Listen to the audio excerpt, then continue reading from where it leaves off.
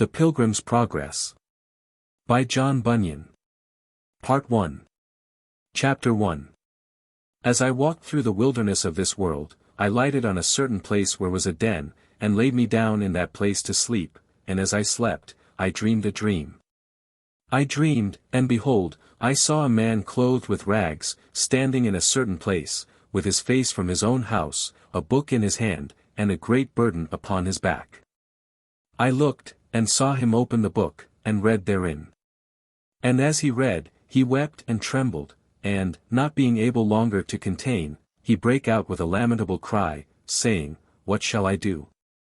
In this plight, therefore, he went home, and restrained himself as long as he could, that his wife and children should not perceive his distress, but he could not be silent long, because that his trouble increased.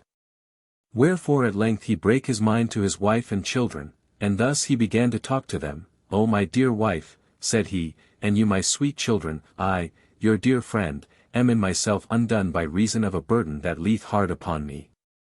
Moreover, I am told to a certainty that this our city will be burned with fire from heaven. In which fearful overthrow, both myself, with thee, my wife, and you, my sweet babes, shall miserably come to ruin, except some way of escape can be found whereby we may be delivered. At this all his family were sore amazed. Not for that they believed that what he had said to them was true, but because they thought that some frenzy or madness had got into his head. Therefore, it drawing towards night, and they hoping that sleep might settle his brain, with all haste they got him to bed. But the night was as troublesome to him as the day, wherefore, instead of sleeping, he spent it in sighs and tears. So when the morning was come, they would know how he did. He told them, worse and worse. He also set to talking to them again, but they began to be hardened. They also thought to drive away his madness by harsh and surly treatment of him. Sometimes they would ridicule, sometimes they would chide, and sometimes they would quite neglect him. Wherefore he began to retire himself to his chamber, to pray for and pity them, and also to sorrow over his own misery.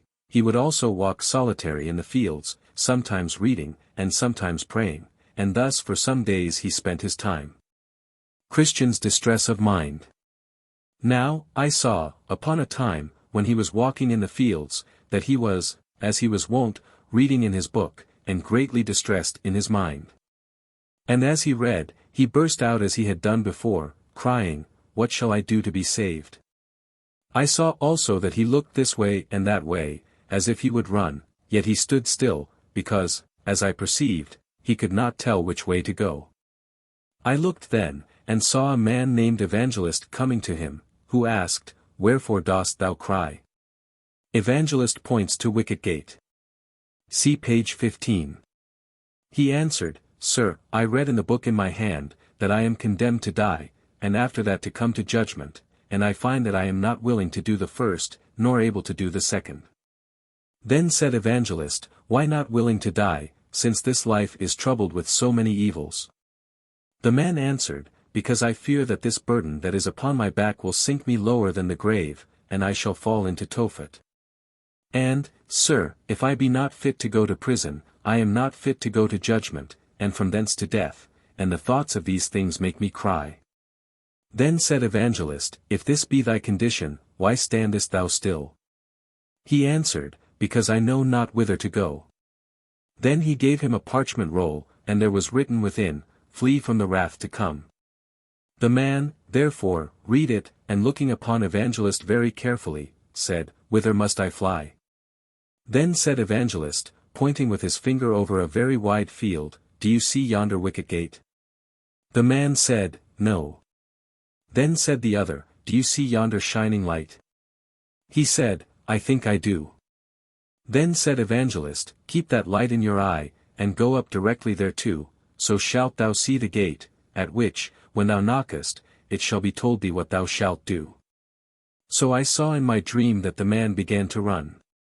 Now, he had not run far from his own door, when his wife and children perceiving it, began to cry after him to return, but the man put his fingers in his ears, and ran on, crying, Life! Life! Eternal life! So he looked not behind him, but fled towards the middle of the plain. Christian flees from the city. The neighbors also came out to see him run, and as he ran, some mocked, others threatened, and some cried after him to return. And among those that did so there were two that resolved to fetch him back by force. The name of the one was Obstinate, and the name of the other Pliable.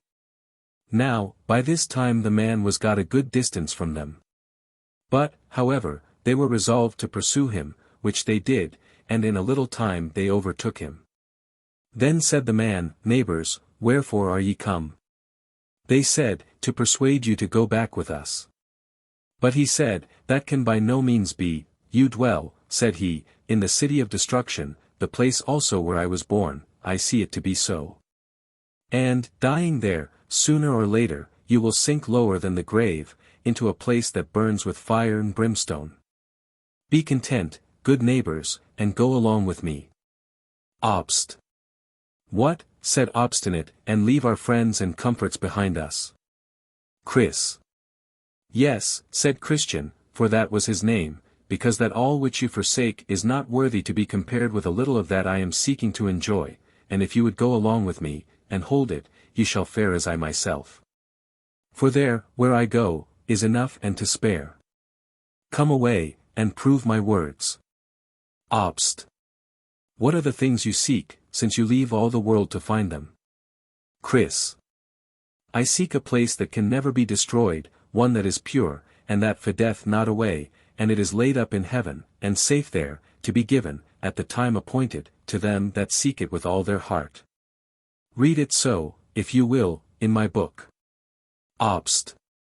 Tush, said Obstinate, away with your book, will you go back with us or no? Chris. No, not I, said the other, because I have put my hand to the plough. Obst. Come, then, neighbor Pliable, let us turn again, and go home without him. There is a company of these crazy-headed fools, that, when they take a fancy by the end, are wiser in their own eyes than 7 men that can render a reason. Ply. Then said Pliable, Don't revile, if what the good Christian says is true, the things he looks after are better than ours, my heart inclines to go with my neighbor. Obst. What? More fools still. Be ruled by me, and go back. Who knows whither such a brain-sick fellow will lead you? Go back, and be wise. Chris. Nay, but do thou come with thy neighbor Pliable, there are such things to be had which I spoke of, and many more glories besides. If you believe not me, read here in this book, and for the truth of what is told therein, behold, all is made by the blood of him that made it. Ply. Well, neighbor Obstinate, said Pliable, I begin to come to a point. I intend to go along with this good man, and to cast in my lot with him. But, my good companion, do you know the way to this desired place? Chris. I am directed by a man, whose name is Evangelist, to speed me to a little gate that is before us, where we shall receive directions about the way. Ply.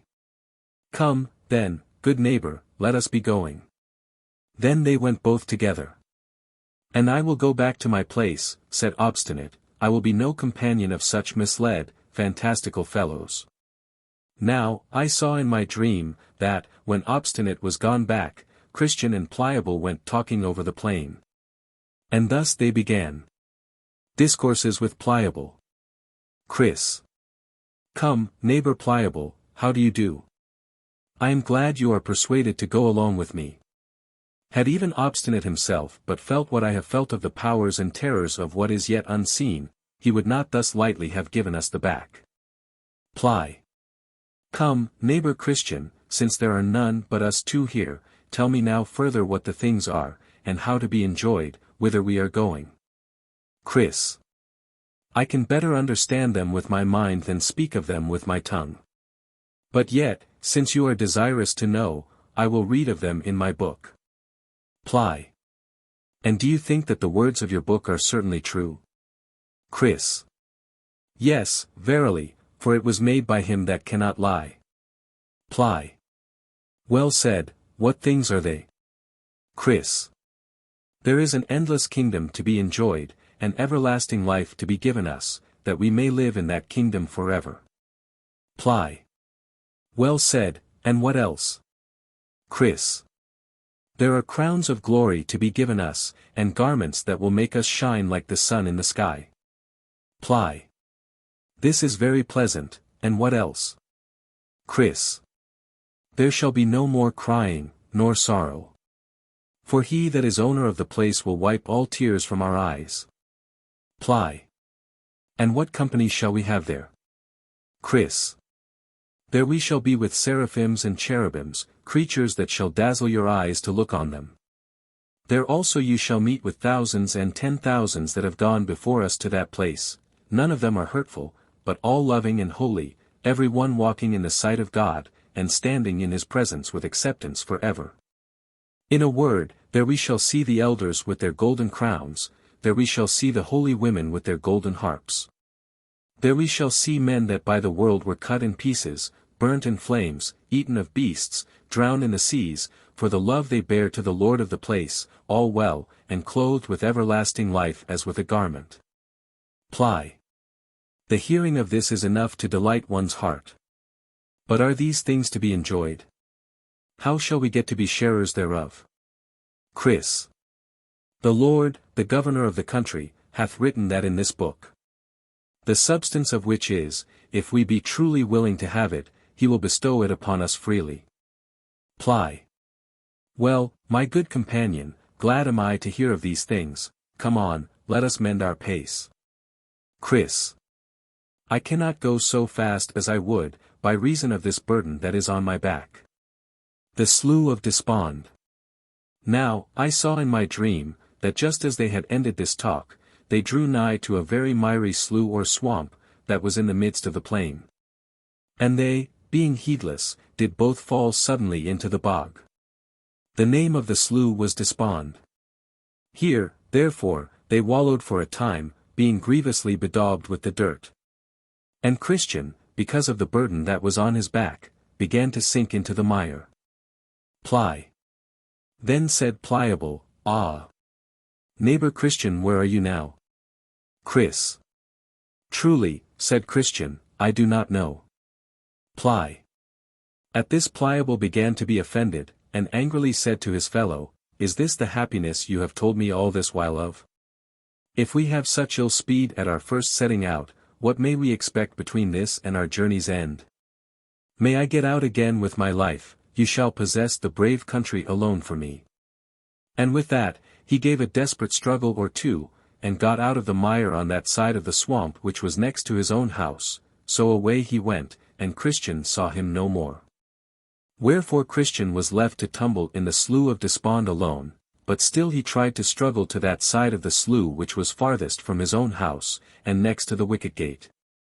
The which, he did but could not get out because of the burden that was upon his back, but I beheld in my dream, that a man came to him whose name was Help, and asked him, what he did there. Chris. Sir, said Christian, I was bid to go this way by a man called Evangelist, who directed me also to yonder gate, that I might escape the wrath to come, and as I was going there I fell in here. Help. But why did you not look for the steps? Chris. Fear followed me so hard, that I fled the next way and fell in. Help. Then said he, Give me thine hand. So he gave him his hand, and he drew him out, and set him upon solid ground, and bade him go on his way. Then I stepped to him that plucked him out, and said, Sir, wherefore, since over this place is the way from the city of destruction to yonder gate, is it that this place is not mended, that poor travellers might go thither with more safety? And he said unto me, This miry slough is such a place as cannot be mended, it is the hollow whither the scum and filth that go with the feeling of sin, do continually run, and therefore it is called the Slough of Despond. For still, as the sinner is awakened by his lost condition, there arise in his soul many fears, and doubts, and discouraging alarms, which all of them get together and settle in this place, and this is the reason of the badness of the ground. It is not the pleasure of the king that this place should remain so bad. His labourers also have, by the direction of his majesty's surveyors, been for about these 1600 years employed about this patch of ground, if perhaps it might have been mended. Yea, and to my knowledge, said he, here have been swallowed up at least 20,000 cartloads, yea, millions, of wholesome teachings.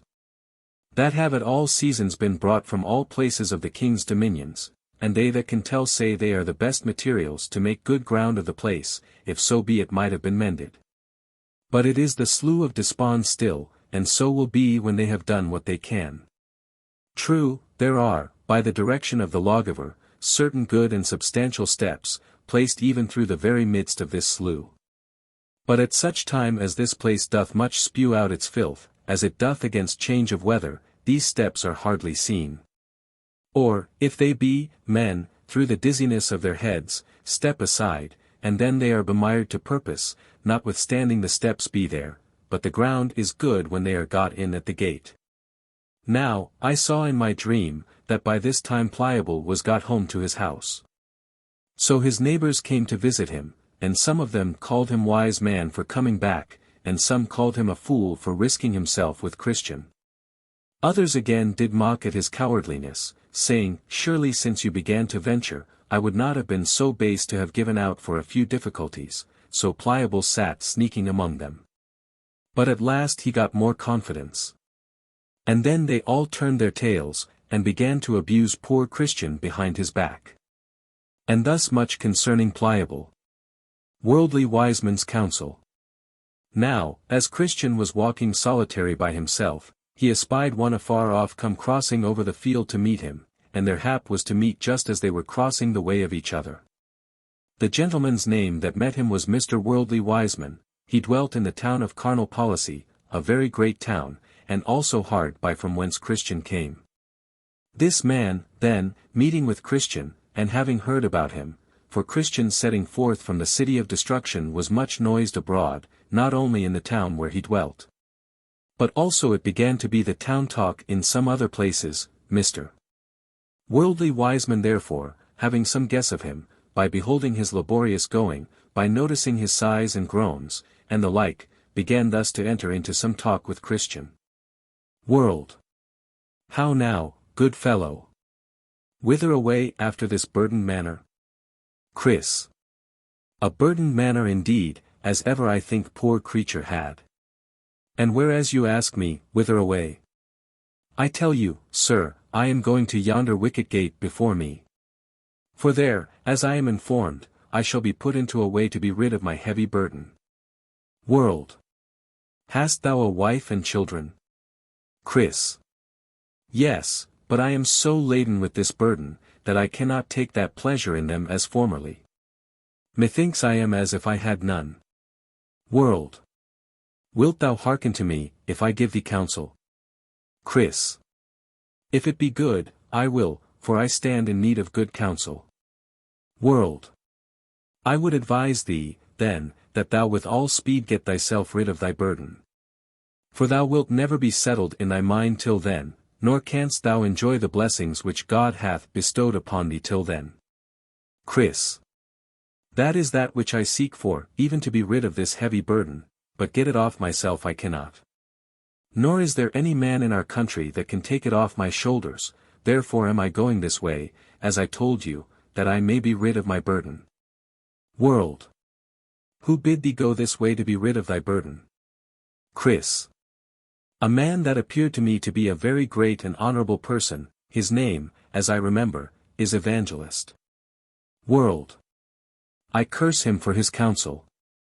There is not a more dangerous and troublesome way in the world than is that into which he hath directed thee, and that thou shalt find, if thou wilt be ruled by his advice.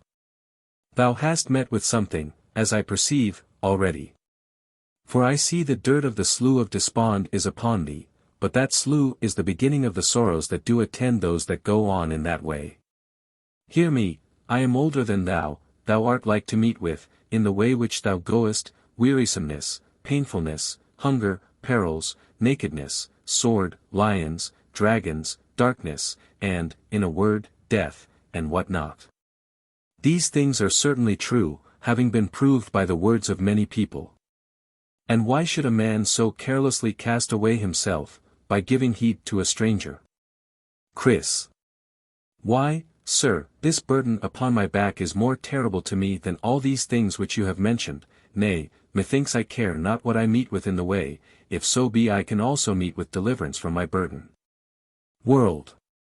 How camest thou by the burden at first? Chris. By reading this book in my hand. World. I thought so. And it has happened unto thee as unto other weak men, who, meddling with things too high for them, do suddenly fall into thy crazy thoughts, which thoughts do not only unman men, as thine I perceive have done thee, but they run them upon desperate efforts to obtain they know not what. Chris. I know what I would obtain, it is ease for my heavy burden. World. But why wilt thou seek for ease this way, seeing so many dangers attend it? Especially since, hadst thou but patience to hear me, I could direct thee to the getting of what thou desirest, without the dangers that thou in this way wilt run thyself into. Yea, and the remedy is at hand. Besides, I will add that, instead of those dangers, thou shalt meet with much safety, friendship, and content. Chris. Sir, I pray, open this secret to me. World. Why, in yonder village, the village is named Morality, there dwells a gentleman whose name is Legality, a very wise man, and a man of very good name, that has skill to help men off with such burdens as thine is from their shoulders. Yea, to my knowledge he hath done a great deal of good this way, aye, and besides, he hath skill to cure those that are somewhat crazed in their wits with their burdens. To him, as I said, thou mayest go, and be helped presently. His house is not quite a mile from this place, and if he should not be at home himself, he hath a pretty young man as his son, whose name is Civility, that can do it, to speak on, as well as the old gentleman himself. There, I say, thou mayest be eased of thy burden. And if thou art not minded to go back to thy former habitation, as indeed I would not wish thee, thou mayest send for thy wife and children to thee in this village, where there are houses now standing empty, one of which thou mayest have at a reasonable rate. Provision is there also cheap and good. And that which will make thy life the more happy is, to be sure there thou shalt live by honest neighbors, in credit and good fashion. Now was Christian somewhat at a stand. But presently he concluded, if this be true which this gentleman hath said, my wisest course is to take his advice, and with that, he thus further spake. Chris. Sir, which is my way to this honest man's house? World. Do you see yonder high hill? Chris. Yes, very well. World. By that hill you must go, and the first house you come at is his. Evangelist and Christian. So Christian turned out of his way to go to Mr. Legality's house for help. But, behold, when he was got now hard by the hill, it seemed so high, and also that side of it that was next the wayside did hang so much over, that Christian was afraid to venture farther, lest the hill should fall on his head. Wherefore there he stood still, and knew not what to do. Also his burden now seemed heavier to him than while he was in his way. There came also flashes of fire out of the hill, that made Christian afraid that he should be burnt. Here, therefore, he sweat and did quake for fear. And now he began to be sorry that he had taken Mr. Worldly Wiseman's counsel. And with that, he saw Evangelist coming to meet him, at the sight also of whom he began to blush for shame. So Evangelist drew nearer and nearer. And, coming up to him, he looked upon him with a severe and dreadful countenance, and thus began to reason with Christian. Evan. What dost thou here, Christian? Said he, at which words Christian knew not what to answer. Wherefore at present he stood speechless before him. Then said Evangelist further, Art thou not the man that I found crying, without the walls of the city of destruction? Chris. Yes, dear sir, I am the man. Evan. Did not I direct thee the way to the little wicket gate? Chris. Yes, dear sir, said Christian. Evan. How is it, then, that thou art so quickly turned aside? For thou art now out of the way. Chris. I met with a gentleman as soon as I had got over the slough of despond, who persuaded me that I might, in the village before me, find a man that could take off my burden. Evan. What was he? Chris. He looked like a gentleman, and talked much to me, and got me at last to yield, so I came hither, but when I beheld this hill, and how it hangs over the way, I suddenly made a stand, lest it should fall on my head. Evan. What said that gentleman to you? Chris. Why, he asked me whither I was going, and I told him. Evan. And what said he then? Chris. He asked me if I had a family, and I told him. But, said I am so laden with the burden that is on my back, that I cannot take pleasure in them as formerly. Evan. And what said he then? Chris. He bid me with speed get rid of my burden, and I told him it was ease that I sought. And, said I am therefore going to yonder gate to receive further direction how I may get to the place of deliverance. So he said that he would show me a better way, and short, not so hard as the way, sir, that you sent me in. Which way, said he, will direct you to a gentleman's house that hath skill to take off these burdens. So I believed him, and turned out of that way into this, if haply I might soon be eased of my burden. But, when I came to this place, and beheld things as they are, I stopped for fear, as I said, of danger, but I now know not what to do. Evan. Then said Evangelist, stand still a little, that I may show thee the words of God. So he stood trembling. Then said Evangelist, God says in his book, see that ye refuse not him that speaketh, for if they escaped not who refused him that spake on earth, much more shall not we escape, if we turn away from him that speaketh from heaven. He said, moreover, now, the righteous man shall live by faith in God, but if any man draw back, my soul shall have no pleasure in him. He also did thus apply them, thou art the man that art running into misery. Thou hast begun to reject the counsel of the Most High, and to draw back thy foot from the way of peace, even almost to the danger of thy everlasting ruin. Then Christian fell down at his feet as dead, crying, Woe is me, for I am undone. At the sight of which Evangelist caught him by the right hand, saying, All manner of sin and evil words shall be forgiven unto men. Be not faithless, but believing. Then did Christian again a little revive, and stood up trembling, as at first, before Evangelist. Then Evangelist proceeded, saying, Give more earnest heed to the things that I shall tell thee of. I will now show thee who it was that led thee astray, and who it was also to whom he sent thee. That man that met thee is one worldly wise man, and rightly is he so called. Partly because he seeks only for the things of this world, therefore he always goes to the town of morality to church, and partly because he loveth that way best, for it saveth him from the cross. And because he is of this evil temper, therefore he seeketh to turn you from my way though it is the right way. He to whom thou wast sent for ease, being by name legality, is not able to set thee free from thy burden. No man was as yet ever rid of his burden by him, no, nor ever is like to be, ye cannot be set right by any such plan. Therefore, Mr. Worldly Wiseman is an enemy, and Mr. Legality is a cheat. And, for his son's civility, notwithstanding his simpering looks, he is but a fraud and cannot help thee. Believe me, there is nothing in all this noise that thou hast heard of these wicked men, but a design to rob thee of thy salvation, by turning thee from the way in which I had set thee. After this, Evangelist called aloud to the heavens for proof of what he had said, and with that there came words and fire out of the mountain under which poor Christian stood, which made the hair of his flesh stand up. The words were thus spoken, As many as are of the works of the law are under the curse.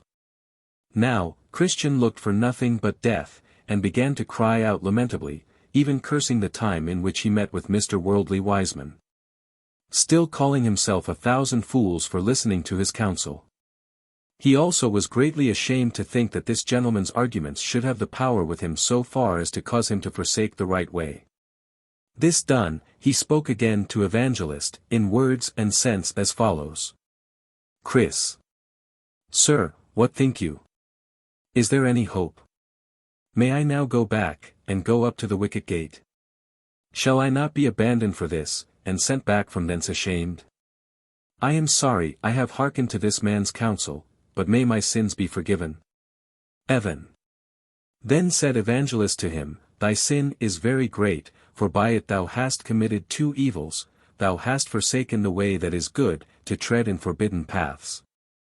Yet will the man at the gate receive thee, for he has good will for men, only, said he, take heed that thou turn not aside again, lest thou perish from the way, when his anger is kindled but a little. Chapter 2. Then did Christian begin to go back to the right road, and Evangelist, after he had kissed him, gave him one smile, and bid him God speed, so he went on with haste, neither spake he to any man by the way. Nor, if any asked him, would he give them an answer. He went like one that was all the while treading on forbidden ground, and could by no means think himself safe, till again he was got in the way which he had left to follow Mr. Worldly Wiseman's counsel, so after a time, Christian got up to the gate. Now, over the gate there was written, Knock, and it shall be opened unto you. He knocked, therefore, more than once or twice, saying, May I now enter here? Will he within open to sorry me, though I have been an undeserving rebel? Then shall I not fail to sing his lasting praise on high. Goodwill opens the gate. At last there came a grave person to the gate named Goodwill, who asked who was there, and whence he came, and what he would have. Chris. Here is a poor burdened sinner. I come from the city of destruction, but am going to Mount Zion, that I may be set free from the wrath to come. I would therefore, sir, since I am told that by this gate is the way thither, know, if you are willing to let me in. Good. I am willing with all my heart, said he, and, with that, he opened the gate. So, when Christian was stepping in, the other gave him a pull. Then said Christian, What means that? The other told him, A little distance from this gate there is erected a strong castle, of which Beelzebub, the evil one, is the captain. From whence both he and they that are with him shoot arrows at those that come up to this gate, if haply they may die before they can enter in. Then said Christian, I rejoice and tremble. So when he was got in, the man of the gate asked him who directed him thither. Chris.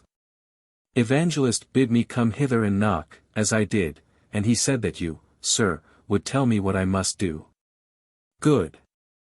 An open door is set before thee, and no man can shut it. Chris. Now I begin to reap the benefit of the trouble which I have taken. Good. But how is it that you came alone? Chris. Because none of my neighbors saw their danger, as I saw mine. Good. Did any of them know you were coming? Chris.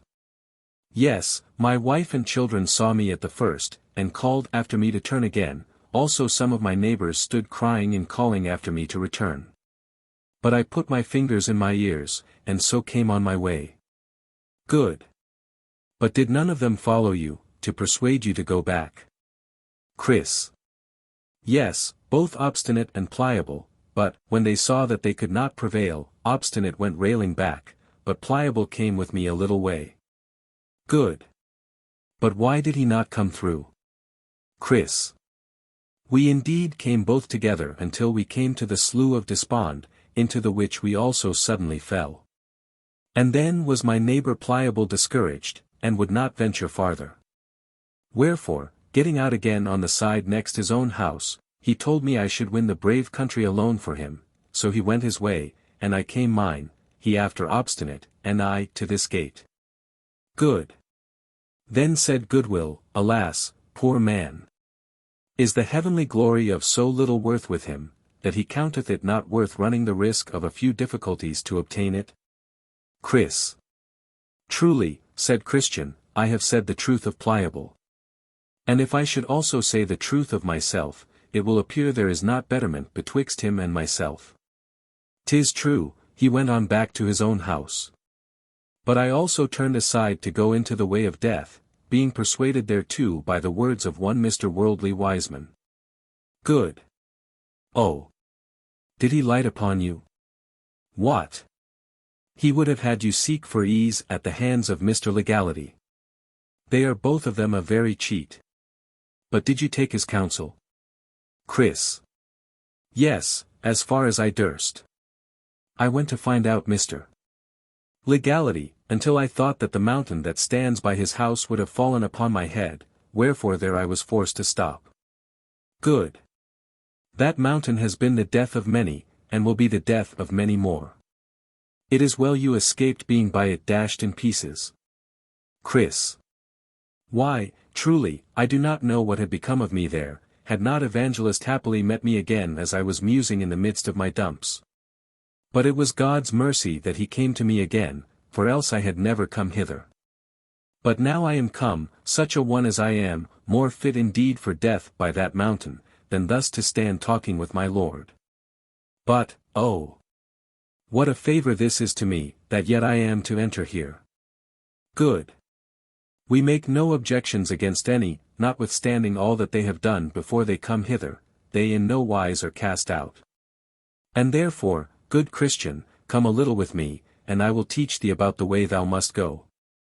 Look before thee, dost thou see this narrow way? That is the way thou must go. It was cast up by the men of old, prophets, Christ and his apostles, and it is as straight as a rule can make it, this is the way thou must go. Chris. But, said Christian, are there no turnings nor windings by which a stranger may lose his way? Good. Yes, there are many ways but down upon this, and they are crooked and wide, but thus thou mayest distinguish the right from the wrong, the right only being straight and narrow. Then I saw in my dream, that Christian asked him further if he could not help him off with his burden that was upon his back. For as yet he had not got rid thereof, nor could he by any means get it off without help. He told him, as to thy burden, be content to bear it until thou comest to the place of deliverance, for there it will fall from thy back of itself. Then Christian began to gird up his loins, and to turn again to his journey. So the other told him that as soon as he was gone some distance from the gate, he would come at the house of the interpreter, at whose door he should knock, and he would show him excellent things. Then Christian took his leave of his friend, and he again bid him God speed. House of the interpreter. Then he went on till he came to the house of the interpreter, where he knocked over and over. At last one came to the door, and asked who was there. Chris.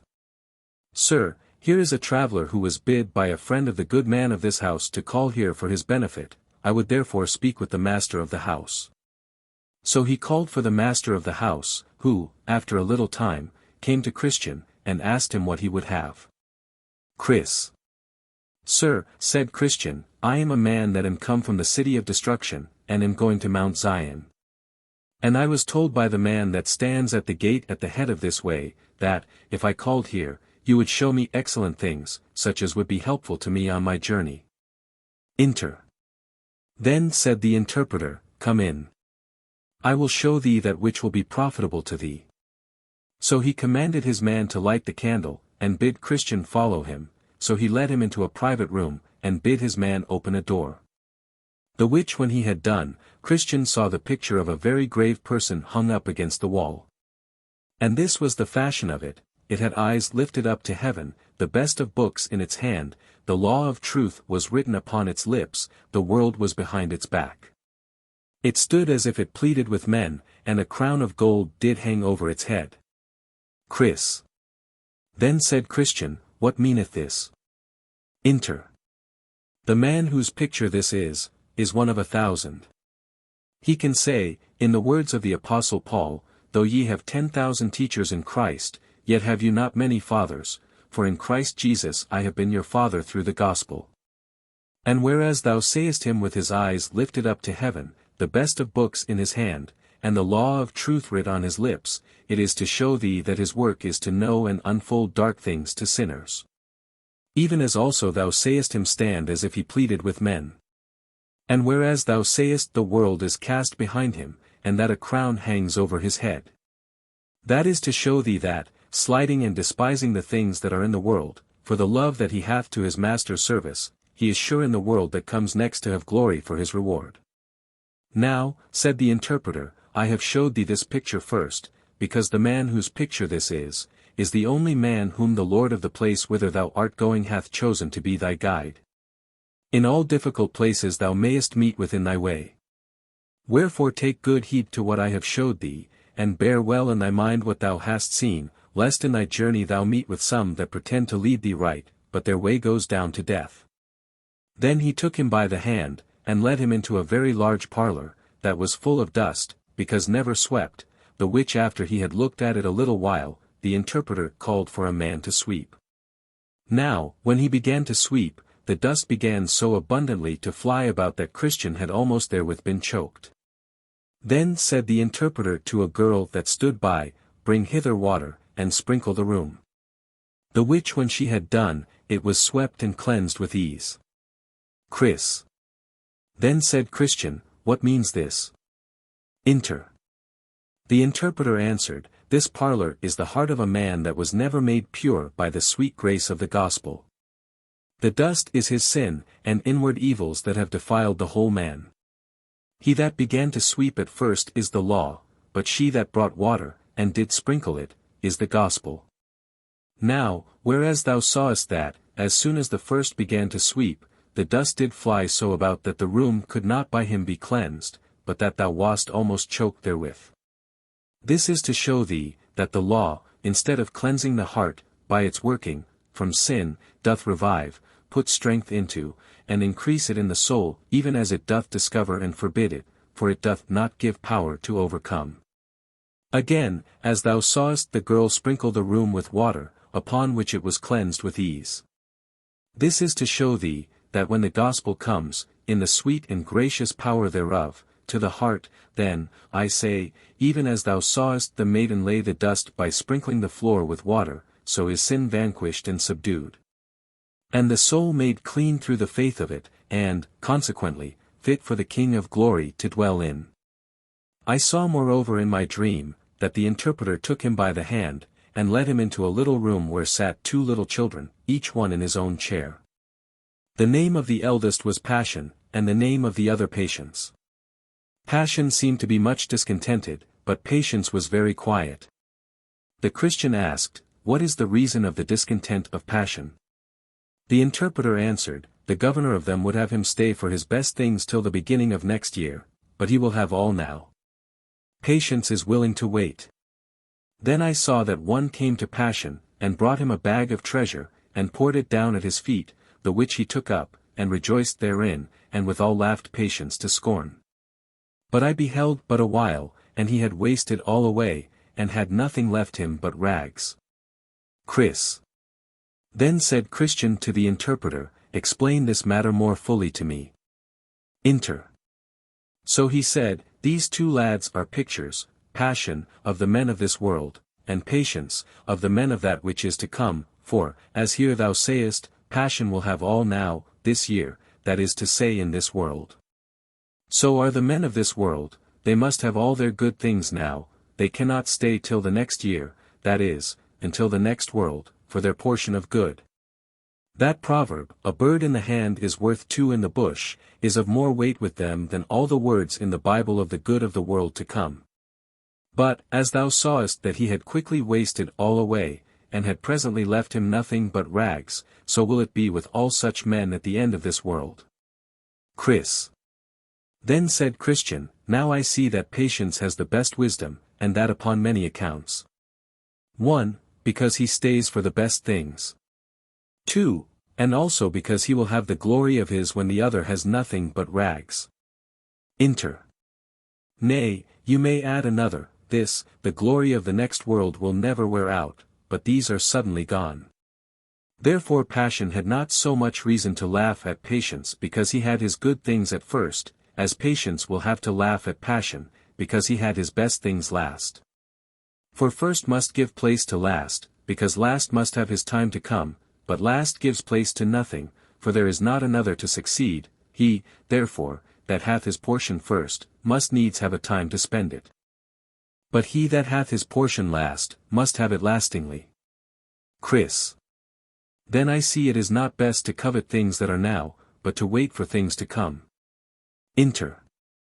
You say truth.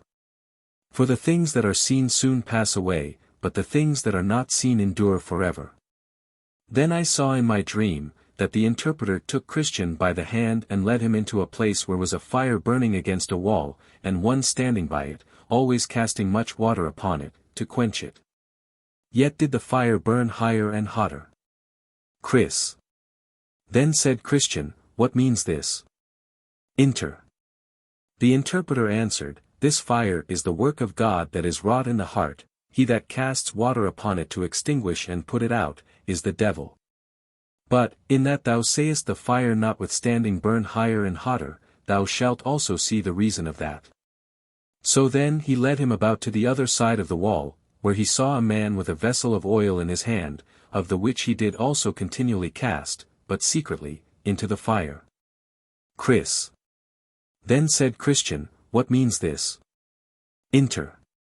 The interpreter answered, This is Christ, who continually, with the oil of his grace, helps the work already begun in the heart, by the means of which notwithstanding what the devil can do, the souls of his people prove gracious still. And in that thou sawest that the man stood behind the wall to keep up the fire, this is to teach thee, that it is hard for the tempted to see how this work of grace is kept alive in the soul.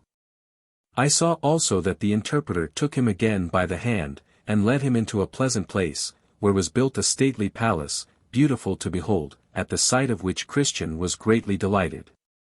He saw also upon the top thereof certain persons walking, who were clothed all in gold. Then said Christian, May we go in thither? Then the interpreter took him and led him up toward the door of the palace. And behold, at the door stood a great company of men, as desirous to go in, but durst not. There also sat a man at a little distance from the door, at a table side, with a book and his inkhorn before him, to take the name of him that should enter therein. He saw also that in the doorway stood many men in armor to keep it, being resolved to do to the men that would enter what hurt and mischief they could.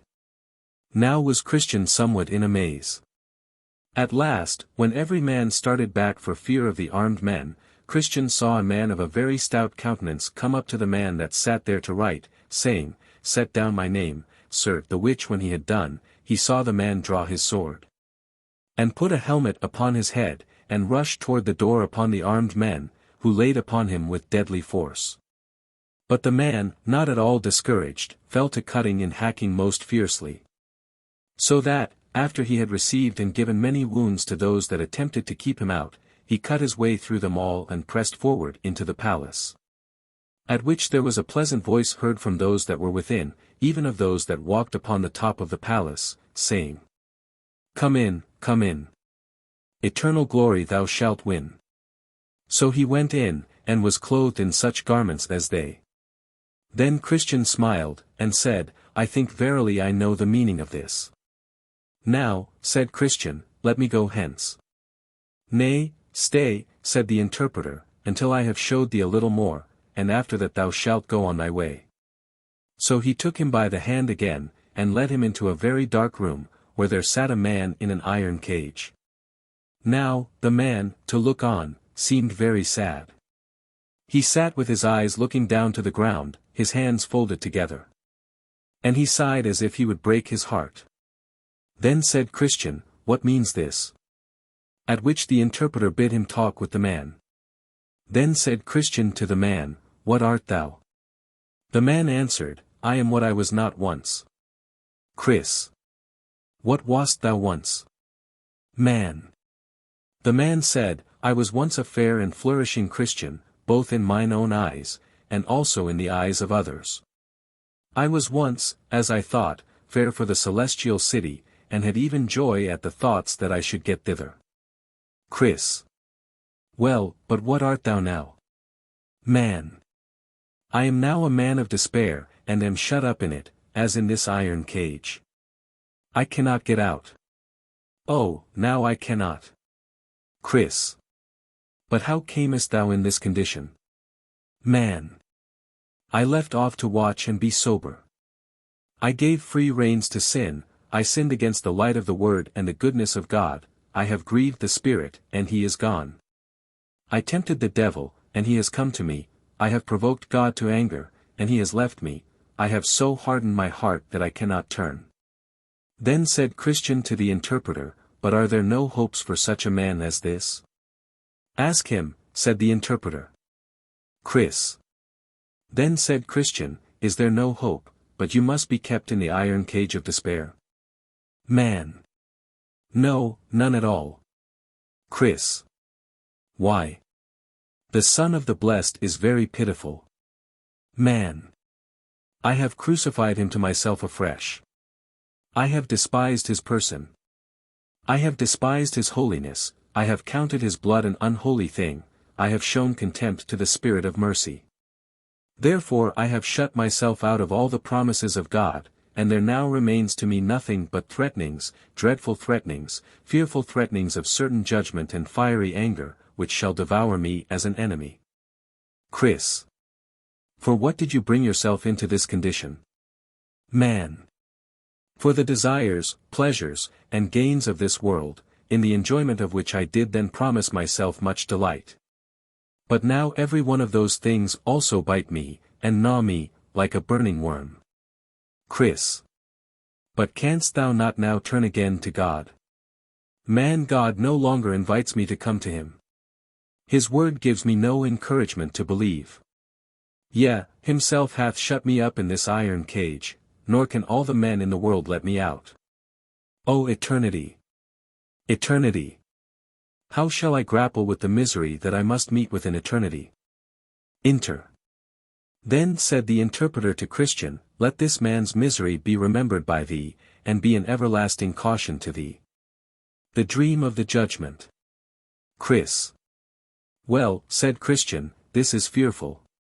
God help me to watch and be sober, and to pray, that I may shun the cause of this man's misery. Sir, is it not time for me to go on my way now? Inter. Tarry till I show thee one thing more, and then thou shalt go on thy way.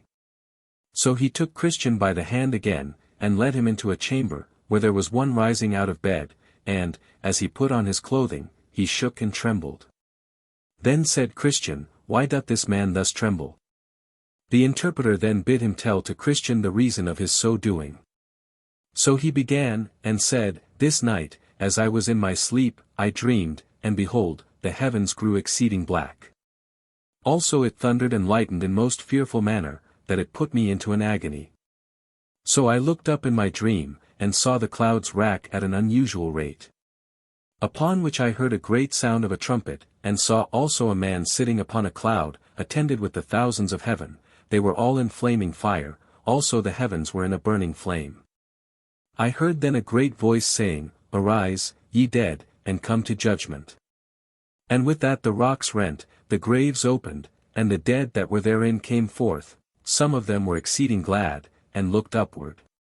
And some thought to hide themselves under the mountains.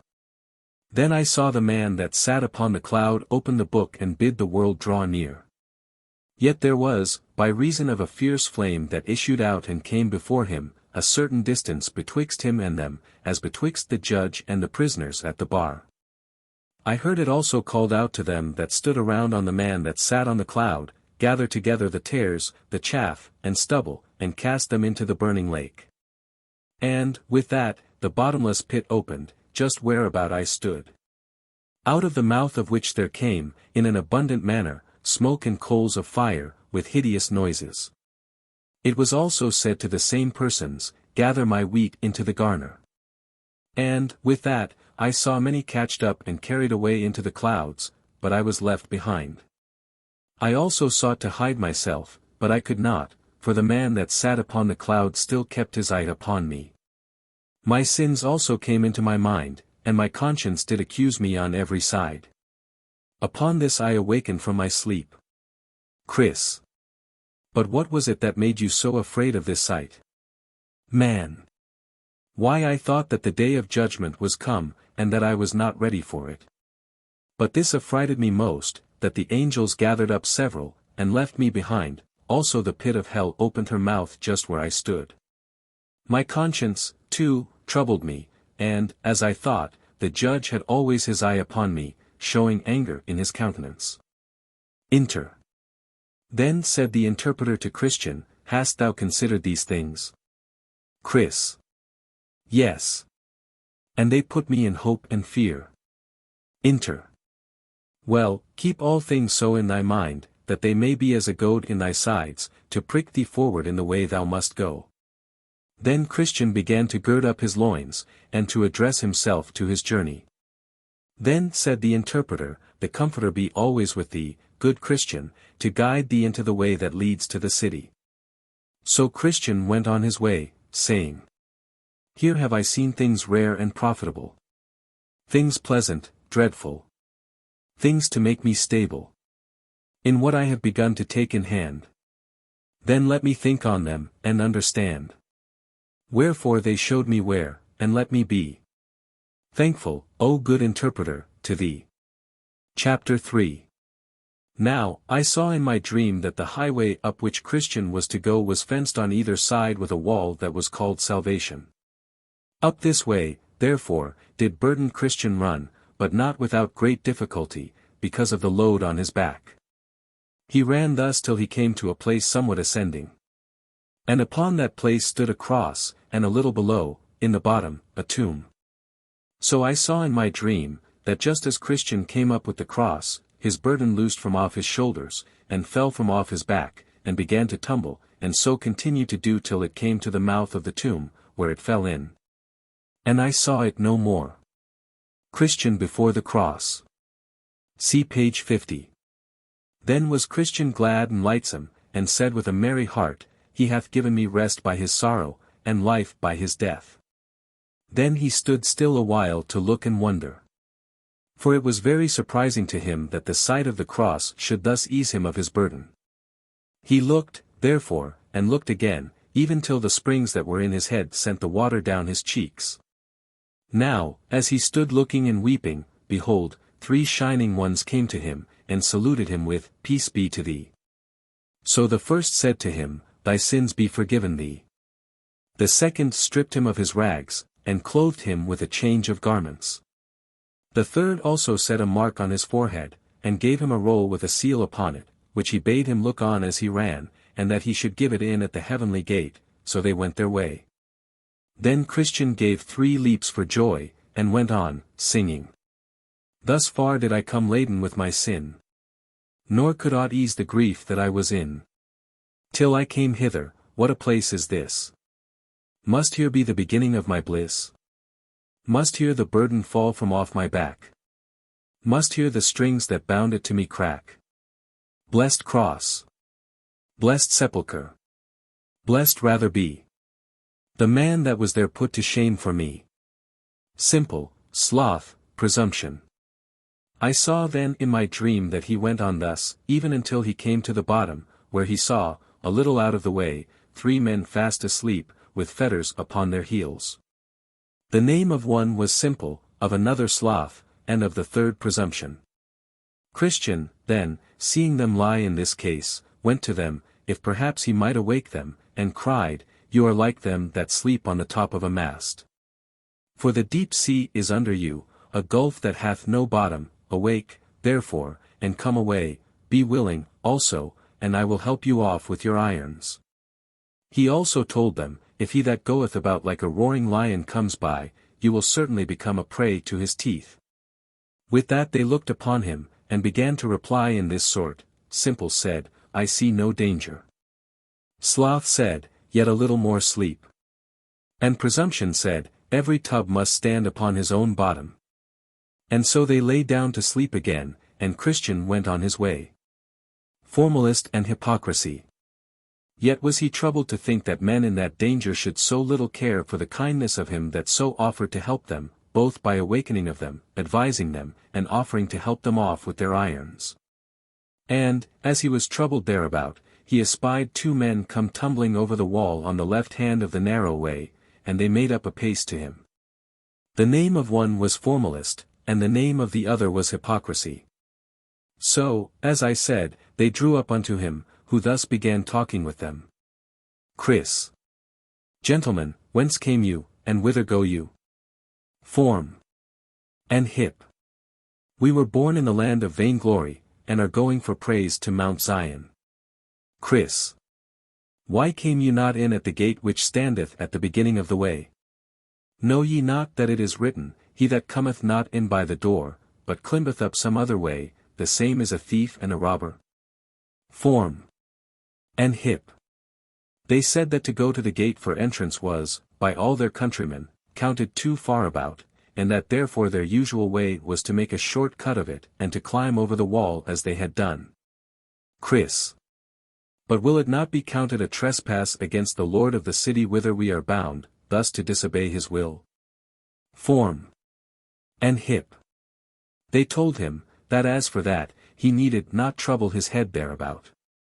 For what they did they had custom for, and could show, if need were, testimony that could prove it for more than 1,000 years. Chris. But, said Christian, will it stand a trial at law?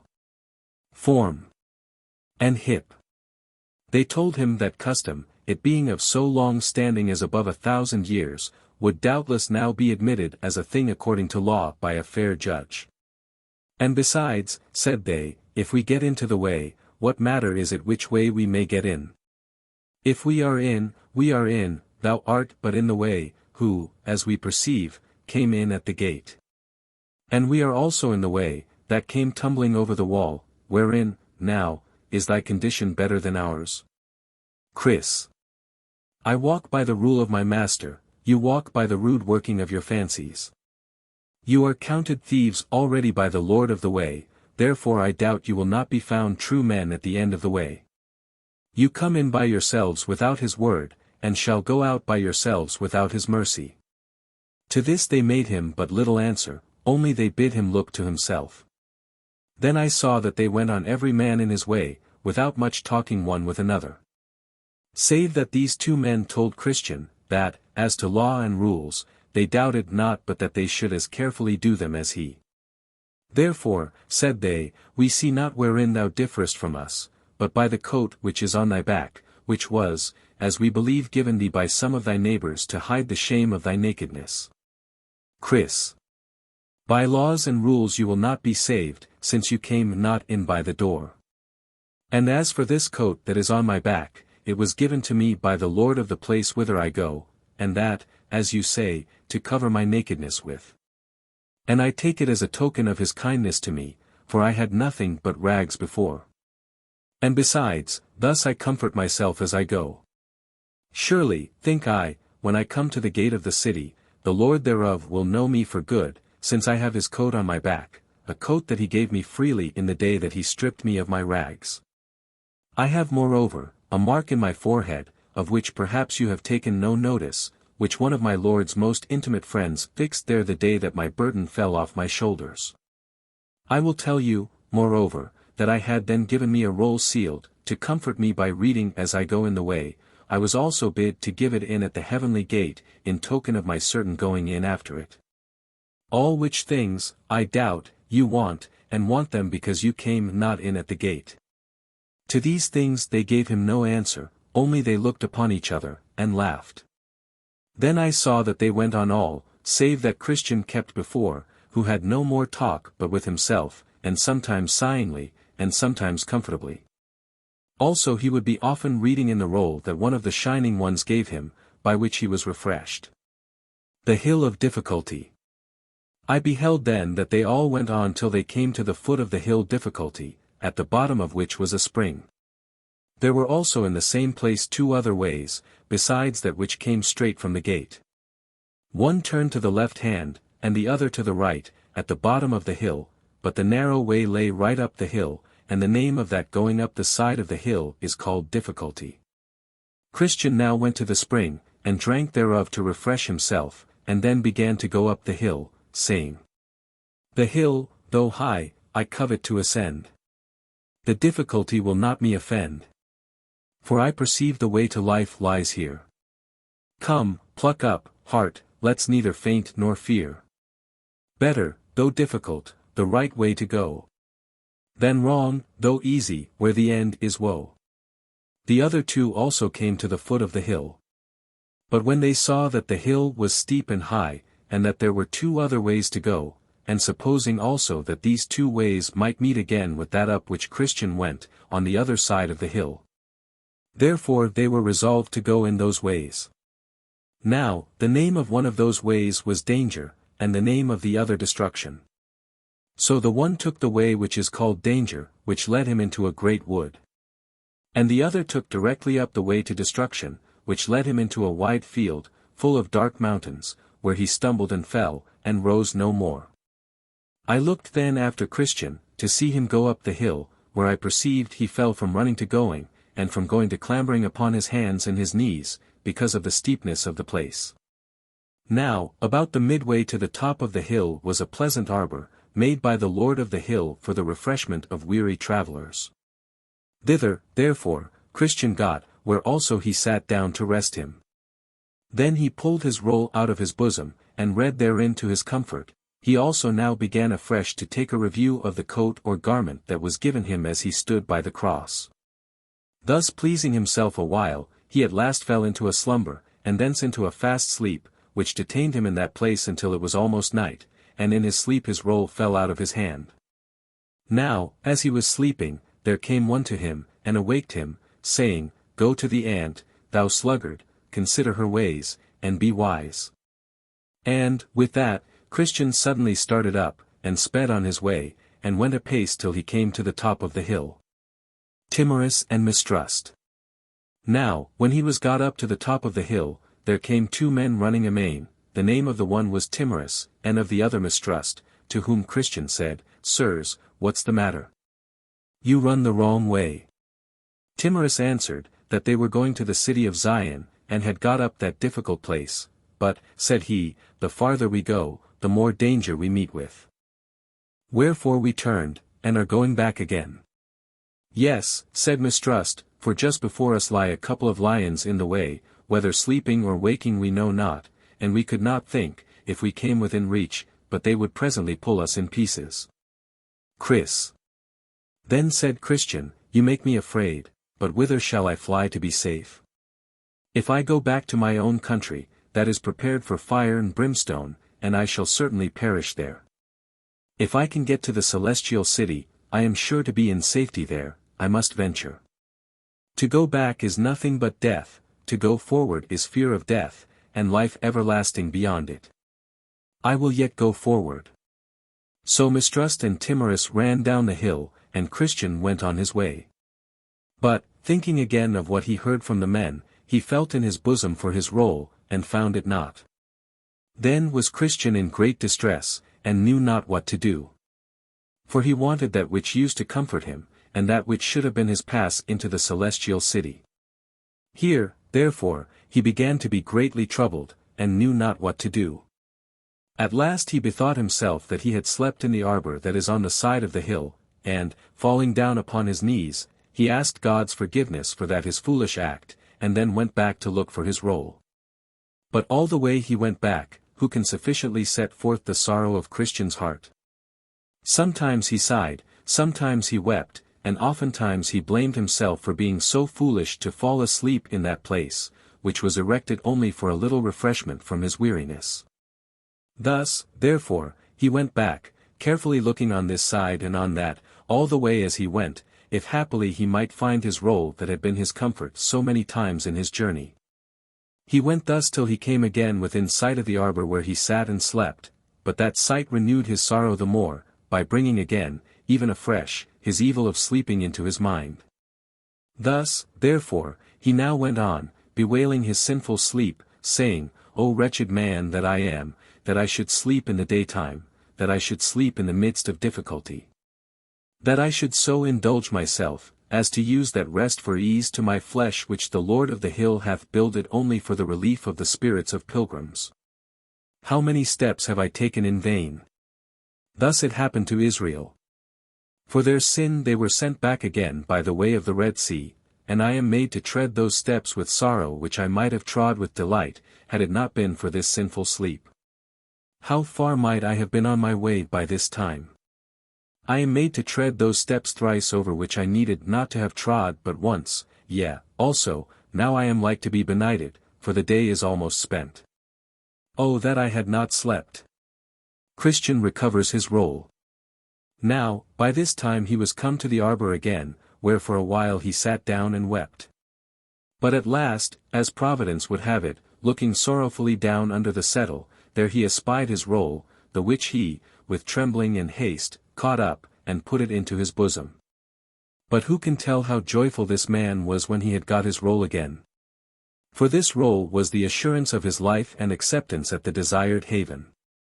Therefore he laid it up in his bosom, giving thanks to God for directing his eye to the place where it lay, and with joy and tears betook himself again to his journey. But oh, how nimbly now did he go up the rest of the hill! Yet, before he got up, the sun went down upon Christian, and this made him again recall the folly of his sleeping to his remembrance, and thus he began again to condole with himself, "O, thou sinful sleep! How for thy sake am I like to be benighted in my journey? I must walk without the sun, darkness must cover the path of my feet, and I must hear the noise of the doleful creatures, because of my sinful sleep." Now also he remembered the story that Mistrust and Timorous told him, of how they were frightened with the sight of the lions. Then said Christian to himself again, "These beasts range in the night for their prey. And if they should meet with me in the dark, how should I avoid them? How should I escape being torn in pieces?" Thus he went on his way. But, while he was thus bewailing his unhappy mistake, he lifted up his eyes, and behold there was a very stately palace before him, the name of which was Beautiful, and it stood just by the highway side. Watchful the porter. So I saw in my dream that he made haste, and went forward, that, if possible, he might get lodging there. Now, before he had gone far, he entered into a very narrow passage, which was about a furlong off the porter's lodge. And looking very narrowly before him as he went, he espied 2 lions in the way. Now, thought he, I see the dangers by which Mistrust and Timorous were driven back. The lions were chained, but he saw not the chains. Then he was afraid, and thought also himself to go back after them, for he thought nothing but death was before him. But the porter at the lodge, whose name is Watchful, perceiving that Christian made a halt as if he would go back, cried out unto him, saying, Is thy strength so small? Fear not the lions, for they are chained, and are placed there for the trial of faith where it is, and for the finding out of those that have none. Keep in the midst of the path, and no hurt shall come unto thee. Then I saw that he went on trembling for fear of the lions, but, taking good heed to the words of the porter, he heard them roar, but they did him no harm. Then he clapped his hands, and went on till he came and stood before the gate where the porter was. Then said Christian to the porter, Sir, what house is this? And may I lodge here tonight? The porter answered, This house was built by the Lord of the Hill, and he built it for the relief and security of pilgrims. The porter also asked whence he was, and whither he was going. Chris. I am come from the city of destruction, and am going to Mount Zion, but, because the sun is now set, I desire, if I may, to lodge here tonight. Port. What is your name? Chris. My name is now Christian, but my name at the first was Graceless. Port. But how doth it happen that you come so late? The sun is set. Chris. I had been here sooner, but that, wretched man that I am, I slept in the arbor that stands on the hillside. Nay, I had, notwithstanding that, been here much sooner, but that in my sleep I lost my roll, and came without it to the brow of the hill. And then, feeling for it and finding it not, I was forced with sorrow of heart to go back to the place where I slept my sleep, where I found it, and now I am come. Port. Well, I will call out one of the women of this place, who will, if she likes your talk, bring you in to the rest of the family, according to the rules of the house. So Watchful the porter rang a bell, at the sound of which came out of the door of the house a grave and beautiful young woman, named Discretion, and asked why she was called. The porter answered, This man is on a journey from the city of destruction to Mount Zion, but, being weary and benighted, he asked me if he might lodge here tonight. So I told him I would call for thee, who, after speaking with him, mayest do as seemeth thee good, even according to the law of the house. Piety, prudence, charity. Then she asked him whence he was, and whither he was going, and he told her.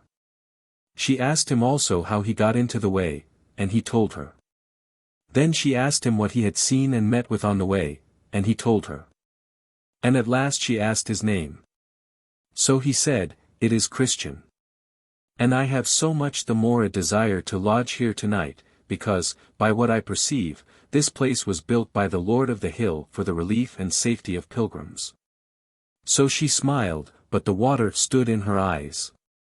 And after a little pause, she said, I will call forth 2 or 3 of my family. So she ran to the door, and called out Prudence, Piety, and Charity, who, after a little more discourse with him, brought him into the family.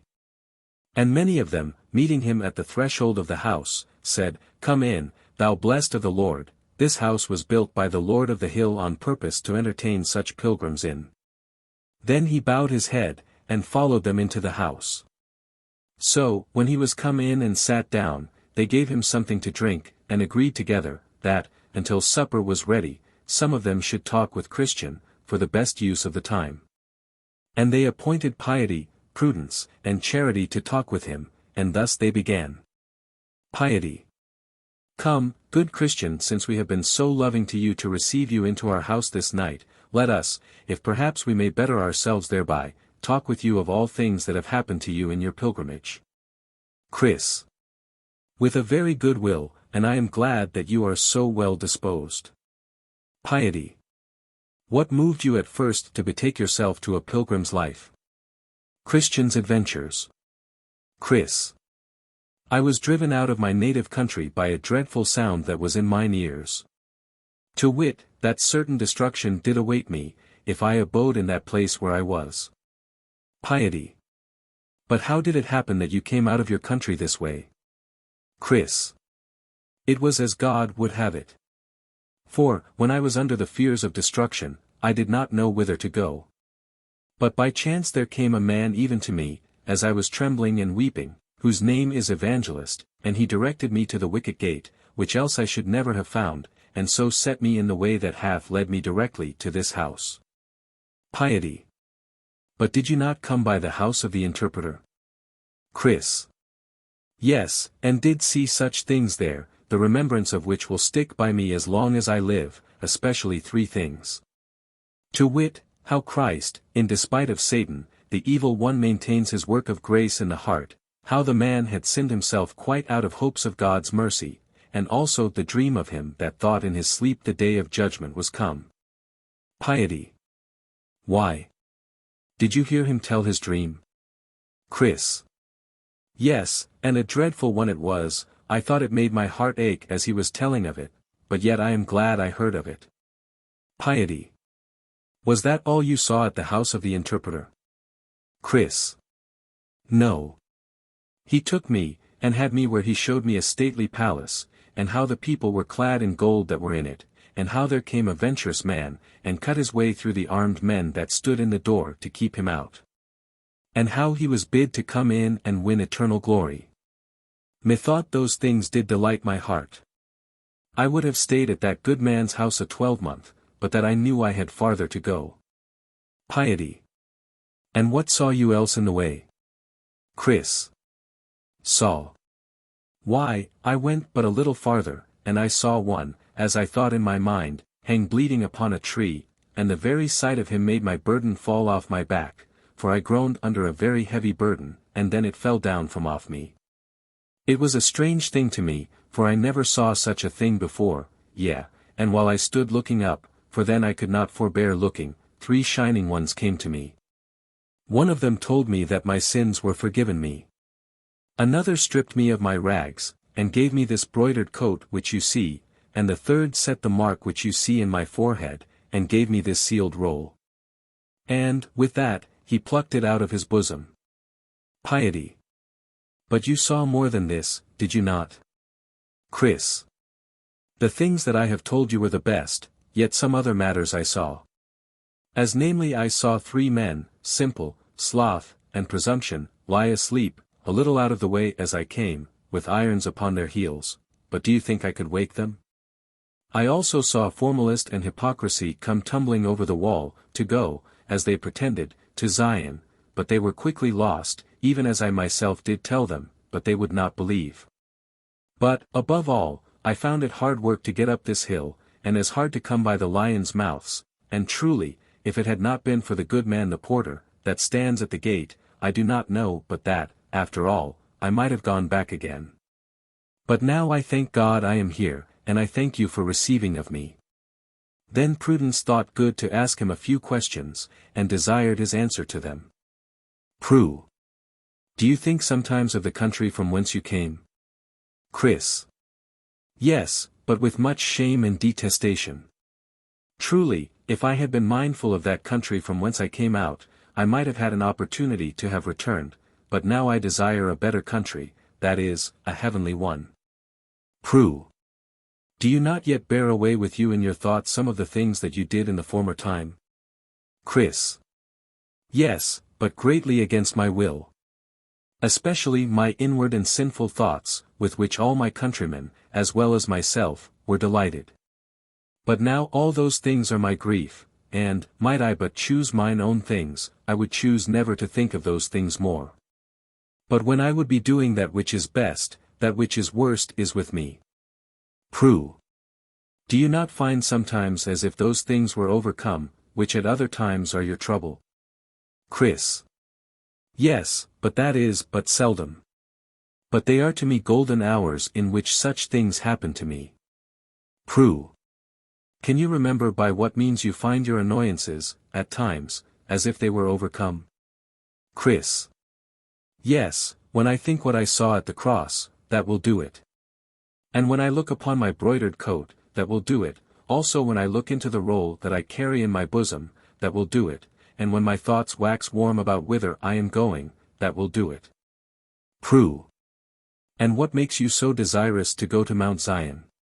Chris. Why, there I hope to see him alive that did hang dead on the cross, and there I hope to be rid of all these things that to this day are in me an annoyance to me. There, they say, there is no death, and there I shall dwell with such company as I like best. For, to tell you the truth, I love him because I was by him eased of my burden, and I am weary of my inward sickness. I would fain be where I shall die no more, and with the company that shall continually cry, Holy, holy, holy. Charity talks with Christian. Char. Then said Charity to Christian, Have you a family? Are you a married man? Chris. I have a wife and 4 small children. Char. And why did you not bring them along with you? Chris.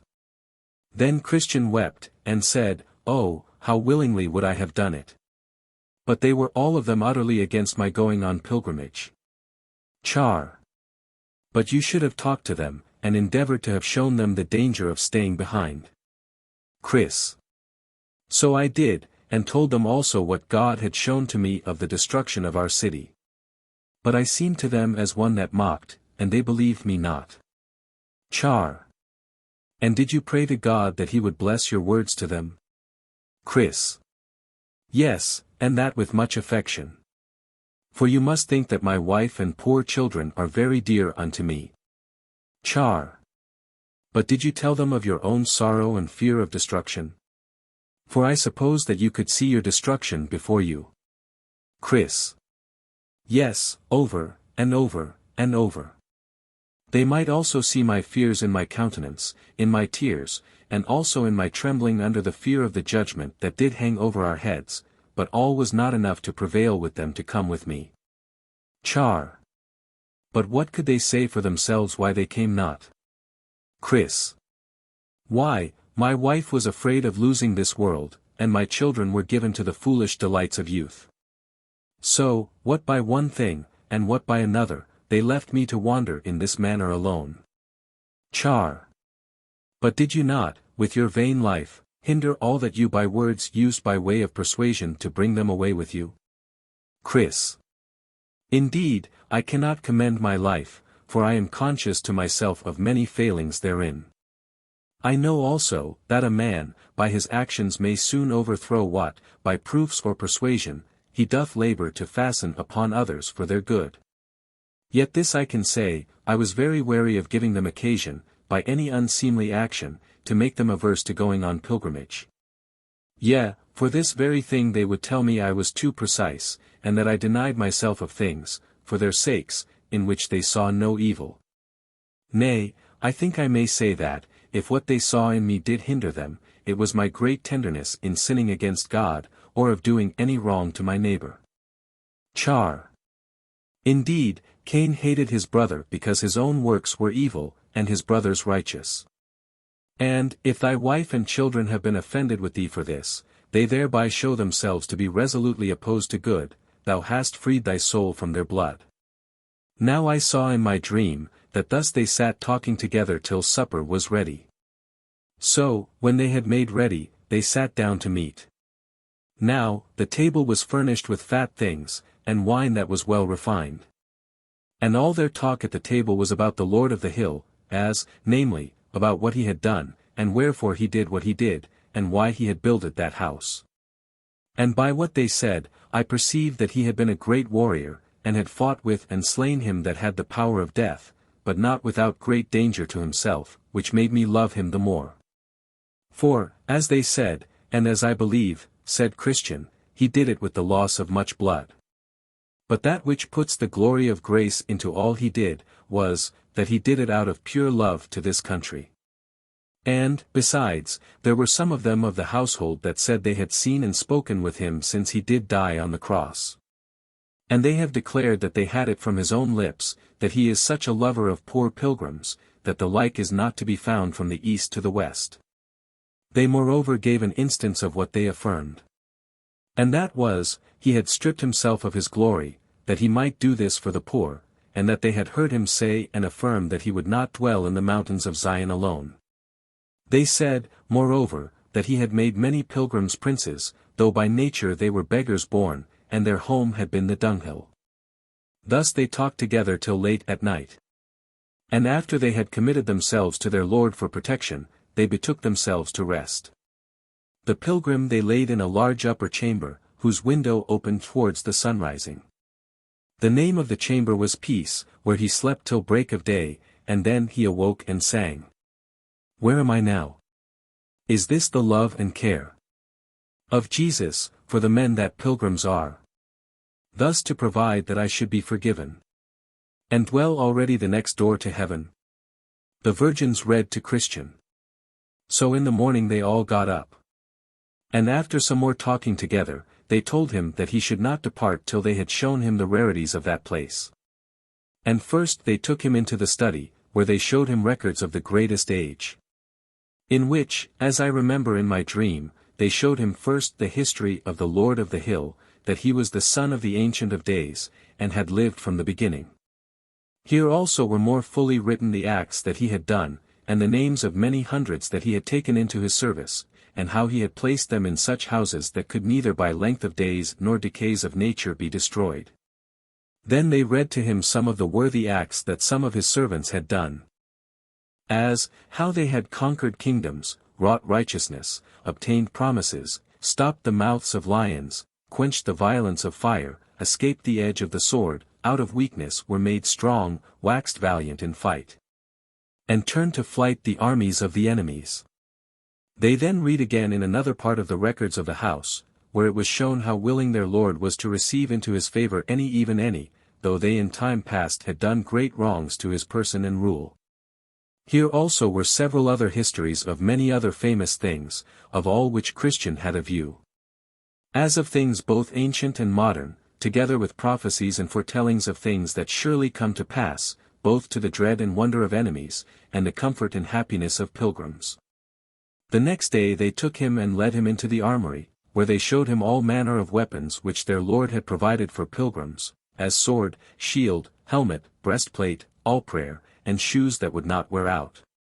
And there was here enough of this to harness out as many men for the service of their Lord as there be stars in the heaven for multitude. They also showed him some of the things with which some of his servants had done wonderful things.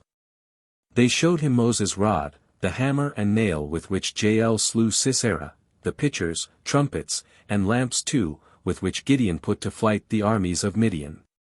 Then they showed him the ox's goad wherewith Shamgar slew 600 men.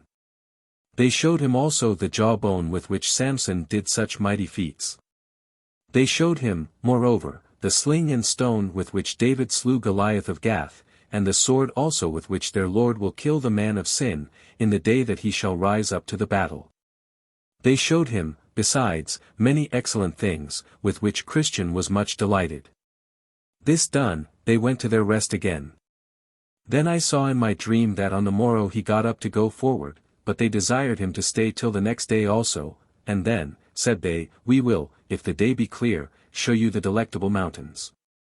Which they said would yet further add to his comfort, because they were nearer the desired haven than the place where at present he was. So he consented and stayed. When the morning was up, they led him to the top of the house, and bid him look south. So he did, and behold, at a great distance he saw a most pleasant mountainous country, beautified with woods, vineyards, fruits of all sorts, flowers also, with springs and fountains, very lovely to behold. Then he asked the name of the country. They said it was Emmanuel's land, and it is as common, said they, as this hill is, to and for all the pilgrims. And when thou comest there, from thence thou mayest see to the gate of the celestial city, as the shepherds that live there will make appear. Now he bethought himself of setting forward, and they were willing he should. But first, said they, let us go again into the armory. So they did, and when he came there, they dressed him from head to foot with armor of proof, lest perhaps he should meet with assaults in the way. He being, therefore, thus armed, walked out with his friends to the gate, and there he asked the porter if he saw any pilgrim pass by. Then the porter answered, Yes. Chris. Pray, did you know him? Said he. Port.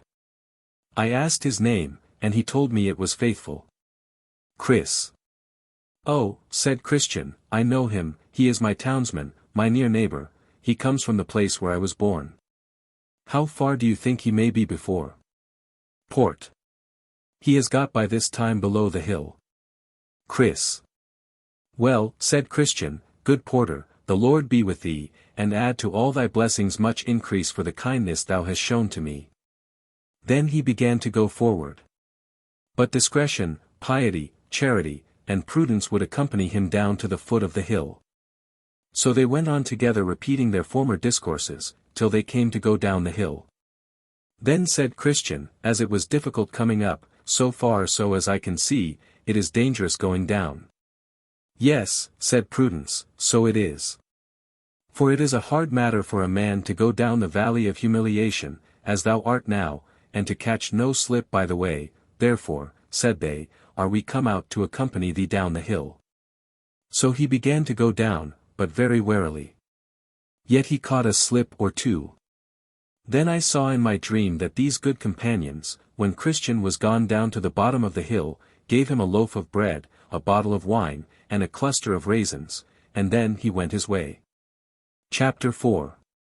But now, in this valley of humiliation, poor Christian was hard put to it, for he had gone but a little way before he espied a foul fiend coming over the field to meet him, his name is Apollyon.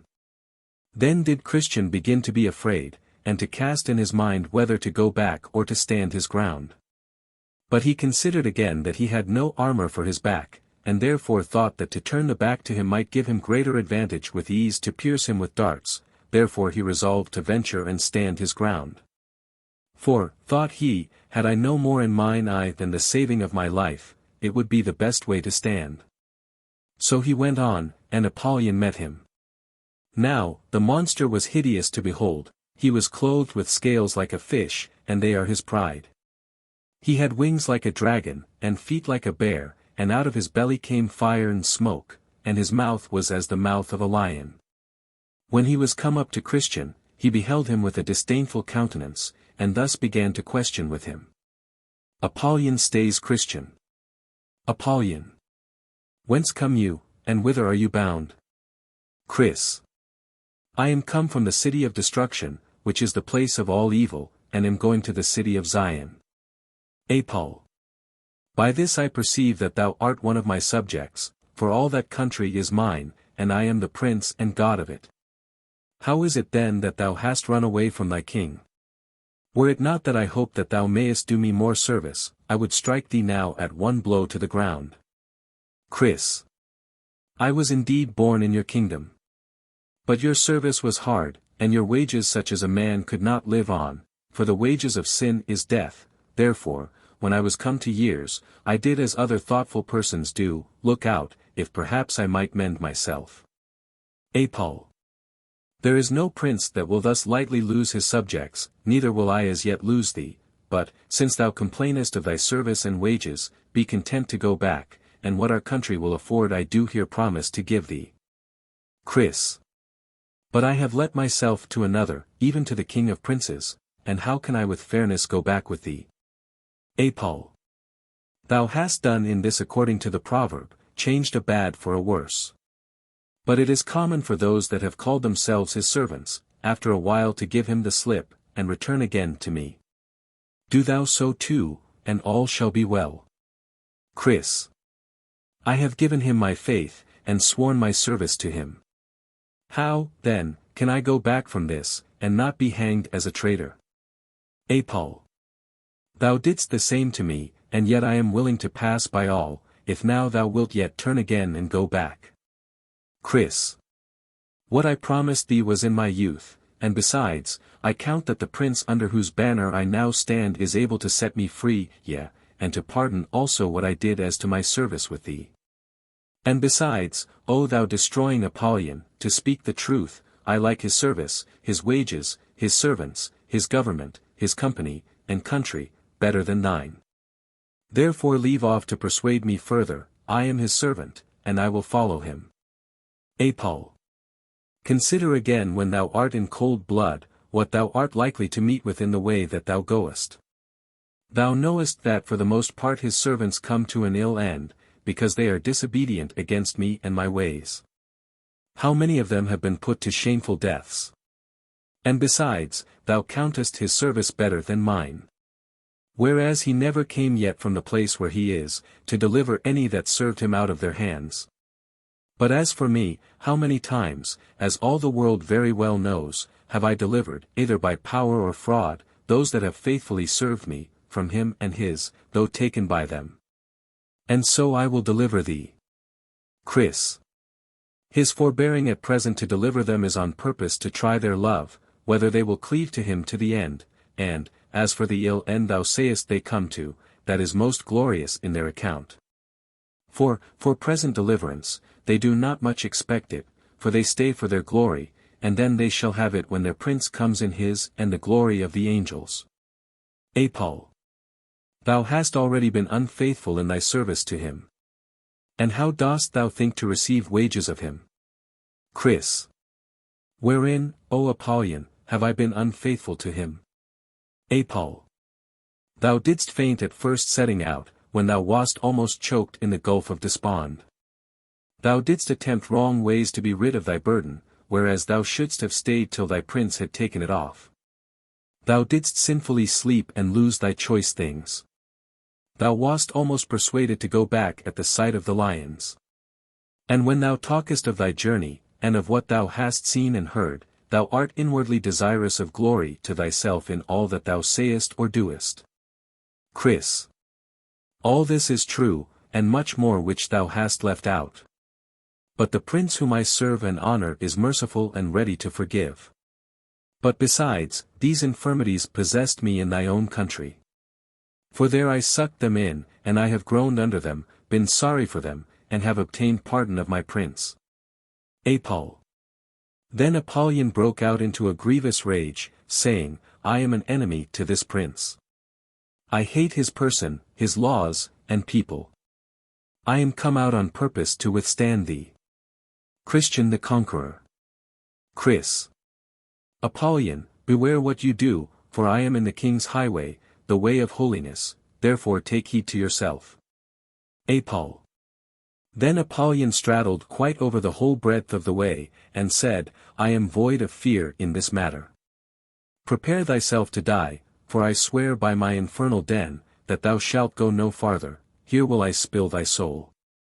And, with that, he threw a flaming dart at his breast, but Christian held a shield in his hand, with which he caught, and so prevented the danger of that. Then did Christian draw, for he saw it was time to bestir him. And Apollyon as fast made at him, throwing darts as thick as hail, by the which, notwithstanding all that Christian could do to avoid it, Apollyon wounded him in his head, his hand, and foot. This made Christian give a little back. Apollyon, therefore, followed his work amain, and Christian again took courage, and resisted as manfully as he could. This sore combat lasted for above half a day, even till Christian was almost quite spent. For you must know that Christian, by reason of his wounds, must needs grow weaker and weaker. Then Apollyon, being his opportunity, began to gather up close to Christian, and, wrestling with him, gave him a dreadful fall. And, with that, Christian's sword flew out of his hand. Then said Apollyon, I am sure of thee now. And, with that, he had almost pressed him to death, so that Christian began to despair of life. But, as God would have it, while Apollyon was fetching his last blow, thereby to make a full end of this good man, Christian nimbly reached out his hand for his sword, and caught it, saying, Rejoice not against me. O mine enemy, when I fall I shall arise. And, with that, gave him a deadly thrust, which made him give back, as one that had received his mortal wound. Christian, perceiving that, made at him again, saying, Nay, in all these things we are more than conquerors through him that loved us. And, with that, Apollyon spread forth his dragon's wings, and sped him away, that Christian for a season saw him no more. In this combat no man can imagine, unless he had seen and heard, as I did, what yelling and hideous roaring Apollyon made all the time of the fight. He spake like a dragon, and, on the other side, what sighs and groans burst from Christian's heart. I never saw him all the while give so much as one pleasant look, till he perceived he had wounded Apollyon with his two-edged sword. Then, indeed, he did smile and look upward, but it was the dreadfulest sight that ever I saw. Christian gives thanks. Chris. So, when the battle was over, Christian said, I will here give thanks to him that hath delivered me out of the mouth of the lion, to him that did help me against Apollyon.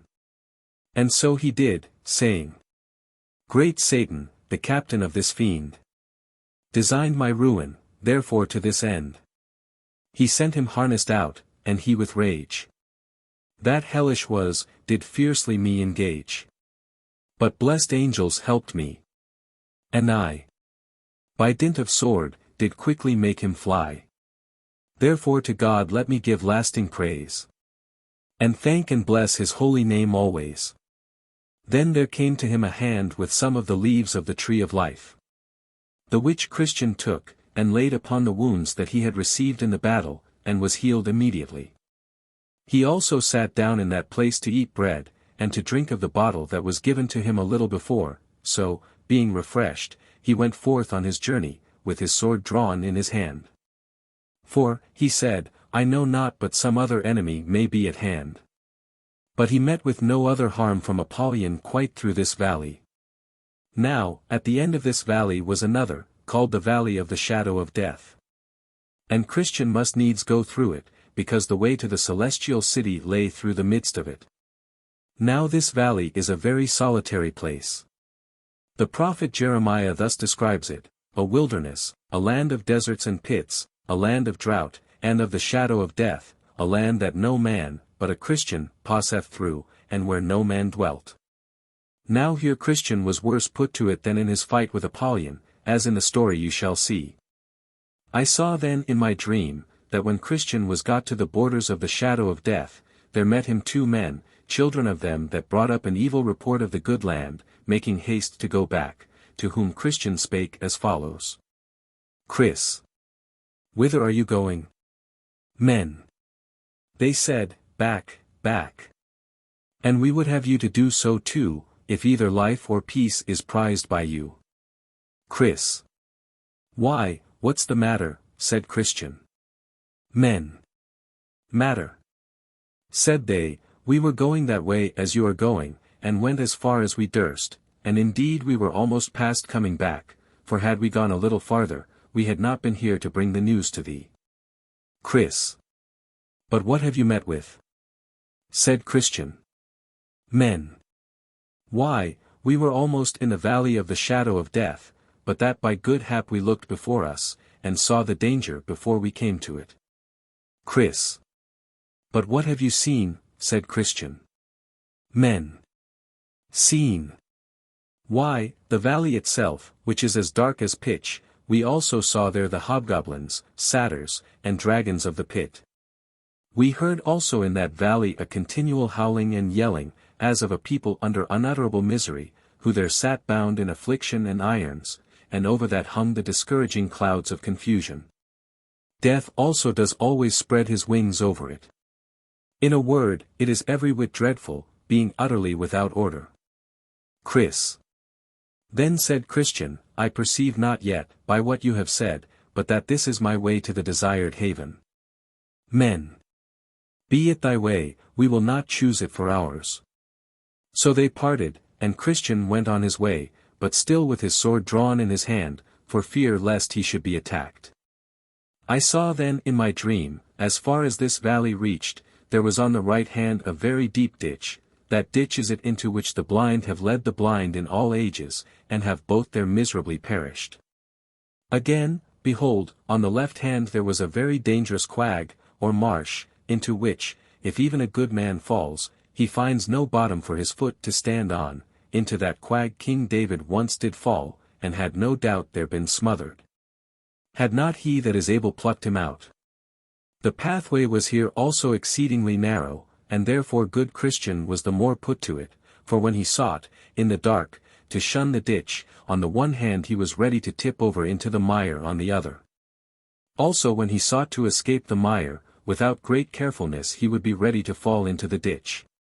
Thus he went on, and I heard him here sigh bitterly, for besides the danger mentioned above, the pathway was here so dark, that ofttimes, when he lifted up his foot to go forward, he knew not where or upon what he should set it next. A company of fiends. About the midst of this valley I perceived the mouth of hell to be, and it stood also hard by the wayside. Now, thought Christian, what shall I do? And ever and anon the flame and smoke would come out in such abundance, with sparks and hideous noises, things that cared not for Christian's sword, as did Apollyon before, that he was forced to put up his sword, and betake himself to another weapon, called all-prayer. So he cried in my hearing, O Lord, I beseech thee, deliver my soul. Thus he went on a great while, yet still the flames would be reaching towards him. Also he heard doleful voices, and rushings to and fro, so that sometimes he thought he should be torn in pieces, or trodden down like mire in the streets. This frightful sight was seen, and those dreadful noises were heard by him, for several miles together, and, coming to a place where he thought he heard a company of fiends coming forward to meet him, he stopped, and began to muse what he had best to do. Sometimes he had half a thought to go back, then again he thought he might be halfway through the valley. He remembered, also, how he had already vanquished many a danger, and that the danger of going back might be much more than going forward. So he resolved to go on, yet the fiends seemed to come nearer and nearer. But, when they were come even almost at him, he cried out with a most vehement voice, I will walk in the strength of the Lord God. So they gave back, and came no farther. Valley of Shadow of Death. One thing I would not let slip, I took notice that now poor Christian was so confounded that he did not know his own voice. And thus I perceived it, just when he was come over against the mouth of the burning pit, one of the wicked ones got behind him, and stepped up softly to him, and whisperingly suggested many wicked words to him, which he verily thought had proceeded from his own mind. This put Christian more to it than anything he had met with before, even to think that he should now speak evil of him that he had so much loved before. Yet, if he could have helped it, he would not have done it. But he had not the wisdom either to stop his ears, or to know from whence those wicked words came. When Christian had travelled in this sorrowful condition some considerable time he thought he heard the voice of a man, as going before him, saying, Though I walk through the valley of the shadow of death I will fear no evil, for thou art with me. Then he was glad, and that for these reasons. First, because he gathered from thence, that some who feared God were in this valley as well as himself. Secondly, for that he perceived God was with them, though in that dark and dismal state. And why not, thought he, with me, though by reason of the kindness that attends this place, I cannot perceive it. Thirdly, for that he hoped, could he overtake them, to have company by and by. So he went on, and called to him that was before. But he knew not what to answer, for that he also thought himself to be alone. And by the day broke. Then said Christian, He hath turned the shadow of death into the morning. Now, morning being come, he looked back, not out of desire to return, but to see, by the light of the day, what dangers he had gone through in the dark. So he saw more perfectly the ditch that was on the one hand, and the quag that was on the other. Also how narrow the way which led betwixt them both. Also now he saw the hobgoblins, and satyrs, and dragons of the pit, but all afar off, for after break of day they came not nigh. Yet they were shown to him according to that which is written, He showeth deep things out of darkness, and bringeth out to light the shadow of death. Now was Christian much affected with his deliverance from all the dangers of his solitary way. Which dangers, though he feared them much before, yet he saw them more clearly now, because the light of the day made them plain to him. And about this time the sun was rising, and this was another mercy to Christian. For you must note that, though the first part of the valley of the shadow of death was dangerous, yet this second part, which he was yet to go, was if possible far more dangerous. For, from the place where he now stood, even to the end of the valley, the way was all along set so full of snares, traps, gins, and nets here, and so full of pits, pitfalls, deep holes, and shelvings down there, that, had it now been dark, as it was when he came the first part of the way, had he had 1,000 souls, they had in reason been cast away. But, as I said just now, the sun was rising. Then said he, His candle shineth on my head, and by his light I go through darkness. Pope and pagan. In this light, therefore, he came to the end of the valley. Now, I saw in my dream that at the end of the valley lay blood, bones, ashes, and mangled bodies of men, even of pilgrims that had gone this way formerly. And, while I was musing what should be the reason, I espied a little before me a cave, where 2 giants, Pope and pagan, dwelt in old time, by whose power and tyranny, the men whose bones, blood, ashes, etc., lay there, were cruelly put to death. But by this place Christian went without danger, whereat I somewhat wondered, but I have learnt since, that pagan has been dead many a day. And, as for the other, though he be yet alive, he is, by reason of age, also of the many shrewd brushes that he met with in his younger days, grown so crazy and stiff in his joints, that he can now do little more than sit in his cave's mouth, grinning at pilgrims as they go by, and biting his nails because he cannot come to them. So I saw that Christian went on his way. Yet, at the sight of the old man that sat at the mouth of the cave, he could not tell what to think, especially because he spoke to him, though he could not go after him, saying, You will never mend till more of you be burned. But he held his peace, and set a good face on it, and so went by and caught no hurt. Then sang Christian, Oh, world of wonders, I can say no less. That I should be preserved in that distress that I have met with here. Oh, blessed be that hand that from it hath delivered me. Dangers and darkness, devils, hell, and sin did compass me, while I this vale was in. Yes, snares, and pits, and traps, and nets did lie my path about, that worthless, silly I might have been catched, entangled, and cast down. But, since I live, let Jesus wear the crown. Christian and faithful join company. See page 89. Chapter 5.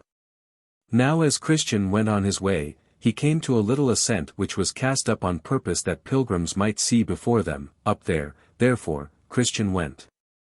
And looking forward, he saw faithful before him upon his journey. Then said Christian aloud, Ho, ho. So ho. Stay, and I will be your companion. At that faithful looked behind him, to whom Christian cried, Stay, stay, till I come up to you. But faithful answered, No, I am upon my life, and the avenger of blood is behind me. Christian joins faithful. At this Christian was somewhat moved. And putting to all his strength, he quickly got up with faithful, and did also overrun him, so the last was first. Then did Christian boastfully smile, because he had gotten the start of his brother. But, not taking good heed to his feet, he suddenly stumbled and fell, and could not rise again until faithful came up to help him. Then I saw in my dream, they went very lovingly on together, and had sweet talk together of all things that had happened to them in their pilgrimage, and thus Christian began. Chris. My honored and well-beloved brother faithful, I am glad that I have overtaken you, and that God has so tempered our spirits that we can walk as companions in this so pleasant a path. Faith. I had thought, dear friend, to have had your company quite from our town, but you did get the start of me, wherefore I was forced to come thus much of the way alone. Chris. How long did you stay in the city of destruction before you set out after me on your pilgrimage? What was said in the city? Faith. Till I could stay no longer. For there was great talk, presently after you were gone out, that our city would, in a short time, with fire from heaven, be burned down to the ground. Chris. What? Did your neighbors talk so? Faith. Yes, it was for a while in everybody's mouth. Chris. What? And did no more of them but you come out to escape the danger? Faith. Though there was, as I said, a great talk thereabout, yet I do not think they did firmly believe it. For, in the heat of the talking I heard some of them deridingly speak of you, and of your desperate journey, for so they called this your pilgrimage. But I did believe, and do still, that the end of our city will be with fire and brimstone from above, and therefore I have made my escape. Chris. Did you hear no talk of neighbor Pliable? Faith. Yes, Christian. I heard that he followed you till he came to the Slough of Despond, where, as some said, he fell in, but he would not be known to have so done, but I am sure he was soundly bedabbled with that kind of dirt. Chris. And what said the neighbors to him? Faith. He hath, since his going back, been held greatly in derision, and that among all sorts of people, some do mock and despise him, and scarce any will set him on work. He is now 7 times worse than if he had never gone out of the city. Chris. But why should they be set so against him, since they also despise the way that he forsook? Faith. Oh, they say, hang him, he is a turncoat. He was not true to his profession. I think God has stirred up even his enemies to hiss at him and laugh at him, because he hath forsaken the way. Chris. Had you no talk with him before you came out? Faith. I met him once in the streets, but he leered away on the other side, as one ashamed of what he had done, so I spake not to him. Chris. Well, at my first setting out, I had hopes of that man, but now I fear he will perish in the overthrow of the city. For it has happened to him according to the true proverb, the dog is turned to his vomit again, and the sow that was washed to her wallowing in the mire. Faith. These are my fears of him too, but who can hinder that which will be? Chris. Well, neighbor faithful, said Christian, let us leave him, and talk of things that more immediately concern ourselves. Tell me now what you have met with in the way as you came. For I know you have met with some things, or else it may be writ for a wonder. Faith. I escaped the slough that I perceive you fell into, and got up to the gate without that danger. Only I met with one whose name was Wanton, that had like to have done me a mischief. Chris. It was well you escaped her net, Joseph was hard put to it by her, and he escaped her as you did, but it had like to have cost him his life. But what did she do to you? Faith. You cannot think, but that you know something, what a flattering tongue she had, she lay at me hard to turn aside with her, promising me all manner of enjoyment. Chris. Nay, she did not promise you the enjoyment of a good conscience. Faith. You know what I mean, not the enjoyment of the soul, but of the body. Chris. Thank God you have escaped her, the abhorred of the Lord shall fall into her ditch. Faith. Nay, I know not whether I did wholly escape her or no. Chris. Why, I suppose you did not consent to her desires. Faith.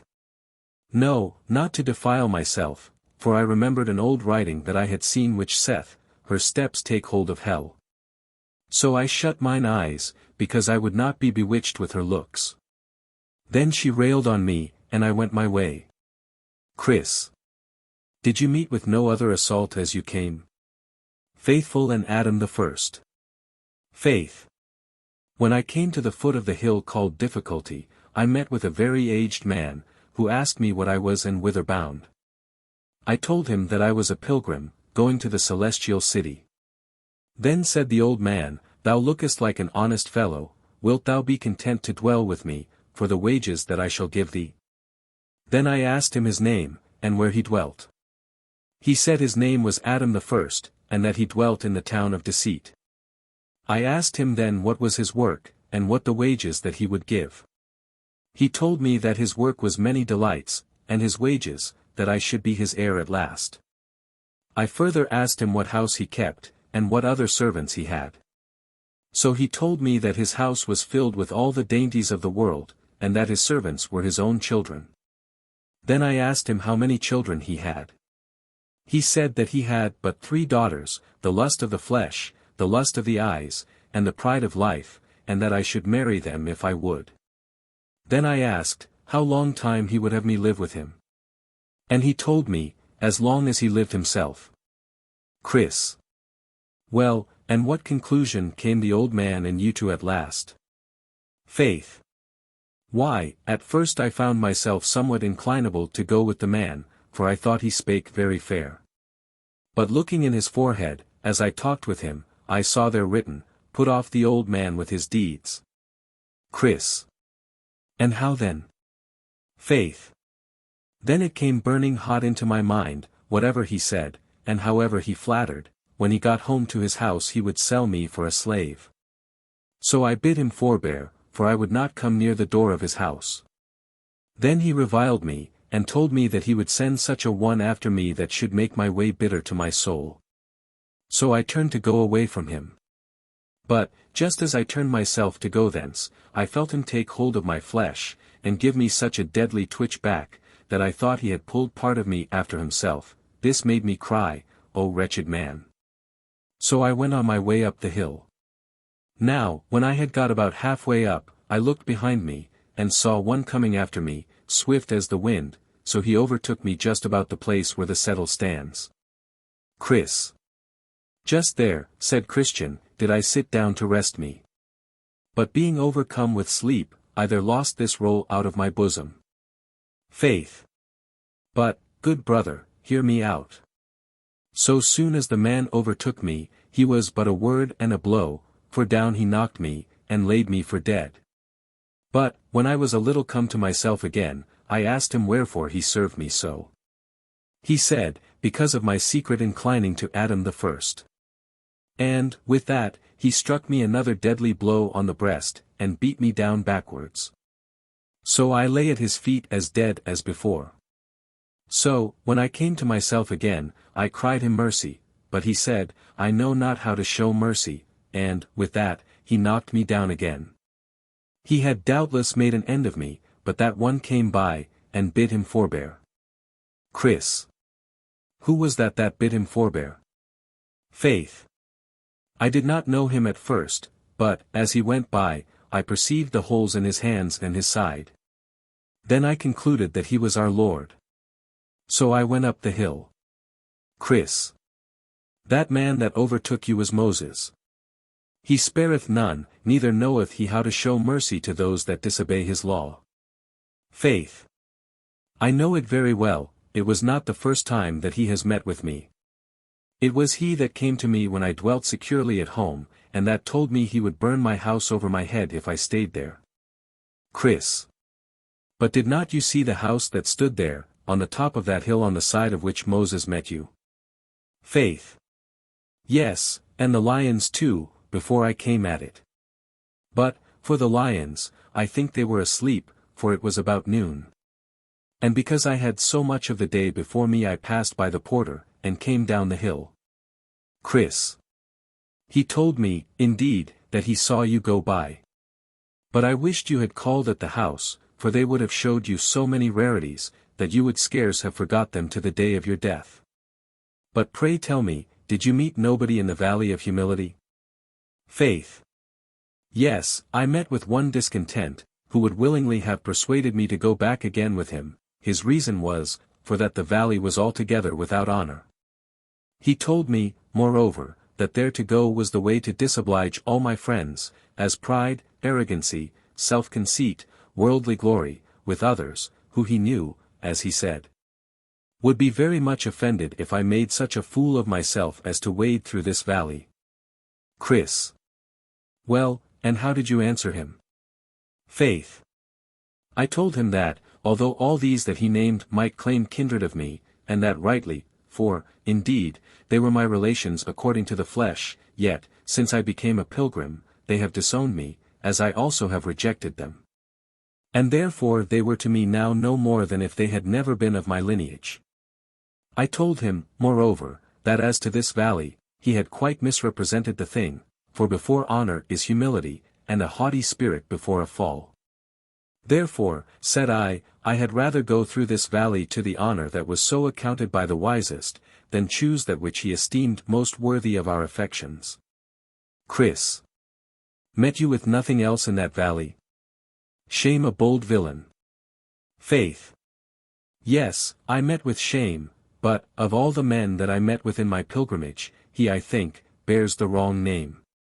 The others would take no for an answer, at least after some words of denial. But this bold-faced shame would never have done. Chris. Why, what did he say to you?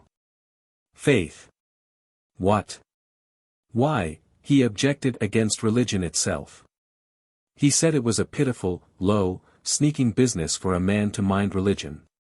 He said that a tender conscience was an unmanly thing.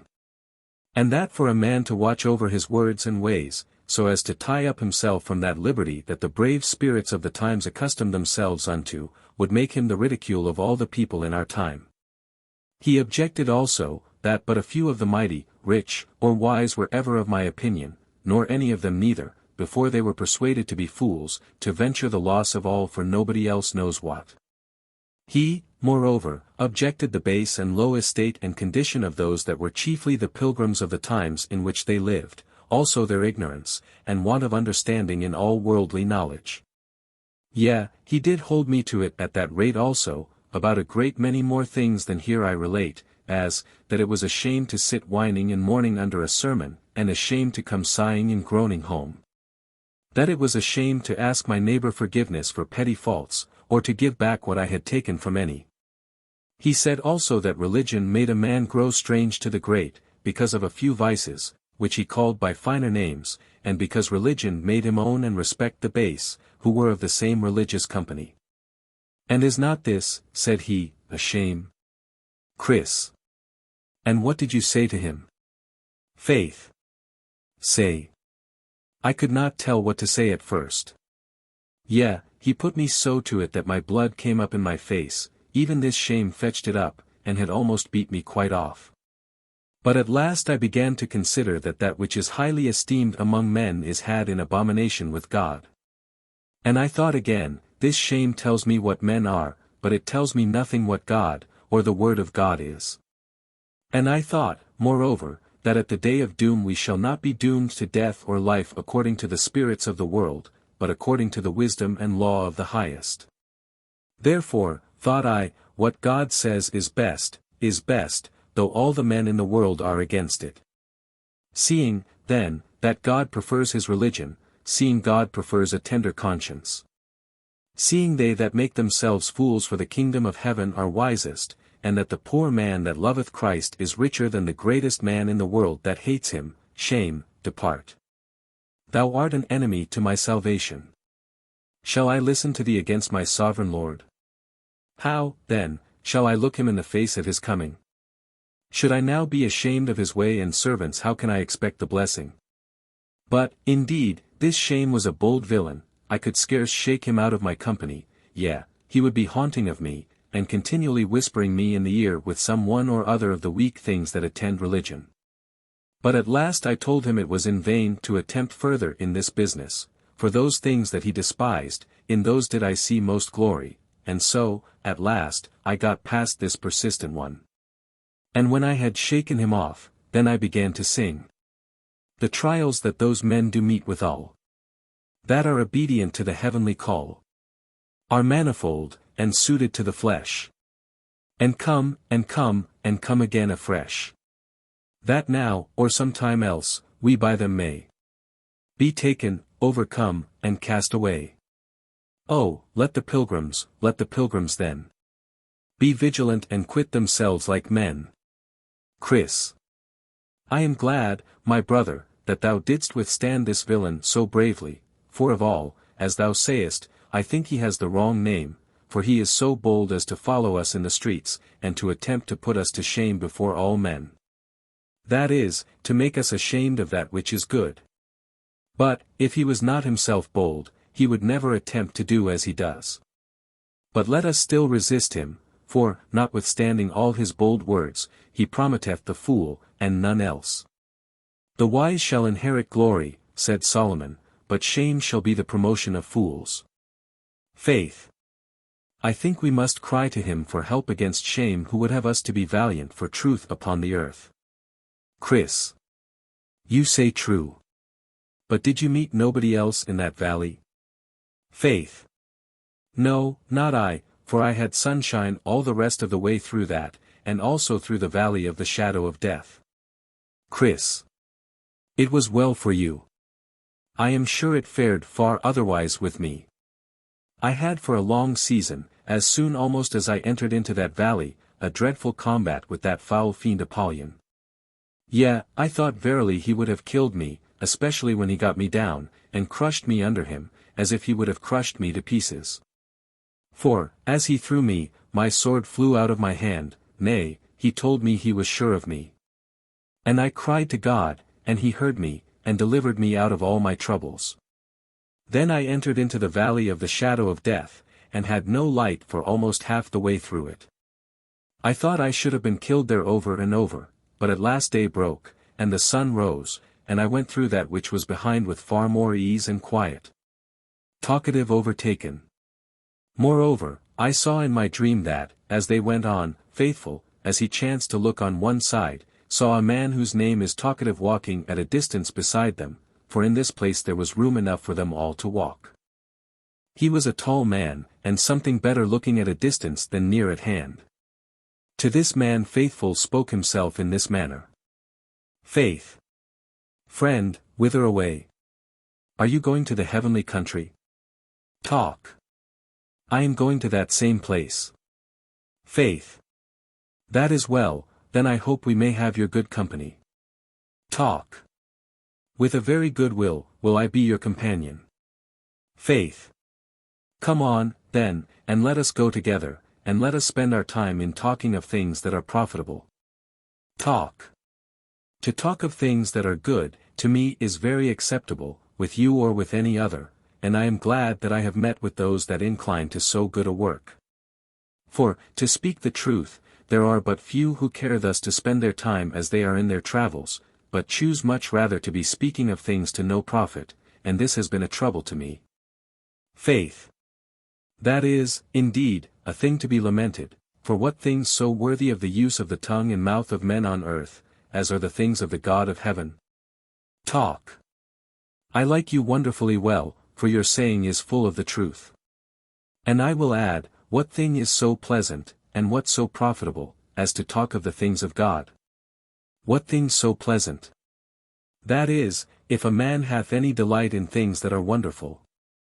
For instance, if a man doth delight to talk of the history or the mystery of things, or if a man doth love to talk of miracles, wonders, or signs, where shall he find things written so delightful, or so sweetly penned, as in the Holy Scripture?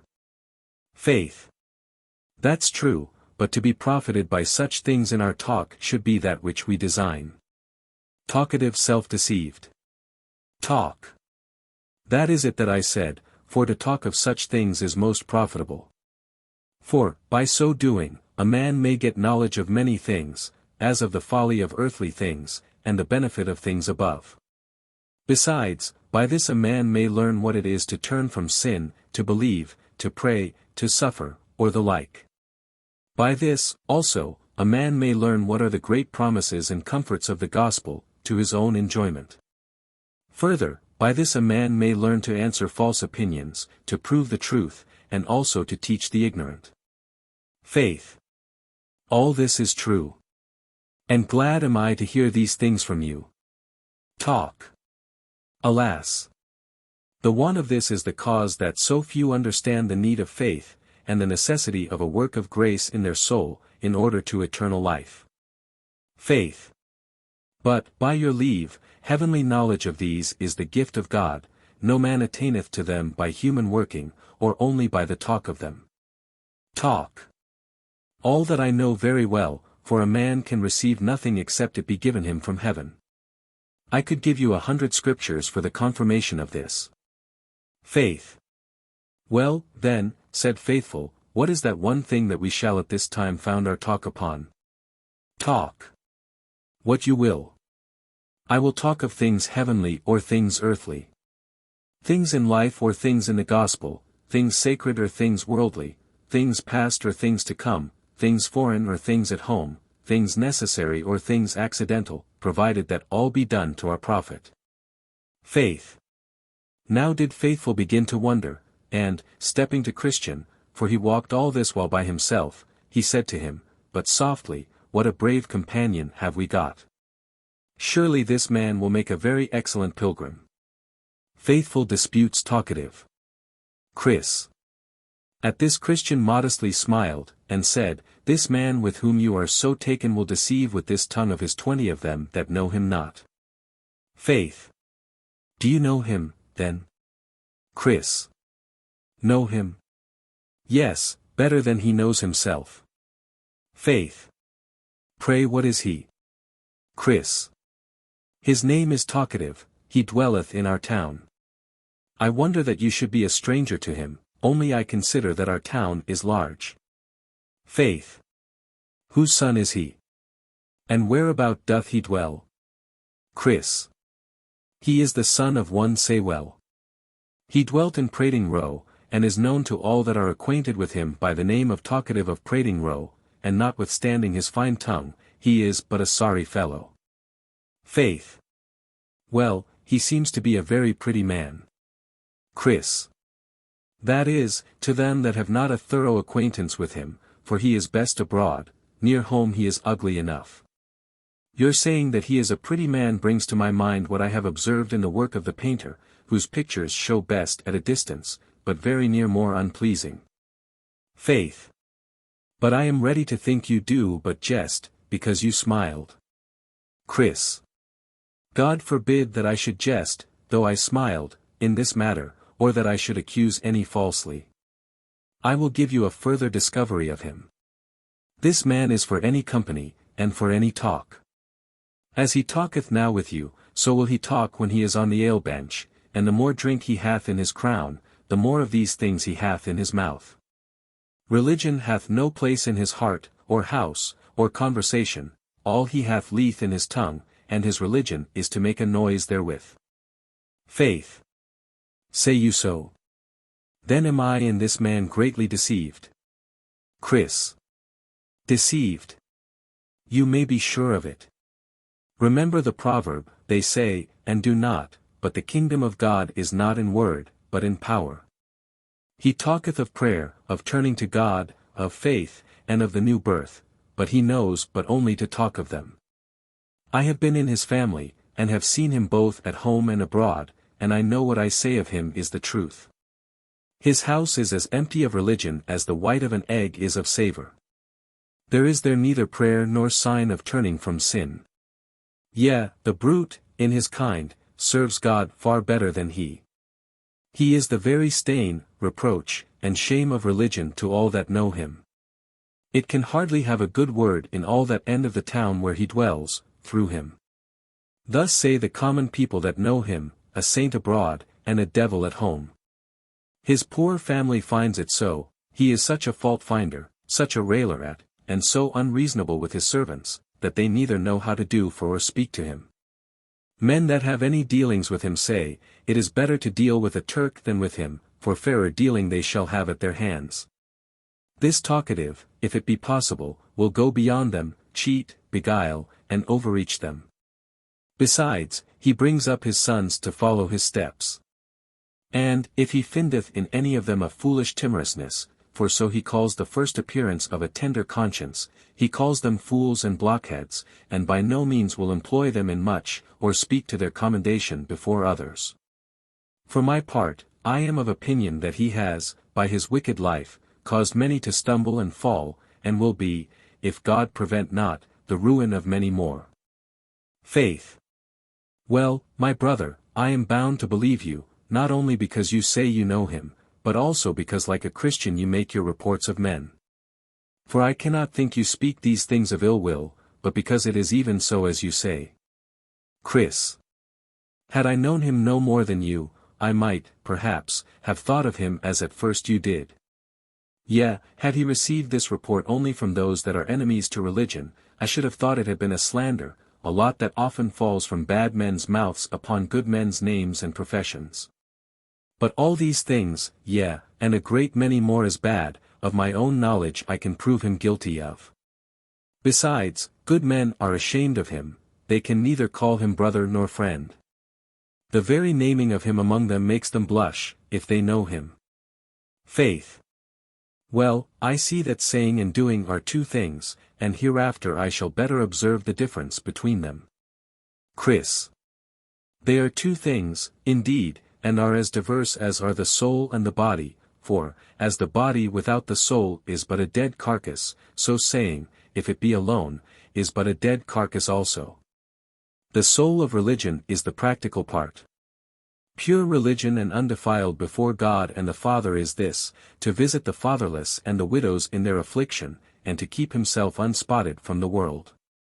This, talkative is not aware of, he thinks that hearing and saying will make a good Christian, and thus he deceiveth his own soul. Hearing is but as the sowing of the seed. Talking is not sufficient to prove that fruit is indeed in the heart and life. And let us assure ourselves that, at the day of doom, men shall be judged according to their fruits. Faith. Well, I was not so fond of his company at first, but I am as sick of it now. What shall we do to be rid of him? Chris. Take my advice, and do as I bid you, and you shall find that he will soon be sick of your company too, except God shall touch his heart and turn it. Faith. What would you have me to do? Chris. Why, go to him, and enter into some serious conversation about the power of religion and ask him plainly, when he has approved of it, for that he will, whether this thing be set up in his heart, house or conduct. Faith. Then Faithful stepped forward again, and said to Talkative, Come, what cheer? How is it now? Talk. Thank you, well, I thought we should have had a great deal of talk by this time. Faith. Well, if you will, we will fall to it now. And, since you left it with me to state the question, let it be this, how doth the saving grace of God show itself when it is in the heart of man? Talk. I perceive, then, that our talk must be about the power of things. Well, it is a very good question, and I shall be willing to answer you. And take my answer in brief, thus. First, where the grace of God is in the heart, it causeth there a great outcry against sin. Secondly, faith. Nay, hold. Let us consider of one at once. I think you should rather say, it shows itself by inclining the soul to hate its sin. Talk. Why, what difference is there between crying out against and hating sin? Faith. Oh. A great deal. A man may cry out against sin in order to appear good, but he cannot hate it except by a real dislike for it. I have heard many cry out against sin in the pulpit, who yet can abide it well enough in the heart, house, and life. Some cry out against sin, even as the mother cries out against her child in her lap, when she calleth it a naughty girl, and then falls to hugging and kissing it. Talk. You are trying to catch me, I perceive. Faith. No, not I. I am only for setting things right. But what is the second thing whereby you would prove a discovery of a work of God in the heart? Talk. Great knowledge of hard things in the Bible. Talkative parts company. Faith. This sign should have been first. But, first or last, it is also false, for knowledge, great knowledge, may be obtained in the mysteries of the gospel, and yet no work of grace in the soul. Yea, if a man have all knowledge, he may yet be nothing, and so, consequently, be no child of God. When Christ said, Do ye know all these things? And the disciples had answered, Yes. He added, Blessed are ye if ye do them. He doth not lay the blessing in the knowledge of them, but in the doing of them. For there is a knowledge that is not attended with doing, he that knoweth his master's will, and doeth it not. A man may know like an angel, and yet be no Christian. Therefore your sign of it is not true. Indeed, to know, is a thing that pleaseth talkers and boasters, but to do is that which pleaseth God. Talk. You are trying to catch me again, this is not profitable. Faith. Well, if you please, name another sign how this work of grace showeth itself where it is. Talk. Not I, for I see we shall not agree. Faith. Well, if you will not, will you give me leave to do it? Talk. You may say what you please. Faith. God's work in the soul showeth itself either to him that hath it or to standers by. To him that has it, it is shown by making him see and feel his own sins. To others who are standing by it is shown by his life, a life of doing right in the sight of God. And now, sir, as to this brief account of the work of grace, and also the showing of it, if you have aught to object, object. If not, then give me leave to ask you a second question. Talk. Nay, my part is not now to object, but to hear. Let me, therefore, have your second question. Faith. It is this, have you felt your own sins, and have you turned from them? And do your life and conduct show it the same? Or is your religion in word or in tongue, and not in deed and truth? Pray, if you incline to answer me in this, say no more than you know the God above will say Amen to, and also nothing but what your conscience can approve you in, for not he that commendeth himself is approved, but whom the Lord commendeth. Besides, to say I am thus and thus, when my conduct and all my neighbors tell me I lie, is great wickedness. Talk. Then Talkative at first began to blush, but, recovering himself, thus he replied, This kind of discourse I did not expect. Nor am I disposed to give an answer to such questions, because I count not myself bound thereto, unless you take upon you to be a questioner, and though you should do so, yet I may refuse to make you my judge. But, I pray, will you tell me why you ask me such questions? Faith. Because I saw you forward to talk, and because I knew not that you had aught else but notion.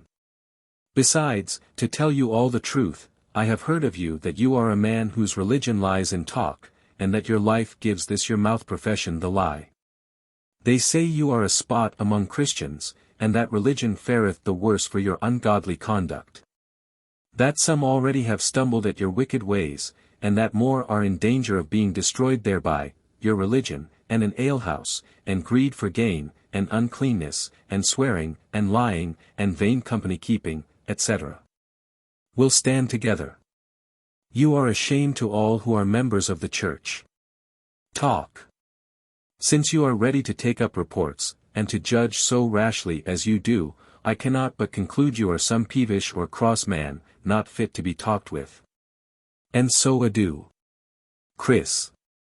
Then came up Christian, and said to his brother, I told you how it would happen, your words and his heart could not agree. He had rather leave your company than reform his life. But he is gone, as I said, let him go. The loss is no man's but his own, he has saved us the trouble of going from him, for he continuing, as I suppose he will do, as he is, he would have been but a blot in our company. Besides, the apostle says, From such withdraw thyself. Faith. But I am glad we had this little talk with him, it may happen that he will think of it again, however, I have dealt plainly with him, and so am clear of his blood, if he perisheth. Chris. You did well to talk so plainly to him as you did. There is but little of this faithful dealing with men nowadays, and that makes religion to be despised by so many. For they are these talkative fools, whose religion is only in word, and are vile and vain in their life, that, being so much admitted into the fellowship of the godly, do puzzle the world, blemish Christianity, and grieve the sincere. I wish that all men would deal with such as you have done, then should they either be made more suitable to religion, or the company of saints would be too hot for them. Faith. Then did Faithful say, "How talkative at first lifts up his plumes! How bravely doth he speak! How he presumes to drive down all before him! But so soon as Faithful talks of heart work, like the moon, that's past the full, into the wane he goes. And so will all but he who heart work knows."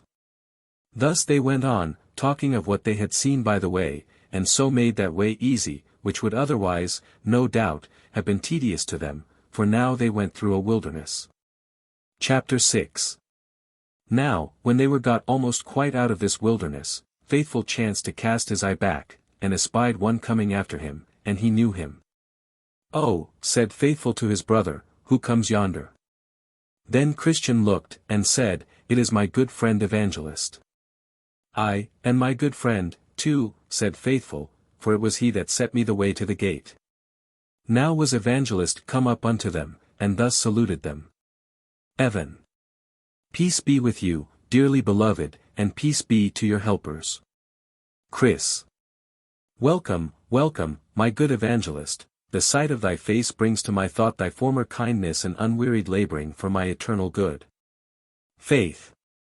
"And 1,000 times welcome," said good Faithful, "thy company, O sweet Evangelist, how desirable is it to us poor pilgrims."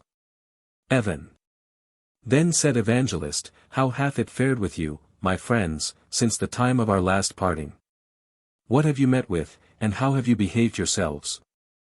Then Christian and Faithful told him of all things that had happened to them in the way, and how, and with what difficulty, they had arrived to that place.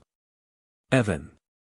"Right glad am I," said Evangelist, "not that you met with trials, but that you have been victors, and for that you have, notwithstanding many weaknesses, continued in the way to this very day.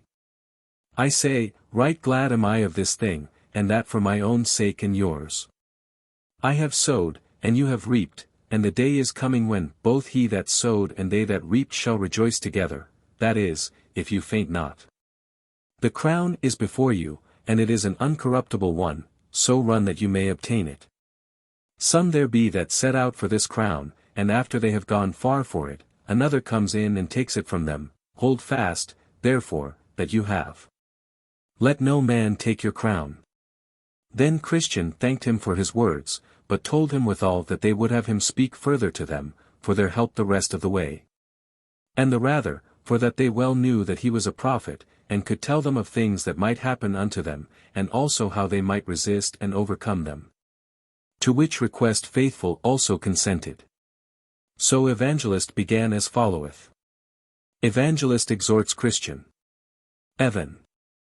"My sons, you have heard, in the words of the truth of the gospel, that you must, through many trials enter into the kingdom of heaven.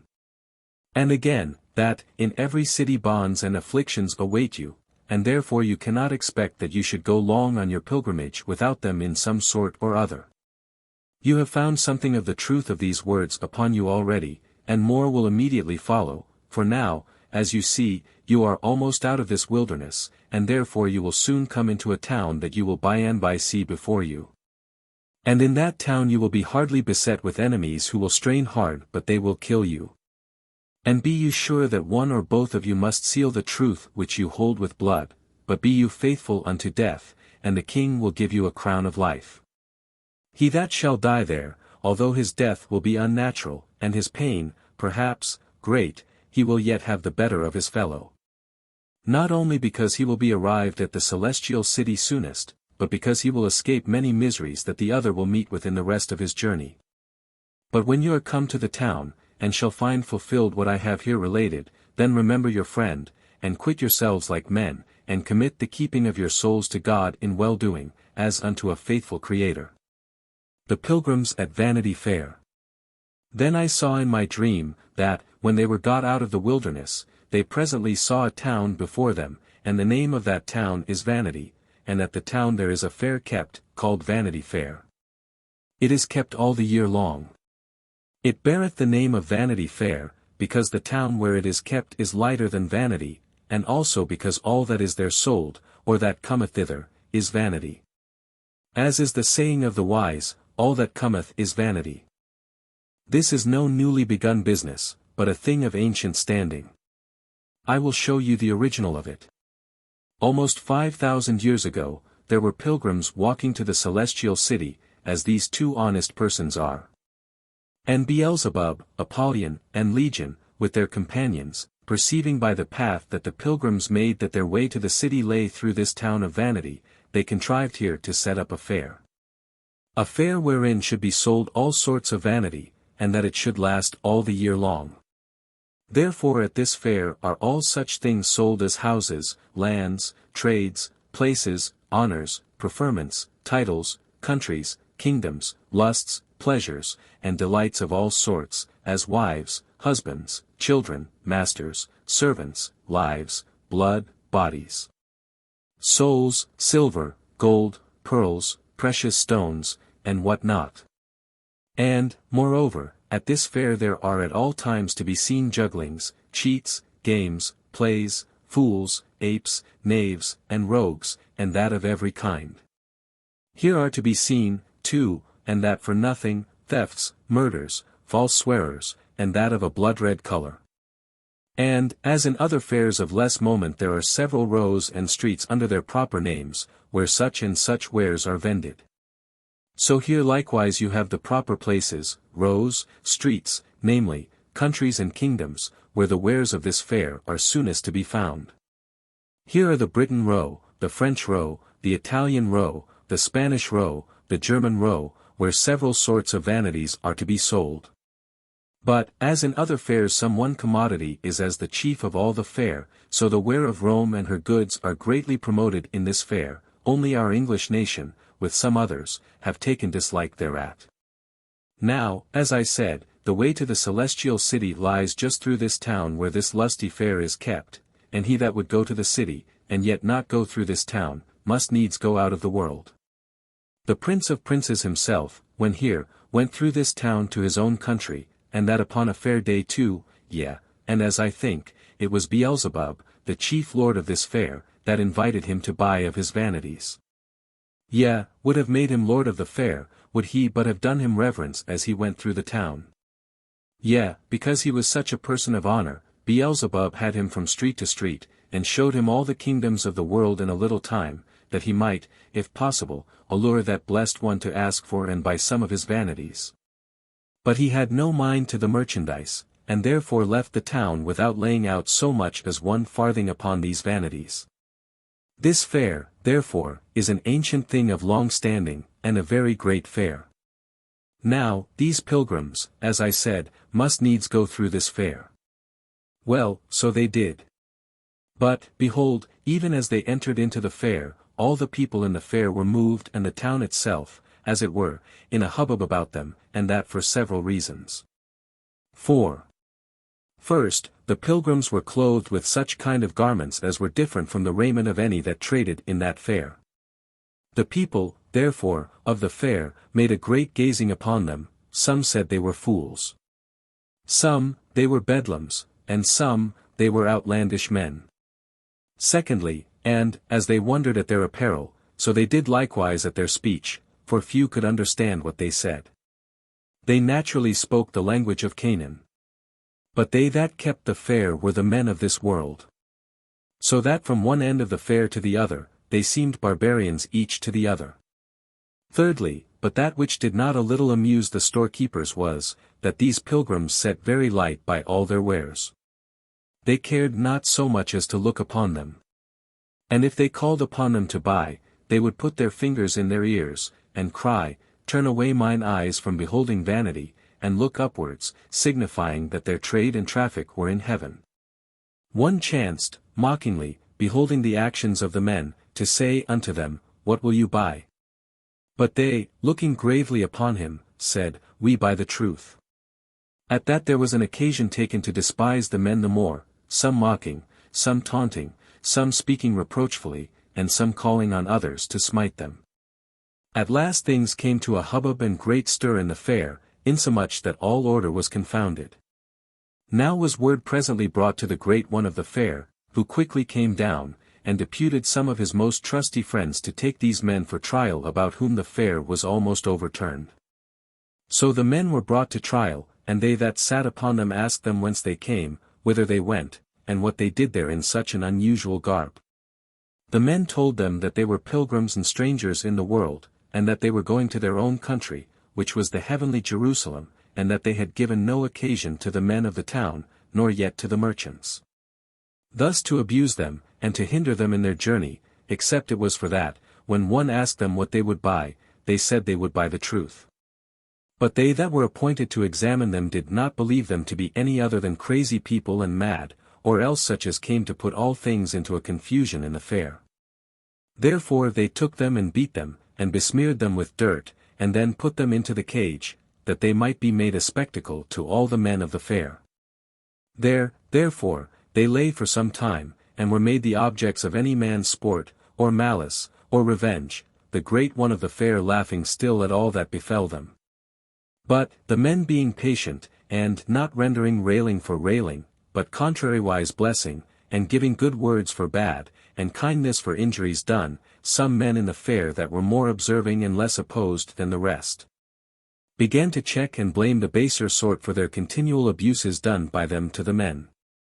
They, therefore, in an angry manner, let fly at them again, counting them as bad as the men in the cage, and telling them that they seemed to be in league with them, and should be made partakers of their misfortunes.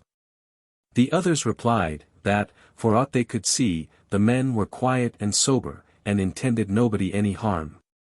And that there were many that traded in their fair that were more worthy to be put into the cage, yea, and pillory too, than were the men that they had abused. Thus, after divers words had passed on both sides, the men behaving themselves all the while very wisely and soberly before them, they fell to some blows, and did harm to one another. Then were these two poor men brought before the court again, and they're charged as being guilty of the late hubbub that had been in the fair. So they beat them pitifully, and hanged irons upon them, and led them in chains up and down the fair, for an example and terror to others, lest any should speak in their behalf, or join themselves unto them. But Christian and faithful behaved themselves yet more wisely, and received the wrongs and shame that were cast upon them with so much meekness and patience, that it won to their side, though but few in comparison of the rest, several of the men in the fair. This put the other party in yet a greater rage, insomuch that they resolved upon the death of these two men.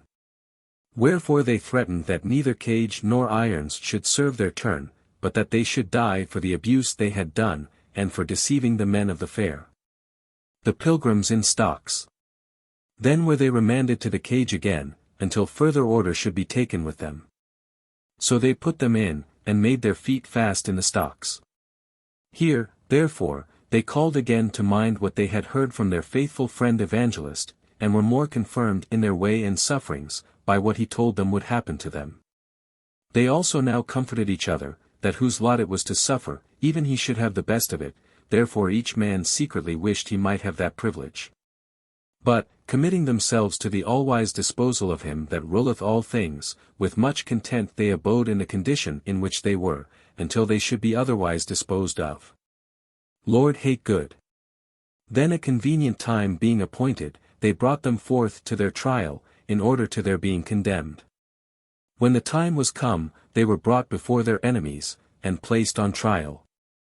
The judge's name was Lord Hategood. The charges against both were one and the same in substance, though somewhat varying in form, the contents whereof were this, that they were enemies to and disturbers of their trade.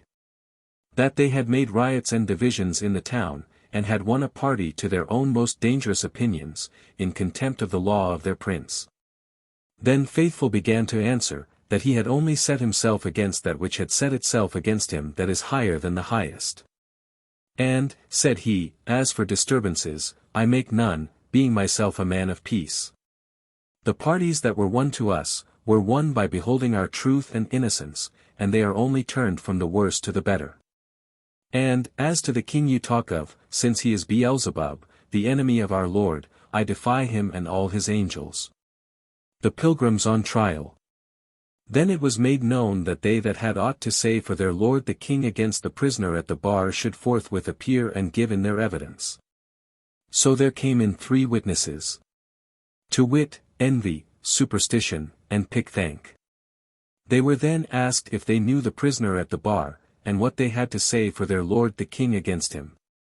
Then stood forth Envy, and said to this effect, My lord, I have known this man a long time, and will attest upon my oath before this honorable bench that he is.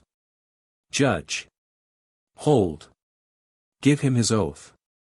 Envy. So they swear him. Then said he, My lord, this man, notwithstanding his name, Faithful is one of the vilest men in our country. He cares for neither prince nor people, law or custom, but doth all that he can to possess all men with certain of his disloyal notions, which he in the general calls principles of faith and holiness.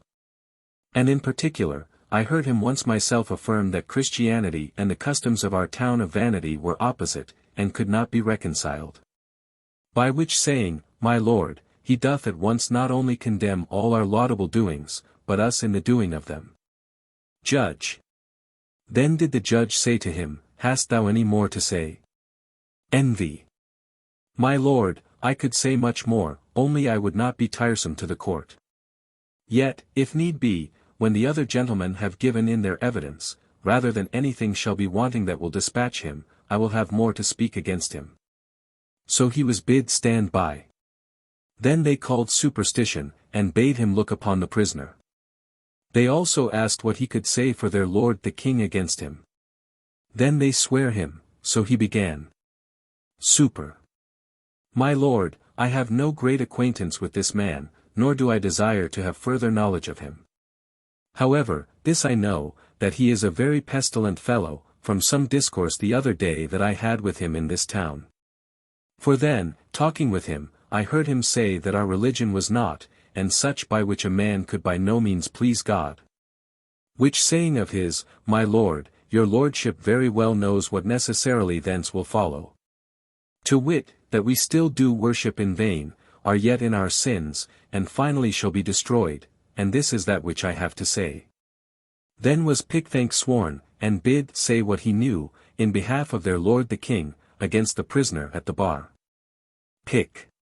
My lord, and you gentlemen all, this fellow I have known a long time, and have heard him speak things that ought not to be spoken, for he hath railed on our noble prince Beelzebub, and hath spoken contemptuously of his honorable friends. Whose names are, the Lord Old Man, the Lord Carnal Delight, the Lord Luxurious, the Lord Desire of Vainglory, my old Lord Lust, Sir Having Greedy, with all the rest of our nobility, and he hath said, moreover, that, if all men were of his mind, if possible there is not one of these noblemen should have any longer a being in this town. Besides, he has not been afraid to rail on you, my lord, who are now appointed to be his judge, calling you an ungodly villain, with many other such like abusive terms, with which he hath bespattered most of the gentry of our town. Judge. When this Pickthank had told his tale, the judge directed his speech to the prisoner at the bar, saying, Thou runagate, heretic, and traitor. Hast thou heard what these honest gentlemen have witnessed against thee? Faith. May I speak a few words in my own defense? Judge.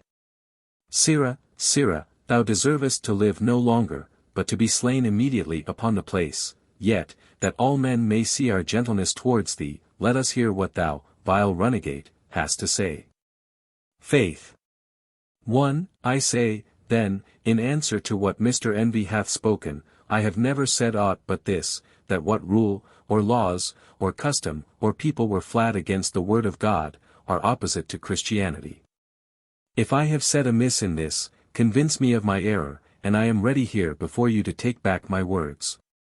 2. As to the second, to wit, Mr. Superstition and his charge against me, I said only this, that in the worship of God there is required true faith. But there can be no true faith without a knowledge of the will of God.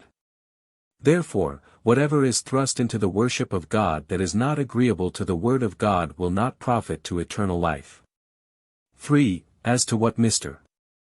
Pickthank hath said, I say, avoiding terms, as that I am said to rail, and the like, that the prince of this town, with all the rabblement his attendants, by this gentleman named, are more fit for a being in hell than in this town and country.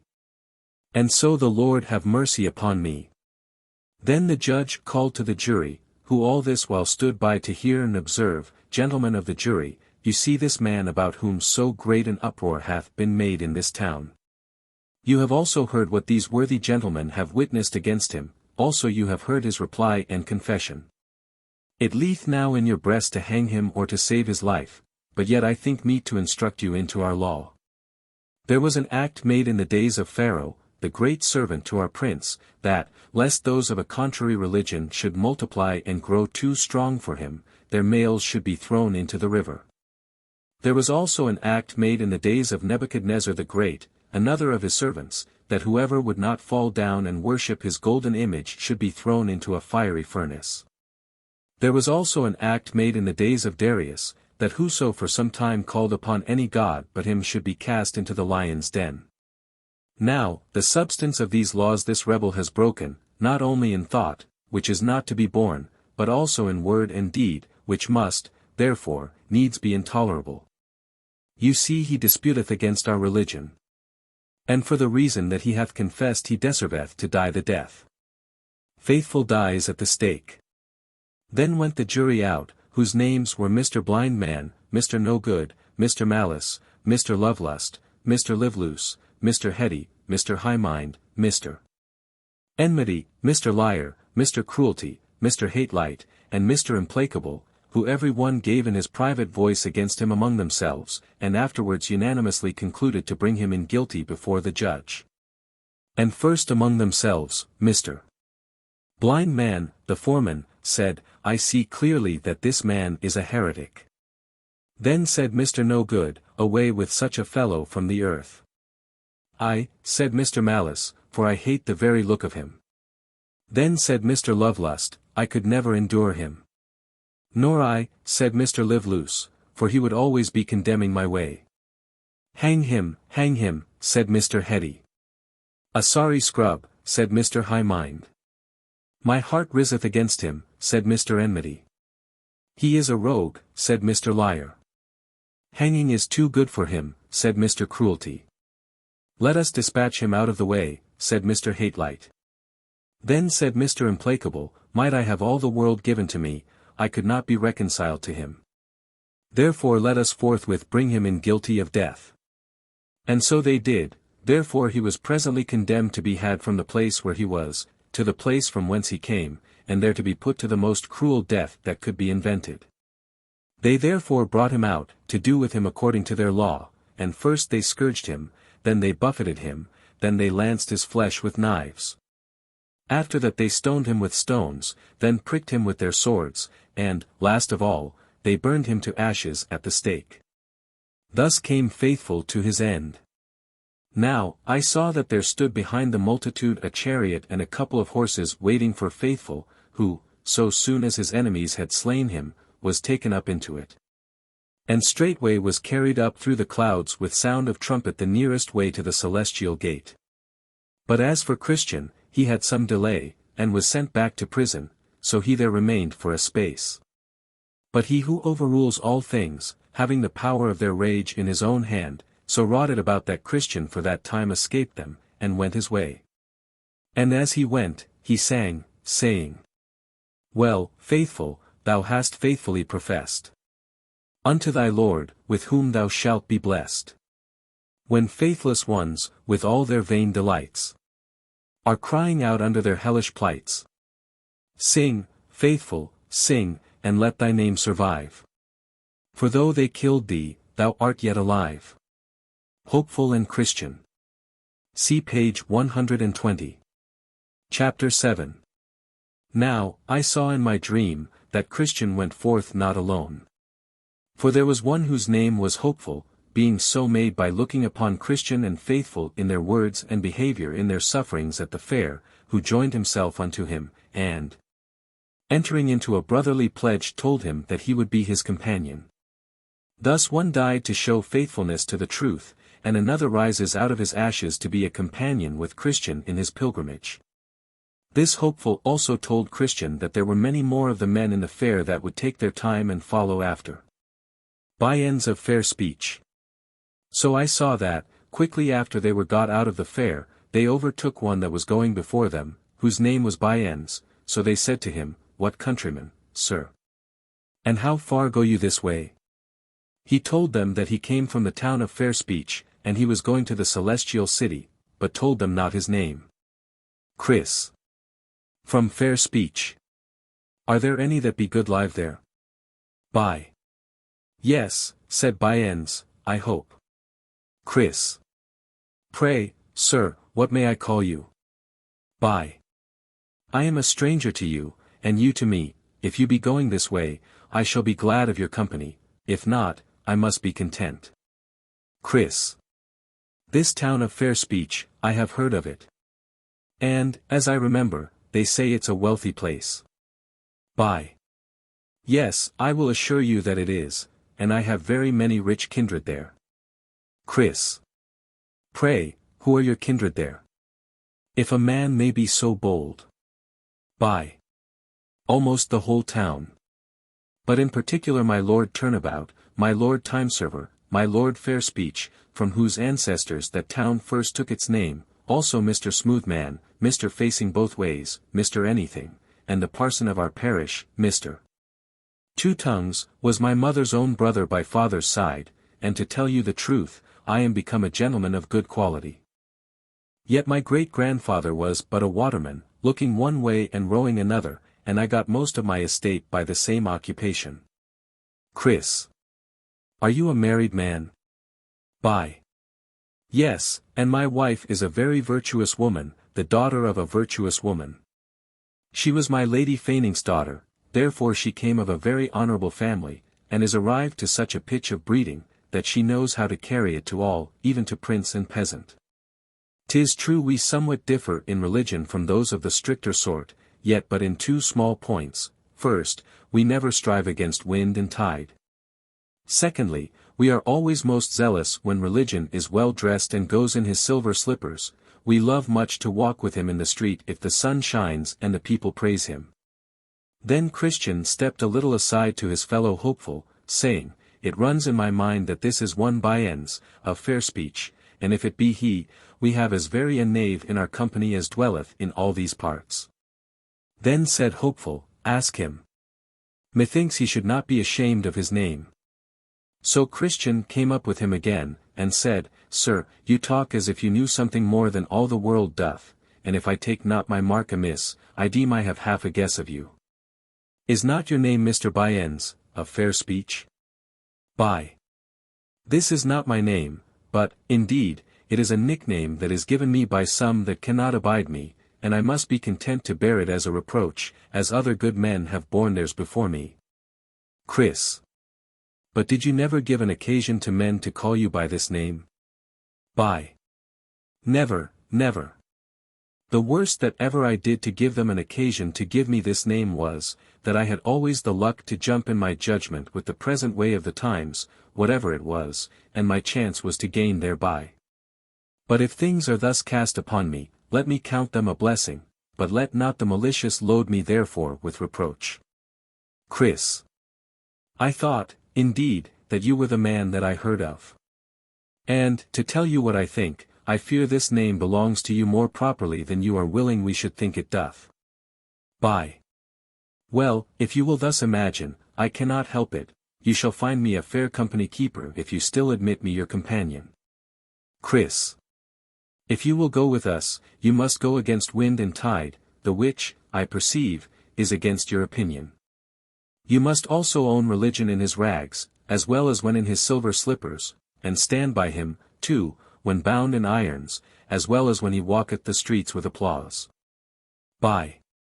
You must not impose or lord it over my faith. Leave it to my liberty, and let me go with you. Chris. Not a step farther, unless you will do in what I declare as we do. By. Then said Byens, I never desert my old principles, since they are harmless and profitable. If I may not go with you, I must do as I did before you overtook me, even go by myself, until some overtake me that will be glad of my company. Money loves principles. Now, I saw in my dream that Christian and Hopeful forsook him, and kept their distance before him, but one of them, looking back, saw 3 men following Mr. Byens. And, behold, as they came up with him, he made them a very low bow, and they also gave him a compliment. The men's names were Mr. Hold the World, Mr. Money Love, and Mr. Save All, men that Mr. Bunyan had been formerly acquainted with. For in their boyhood they were schoolfellows, and taught by one Mr. Gripeman, a schoolmaster in Love Game, which is a market town in the county of Coveting, in the north. This schoolmaster taught them the art of getting, either by violence, cheating, flattery, lying, or by putting on a pretense of religion. And these 4 gentlemen had learned much of the art of their master, so that they could each of them have kept such a school themselves. Well, when they had, as I said, thus saluted each other, Mr. Moneylove said to Mr. Bunyan, "Who are they upon the road before us?" For Christian and Hopeful were yet within view. They are a couple of far countrymen, that, after their mode, are going on pilgrimage. Money. Alas! Why did they not stay, that we might have had their good company? For they, and we, and you, sir, I hope, are all going on pilgrimage. We are so, indeed. But the men before us are so rigid, and love so much their own notions, and do also so lightly esteem the opinions of others, that, let a man be ever so godly, yet, if he agrees not with them in all things, they thrust him quite out of their company. Save. That is bad, but we read of some that are righteous overmuch, and such men's rigidness makes them to judge and condemn all but themselves. But I pray, what and how many were the things wherein you differed? Why, they, after their headstrong manner conclude that it is their duty to rush on their journey all weathers, and I am for waiting for wind and tide. They are for taking the risk of all for God at a clap. And I am for taking all advantages to secure my life and property. They are for holding their notions, though all other men be against them, but I am for religion in what and so far as, the times and my safety will bear it. They are for religion when in rags and contempt, but I am for him when he walks in his golden slippers, in the sunshine, and with applause. Hold. And hold you there still, good Mr. Bunyan. For my part, I can count him but a fool, that, having the liberty to keep what he has, shall be so unwise as to lose it. Let us be wise as serpents. It is best to make hay while the sun shines. You see how the bee leeth still all winter, and bestirs her only when she can have profit and pleasure. God sends sometimes rain and sometimes sunshine. If they be such fools to go through the rain, yet let us be content to take fair weather along with us. For my part, I like that religion best that will stand with the safety of God's good blessings unto us. For who can imagine, that is ruled by his reason, since God has bestowed upon us the good things of this life, but that he would have us keep them for his sake? Abraham and Solomon grew rich in religion. And Job says that, a good man should lay up gold as dust, but he must not be such as the men before us, if they be as you have described them. Save. I think that we are all agreed in this matter, and therefore there needs no more words about it. Money. No, there needs no more words about this matter, indeed, for he that believes neither scripture nor reason, and you see we have both on our side, neither knows his own liberty nor seeks his own safety. And so these 4 men, Mr. Bunyan, Mr. Moneylove, Mr. Save All, and old Mr. Hold the World, walked on together, while Christian and Hopeful were far in advance. Christian and Hopeful. Then Christian and Hopeful went on till they came to a delicate plain, called Ease, where they went with much content, but that plain was but narrow, so they were quickly got over it. Now at the farther side of that plain was a little hill, called Lucre, and in that hill a silver mine, which some of them that had formerly gone that way, because of the rarity of it, had turned aside to see. But going too near the brink of the pit, the ground, being deceitful under them, broke, and they were slain. Some also had been maimed there, and could not to their dying day be their own men again. Then I saw in my dream that a little off the road, over against the silver mine, stood Demas, gentlemanlike, to call to passengers to come and see, who said to Christian and his fellow, Ho! Turn aside hither, and I will show you a thing. Chris. What thing so deserving as to turn us out of the way? Demas. Here is a silver mine, and some digging in it for treasure. If you will come, with a little pains you may richly provide for yourselves. Hope. Then said Hopeful, let us go see. Chris. Not I, said Christian. I have heard of this place before now, and how many have there been slain, and besides, that treasure is a snare to those that seek it, for it hindereth them in their pilgrimage. Chris. Then Christian called to Demas, saying, Is not the place dangerous? Hath it not hindered many in their pilgrimage? Demas. Not very dangerous, except to those that are careless. But withal, he blushed as he spake. Chris. Then said Christian to Hopeful, Let us not stir a step, but still keep on our way. Hope. I will warrant you, when Byends comes up, if he hath the same invitation as we, he will turn in thither to see. Chris. No doubt thereof, for his principles lead him that way, and 100 to 1 but he dies there. Demas. Then Demas called out again, saying, But will you not come over and see? Chris. Then Christian roundly answered, saying, Demas, thou art an enemy to the right ways of the Lord of this way, and hast been already condemned for thine own turning aside, by one of his Majesty's judges. And why seekest thou to have us condemned also? Besides, if we at all turn aside, our Lord the King will certainly hear thereof, and will there put us to shame where we should stand with boldness before him. Demas cried again that he also was one of their company, a pilgrim like themselves, and that, if they would tarry a little, he also himself would walk with them. Chris. Then said Christian, What is thy name? Is it not the same by the which I have called thee? Demas. Yes, my name is Demas, I am the son of Abraham. Chris. I know you, Gehazi was your great-grandfather, and Judas your father, and you have trod in their steps. It is but a devilish prank that thou usest, thy father was hanged for a traitor, and thou deservest no better reward. Assure thyself that when we come to the king, we will tell him of this thy behavior. Thus they went their way. By this time Byends and his companions were come again within sight, and they at the first beck went over to Demas. Now, whether they fell into the pit by looking over the brink thereof, or whether they went down to dig, or whether they were smothered in the bottom by the damps that commonly arise, of these things I am not certain. But this I observed, that they never were seen again in the way. Then sang Christian. Byends and Silver Demas both agree. One calls, the other runs, that he may be a sharer in his lucre, so these two take up in this world, and no farther go. Now, I saw that just on the other side of the plain the pilgrims came to a place where stood an old monument hard by the highway side, at the sight of which they were both concerned, because of the strangeness of the form thereof. For it seemed to them as if it had been a woman changed into the shape of a pillar.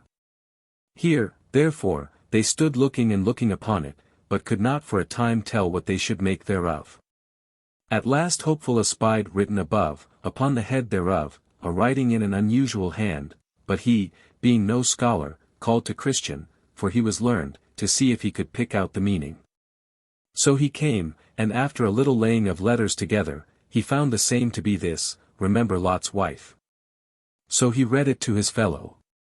After which, they both concluded that that was the pillar of salt into which Lot's wife was turned, for her looking back with a covetous heart when she was going from Sodom.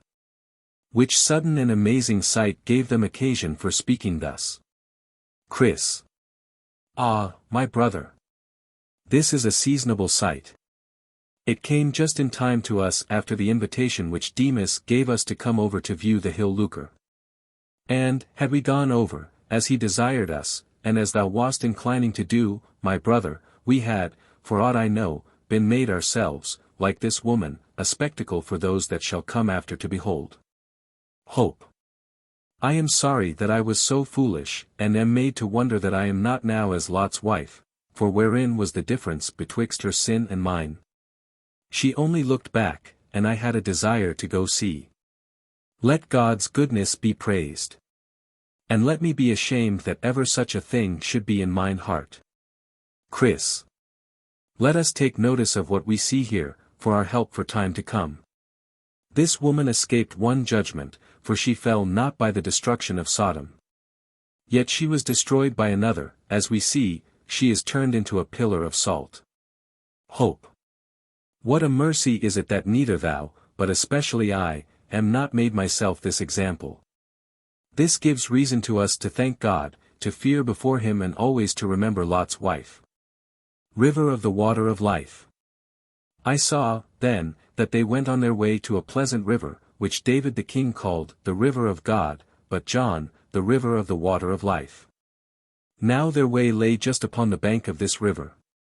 Here, therefore, Christian and his companion walked with great delight, they drank also of the water of the river, which was pleasant and enlivening to their weary spirits.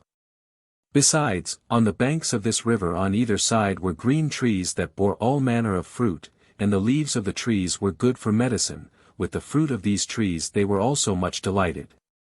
And the leaves they ate to prevent illness, especially such diseases that come to those that heat their blood by travels. On either side of the river was also a meadow, curiously beautified with lilies, and it was green all the year long. In this meadow they lay down and slept, for here they might lie down safely. When they awoke, they gathered again of the fruit of the trees and drank again of the water of the river, and they lay down again to sleep. This they did several days and nights. Then they sang. Behold ye, how these crystal streams do glide, to comfort pilgrims by the highway side. The meadows green, besides their fragrant smell, yield dainties for them. And he who can tell what pleasant fruit, yea, leaves, these trees do yield, will soon sell all, that he may buy this field. So when they were disposed to go on, for they were not as yet at their journey's end, they ate and drank, and departed. Now, I beheld in my dream that they had not journeyed far, but the river and the way for a time parted, at which they were not a little sorry, yet they durst not go out of the way. Now the way from the river was rough, and their feet tender by reason of their travels, so the souls of the pilgrims were much discouraged because of the way. Wherefore, still as they went on they wished for a better way. Now, a little before them there was, on the left hand of the road, a meadow, and a stile to go over into it, and that meadow is called Bypath Meadow. Then said Christian to his fellow, if this meadow leath along by our wayside, let's go over it. Then he went to the stile to see, and behold, a path lay along by the way on the other side of the fence. It is according to my wish, said Christian, here is the easiest going. Come, good hopeful, and let us go over. Hope. But how if this path should lead us out of the way? Vain confidence. Chris. That is not likely, said the other. Look, doth it not go along by the wayside? So hopeful, being persuaded by his fellow, went after him over the stile. When they were gone over, and were got into the path, they found it very easy to their feet. And withal, they, looking before them, espied a man walking as they did, and his name was Vain Confidence, so they called after him, and asked him whither that way led. He said, to the celestial gate. Look, said Christian, did not I tell you so? By this you may see we are right. So they followed, and he went before them. But, behold, the night came on, and it grew very dark, so that they that were behind lost sight of him that went before. He, therefore, that went before, Vain Confidence by name, not seeing the way before him, fell into a deep pit, which was on purpose there made by the prince of those grounds to catch careless fools, withal, and was dashed in pieces with his fall. Now Christian and his fellow heard him fall. So they called to know the matter, but there was none to answer, only they heard a groaning. Then said Hopeful, where are we now? Then was his fellow silent, as mistrusting that he had led him out of the way, and now it began to rain, and thunder, and lighten in a most dreadful manner, and the water rose amain. Then Hopeful groaned in himself, saying, Oh that I had kept on my way. Chris. Who could have thought that this path should have led us out of the way? Hope. I was afraid on't at the very first, and therefore gave you that gentle caution. I would have spoken plainer, but that you are older than I. Chris. Good brother, be not offended. I am very sorry I have brought thee out of the way, and that I have put thee into such great danger. Pray, my brother, forgive me, I did not do it of any evil intent. Hope. Be comforted, my brother, for I forgive thee, and believe, too, that this shall be for our good. Chris. I am glad I have with me a merciful brother. But we must not stand still, let us try to go back again. Hope. But, good brother, let me go before. Chris. No, if you please. Let me go first, that, if there be any danger, I may be first therein, because by my means we are both gone out of the way. Hope. No, you shall not go first, for your mind being troubled may lead you out of the way again. Then for their encouragement they heard the voice of one saying, Let thine heart be towards the highway, even the way that thou wentest, turn again. But by this time the waters were greatly risen, by reason of which the way of going back was very dangerous. Then I thought that it is easier going out of the way when we are in, than going in when we are out. Yet they undertook to go back. But it was so dark, and the flood so high, that, in their going back, they had like to have been drowned 9 or 10 times. Giant despair. Neither could they, with all the skill they had, get again to the stile that night. Wherefore, at last lighting under a little shelter, they sat down there until daybreak, but, being weary, they fell asleep. Now, there was, not far from the place where they lay, a castle, called Doubting Castle, the owner whereof was Giant Despair, and it was in his grounds they now were sleeping. Wherefore he, getting up in the morning early, and walking up and down in his fields, caught Christian and Hopeful asleep in his grounds. Then, with a grim and surly voice, he bid them awake, and asked them whence they were, and what they did in his grounds. They told him they were pilgrims, and that they had lost their way. Then said the giant, You have this night trespassed on me by trampling in and lying on my grounds, and therefore you must go along with me. So they were forced to go, because he was stronger than they. They had also but little to say, for they knew themselves in fault. The giant, therefore, drove them before him, and put them into his castle, into a very dark dungeon, nasty and smelling vilely to the spirits of these 2 men.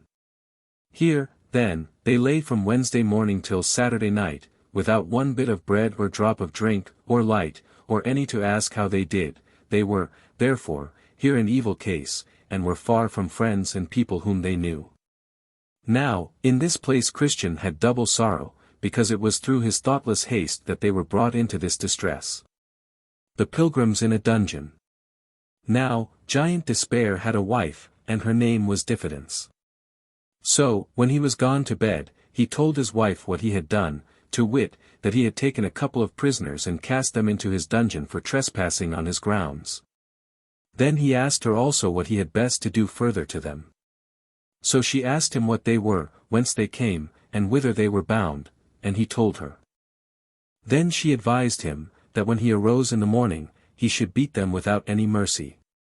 So, when he arose, he getteth him a grievous crabtree cudgel, and goes down into the dungeon to them, and there first fell to abusing them as if they were dogs, although they never gave him a word of distaste. Then he falls upon them, and beats them fearfully, in such sort that they were not able to help themselves, or to turn them upon the floor. This done, he withdraws, and leaves them there to sorrow over their misery and to mourn under their distress. So all that day they spent their time in nothing but sighs and bitter grief. The next night she, talking with her husband about them further, and understanding that they were yet alive, did advise him to tell them to make away with themselves.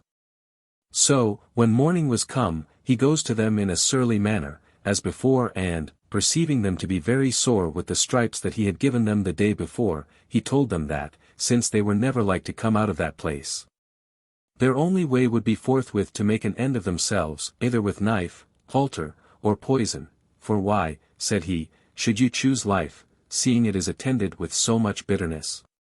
But they desired him to let them go. With that, he looked ugly upon them, and rushing to them, had doubtless made an end of them himself, but that he fell into one of his fits, for he sometimes, in sunshiny weather, fell into fits, and lost for a time the use of his hands. Wherefore he withdrew, and left them as before to consider what to do.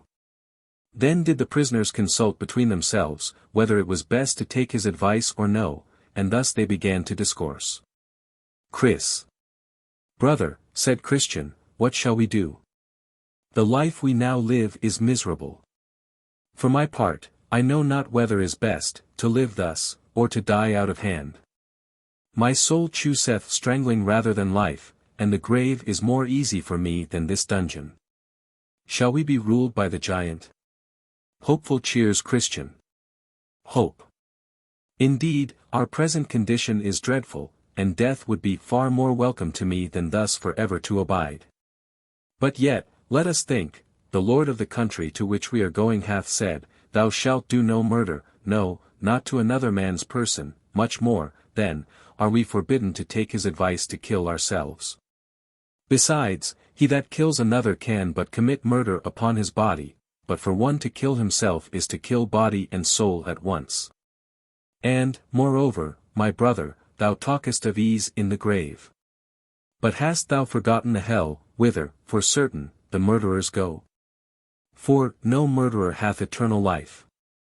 And let us consider again, that all the law is not in the hand of giant despair, others, so far as I can understand, have been taken by him as well as we, and yet have escaped out of his hand. Who knows but that God, who made the world, may cause that giant despair may die? Or that, at some time or other, he may forget to lock us in?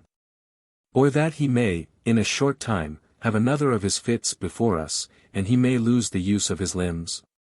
And if ever that should come to pass again, for my part, I am resolved to pluck up the heart of a man, and try to my utmost to get from under his hand. I was a fool that I did not try to do it before. But however, my brother, let us be patient, and endure a while, the time may come that may give us a happy release, but let us not be our own murderers. With these words, Hopeful at present did calm the mind of his brother. So they continued together in the dark that day, in their sad and doleful condition. Well, towards evening, the giant goes down into the dungeon again, to see if his prisoners had taken his counsel. But, when he came there, he found them alive. And truly, alive was all, for now, what for want of bread and water, and by reason of the wounds they received when he beat them, they could do little but breathe. But, I say, he found them alive. At which he fell into a grievous rage, and told them that, seeing they had disobeyed his counsel, it should be worse with them than if they had never been born. At this they trembled greatly, and I think that Christian fell into a swoon. But, coming a little to himself again, they renewed their discourse about the giant's advice and whether yet they had best to take it or no. Now, Christian again seemed for doing it, but Hopeful made his second reply as followeth. Hope. My brother, said he, rememberest thou not how valiant thou hast been heretofore? Apollyon could not crush thee, nor could all that thou didst hear, or see, or feel in the valley of the shadow of death. What hardship, terror, and amazement hast thou already gone through? And art thou now nothing but fear? Thou sayest that I am in the dungeon with thee, a far weaker man by nature than thou art. Also this giant has wounded me as well as thee, and hath also cut off the bread and water from my mouth, and, with thee, I mourn without the light. But let us have a little more patience. Remember how thou showedst thyself the man Vanity Fair, and wast neither afraid of the chain, nor cage, nor yet of bloody death. Wherefore, let us, at least to avoid the shame that it becomes not a Christian to be found in, bear up with patience as well as we can. Now, night being come again, and the giant and his wife being in bed, she asked him concerning the prisoners, and if they had taken his advice, to which he replied, They are sturdy rogues. They choose rather to bear all hardship than to make away with themselves. Then said she, Take them unto the castle yard tomorrow, and show them the bones and skulls of those that thou hast already killed. And make them believe, ere a week comes to an end, thou wilt tear them also in pieces, as thou hast done their fellows before them. So when the morning was come, the giant goes to them again, and takes them into the castle yard and shows them as his wife had bidden him. These, said he, were pilgrims, as you are, once, and they trespassed in my grounds as you have done. And when I thought fit, I tore them in pieces, and so within 10 days I will do you. Go, get you down to your den again. And, with that, he beat them all the way thither. They lay, therefore, all day on Saturday in a lamentable case, as before. Now, when night was come, and when Mrs. Diffidence and her husband, the giant, were got to bed, they began to renew their talking of their prisoners. And withal, the old giant wondered that he could neither by his blows nor counsel bring them to an end. And, with that, his wife replied, I fear, said she, that they live in hope that some will come to relieve them. Or that they have picklocks about them, by the means of which they hope to escape. And sayest thou so, my dear, said the giant, I will therefore search them in the morning. The Pilgrim's escape. Well, on Saturday about midnight, they began to pray, and continued in prayer till almost break of day. Now, a little before it was day, good Christian, as one half amazed, brake out into this earnest speech, What a fool, quoth he, am I to lie in a foul-smelling dungeon, when I may as well walk at liberty. I have a key in my bosom called Promise, that will, I am sure, open any lock in Doubting Castle. Then said Hopeful, that is good news, good brother, pluck it out of thy bosom, and try. Then Christian pulled it out of his bosom, and began to try at the dungeon door, whose bolt, as he turned the key, gave back, and the door flew open with ease, and Christian and Hopeful both came out. Then he went to the outward door that leads into the castle yard, and with his key opened that door also. After, he went to the iron gate, for that must be opened too, but that lock went exceedingly hard, yet the key did open it. Then they thrust open the gate to make their escape with speed, but that gate, as it opened, made such a creaking, that it waked Giant Despair who, hastily rising to pursue his prisoners, felt his limbs to fail. For his fits took him again, so that he could by no means go after them.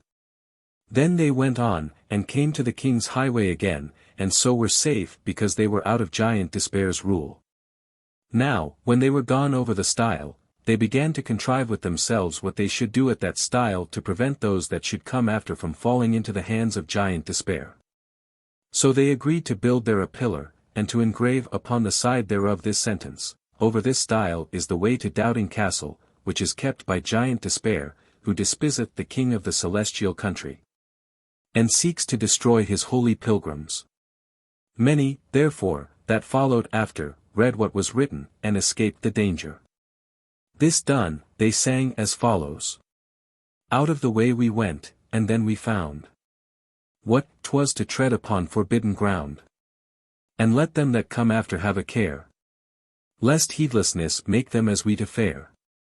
Lest they for trespassing his prisoners are, whose castles doubting, and whose names despair.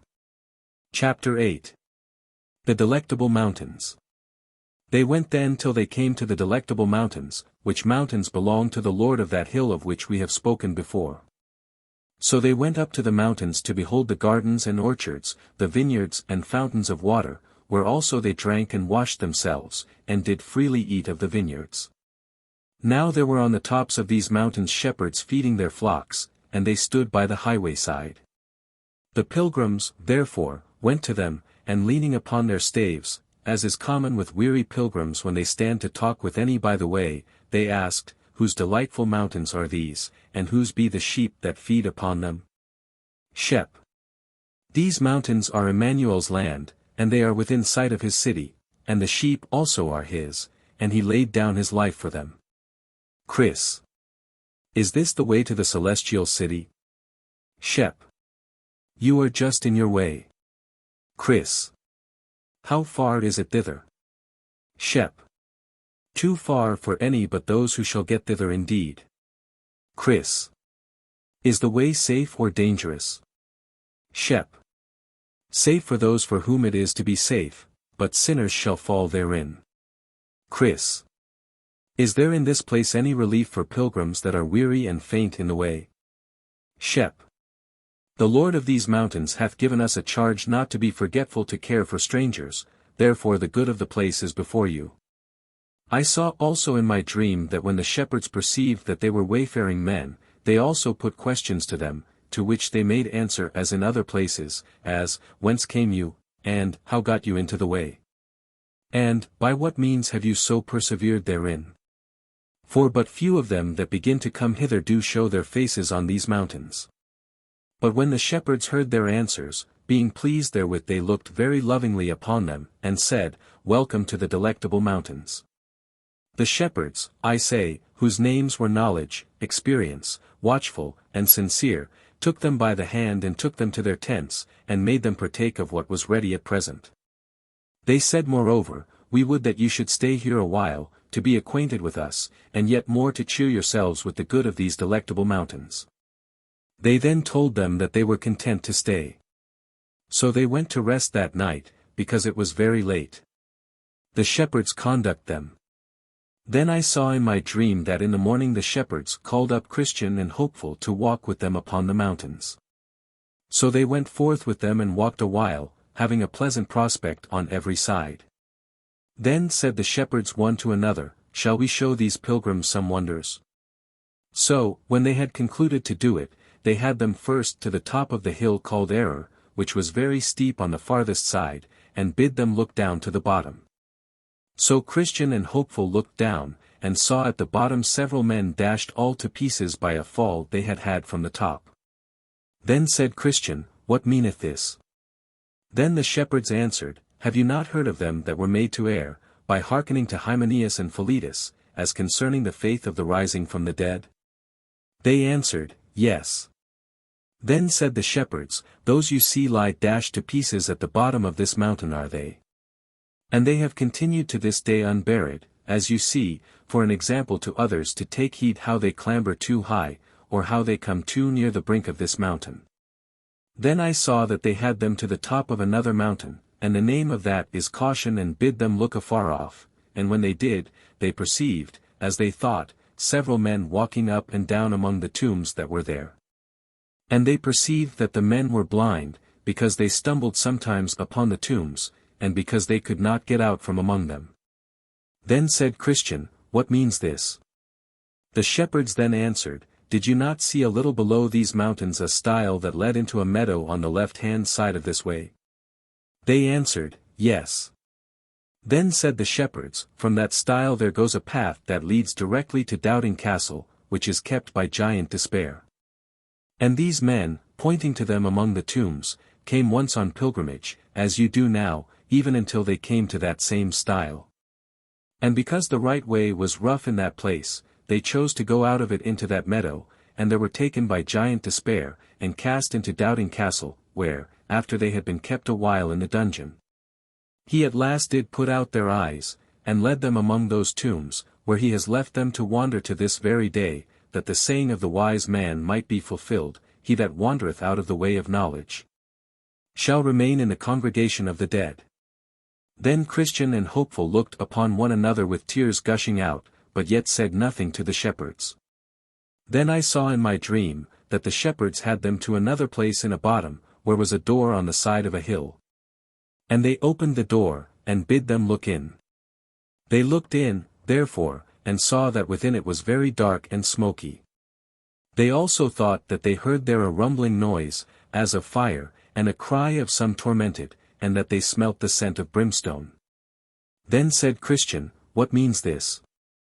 The shepherds told them, This is a byway to hell, a way that hypocrites go in at, namely, such as sell their birthright, with Esau, such as sell their master, with Judas, such as blaspheme the gospel, with Alexander. And that lie and deceive with Ananias and Sapphira his wife. Hope. Then said Hopeful to the shepherds, I perceive that these had on them, even every one, a show of pilgrimage, as we have now, had they not? Shep. Yes, and held it a long time too. Hope. How far might they go on in pilgrimage in their day, since they notwithstanding were thus miserably cast away? Shep. Some farther, and some not so far as these mountains. Then said the pilgrims one to another, We have need to cry to the strong for strength. Shep. Aye, and you will have need to use it when you have it, too. Gate of the Celestial City. By this time the pilgrims had a desire to go forward, and the shepherds a desire they should, so they walked together towards the end of the mountains. Then said the shepherds one to another, Let us here show to the pilgrims the gate of the celestial city, if they have skill to look through our perspective glass. The pilgrims then lovingly accepted the motion.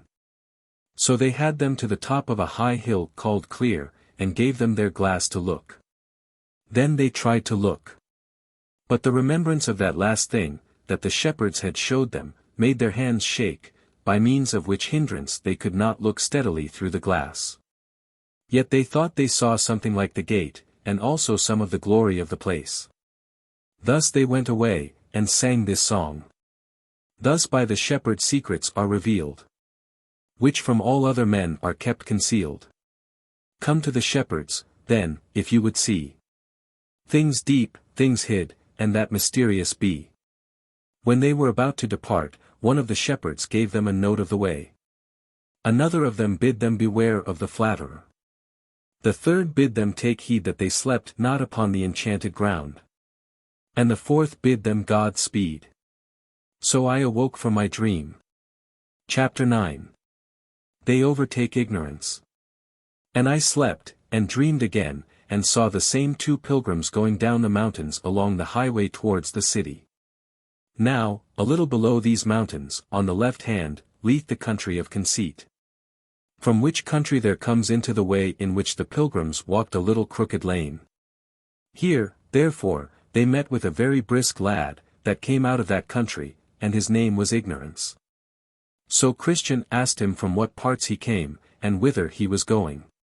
Ignore. Sir, I was born in the country that lieth off there a little on the left hand, and I am going to the celestial city. Chris. But how do you think to get in at the gate? For you may find some difficulty there. Ignore. As other people do. Chris. But what have you to show at the gate, that may cause that the gate should be open to you? Ignore. I know my Lord's will, and have been a good liver, I pay every man his own. I pray, fast, pay money to the church and give to the poor, and have left my country for whither I am going. Chris. But thou camest not in at the wicket gate that is at the head of this way, thou camest in hither through that same crooked lane. And therefore I fear, however thou mayest think of thyself, when the reckoning day shall come, thou wilt have laid to thy charge that thou art a thief and a robber, instead of getting admittance into the city. Ignore. Gentlemen, ye be utter strangers to me, I know you not, be content to follow the custom of your country, and I will follow the custom of mine. I hope all will be well. And, as for the gate that you talk of, all the world knows that that is a great way off of our country. I cannot think that any man in all our parts doth so much as know the way to it. Nor need they matter whether they do or no, since we have, as you see, a fine, pleasant green lane, that comes down from our country, the next way into the way. When Christian saw that the man was wise in his own opinion, he said to Hopeful, whisperingly, There is more hope of a fool than of him. And said, Moreover, when he that is a fool walketh by the way, his wisdom faileth him, and he saith to every one that he is a fool. What? Shall we talk further with him, or outgo him at present, and so leave him to think of what he hath heard already, and then stop again for him afterwards, and see if by degrees we can do any good to him? Then said Hopeful, Let Ignorance a little while now muse on what is said, and let him not refuse good counsel to embrace, lest he remain still ignorant of what's the chiefest gain. God saith, those that no understanding have, although he made them he will not save. Hope. He further added, It is not good, I think, to say all to him at once, Let us pass him by, if you will, and talk to him by and by, even as he is able to bear it. So they both went on, and Ignorance he came after. Now, when they had passed him a little way, they entered into a very dark lane, where they met a man whom 7 devils had bound with 7 strong cords, and were carrying of him back to the door that they saw on the side of the hill. Now good Christian began to tremble, and so did Hopeful his companion, yet, as the devils led away the man, Christian looked to see if he knew him, and he thought it might be one turn away, that dwelt in the town of apostasy. But he did not perfectly see his face, for he did hang his head like a thief that is found. But being gone past, Hopeful looked after him, and espied on his back a paper with this inscription, one who was wicked while claiming to be good, and turned away from God. 3 sturdy rogues. Then said Christian to his fellow, Now I call to remembrance that which was told of a thing that happened to a good man hereabout. The name of that man was Little Faith, but a good man, and dwelt in the town of Sincere. The thing was this: at the entering in at this passage, there comes down from Broadway Gate a lane called Dead Man's Lane, so called because of the murders that are commonly done there. And this Little Faith, going on pilgrimage as we do now, chanced to sit down there, and slept. Now, there happened at that time to come down that lane, from Broadway Gate, 3 sturdy rogues, and their names were Faint Heart, Mistrust, and Guilt, 3 brothers, and they espying Little Faith, where he was, came galloping up with speed.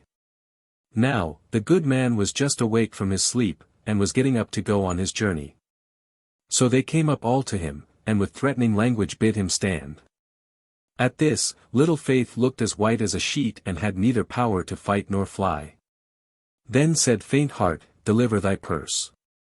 But, he making no haste to do it, for he was loath to lose his money, Mistrust ran up to him, and, thrusting his hand into his pocket, pulled out thence a bag of silver. Then he cried out, Thieves! Thieves! With that, Guilt, with a great club that was in his hand, struck Little Faith on the head, and with that blow felled him flat to the ground, where he lay bleeding as one that would bleed to death. All this while the thieves stood by. But, at last, they hearing that some were upon the road, and fearing lest it should be one great grace, that dwells in the city of good confidence, they betook themselves to their heels, and left this good man to shift for himself. Now, after a while, Little Faith came to himself, and, getting up, made shift to scramble on his way. This was the story. Hope. But did they take from him all that ever he had? Chris. No, the place where his jewels were they never ransacked. So those he kept still. But as I was told, the good man was much afflicted for his loss, for the thieves got most of his spending money. That which they got not, as I said, were jewels. Also he had a little odd money left, but scarce enough to bring him to his journey's end. Nay, if I was not misinformed, he was forced to beg as he went, to keep himself alive, for his jewels he might not sell. But, beg and do what he could, he went, as we say, often with a hungry stomach the most part of the rest of the way. Hope. But is it not a wonder they got not from him his certificate, by which he was to receive admission at the celestial gate? Chris. It is a wonder, but they got not that, though they missed it not through any cunning of his, for he, being dismayed by their coming upon him, had neither power nor skill to hide anything. So it was more by good providence than by his endeavor, that they missed of that good thing. Hope. But it must needs be a comfort to him that they got not his jewels from him. Chris. It might have been great comfort to him, had he used it as he should, but they that told me the story said, that he made but little use of it all the rest of the way, and that because of the alarm that he had in their taking away his money. Indeed, he forgot it a great part of the rest of his journey. And besides, when at any time it came into his mind, and he began to be comforted therewith, then would fresh thoughts of his loss come again upon him, and those thoughts would swallow up all. Hopeful rebuked. Hope. Alas, poor man! This could not but be a great grief unto him. Chris. Grief. Aye, a grief indeed. Would it not have been so to any of us, had we been used as he, to be robbed and wounded too, and that in a strange place, as he was? It is a wonder he did not die with grief, poor heart. I was told that he scattered almost all the rest of the way with nothing but doleful and bitter complaints. Telling also to all that overtook him, or that he overtook in the way as he went, where he was robbed, and how, who they were that did it, and what he had lost, how he was wounded, and that he hardly escaped with life. Hope. But it is a wonder that his necessities did not put him upon selling or pawning some of his jewels, that he might have wherewith to relieve himself in his journey. Chris. Thou talkest like one whose head is thick to this very day. For what should he pawn them, or to whom should he sell them? In all that country where he was robbed, his jewels were not accounted of, nor did he want that relief which could from thence be administered to him. Besides, had his jewels been missing at the gate of the celestial city, he had, and that he knew well enough, been shut out from an inheritance there, and that would have been worse to him than the coming in villainy of 10,000 thieves. Hope. But, Christian, these three fellows, I am persuaded in my heart, are but a company of cowards. Would they have run else, think you, as they did at the noise of one that was coming on the road? Why did not little Faith pluck up a greater heart? He might, methinks, have stood one brush with them, and have yielded when there had been no remedy. Chris.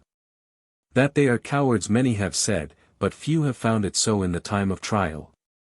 As for a great heart, little Faith had none.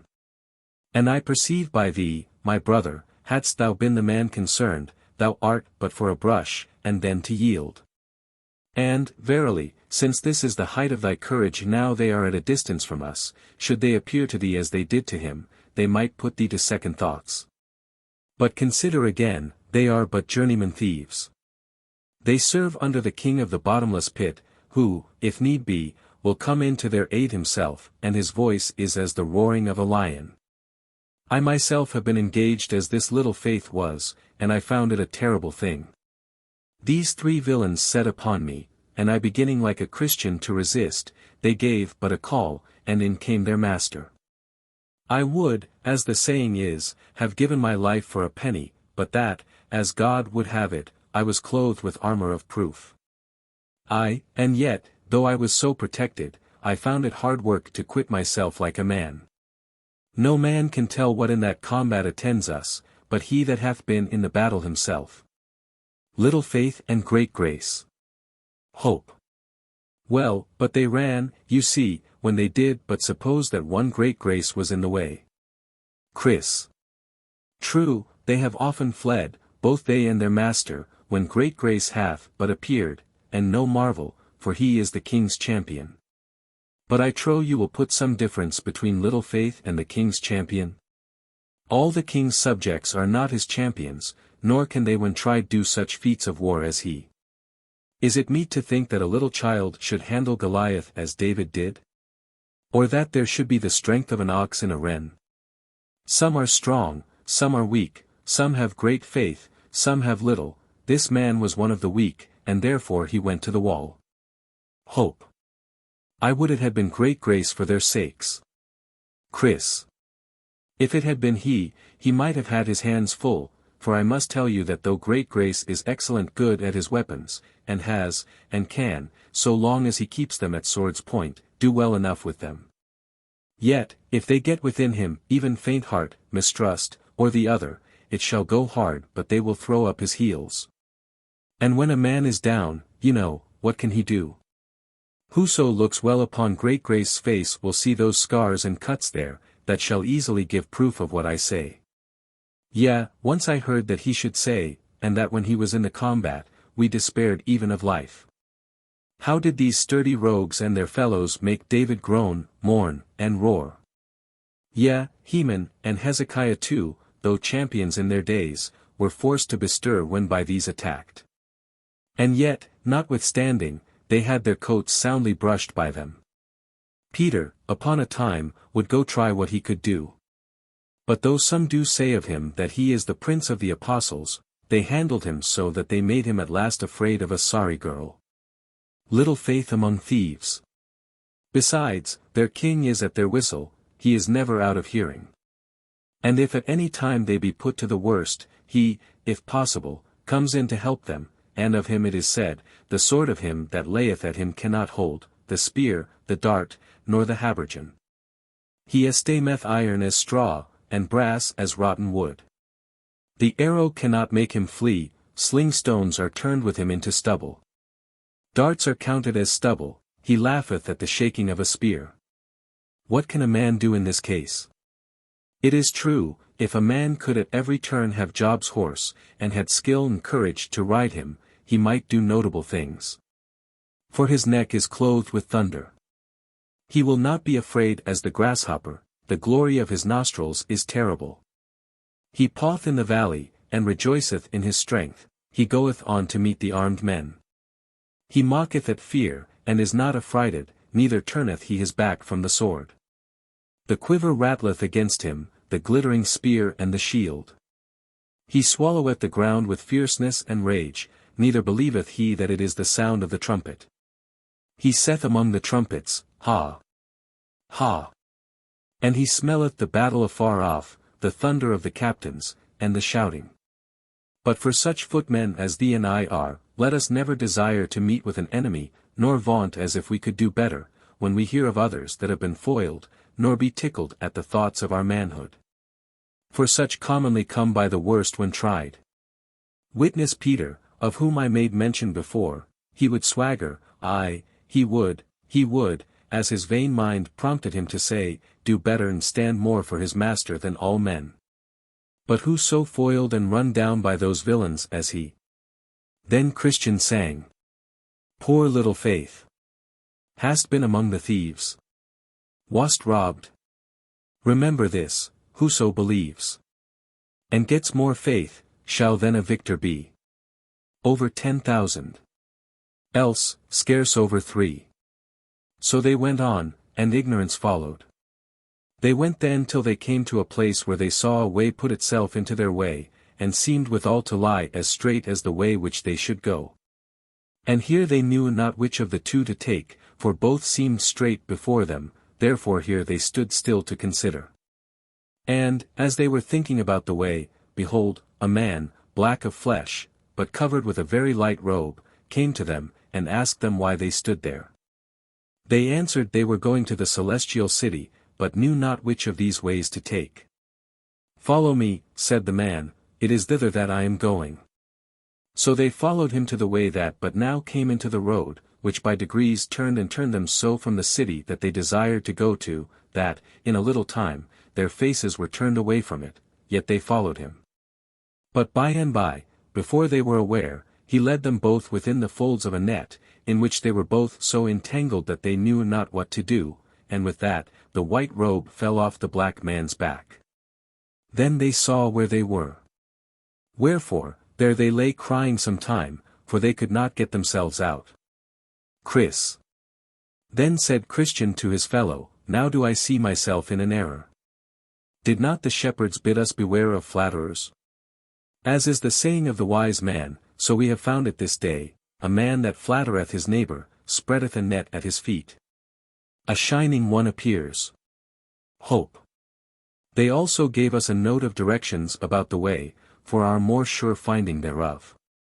But therein we have also forgotten to read, and have not kept ourselves from the paths of the destroyer. Thus they lay bewailing themselves in the net. At last they espied a shining one coming towards them with a whip of small cord in his hand. When he was come to the place where they were, he asked them whence they came, and what they did there. They told him that they were poor pilgrims going to Zion, but were led out of their way by a black man clothed in white, who bid us, said they, follow him, for he was going thither too. Then said he with the whip, it is flatterer, a false prophet, that hath changed himself into an angel of light. So he rent the net, and let the men out. Then said he to them, follow me, that I may set you in your way again. So he led them back to the way which they had left to follow the flatterer. Then he asked them, saying, where did you lie the last night? They said, with the shepherds upon the delectable mountains. He asked them then if they had not of those shepherds a note of direction for the way. They answered, yes. But did you not, said he, when you were at a stand, pluck out and read your note? They answered, no. He asked them, why? They said they forgot. He asked them, moreover, if the shepherds did not bid them beware of the flatterer. They answered, yes, but we did not imagine, said they, that this fine-spoken man had been he. Then I saw in my dream, that he commanded them to lie down, which when they did, he whipped them sore, to teach them the good way wherein they should walk, and, as he whipped them, he said, as many as I love, I rebuke and chasten. Be zealous, therefore, and repent. This done, he bid them go on their way, and take good heed to the other directions of the shepherds. So they thanked him for all his kindness, and went softly along the right way, singing. Come hither, you that walk along the way. See how the pilgrims fare that go astray. They catched are in an entangling net. 'Cause they good counsel lightly did forget. 'Tis true, they rescued were, but yet, you see, they're scourged to boot, let this your caution be. Now, after a while they perceived afar off, one coming softly in alone, all along the highway, to meet them. Then said Christian to his fellow, Yonder is a man with his back toward Zion, and he is coming to meet us. Hope. I see him, let us take heed to ourselves lest he should prove a flatterer also. They meet atheist. So he drew nearer and nearer, and at last came up to them. His name was Atheist, and he asked them whither they were going. Chris. We are going to Mount Zion. Then Atheist fell into a very great laughter. Chris. What is the meaning of your laughter? Atheist. I laugh to see what ignorant persons you are, to take upon yourselves so tedious a journey, and yet are like to have nothing but your travel for your pains. Atheist laughing at Christian and hopeful. See page 170. Chris. Why, man, do you think we shall not be received? Atheist. Received. There is no such a place as you dream of in all this world. Chris. But there is in the world to come. Atheist. When I was at home in mine own country, I heard as you now affirm, and, from that hearing, went out to see, and have been seeking this city these 20 years, but find no more of it than I did the first day I set out. Chris. We have both heard and believe that there is such a place to be found. Atheist. Had not I, when at home, believed I had not come thus far to seek. But, finding none, and yet I should had there been such a place to be found, for I have gone to seek it farther than you, I am going back again. And will seek to refresh myself with the things that I then cast away for hopes of that which I now see is not. Chris. Then said Christian to hopeful his fellow, Is it true which this man hath said? Hope. Take heed, he is one of the flatterers. Remember what it hath cost us once already for hearkening to such kind of fellows. What? No Mount Zion? Did we not see from the delectable mountains the gate of the city? Also, are we not now to walk by faith? Let us go on, lest the man with the whip overtake us again. I say, my brother, cease to hear him, and let us believe to the saving of the soul. Chris. My brother, I did not put the question to thee for that I doubted of the truth of our belief myself, but to prove thee, and to fetch from thee a fruit of the honesty of thy heart. As for this man, I know that he is blinded. Let thee and me go on, knowing that we have belief of the truth, and no lie is of the truth. Hope. Now do I rejoice in hope of the glory of God. So they turned away from the man, and he, laughing at them, went his way. I then saw in my dream that they went till they came into a certain country, whose air naturally tended to make one drowsy if he came a stranger into it. And here Hopeful began to be very dull and heavy of sleep. Wherefore he said unto Christian, I do now begin to grow so drowsy, that I can scarcely hold up mine eyes, let us lie down here, and take one nap. Chris. By no means, said the other, lest sleeping, we never awake more. Hope. Why, my brother? Sleep is sweet to the laboring man, we may be refreshed if we take a nap. Chris. Do not you remember that one of the shepherds bid us beware of the enchanted ground? He meant by that we should beware of sleeping. Wherefore let us not sleep as others, but let us watch and be sober. Hope. I acknowledge myself in fault, and had I been here alone, I had, by sleeping, run the danger of death. I see it is true that the wise man saith, 2 are better than 1. Hitherto hath thy company been my help, and thou shalt have a good reward for thy labor. Chris. Now, then, said Christian, to prevent drowsiness in this place, let us talk about something profitable. Hope. With all my heart. Hopeful narrates conversion. Chris. Where shall we begin? Hope. Where God began with us. But do you begin, if you please? Chris. I will sing you first this song. When saints do sleepy grow, let them come hither. And hear how these two pilgrims talk together. Yea, let them learn of them, in any wise. Thus to keep ope their drowsy, slumbering eyes. Saints' fellowship, if it be managed well, keeps them awake, and that in spite of hell. Chris. Then Christian began, and said, I will ask you a question. How came you to think at first of doing as you do now? Hope. Do you mean, how came I at first to look after the good of my soul? Chris. Yes, that is my meaning. Hope. I continued a great while in the delight of those things which were seen and sold at our fair. Things which I believe now would have, had I continued in them still, drowned me in ruin and destruction. Chris. What things were they? Hope. All the treasures and riches of the world. Also I delighted much in rioting, reveling, drinking, swearing, lying, uncleanness, Sabbath breaking, and what not, that tended to destroy the soul. But I found at last, by hearing and considering of things that are holy, which indeed I heard of you, as also of beloved faithful, that was put to death for his faith, and good living in vanity fair, that the end of these things is death. And that, for these things' sake, the wrath of God cometh upon those who disobey him. Chris. And did you presently fall under the power of this feeling? Hope. No.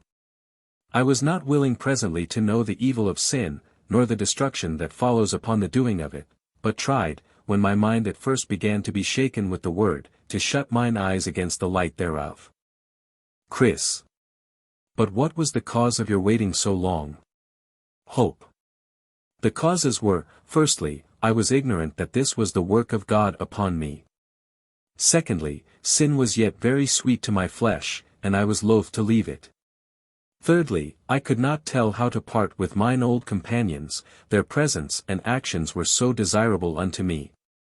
Fourthly, the hours in which these feelings were upon me, were such troublesome and such heart-affrighting hours, that I could not bear, no, not so much as the remembrance of them upon my heart. Chris. Then, as it seems, sometimes you got rid of your trouble? Hope. Yes, verily, but it would come into my mind again, and then I should be as bad, nay, worse than I was before. Chris. Why, what was it that brought your sins to mind again? Hope. Many things, as 1. If I did but meet a good man in the streets, or 2. If I have heard any read in the Bible, or 3. If mine head did begin to ache, or 4. If I were told that some of my neighbors were sick, or 5. If I heard the bell toll for some that were dead, or 6. If I thought of dying myself, or 7. If I heard that sudden death happened to others. 8. But especially when I thought of myself that I must quickly come to judgment. Chris. And could you at any time with ease get off the guilt of sin, when by any of these ways it came upon you? Hope. No, not I, for then they got faster hold of my conscience. And then, if I did but think of going back to sin, though my mind was turned against it, it would be double torment to me. Chris. And how did you do then? Hope. I thought I must endeavor to mend my life. For else, thought I am sure to be lost forever. Chris. And did you endeavor to mend? Hope. Yes, and fled from not only my sins, but sinful company too, and betook me to religious duties, as praying, reading, weeping for sin, speaking truth to my neighbors, etc. These things did I, with many others, too much here to tell. Chris. And did you think yourself well then? Hope. Yes, for a while, but, at the last, my trouble came tumbling upon me again, and that over the neck of all my trying to do right. Chris. How came that about, since you are now doing right, as far as you knew? Hope. There were several things brought it upon me, especially such sayings as these, all our righteousness are as filthy rags. By the works of the law shall no flesh be made righteous, when ye shall have done all those things which are commanded you, say, we are unprofitable, with many more such like. From whence I began to reason with myself thus, if all my righteousness are filthy rags, if by the deeds of the law no man can be made righteous, and if, when we have done all, we are yet unprofitable, then it is but a folly to think of heaven by the law. I further thought thus, if a man runs £100 into the shopkeeper's debt, and after that shall pay for all that he shall buy, yet his old debt stands still in the book uncrossed. For the which the shopkeeper may sue him, and cast him into prison till he shall pay the debt. Chris. Well, and how did you apply this to yourself? Hope. Why, I thought thus with myself, I have by my sins run a great way into God's book, and my now reforming will not pay off that score. Therefore I should think still, under all my present trying. But how shall I be freed from that punishment that I have brought myself in danger of by my former sins? Chris. A very good application, but pray go on. Hope. Another thing that hath troubled me ever since my late turning from sin is, that if I look narrowly into the best of what I do now, I still see sin, new sin, mixing itself with the best of that I do. So that now I am forced to conclude that, notwithstanding my former fond opinion of myself and duties, I have committed sin enough in one duty to send me to hell, though my former life had been faultless. Chris. And what did you do then? Hope. Do. I could not tell what to do, till I brake my mind to Faithful, for he and I were well acquainted. And he told me, that unless I could obtain the righteousness of a man that never had sinned, neither mine own nor all the righteousness of the world could save me. Chris. And did you think he spake true? Hope. Had he told me so when I was pleased and satisfied with mine own trying, I had called him fool for his pains, but now, since I see mine own weakness and the sin which cleaves to my best performance, I have been forced to be of his opinion. Chris. But did you think, when at first he suggested it to you, that there was such a man to be found, of whom it might justly be said that he never committed sin? Hope. I must confess the words at first sounded strangely. But after a little more talk in company with him I had full certainty about it. Chris. And did you ask him what man this was, and how you must be made righteous by him? Hope. Yes, and he told me it was the Lord Jesus, that dwelleth on the right hand of the Most High. And thus, said he, you must be made right by him, even by trusting what he hath done by himself in the days of his flesh, and suffered when he did hang on the tree. I asked him further, how that man's righteousness could be of that power to help another before God. And he told me he was the mighty God, and did what he did, and died the death also, not for himself, but for me. To whom his doings, and the worthiness of them, should be given if I believed on him. Chris. And what did you do then? Hope. I made my objections against my believing, for that I thought he was not willing to save me. Chris. And what said Faithful to you then? Hope. He bid me go to him and see. Then I said it was too much for me to ask for. But he said no, for I was invited to come. Then he gave me a book of Jesus' own writing to encourage me the more freely to come. And he said concerning that book, that every word and letter thereof stood firmer than heaven and earth. Then I asked him what I must do when I came. And he told me I must entreat on my knees, with all my heart and soul, the Father to reveal him to me. Then I asked him further how I must make my prayer to him. And he said, Go, and thou shalt find him upon a mercy seat, where he sits all the year long to give pardon and forgiveness to them that come. I told him that I knew not what to say when I came. And he bid me say to this effect, God be merciful to me a sinner, and make me to know and believe in Jesus Christ, for I see that if his righteousness had not been, or I have not faith in that righteousness, I am utterly cast away.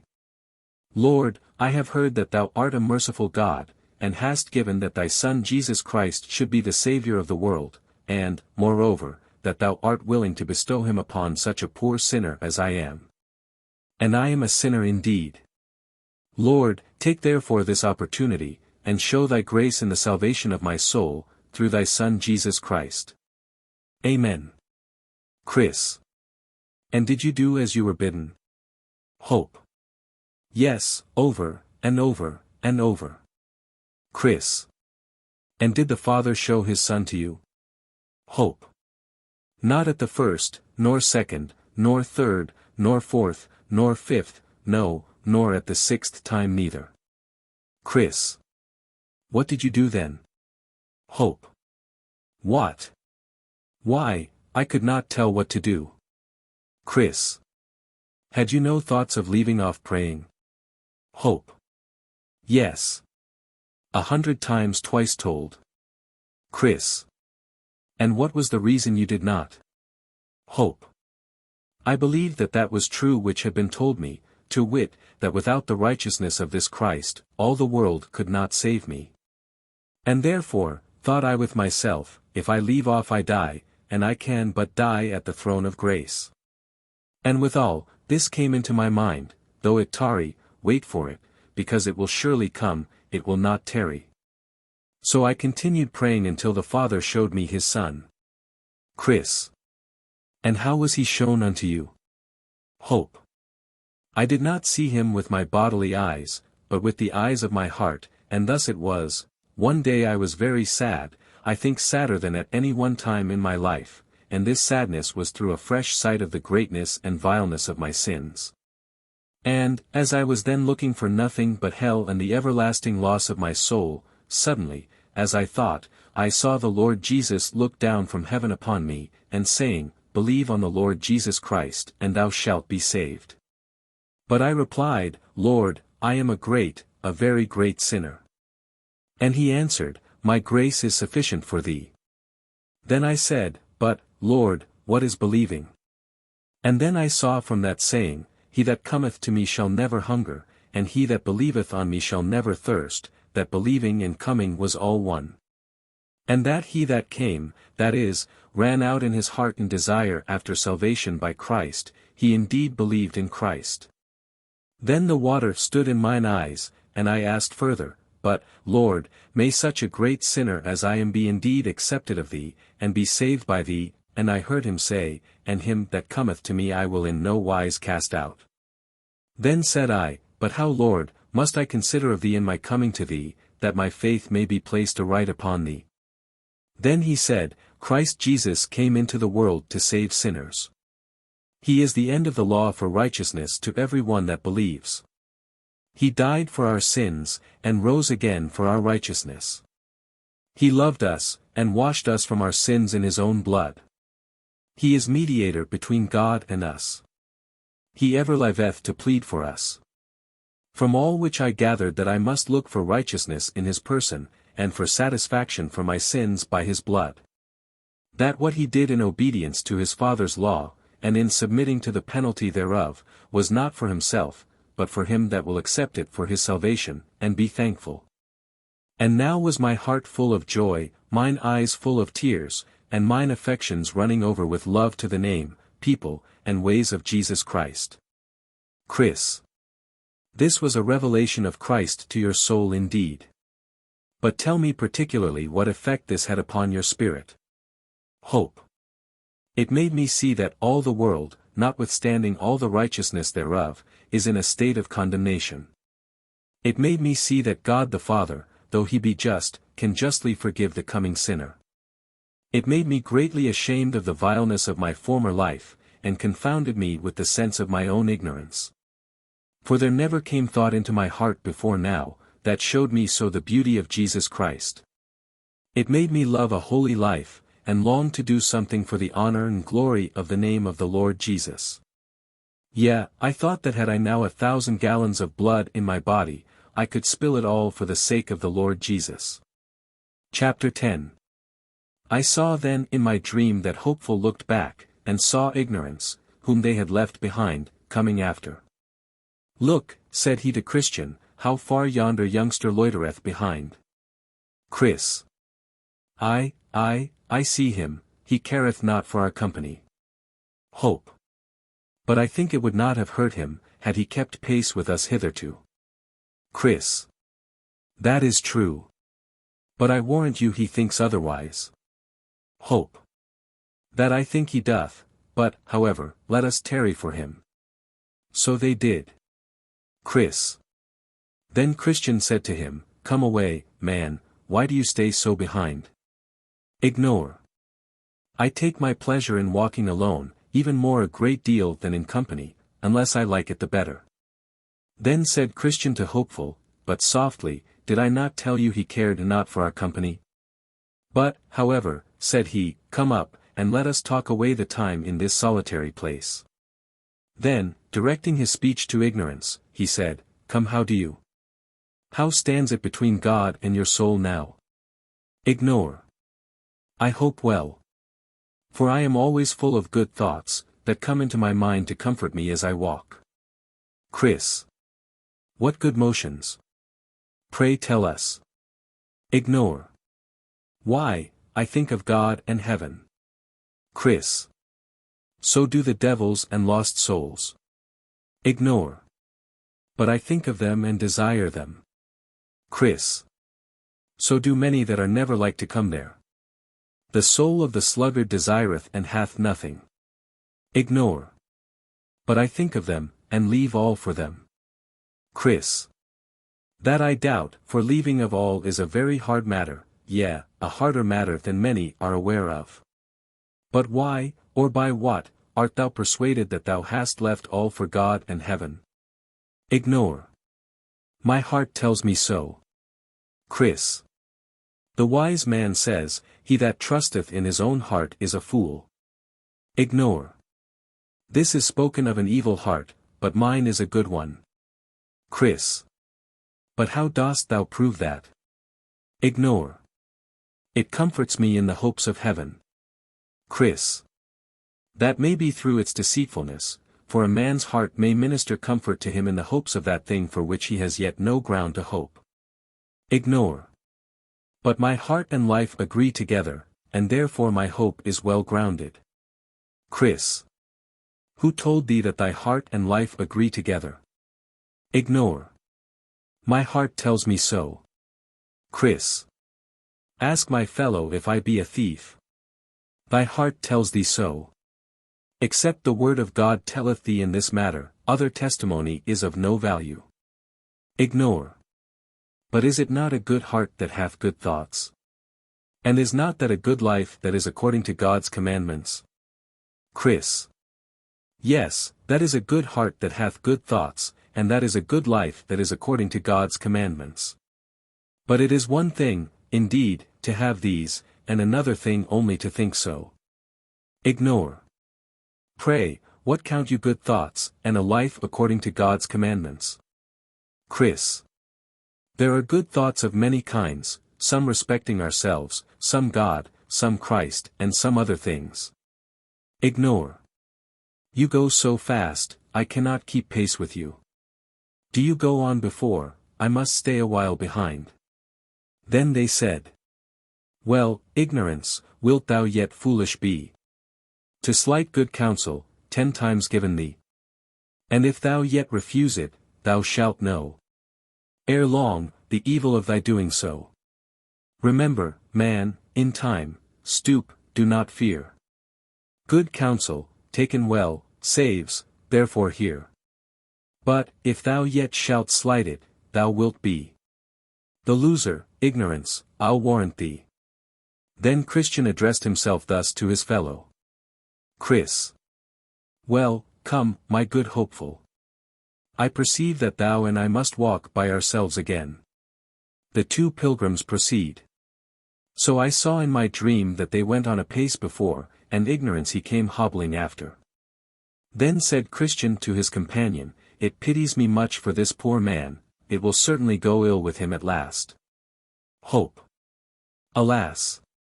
There are abundance in our town in his condition, whole families, yea, whole streets, and that of pilgrims, too. And if there be so many in our parts, how many, think you, must there be in the place where he was born? Chris.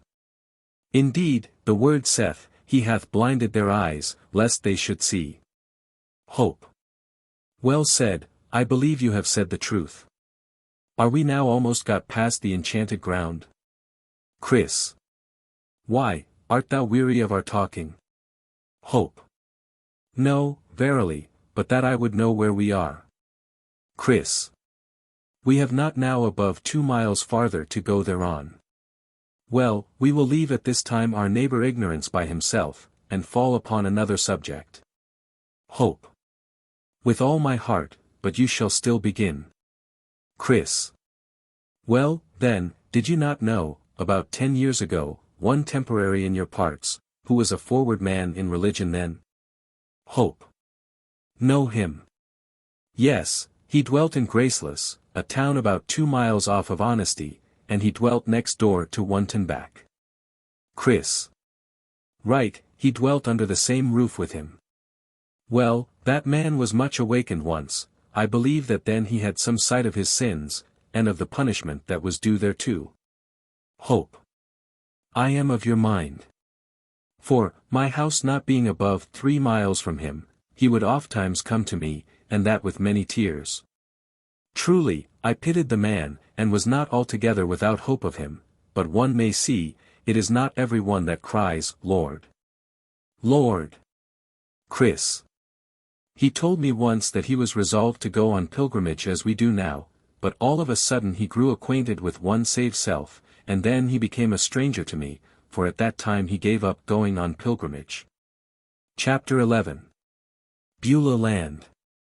Now I saw in my dream, that by this time the pilgrims were got over the enchanted ground, and entering into the country of Beulah, whose air was very sweet and pleasant, the way lying directly through it. They enjoyed themselves there for a season.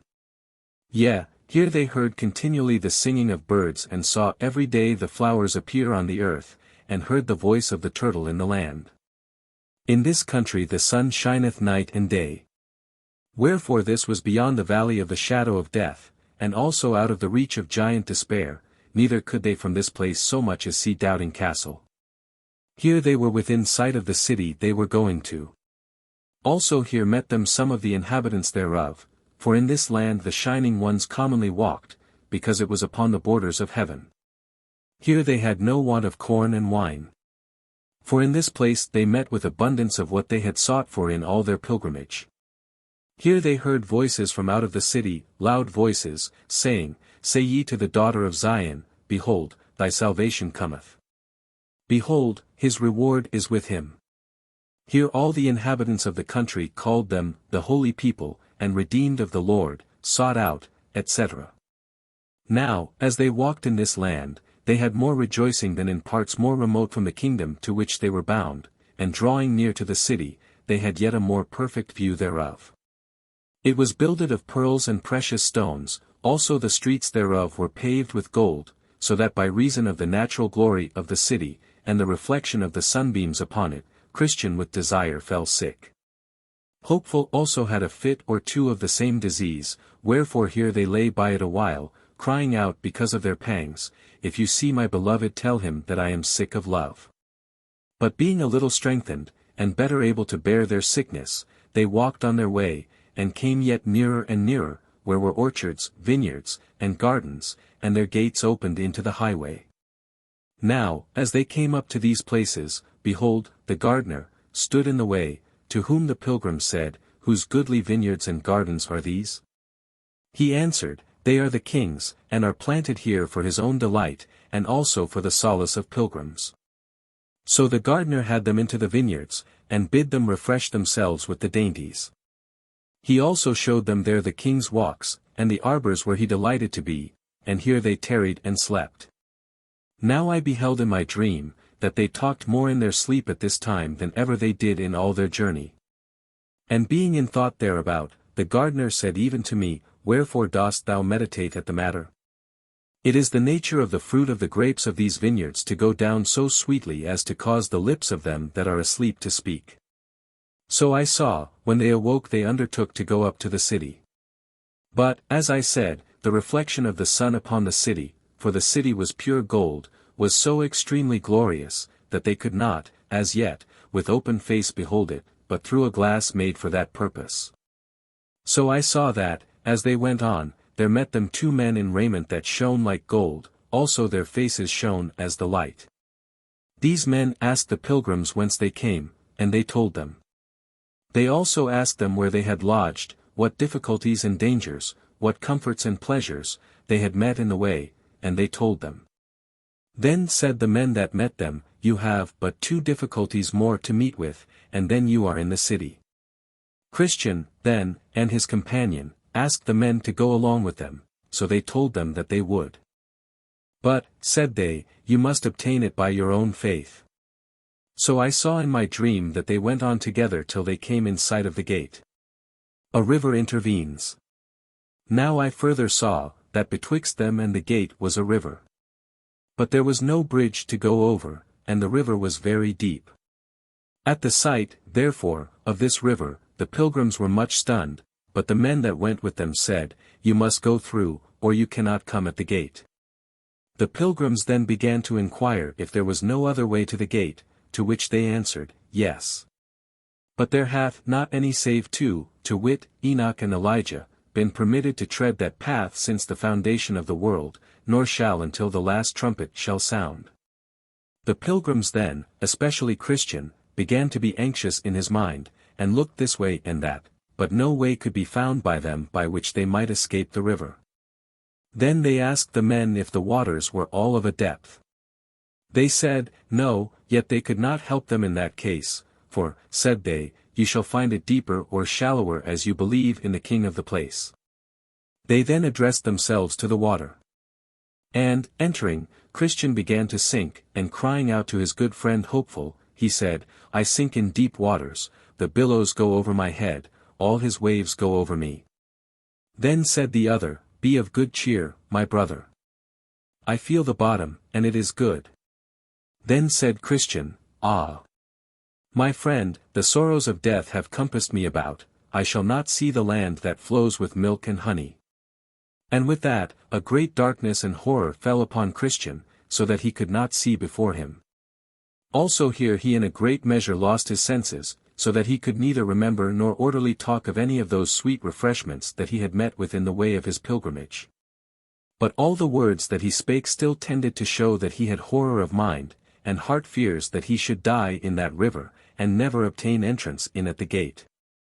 Here also, as they that stood by perceived, he was much in the troublesome thoughts of the sins that he had committed, both since and before he began to be a pilgrim.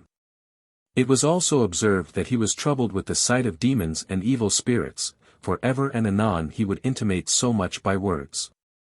Hopeful, therefore, here had much ado to keep his brother's head above water.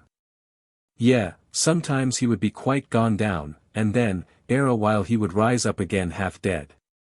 Hopeful would also endeavor to comfort him, saying, Brother, I see the gate, and men standing by to receive us. But Christian would answer, It is you they wait for, you have been hopeful ever since I knew you. And so have you, said he to Christian. Ah, brother, said he, surely, if I were right, he would now arise to help me. But for my sins he hath brought me into this snare, and hath left me. Then said Hopeful, My brother, these troubles and distresses that you go through in these waters are no sign that God hath forsaken you, but are sent to try you, whether you will call to mind that which hitherto you have received of his goodness, and live upon him in your distresses. Then I saw in my dream that Christian was in thought a while.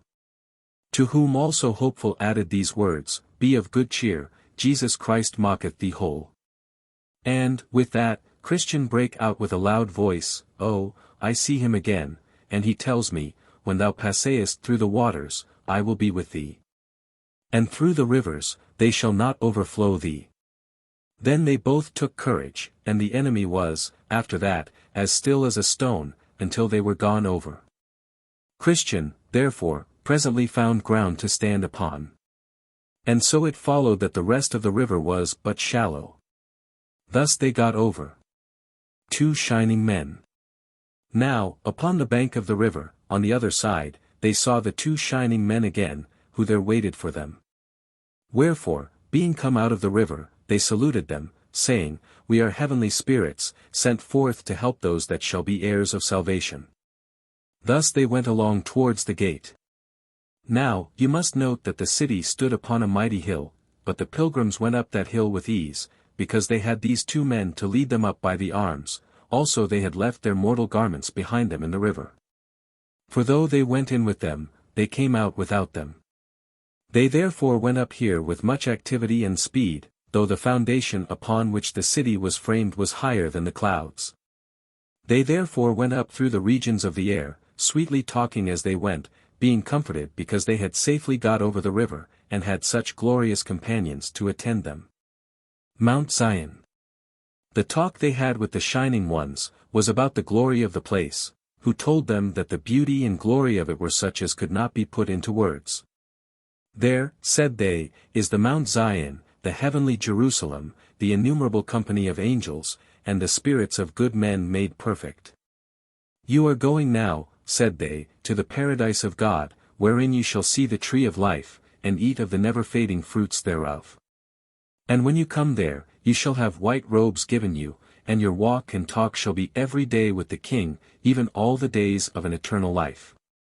There you shall not see again such things as you saw when you were in the lower region upon the earth, to wit, sorrow, sickness, affliction, and death, for the former things are passed away. You are going now to Abraham, to Isaac, and to Jacob, and to the prophets, men that God hath taken away from the evil to come, and that are now resting upon their beds, each one walking in his righteousness. The men then asked, What must we do in the holy place? To whom it was answered, You must there receive the comfort of all your toil, and have joy for all your sorrow. You must reap what you have sown, even the fruit of all your prayers, and tears, and sufferings for the King by the way. In that place you must wear crowns of gold, and enjoy the perpetual sight and visions of the Holy One. For there you shall see him as he is. There also you shall serve him continually with praise, with shouting and thanksgiving, whom you desire to serve in the world, though with much difficulty, because of the weakness of your bodies. There your eyes shall be delighted with seeing and your ears with hearing the pleasant voice of the Mighty One. There you shall enjoy your friends again that are gone thither before you. And there you shall with joy receive even every one that follows into the holy place after you. There also you shall be clothed with glory and majesty, and put into a state fit to ride out with the King of glory. When he shall come with sound of trumpet in the clouds, as upon the wings of the wind, you shall come with him, and when he shall sit upon the throne of judgment, you shall sit by him.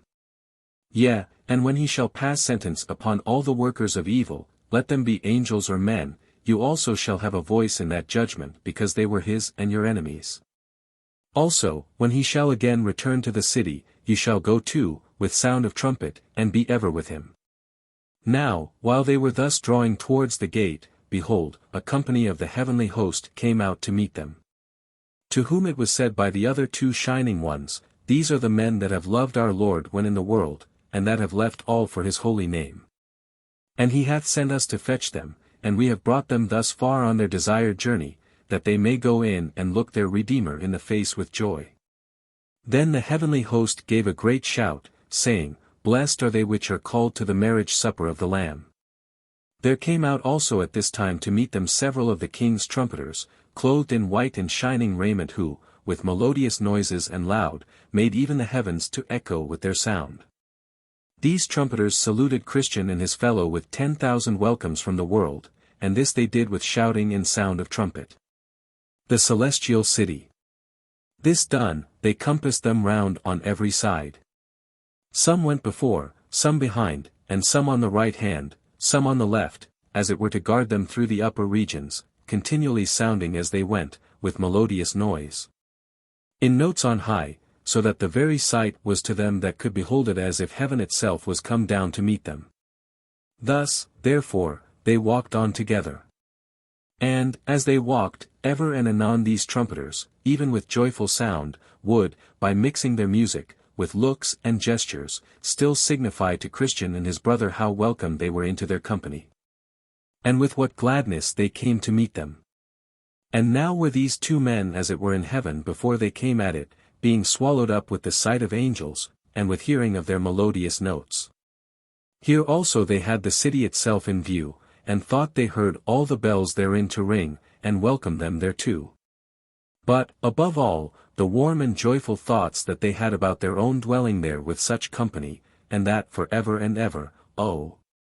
By what tongue or pen can their glorious joy be expressed? And thus they came up to the gate. Now, when they were come up to the gate, there was written over it in letters of gold, Blessed are they that do his commandments, that they may have right to the tree of life, and may enter in through the gates into the city. Then I saw in my dream, that the shining men bid them call at the gate, the which when they did, some from above looked over the gate, such as Enoch, Moses, and Elijah, and others, to whom it was said, These pilgrims are come from the city of destruction, for the love that they bear to the king of this place. And then the pilgrims gave in unto them each man his certificate, which they had received in the beginning, those therefore were carried in to the king, who, when he had read them, said, Where are the men? To whom it was answered, They are standing without the gate. The king then commanded to open the gate, that the righteous nation, said he, which keepeth the truth, may enter in. Now, I saw in my dream, that these two men went in at the gate. And lo! As they entered, their looks were changed so that their faces became bright, and they had garments put on that shone like gold. There were also that met them with harps and crowns, and gave them to them, the harps to praise withal, and the crowns in token of honor. Then I heard in my dream that all the bells in the city rang again for joy, and that it was said unto them, Enter ye into the joy of your Lord. I also heard the men themselves, that they sang with a loud voice, saying, Blessing, and honor, and glory, and power, be unto him that sitteth upon the throne, and unto the Lamb, for ever and ever.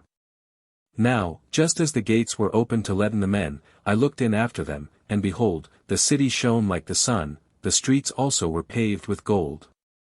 And in them walked many men with crowns on their heads, palms in their hands, and golden harps to sing praises withal. There were also of them that had wings, and they answered one another without ceasing, saying, Holy, holy, holy is the Lord. And, after that, they shut up the gates, which when I had seen, I wished myself among them. Ignorance fails to enter. Now while I was gazing upon all these things, I turned my head to look back, and saw Ignorance come up to the riverside. But he soon got over, and that without half the difficulty which the other two men met with. For it happened that there was then in the place one vain hope, a ferryman, that with his boat helped him over. So he, as the others I saw, did ascend the hill, to come up to the gate, only he came alone, neither did any man meet him with the least encouragement. When he was come up to the gate, he looked up to the writing that was above, and then began to knock, supposing that entrance should have been quickly given to him, but he was asked by the men that looked over the top of the gate, Whence came you? And what would you have?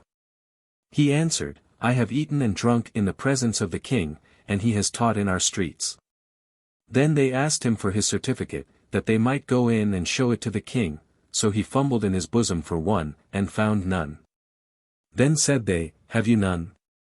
But the man answered never a word. So they told the king. But he would not come down to see him, but commanded the two shining ones that conducted Christian and Hopeful to the city, to go out and take Ignorance, and bind him hand and foot, and have him away. Then they took him up, and carried him through the air to the door that I saw in the side of the hill, and put him in there. Then I saw that there was a way to hell, even from the gates of heaven, as well as from the city of destruction. So I awoke, and behold, it was a dream. Conclusion. Now, reader, I have told my dream to thee. See if thou canst interpret it to me. Or to thyself or neighbor, but take heed of misinterpreting. For that, instead of doing good, will but thyself abuse. By misinterpreting, evil ensues. Take heed also that thou be not extreme in playing with the outside of my dream. Nor let my figure or similitude put thee into a laughter or a feud. Leave this for boys and fools, but as for thee, do thou the substance of my matter see. Put by the curtains, look within my veil. Turn up my metaphors, and do not fail. There, if thou seekest them, such things to find as will be helpful to an honest mind.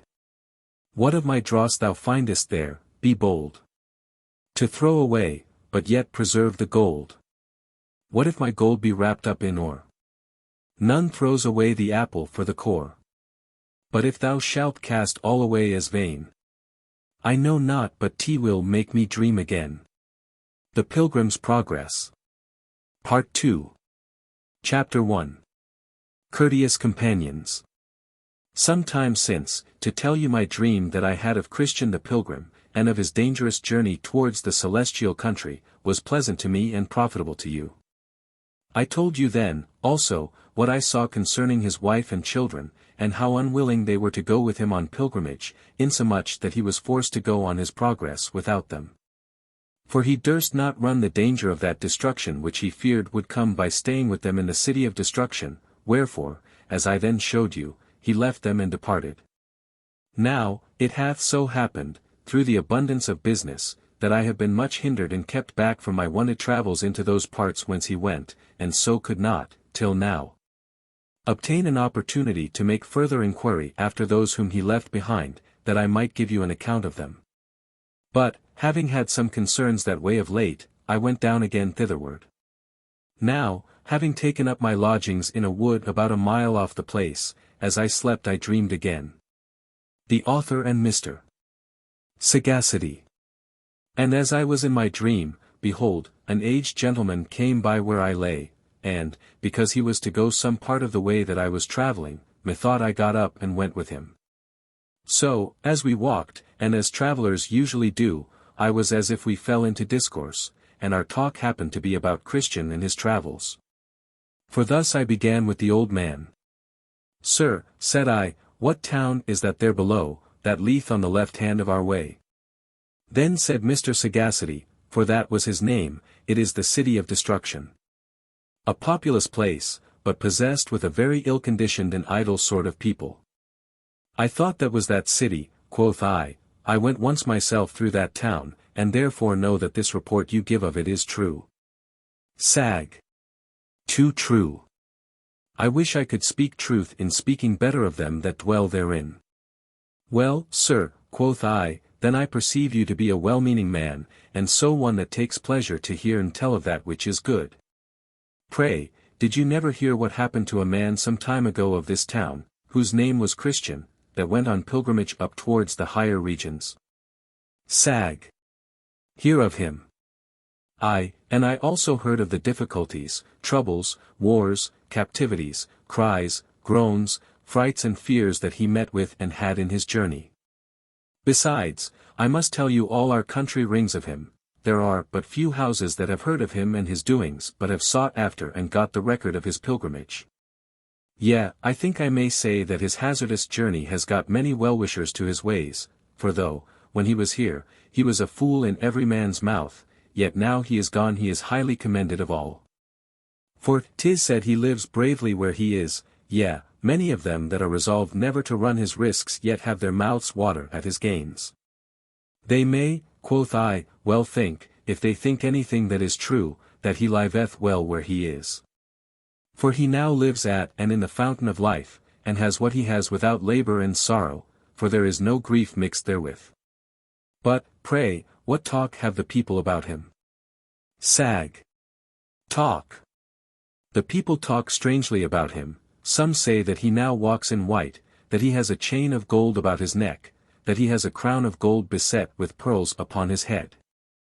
Others say that the shining ones, that sometimes showed themselves unto him in his journey, are become his companions, and that he is as familiar with them in the place where he is, as here one neighbor is with another.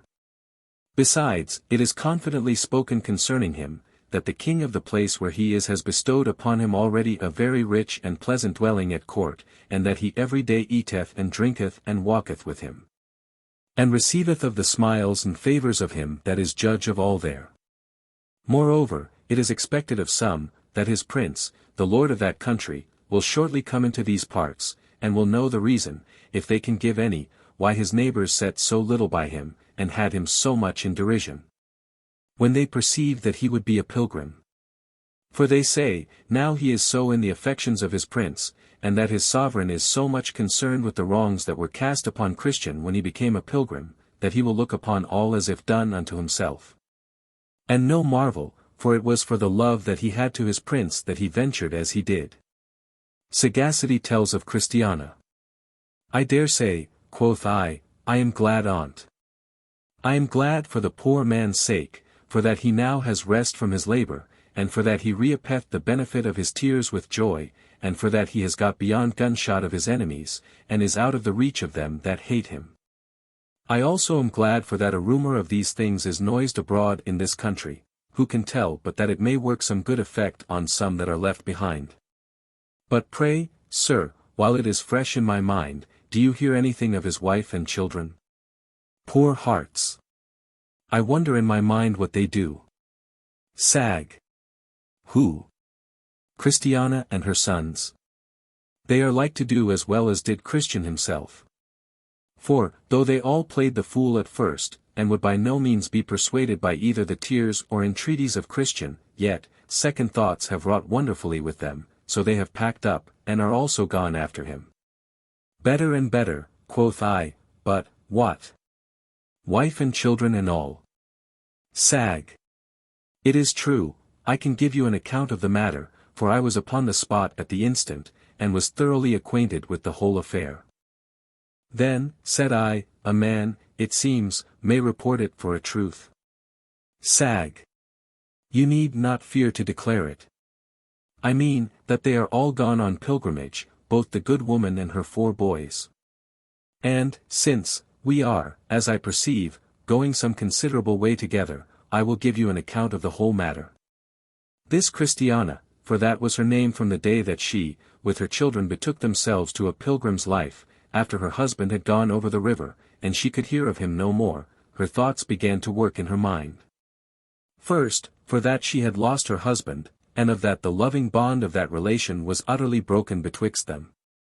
For you know, said he to me, it is only natural that the living should have many sad thoughts, in the remembrance of the loss of loving relations. This, therefore, of her husband, did cost her many a tear. But this was not all. For Christiana did also begin to consider with herself, whether unbecoming behavior towards her husband was not one cause that she saw him no more, and that in such sort he was taken away from her. And, upon this, came into her mind, by swarms, all her unkind, unnatural, and ungodly treatment of her dear friend, which also troubled her conscience, and did load her with guilt. She was, moreover, much broken with recalling to remembrance the restless groans, brinish tears, and self-bemoanings of her husband. And how she did harden her heart against all his entreaties and loving persuasions of her and her sons to go with him. Yea, there was not anything that Christian either said to her or did before her, all the while that his burden did hang on his back, but it returned upon her like a flash of lightning, and rent her heart in sunder. Specially that bitter outcry of his, "What shall I do to be saved?" did ring in her ears most dolefully. Then said she to her children, "Sons, we are all undone. I have sinned away your father, and he is gone. He would have had us with him, but I would not go myself, I also have hindered you of life." With that, the boys fell all into tears, and cried out to go after their father. "Oh," said Christiana, "that it had been but our lot to go with him. Then had it fared well with us, beyond what it is like to do now. For though I formerly foolishly imagined, concerning the troubles of your father, that they came from a foolish fancy that he had, or for that he was overrun with melancholy humours. Yet now it will not out of my mind but that they sprang from another cause, and it was this, that the light of life was given him, by the help of which, as I perceive, he has escaped the snares of death." Of Christiana's dream. Then they all wept again, and cried out, "Oh, woe worth the day." The next night Christiana had a dream, and, behold, she saw as if a broad parchment were opened before her, in which were recorded the sum of her ways. And the times, as she thought, looked very black upon her. Then she cried out aloud in her sleep, "Lord, have mercy upon me a sinner," and the little children heard her. After this, she thought she saw 2 very ill-favored ones standing by her bedside, and saying, what shall we do with this woman? For she cries out for mercy waking and sleeping. If she be suffered to go on as she begins, we shall lose her as we have lost her husband. Wherefore we must, by one way or other, seek to take her off from the thoughts of what shall be hereafter. Else, all the world cannot help but she will become a pilgrim. Now she awoke in a great sweat, also a trembling was upon her, but after a while, she fell to sleeping again. And then she thought she saw Christian her husband in a place of bliss, among many immortals, with a harp in his hand, standing and playing upon it before one that sat upon a throne, with a rainbow about his head. She saw, also, as if he bowed his head with his face to the paved work that was under the prince's feet, saying, I heartily thank my lord and king for bringing of me into this place. Then shouted a company of them that stood round about, and harped with their harps, but no man living could tell what they said, but Christian and his companions. Next morning, when she was up, and had prayed to God and talked with her children a while, one knocked hard at the door, to whom she spake out, saying, If thou comest in God's name, come in. So he said, Amen, and opened the door, and saluted her with, Peace be to this house. The which, when he had done, he said, Christiana, knowest thou wherefore I am come? Then she blushed and trembled, also her heart began to wax warm with desires to know from whence he came, and what was his errand to her. So he said unto her, My name is secret, I dwell with those that are on high. It is talked of where I dwell, as if thou hadst a desire to go thither. Also there is a report that thou art aware of the evil thou hast formerly done to thy husband, in hardening thy heart against his way, and in keeping of these thy babes in their ignorance. Christiana, the merciful one hath sent me to tell thee, that he is a God ready to forgive, and that he taketh delight to pardon offences. He also would have thee know that he inviteth thee to come into his presence, to his table, and that he will feed thee with the fat of his house, and with the heritage of Jacob thy father.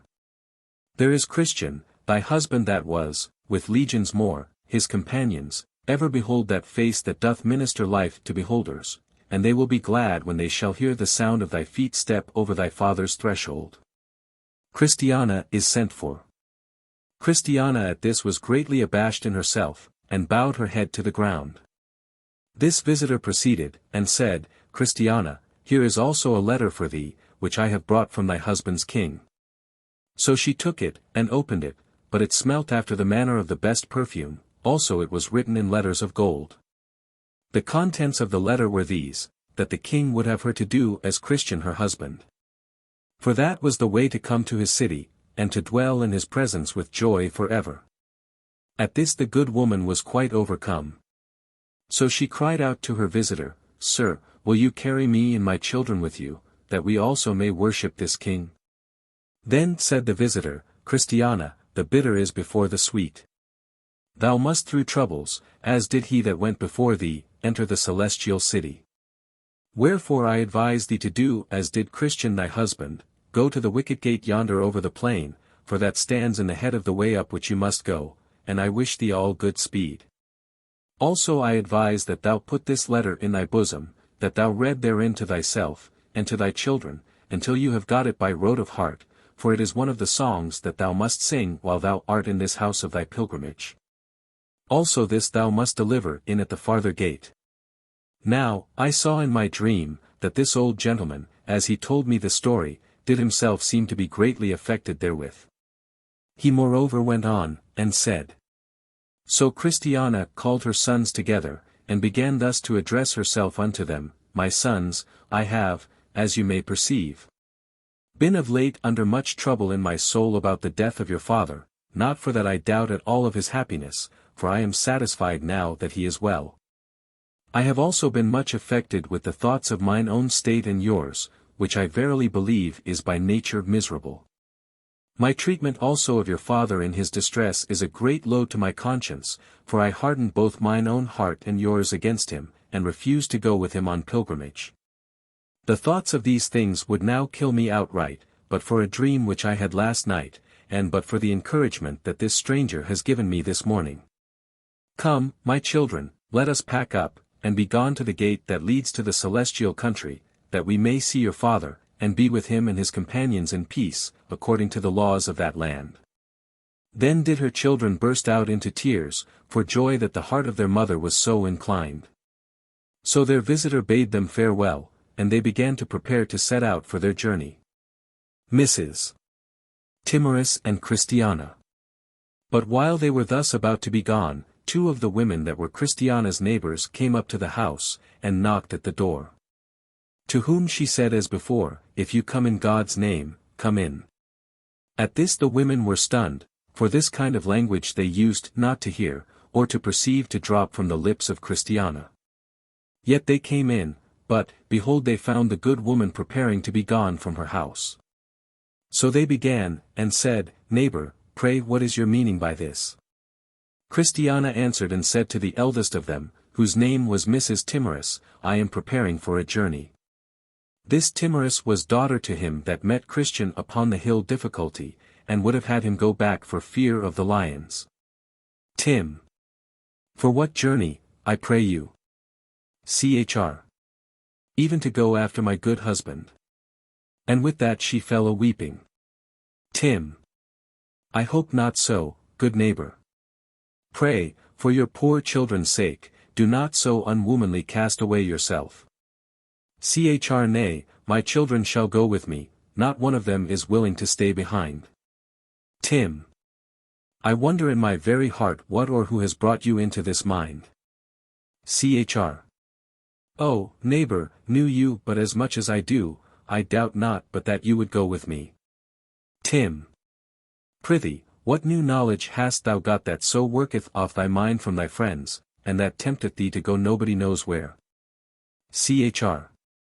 Then Christiana replied, I have been sorely afflicted since my husband's departure from me, but especially since he went over the river. But that which troubleth me most is my unkind treatment of him when he was under his distress.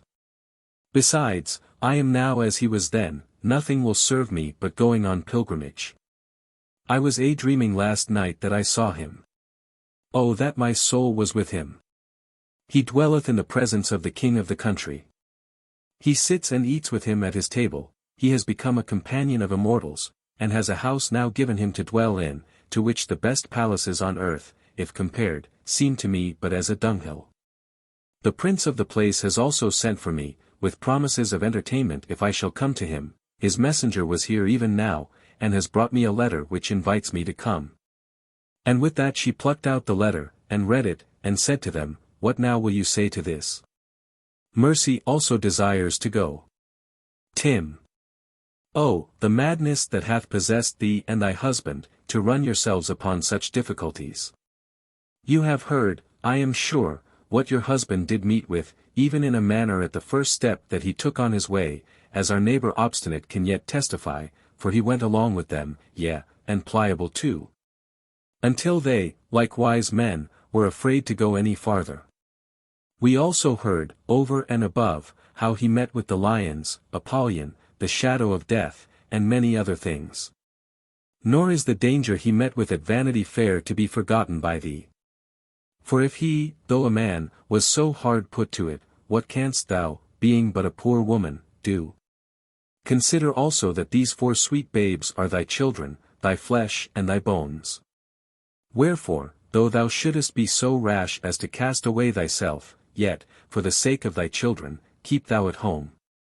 But Christiana said unto her, Tempt me not, my neighbor. I have now a price put into my hands to get gain, and I should be a fool of the greatest size if I should have no heart to strike in with the opportunity. And for that you tell me of all these troubles which I am like to meet with in the way, they are so far off from being to me a discouragement, that they show I am in the right. The bitter must come before the sweet, and that also will make the sweet the sweeter. Wherefore, since you came not to my house in God's name, as I said, I pray you to be gone, and not to disquiet me further. Then Timorous reviled her, and said to her fellow, Come, neighbor Mercy, let us leave her in her own hands, since she scorns our counsel and company. But Mercy was at a stand, and could not so readily comply with her neighbor, and that for a twofold reason. 1. Her heart yearned over Christiana. So she said within herself, If my neighbor will needs be gone, I will go a little way with her, and help her. 2. Her heart yearned over her own soul, for what Christiana had said had taken hold upon her mind. Wherefore she said within herself again, I will yet have more talk with this Christiana, and if I find truth and life in what she shall say, myself, with my heart, shall also go with her. Wherefore Mercy began thus to reply to her neighbor Timorous. Mere neighbor, I did indeed come with you to see Christiana this morning. And since she is, as you see, taking her last farewell of her country, I think to walk this sunshiny morning a little with her, to help her on her way. But she told her not of the second reason, but kept that to herself. Tim. Well, I see you have a mind to go a-fooling too, but take heed in time, and be wise. While we are out of danger, we are out, but when we are in, we are in. So Mrs. Timorous returned to her house, and Christiana betook herself to her journey. But when Timorous was got home to her house, she sends for some of her neighbors, to wit, Mrs. Bat's-eyes, Mrs. Inconsiderate, Mrs. Light-mind, and Mrs. Know-nothing. So, when they were come to her house, she falls to telling of the story of Christiana and of her intended journey. And thus she began her tale. Mrs. Timorous neighbors. Tim. Neighbors, having had little to do this morning, I went to give Christiana a visit, and when I came at the door, I knocked, as you know it is our custom, and she answered, If you come in God's name come in. So in I went, thinking all was well. But when I came in I found her preparing herself to depart the town, she and also her children. So I asked her what was her meaning by that. And she told me, in short, that she was now of a mind to go on pilgrimage, as did her husband. She told me also a dream that she had, and how the king of the country where her husband was had sent her an inviting letter to come thither. Then said Mrs. Know-nothing, and, what? Do you think she will go? Tim. Aye, go she will, whatever comes on't. And methinks I know it by this, for that which was my great reason in persuading her to stay at home, that is, the troubles she was like to meet with in the way, is one great reason with her to put her forward on her journey. For she told me, in so many words, the bitter goes before the sweet, yea, and forasmuch as it so doth, it makes the sweet the sweeter. Mrs. Bat's-eyes. Oh, this blind and foolish woman, said she. Will she not take warning by her husband's trials? For my part, I see, if he were here again, he would rest him content in a whole skin, and never run so many dangers for nothing. Mrs. Inconsiderate also replied, saying, Away with such fantastical fools from the town. A good riddance, for my part, I say, of her. Should she stay where she dwells, and retain this her mind, who could live quietly by her? For she will either be doompish, or unneighborly, or talk of such matters as no wise body can abide. Wherefore, for my part, I shall never be sorry for her departure, let her go, and let better come in her room. It was never a good world since these whimsical fools dwelt in it. Then Mrs. Light-mind added as followeth, Come, put this kind of talk away. I was yesterday at Madame Wanton's, where we were as merry as the maids. For who do you think should be there, but I and Mrs. Love the Flesh, and 3 or 4 more, with Mr. Lechery, Mrs. Filth, and some others. So there we had music and dancing, and what else was meet to fill up the pleasure. And, I dare say, my lady herself is an admirable well-bred gentlewoman, and Mr. Lechery is as pretty a fellow. Chapter 2. The Wicket Gate. By this time Christiana was got on her way, and Mercy went along with her. So as they went, her children being there also, Christiana began to discourse. And, Mercy, said Christiana, I take this as an unexpected favor, that thou shouldest set forth out of doors with me, to accompany me a little in my way. Mare. Then said young Mercy, for she was but young, if I thought it would be a good purpose to go with you, I would never go near the town any more. Chr. Well, Mercy, said Christiana, cast in thy lot with me, I well know what will be the end of our pilgrimage, my husband is where he would not but be for all the gold in the Spanish mines. Nor shalt thou be turned away, though thou goest but upon my invitation. The king who hath sent for me and my children is one that delighteth in mercy. Besides, if thou wilt, I will hire thee, and thou shalt go along with me as my servant. Yet we will have all things in common betwixt thee and me, only go along with me. Mare. But how shall I be sure that I also shall be welcomed? Had I this hope but from one that can tell, I would have no hesitation at all, but would go, being helped by him that can help, though the way be never so tedious. Chr. Well, loving Mercy, I will tell thee what thou shalt do, go with me to the wicket gate, and there I will further inquire for thee. And if there thou dost not meet with encouragement, I will be content that thou shalt return to thy place. I also will pay thee for thy kindness which thou showest to me and my children, in the accompanying of us in our way as thou dost. Mercy goes with Christiana. Mare. Then will I go thither, and will take what shall follow, and the Lord grant that my lot may there fall, even as the King of heaven shall have his heart upon me. Christiana was then glad at her heart, not only that she had a companion, but also for that she had prevailed with this poor maid to fall in love with her own salvation. So they went on together, and Mercy began to weep. Then said Christiana, Wherefore weepeth my sister so? Mare, alas, said she, who can but lament, that shall but rightly consider what a state and condition my poor relations are in, that yet remain in our sinful town. And that which makes my grief the more heavy is, because they have no one to teach them nor to tell them what is to come. Chr. Tenderness becometh pilgrims. And thou dost for thy friends as my good Christian did for me when he left me. He mourned for that I would not heed nor regard him, but his Lord and ours did gather up his tears, and put them into his bottle. And now both I and thou, and these my sweet babes, are reaping the fruit and benefit of them. I hope, Mercy, that these tears of thine will not be lost, for the truth hath said that, they that sow in tears shall reap in joy, in singing. And, he that goeth forth and weepeth, bearing precious seed, shall doubtless come again with rejoicing, bringing his sheaves with him. Then said Mercy, Let the most blessed be my guide. If T be his blessed will. Unto his gate, into his fold. Up to his holy hill. And never let him suffer me to swerve or turn aside from his free grace and holy ways. Whatever shall me betide. And let him gather them of mine that I have left behind. Lord, make them pray they may be thine with all their heart and mind. Now my old friend proceeded, and said, but when Christiana came to the Slough of Despond, she began to be at a stand, for, said she, this is the place in which my dear husband had like to have been smothered with mud. She perceived also that, notwithstanding the command of the king to make this place for pilgrims good, yet it was rather worse than formerly. So I asked if that was true. Yes, said the old gentleman, too true, for many there be that pretend to be the king's labourers, and say they are for mending the king's highway, that bring dirt and dung instead of stones, and so mar instead of mending. Here Christiana, therefore, with her boys, did make a stand. But said Mercy, Come, let us venture, only let us be wary. Then they looked well to their steps, and made shift to get staggeringly over. Yet Christiana had to have been in, and that not once nor twice.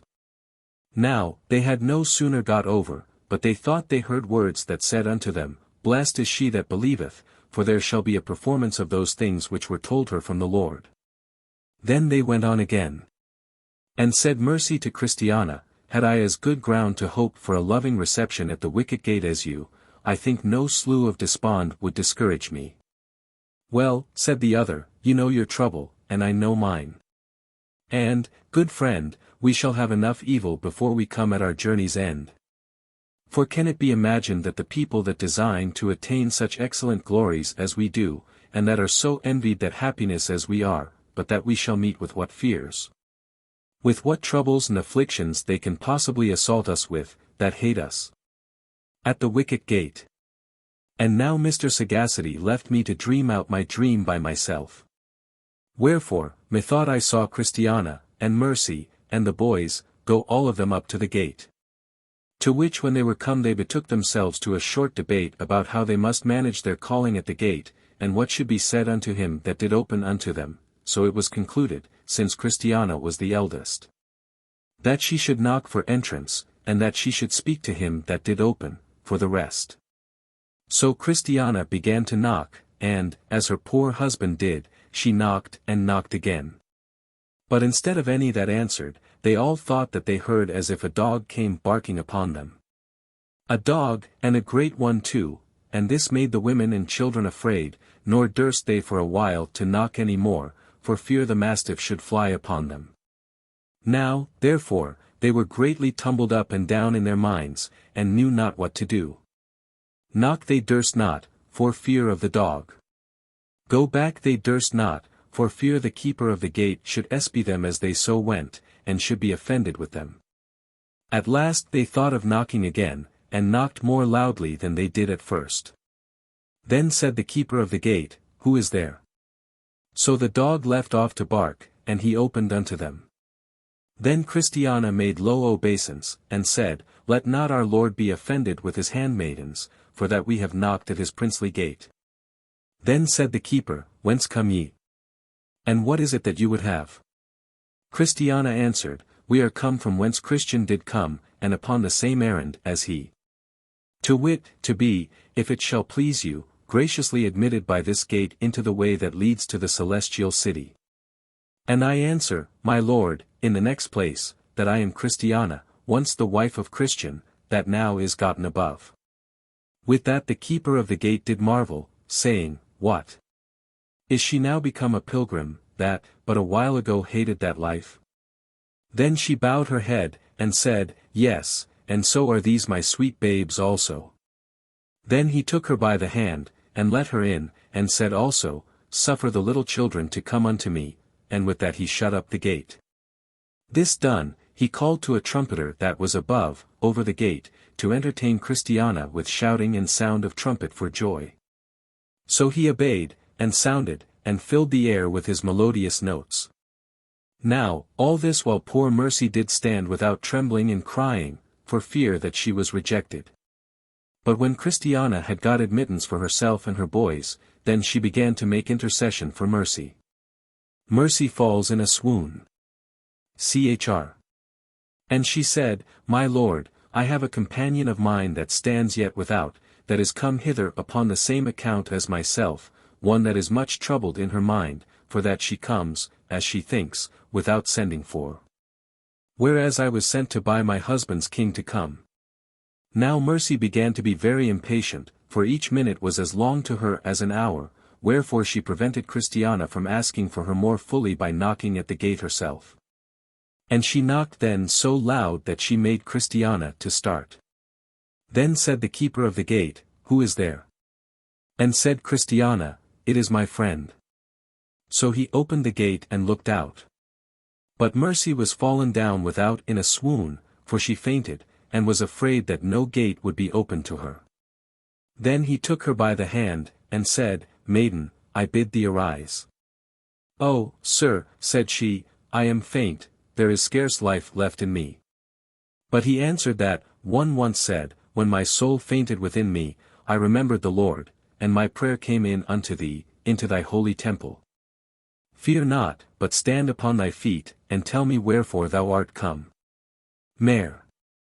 I am come for that unto which I was never invited, as my friend Christiana was. Hers was from the king, and mine was but from her. Wherefore I fear I presume. Keep. Did she desire thee to come with her to this place? Mare. Yes, and, as my Lord sees, I am come. And if there is any grace and forgiveness of sins to spare, I beseech that I, thy poor handmaiden, may be partaker thereof. Mercy permitted to enter. Then he took her again by the hand, and led her gently in, and said, I pray for all them that believe on me, by what means soever they come unto me. Then said he to those that stood by, Fetch something, and give it to Mercy to smell on, thereby to stay her fainting. So they fetched her a bundle of myrrh, and a while after she was revived. And now was Christiana and her boys and Mercy received of the Lord at the head of the way, and spoke kindly unto by him. Then said they yet further unto him, We are sorry for our sins, and beg of our Lord his pardon and further information what we must do. I grant pardon, said he, by word and deed, by word, in the promise of forgiveness. By deed, in the way I obtained it. Take the first from my lips with a kiss, and the other as it shall be revealed. Now, I saw in my dream, that he spake many good words unto them, whereby they were greatly glad. He also had them up to the top of the gate, and showed them by what deed they were saved, and told them withal that sight they would have again as they went along the way, to their comfort. So he left them a while in a summer parlour below, where they entered into a talk by themselves, and thus Christiana began. O Lord, how glad am I that we are gotten hither. Mare. So you well may, but I of all have cause to leap for joy. Chr. I thought one time as I stood at the gate, because I knocked, and none did answer, that all our labour had been lost, specially when that ugly cur made such a heavy barking against us. Mare. But my worst fear was after I saw that you were taken into his favour, and that I was left behind. Now, thought I, it is fulfilled which is written, 2 women shall be grinding at the mill, the one shall be taken, and the other left. I had much ado to forbear crying out, Undone! Undone! And afraid I was to knock any more, but when I looked up to what was written over the gate, I took courage. I also thought that I must either knock again or die. So I knocked, but I cannot tell how, for my spirit now struggled betwixt life and death. Chr. Can you not tell how you knocked? I am sure your knocks were so earnest, that the very sound of them made me start.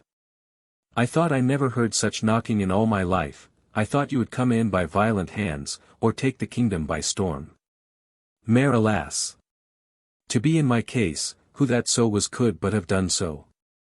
You saw that the door was shut upon me, and that there was a most cruel dog thereabout. Who, I say, that was so faint-hearted as I, would not have knocked with all their might?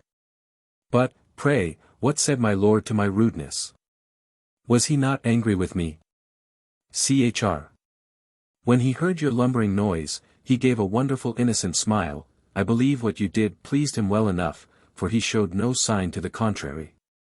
But I marvel in my heart why he keeps such a dog. Had I known that afore, I should not have had heart enough to have ventured myself in this manner. But now we are in, and I am glad with all my heart. Mare. I will ask, if you please, next time he comes down, why he keeps such a filthy cur in his yard. I hope he will not take it amiss. I do, said the children, and persuade him to hang him, for we are afraid he will bite us when we go hence. So at last he came down to them again, and Mercy fell to the ground on her face before him, and worshipped, and said, Let my Lord accept the offering of praise which I now offer unto him with my lips. Mercy expresses her fears. So he said unto her, Peace be to thee, stand up. But she continued upon her face, and said, Righteous art thou, O Lord, when I plead with thee, yet let me talk with thee of thy judgments. Wherefore dost thou keep so cruel a dog in thy yard, at the sight of which such women and children as we are ready to fly from the gate with fear? He answered and said, That dog has another owner. He also is kept close in another man's ground, only my pilgrims hear his barking. He belongs to the castle which you see there at a distance, but can come up to the walls of this place.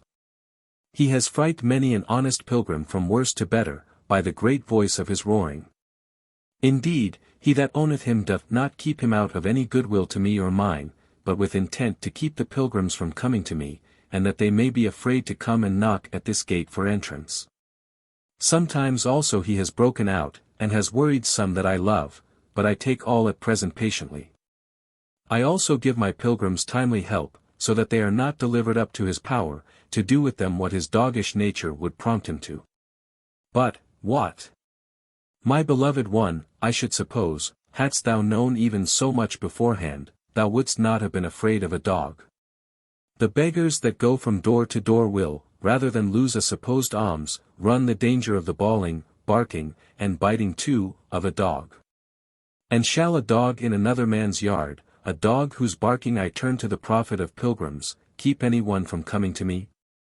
I deliver them from the lions, their darling from the power of the dog. Mare.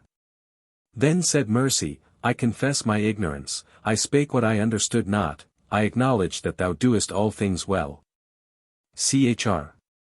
Then Christiana began to talk of their journey, and to inquire after the way. So he fed them, and washed their feet, and set them in the way of his steps, according as he had dealt with her husband before. So I saw in my dream that they walked on in their way, and had the weather very comfortable to them. Then Christiana began to sing. Blessed be the day that I began. A pilgrim for to be. And blessed also be the man. That thereto moved me. 'Tis true, 'twas long ere I began. To seek to live forever. But now I run fast as I can. 'Tis better late than never.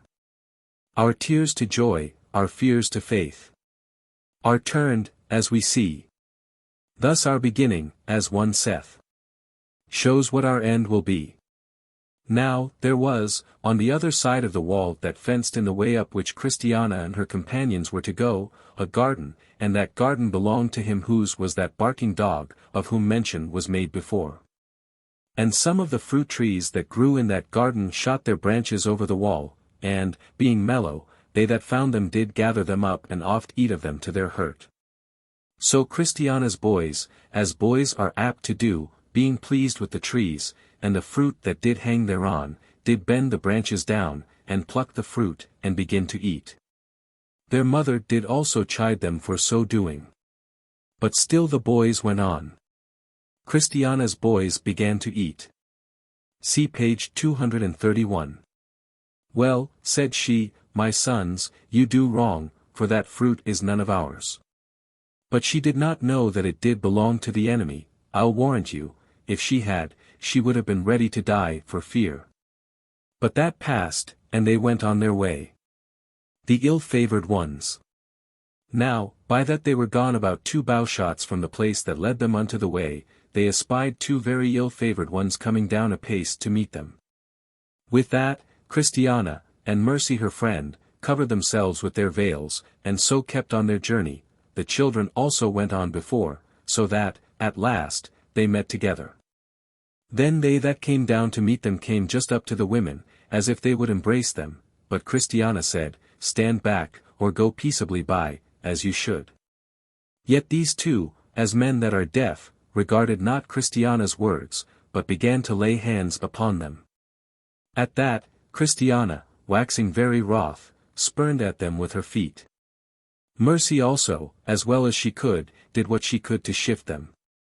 Christiana again said to them, Stand back, and be gone, for we have no money to lose, being pilgrims, as you see, and such, too, as live upon the charity of our friends. Ill-favored one. Then said one of the 2 men, We make no assault upon you for money, but are come out to tell you that, if you will grant one small request which we shall ask, we will make women of you forever. Chr. Now Christiana, imagining what they should mean, made answer again, We will neither hear nor regard, nor yield to what you shall ask. We are in haste, and cannot stay, our business is a business of life or death. So again she and her companions made a fresh attempt to go past them, but they let them in their way. Ill-fave. And they said, We intend no hurt to your lives, it is another thing we would have. Chr. I, quoth Christiana, you would have us body and soul, for I know it is for that you are come, but we will die rather upon the spot, than to suffer ourselves to be brought into such snares as shall risk the loss of our well-being hereafter. And, with that, they both shrieked out, and cried, Murder! Murder, and so put themselves under those laws that are provided for the protection of women. But the men still made their approach upon them, with design to prevail against them. They therefore cried out again. A reliever appears. Now, they being, as I said, far from the gate in at which they came, their voices were heard from where they were, thither. Wherefore some of the house came out, and, knowing it was Christiana's tongue, they made haste to her relief. But by the time that they were got within sight of them, the women were in a very great terror, the children also stood crying by. Then did he that came in for their relief call out to the ruffians, saying, What is that thing you do? Would you make my lord's people to do wrong? He also attempted to take them, but they did make their escape over the wall into the garden of the man to whom the great dog belonged, so the dog became their protector. This reliever then came up to the women and asked them how they did. So they answered, "We thank thy prince, pretty well, only we have been somewhat affrighted. We thank thee also for that thou camest into our help, otherwise we had been overcome." Reliever. So, after a few more words, this reliever said as followeth, "I marvelled much when you were entertained at the gate above, being ye knew that ye were but weak women, that you asked not the Lord for a conductor. Then might you have avoided these troubles and dangers, for he would have granted you one. Alas, said Christiana, we were taken so with our present blessing, that dangers to come were forgotten by us. Besides, who could have thought that, so near the king's palace, there could have lurked such naughty ones? Indeed, it had been well for us had we asked our Lord for one. But, since our Lord knew it would be for our profit, I wonder he sent not one along with us. Rel. It is not always necessary to grant things not asked for, lest, by so doing, they become of little value.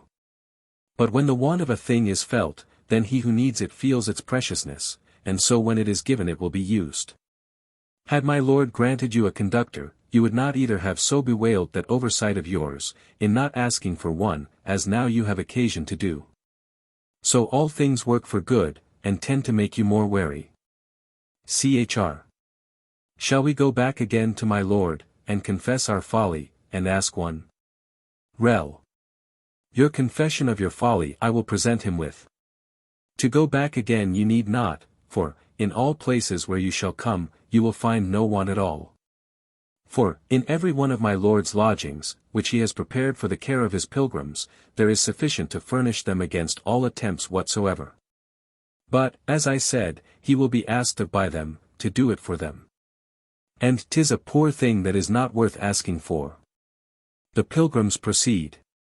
When he had thus said, he went back to his place, and the pilgrims went on their way.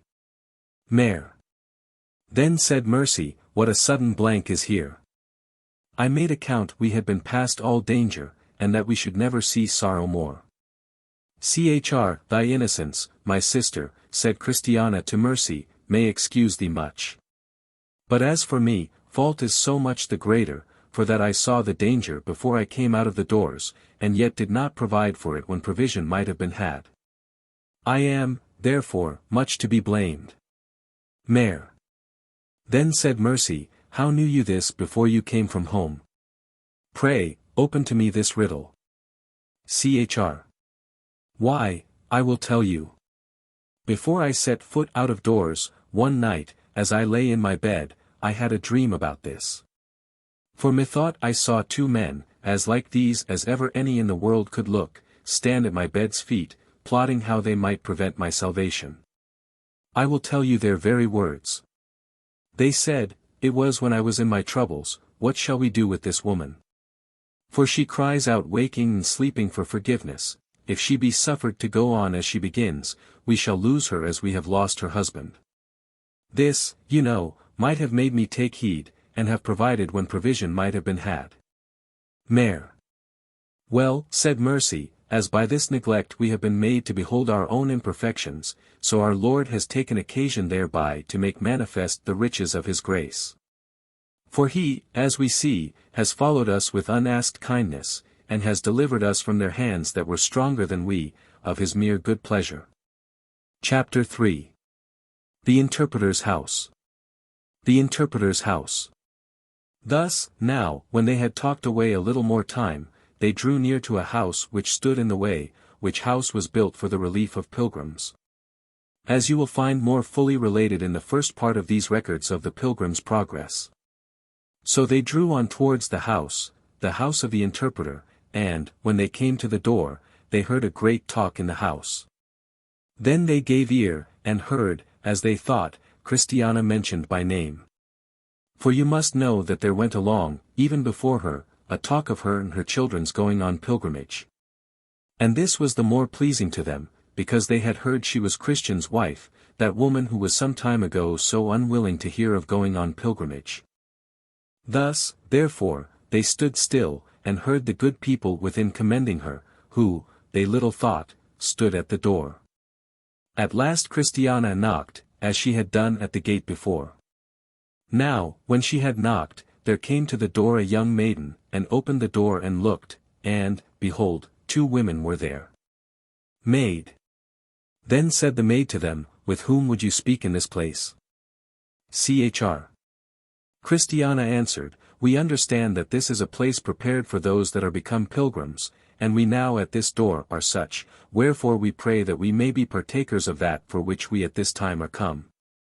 For the day, as thou sayest, is very far spent, and we are loath tonight to go any farther.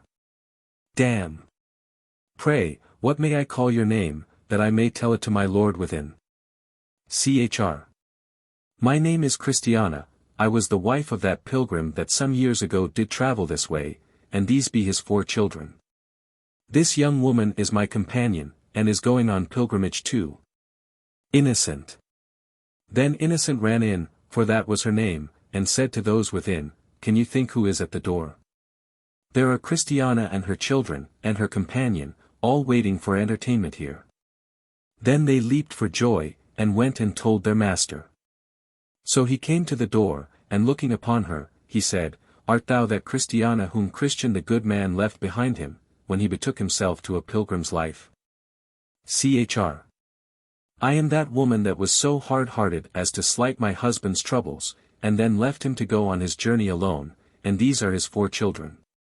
But now also I am come, for I am convinced that no way is right but this. Inter. Then is fulfilled that which also is written of the man that said to his son, Go, work today in my vineyard, and he said to his father, I will not, but afterwards he repented, and went. Chr. Then said Christiana, So be it, Amen. God make it a true saying upon me, and grant that I may be found at the last of him in peace, without spot and blameless. Inter. But why standest thou thus at the door? Come in, thou blessed one. We were talking of thee but now. For tidings have come to us before how thou art become a pilgrim. Come, children, come in, come, maiden, come in. So he had them all into the house. Pilgrims entertained. So when they were within, they were bidden to sit down and rest them. The which when they had done, those that attended upon the pilgrims in the house came into the room to see them. And one smiled, and another smiled, and they all smiled for joy that Christiana was become a pilgrim. They also looked upon the boys. They stroked them over the faces with the hand, in token of their kind reception of them.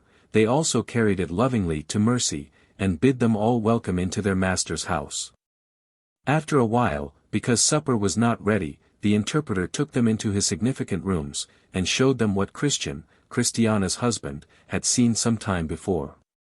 Here, therefore, they saw the man in the cage, the man and his dream, the man that cut his way through his enemies, and the picture of the biggest of them all, together with the rest of those things that were then so profitable to Christian. This done, and after those things had been seen and thought of by Christiana and her company, the interpreter takes them apart again, and has them first into a room where was a man that could look no way but downwards, with a muckrake in his hand. There stood also one over his head, with a celestial crown in his hand, and proffered to give him that crown for his muckrake, but the man did neither look up nor regard, but raked to himself the straws, the small sticks, and the dust of the floor. Then said Christiana, I persuade myself that I know somewhat the meaning of this, for this is a figure of a man of this world. Is it not, good sir? Inter. Thou hast said the right, said he, and his muckrake doth show his worldly mind. And whereas thou sayest him rather give heed to rake up straws and sticks, and the dust of the floor, than to do what he says that calls to him from above with the celestial crown in his hand. It is to show that heaven is but a fable to some, and that things here are counted the only things substantial. Now, whereas it was also showed thee that the man could look no way but downwards. It is to let thee know that earthly things, when they are with power upon men's minds, quite carry their hearts away from God. Chr. Then said Christiana, Oh, deliver me from this muckrake. Inter. That prayer, said the interpreter, has lain by till it is almost rusty.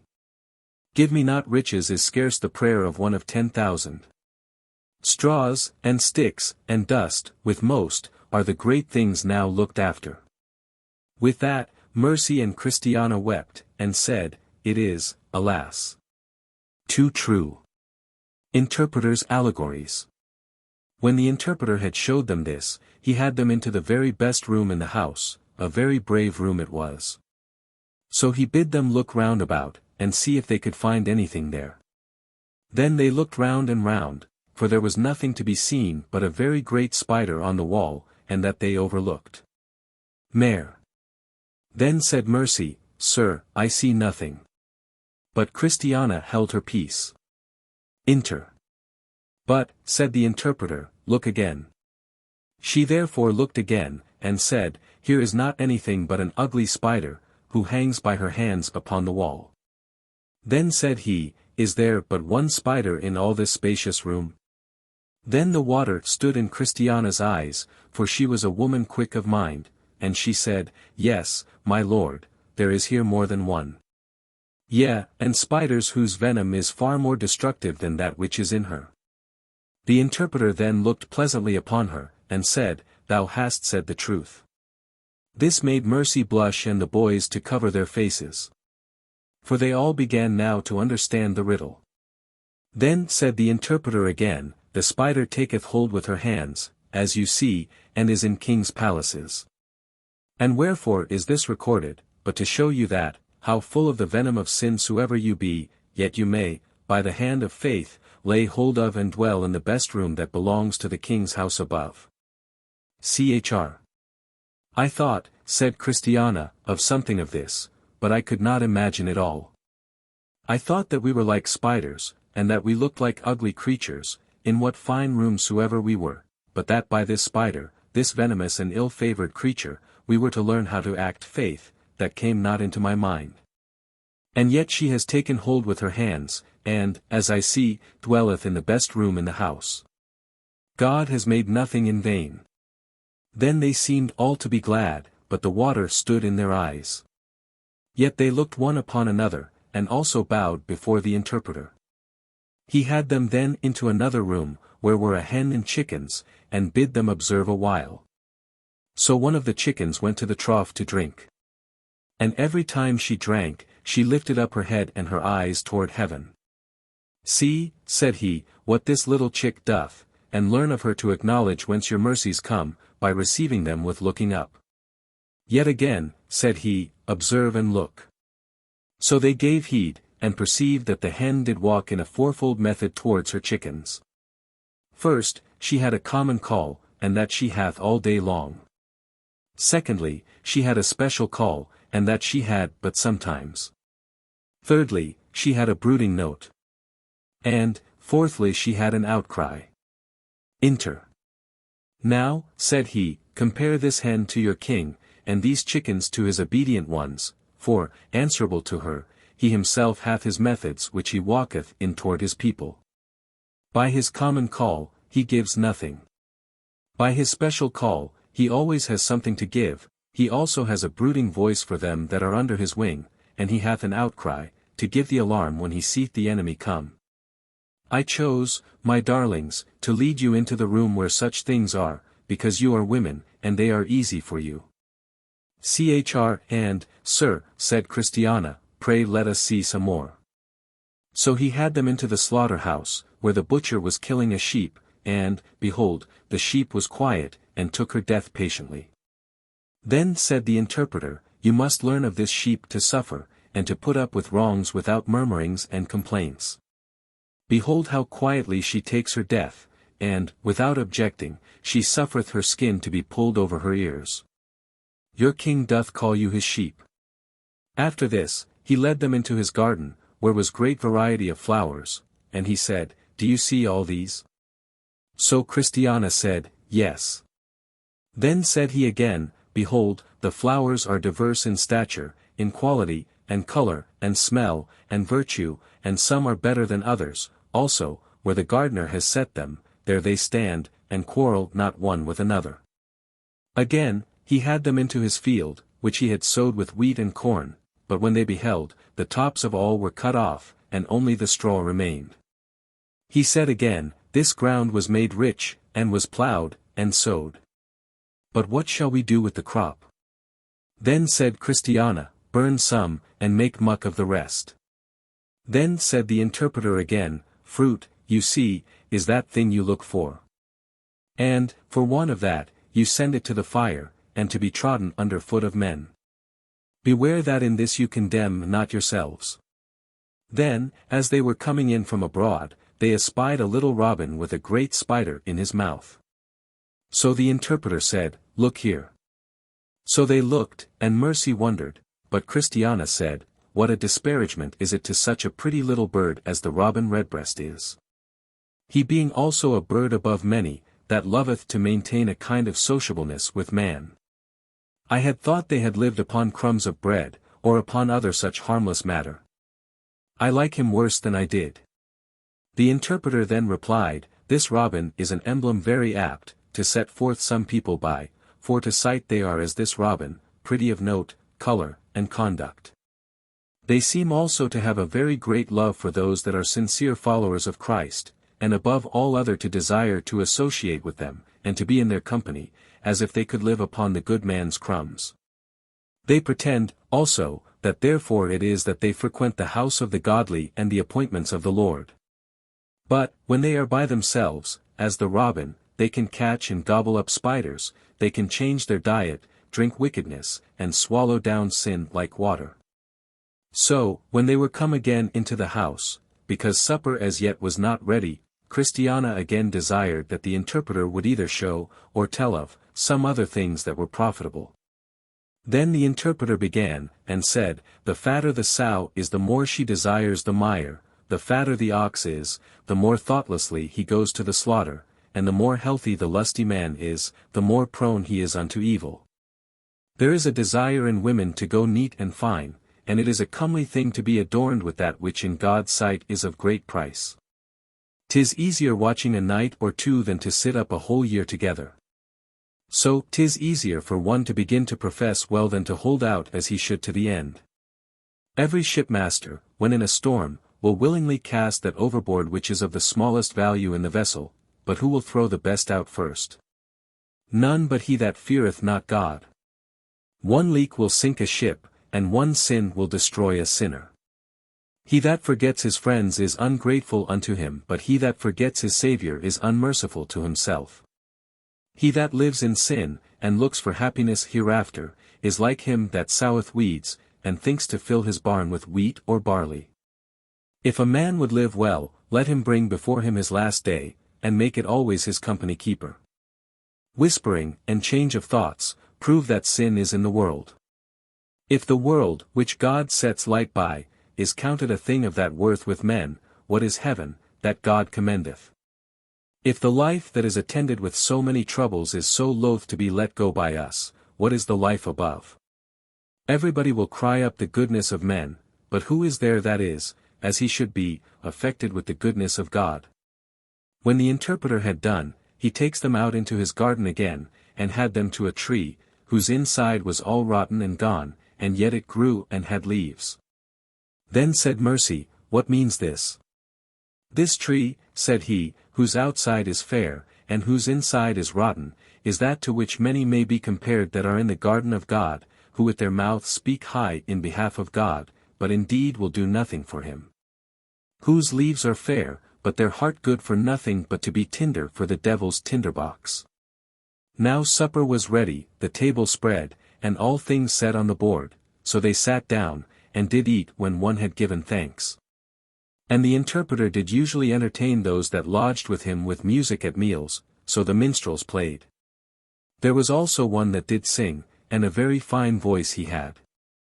His song was this: The Lord is only my support, and he that doth me feed.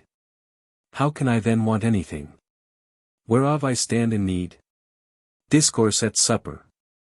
When the song and music were ended, the interpreter asked Christiana what it was that first did move her to betake herself to a pilgrim's life. Christiana answered, First, the loss of my husband came into my mind, at which I was heartily grieved, but all that was but natural affection. Then, after that, came the troubles and pilgrimages of my husband into my mind, and also how unkindly I had behaved to him as to that. So guilt took hold of my mind, and would have drawn me into the pond, to drown myself, but that, just at the right time, I had a dream of the well-being of my husband, and a letter sent by the king of that country where my husband dwells, to come to him. The dream and the letter together so wrought upon my mind, that they forced me to this way. Inter. But met you with no opposition afore you set out of doors. Chr. Yes, a neighbor of mine, one Mrs. Timorous, she was akin to him that would have persuaded my husband to go back for fear of the lions. She all to befooled me for, as she called it, my intended desperate adventure. She also urged what she could to dishearten me from it, the hardship and troubles that my husband met with in the way, but all this I got over pretty well. But a dream that I had of two ill-looked ones, that I thought did plot how to make me fail in my journey, that hath troubled me much, yea, it still runs in my mind, and makes me afraid of every one that I meet. Lest they should meet me to do me a mischief, and to turn me out of my way. Yea, I may tell my lord, though I would not have everybody know it, that, between this and the gate by which we got into the way, we were both so sorely attacked that we were made to cry out, murder. And the two that made this attack upon us were like the two that I saw in my dream.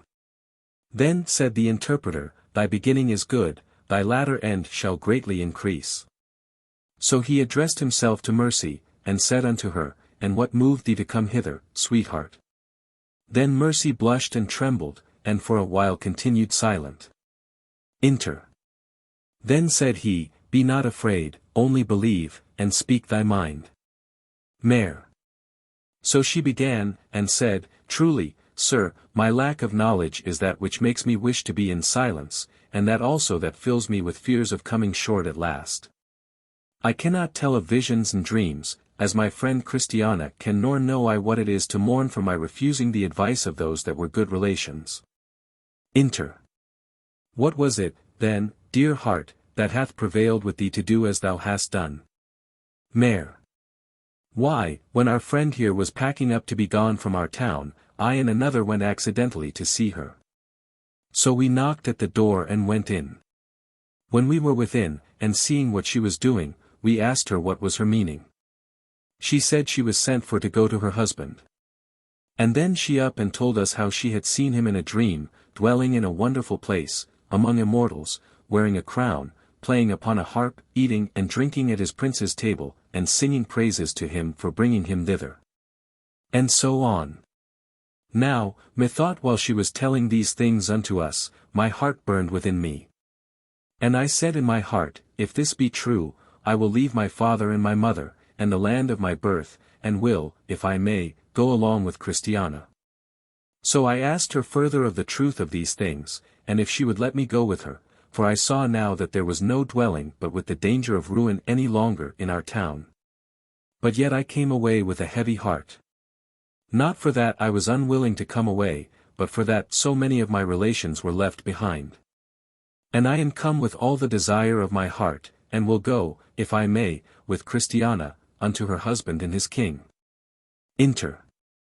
Thy setting out is good, for thou hast given credit to the truth, thou art a Ruth, who did, for the love she bare to Naomi and to the Lord her God, leave father and mother, and the land of her birth, to come out and go with a people that she knew not heretofore.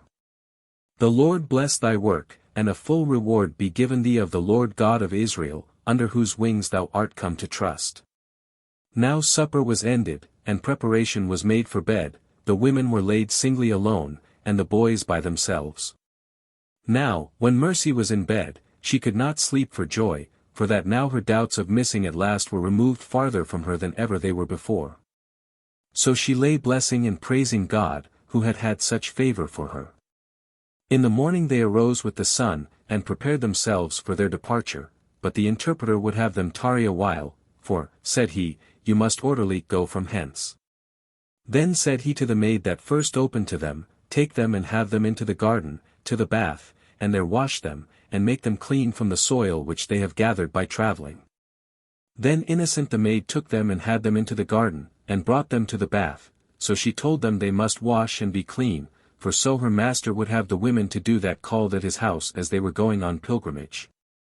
Then they went in and washed, yea, they and the boys and all, and they came out of that bath, not only sweet and clean, but also much enlivened, and strengthened in their joints. So, when they came in, they looked fairer a deal than when they went out to the washing. When they were returned out of the garden from the bath, the interpreter took them, and looked upon them, and said unto them, Fair as the moon. Then he called for the seal wherewith they used to be sealed that were washed in this bath. So the seal was brought, and he set his mark upon them, that they might be known in the places whither they were yet to go. And the mark was set between their eyes. This seal added greatly to their beauty, for it was an ornament to their faces. It also added to their glory, and made their countenances more like those of angels, clothed in white raiment.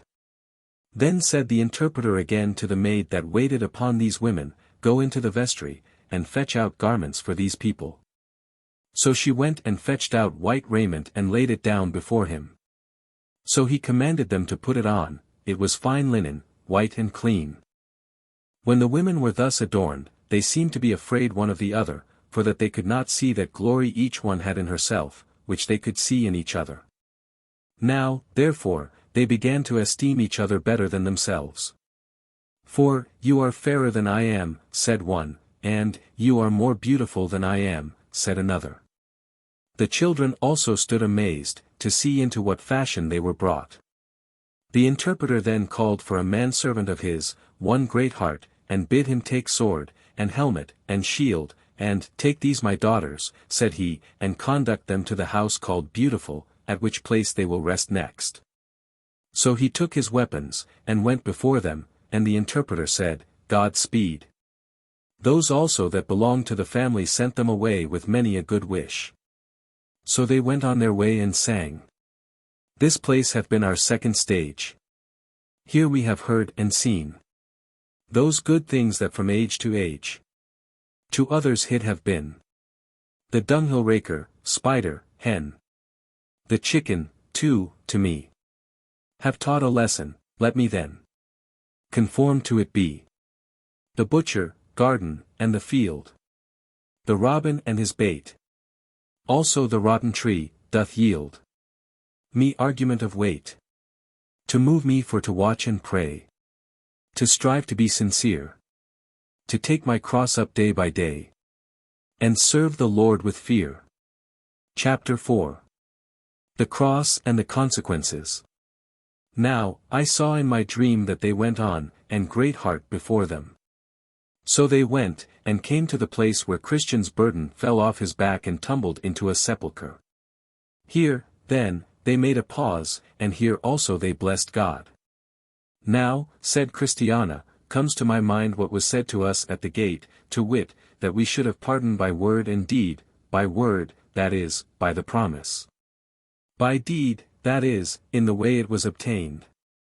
What the promise is, of that I know something, but what it is to have pardoned by deed, or in the way that it was obtained, Mr. Greatheart, I suppose you know. Wherefore, if you please, let us hear you speak thereof. Greatheart discourses. Great. Pardon by the deed done, is pardon obtained by some one for another that hath need thereof. Not by the person pardoned, but in the way, saith another, in which I have obtained it. So then, to speak to the question at large, the pardon that you, and mercy, and these boys have obtained, was obtained by another. To wit, by him that let you in at the gate. And he hath obtained it in this double way, he has shown righteousness to cover you, and spilt his blood to wash you in. Chr. This is brave. Now I see that there was something to be learnt by our being pardoned by word and deed. Good mercy, let us labor to keep this in mind, and, my children, do you remember it also? But, sir, was not this it that made my good Christian's burden fall from off his shoulders, and that made him give 3 leaps for joy? Great. Yes, it was the belief of this that cut off those strings that could not be cut by other means. And it was to give him proof of the virtue of this that he was suffered to carry his burden to the cross. Chr. I thought so, for though my heart was lightsome and joyous before, yet it is 10 times more lightsome and joyous now. And I am persuaded by what I have felt, though I have felt but little as yet, that, if the most burdened man in the world was here, and did see and believe as I now do, it would make his heart merry and blithe. Great. There is not only comfort and the ease of a burden brought to us by the sight and consideration of these, but an endeared love born in us by it. For who can, if he doth but once think that pardon comes, not only by promise, but thus, but be affected with the way and means of his redemption, and so love the man that hath wrought it for him? Chr. True, methinks it makes my heart bleed, to think that he should bleed for me. O, thou loving one! O, thou blessed one! Thou deservest to have me, thou hast bought me. Thou deservest to have me all, thou hast paid for me 10,000 times more than I am worth. No marvel that this made the water stand in my husband's eyes, and that it made him trudge so nimbly on. I am persuaded he wished me with him. But, vile wretch that I was, I let him come all alone. Oh, mercy, that thy father and mother were here. Yea, and Mrs. Timorous also. Nay, I wish now with all my heart that here was Madam Wanton too. Surely, surely, their hearts would be affected. Nor could the fear of the one, nor the powerful passions of the other, prevail with them to go home again, and refuse to become good pilgrims. Great.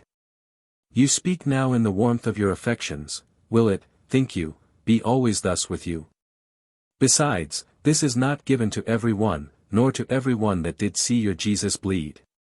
There were that stood by, and that saw the blood run from his heart to the ground, and yet were so far off this, that instead of lamenting, they laughed at him, and instead of becoming his disciples, did harden their hearts against him.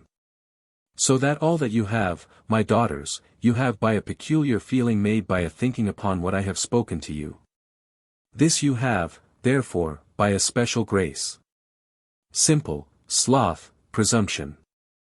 Now, I saw still in my dream, that they went on till they were come to the place that simple, and sloth, and presumption lay and slept in, when Christian went by on pilgrimage.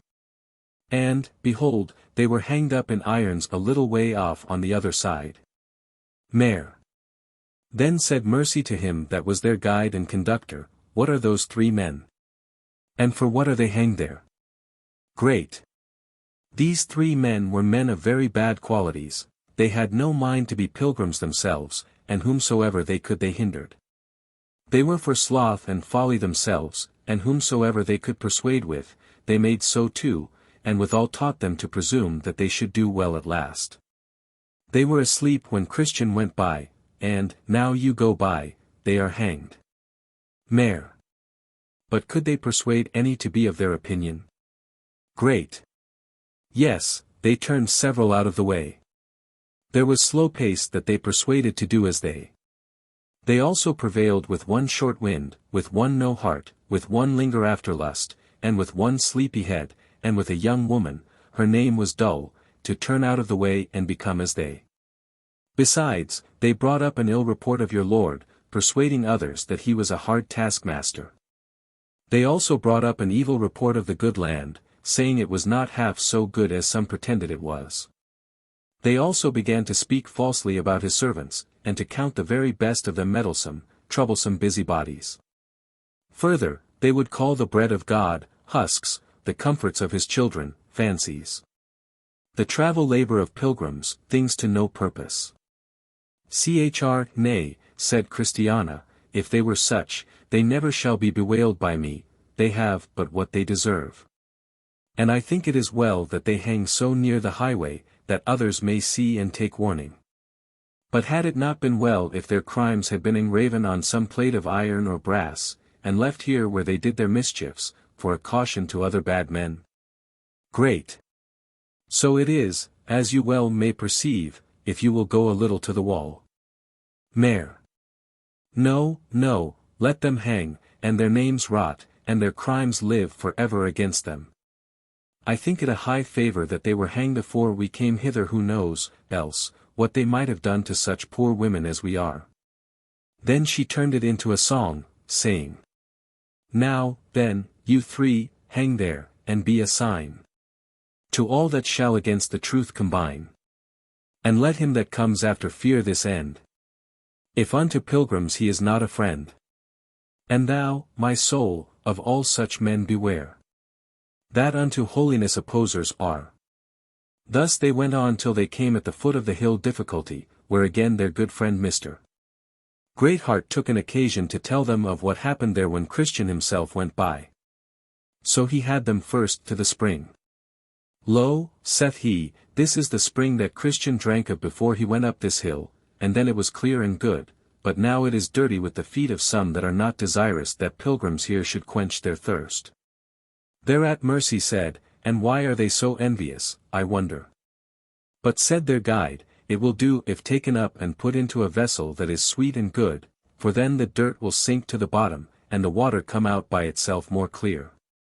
Thus, therefore, Christiana and her companions were compelled to do. They took it up, and put it into an earthen pot, and so let it stand till the dirt was gone to the bottom, and then they drank thereof. 2 dangerous paths. Next he showed them the 2 byways that were at the foot of the hill, where formality and hypocrisy lost themselves.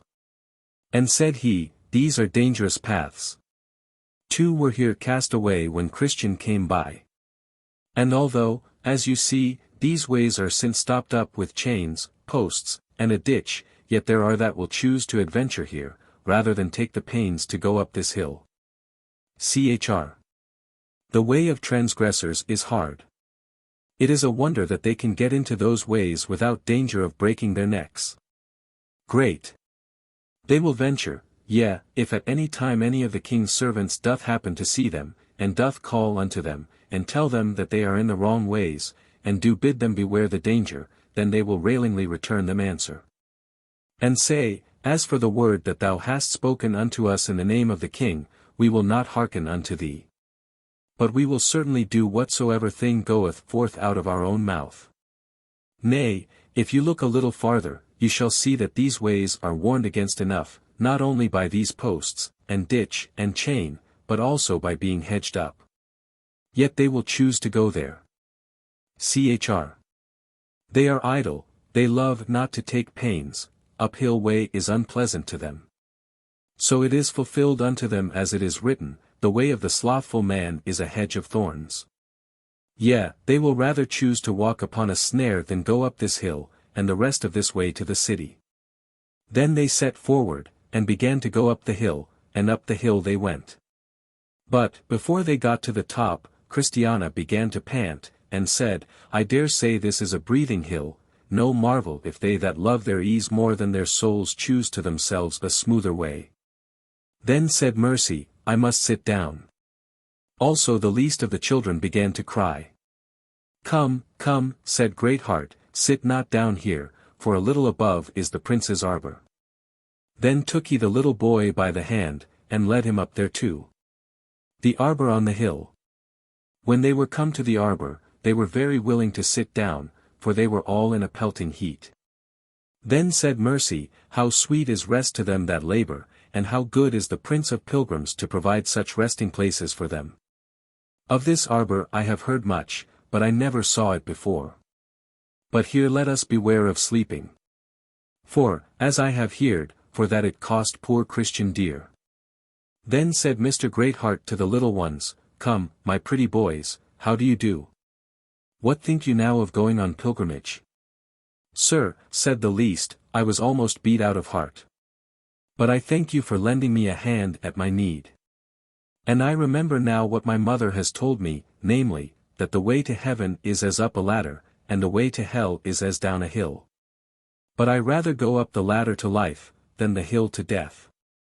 Then said Mercy, but the proverb is, to go down the hill is easy.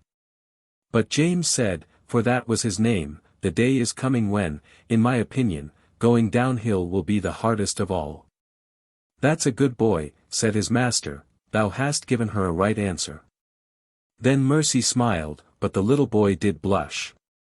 Chr, come, said Christiana, will you eat a bit, a little to sweeten your mouths, while you sit here to rest your legs? For I have here a piece of pomegranate, which Mr. Interpreter put in my hand just when I came out of his doors, He gave me also a piece of a honeycomb, and a little bottle of spirits. I thought he gave you something, said Mercy, because he called you aside. Yes, so he did, said the other. But, Mercy, it shall still be as I said it should, when at first we came from home, thou shalt be a sharer in all the good that I have, because thou so willingly didst become my companion. Then she gave to them, and they did eat, both Mercy and the boys. And said Christiana to Mr. Greatheart, Sir, will you do as we and take some refreshment? But he answered, You are going on pilgrimage, and presently I shall return. Much good may have due to you, at home I eat the same every day. Now, when they had eaten and drunk, and had chatted a little longer, their guide said to them, The day wears away, if you think good, let us prepare to be going. So they got up to go, and the little boys went before, but Christiana forgot to take her bottle of spirits with her, so she sent her little boy back to fetch it. Then said Mercy, I think this is a losing place, here Christian lost his roll, and here Christiana left her bottle behind her. Sir, what is the cause of this? So their guide made answer, and said, The cause is sleep or forgetfulness, some sleep when they should keep awake, and some forget when they should remember. And this is the very cause why often at the resting places some pilgrims, in some things, come off losers. Pilgrims should watch, and remember what they have already received, under their greatest enjoyments. But, for want of doing so, ofttimes their rejoicing ends in tears, and their sunshine in a cloud. Witness the story of Christian at this place. Mistrust and Timorous. When they were come to the place where Mistrust and Timorous met Christian, to persuade him to go back for fear of the lions, they perceived as it were a stage, and before it, towards the road, a broad plate, with a copy of verses written thereon, and underneath the reason of the raising up of that stage in that place rendered. The verses were these. Let him that sees this stage take heed unto his heart and tongue, lest, if he do not, here he speed, as some have, long agone. The words underneath the verses were, This stage was built to punish such upon, who, through timorousness or mistrust, shall be afraid to go farther on pilgrimage. Also on this stage both Mistrust and Timorous were burned through the tongue with a hot iron, for endeavoring to hinder Christian in his journey. Then said Mercy, This is much like to the saying of the Beloved, What shall be given unto thee, or what shall be done unto thee, thou false tongue? Sharp arrows of the mighty, with coals of juniper. So they went on till they came within sight of the lions. Now, Mr. Greatheart was a strong man, so he was not afraid of a lion. But yet, when they were come up to the place where the lions were, the boys, that went before, were glad to cringe behind, for they were afraid of the lions, so they stepped back, and went behind. At this their guide smiled, and said, How now, my boys? Do you love to go before when no danger doth approach, and love to come behind so soon as the lions appear? Now, as they went up, Mr. Greatheart drew his sword, with intent to make a way for the pilgrims in spite of the lions. Then there appeared one that, it seems, had taken upon him to back the lions. And he said to the pilgrim's guide, What is the cause of your coming hither? Now, the name of that man was Grim, or Bloody Man, because of his slaying of pilgrims, and he was of the race of the giants. Great. Then said the pilgrim's guide, These women and children are going on pilgrimage, and this is the way they must go, and go it they shall, in spite of thee and the lions. Grim. This is not their way, neither shall they go therein. I am come forth to withstand them, and to that end will back the lions. Greatheart overcomes Grim. Now, to say truth, by reason of the fierceness of the lions, and of the grim carriage of him that did back them, this way had of late lain much unoccupied, and was almost all grown over with grass. Chr. Then said Christiana, Though the highways have been unoccupied heretofore, and though the travelers have been made in times past to walk through bypaths, it must not be so now I am risen. Now I am risen a mother in Israel. Grim. Then he swore by the lions, but it should, and therefore bid them turn aside, for they should not passage there. But Greatheart their guide made first his approach unto Grim, and laid so heavily at him with his sword, that he forced him to a retreat. Grim. Then said he that attempted to back the lions, will you slay me upon mine own ground? Great. It is the king's highway that we are in, and in his way it is that thou hast placed thy lions, but these women, and these children, though weak, shall hold on their way in spite of thy lions. And, with that, he gave him again a downright blow, and brought him upon his knees. With this blow he also broke his helmet, and with the next he cut off an arm. Then did the giant roar so hideously, that his voice frightened the women, and yet they were glad to see him lie sprawling upon the ground. Now, the lions were chained, and so of themselves could do nothing. Wherefore, when old Grim, that intended to back them, was dead, Mr. Greatheart said to the pilgrims, Come now, and follow me, and no hurt shall happen to you from the lions. They therefore went on. But the women trembled as they passed by them, the boys also looked as if they would die, but they all got by without further hurt. Chapter 5. The Palace Beautiful. Now, then, they were within sight of the porter's lodge, and they soon came up unto it, but they made the more haste after this to go thither, because it is dangerous travelling there in the night. So, when they were come to the gate, the guide knocked, and the porter cried, Who is there? But as soon as the guide had said, It is I, he knew his voice, and came down, for the guide had oft before that come thither as a conductor of pilgrims. When he was come down he opened the gate, and, seeing the guide stand just before it, for he saw not the women, for they were behind him, he said unto him, How now, Mr. Greatheart? What is your business here so late tonight? I have brought, said he, some pilgrims hither, where, by my lord's commandment, they must lodge. I had been here some time ago, had I not been opposed by the giant that did use to back the lions. But I, after a long and tedious combat with him, have cut him off, and have brought the pilgrims hither in safety. Port. Will you not go in, and stay till morning? Great. No, I will return to my lord tonight. Chr. Oh, sir, I know not how to be willing you should leave us in our pilgrimage. You have been so faithful and so loving to us, you have fought so stoutly for us, you have been so hearty in counseling of us, that I shall never forget your favor towards us. Mayor. Then said Mercy, Oh that we might have thy company to our journey's end. How can such poor women as we hold out in a way so full of troubles as this way is, without a friend and defender? James. Then said James, the youngest of the boys, Pray, sir, be persuaded to go with us, and help us, because we are so weak, and the way so dangerous as it is. Great. I am at my lord's commandment. If he shall allot me to be your guide quite through, I will willingly wait upon you. But here you failed at first.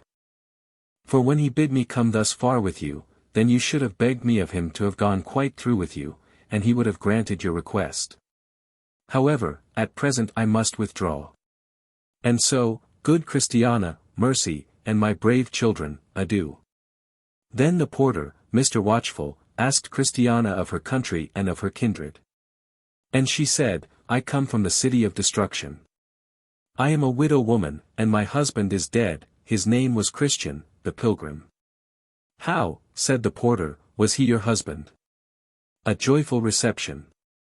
Yes, said she, and these are his children, and this, pointing to Mercy, is one of my townswomen.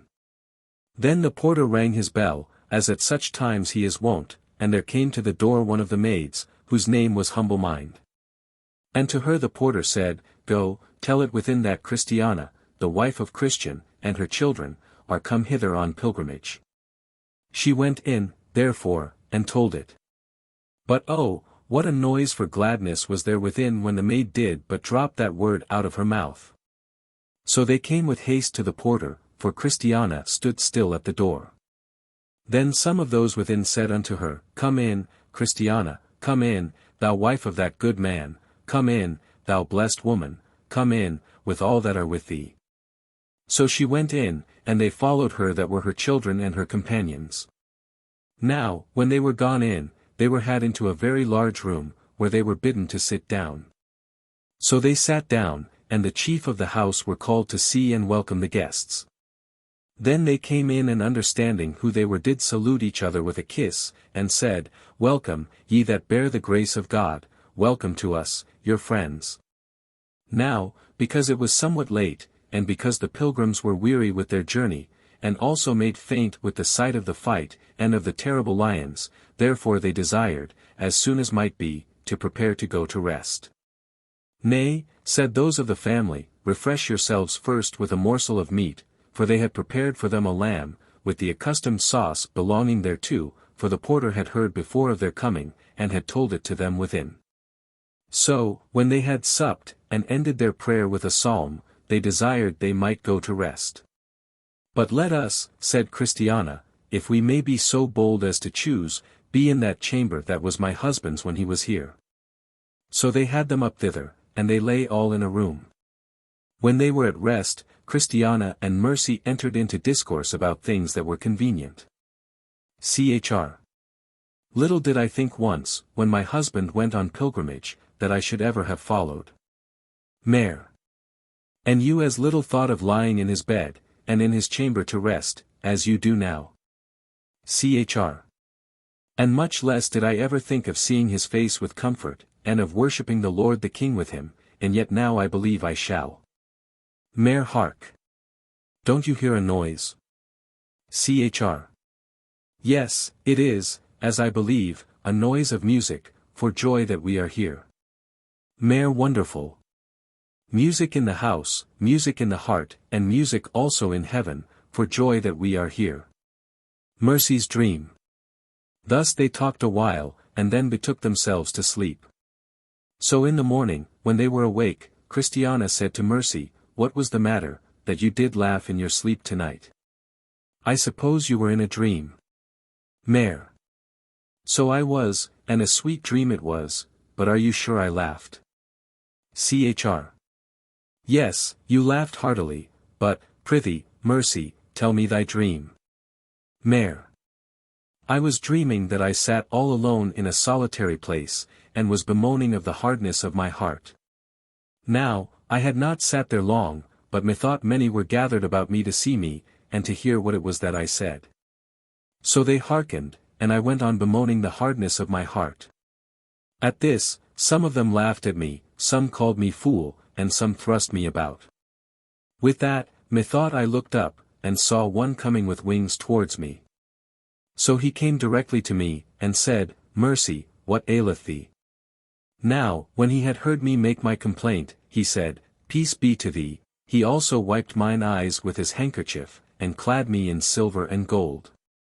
He put a chain about my neck, and earrings in mine ears, and a beautiful crown upon my head. Then he took me by the hand, and said, Mercy, come after me. So he went up, and I followed, till we came to a golden gate.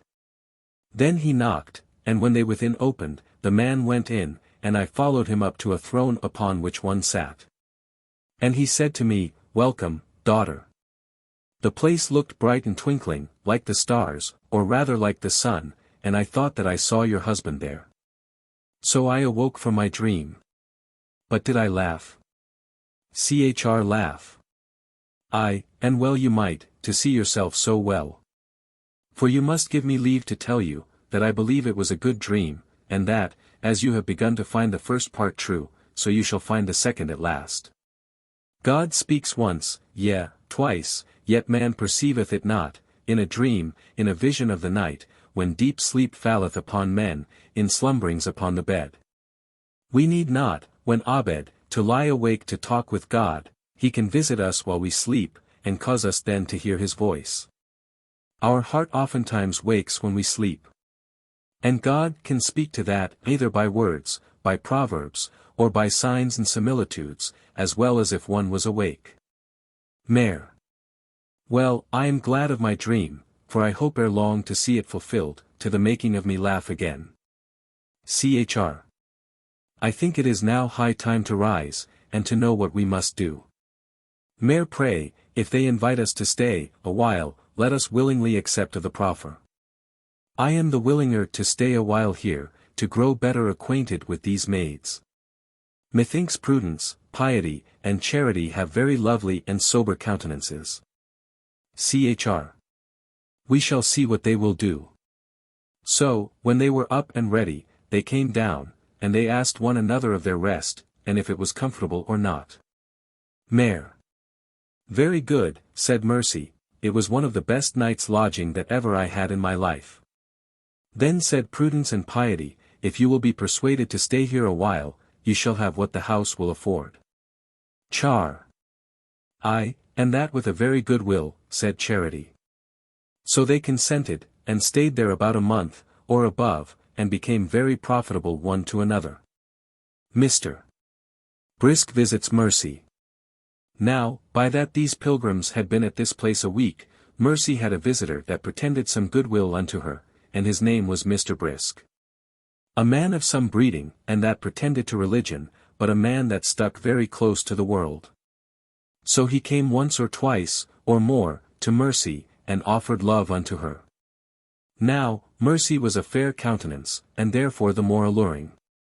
Her mind also was, to be always busying of herself in doing, for, when she had nothing to do for herself, she would be making of hose and garments for others, and would bestow them upon them that had need. And Mr. Brisk, not knowing where or how she disposed of what she made, seemed to be greatly taken, for that he found her never idle. I will warrant her a good housewife, quoth he to himself. Mercy then told the matter to the maidens that were of the house, and inquired of them concerning him, for they did know him better than she. So they told her that he was a very busy young man, and one who pretended to serve the Lord, but was, as they feared, a stranger to the power of that which is good. Nay, then, said Mercy, I will look no more on him. For I purpose never to have a clog to my soul. Prudence then replied that, there needed no great matter of discouragement to be given to him, her continuing so as she had begun to do for the poor would quickly cool his courage. So, the next time he comes, he finds her at her old work, making of things for the poor. Then said he, What? Always at it? Yes, said she, either for myself or for others. And what canst thou earn a day, quoth he.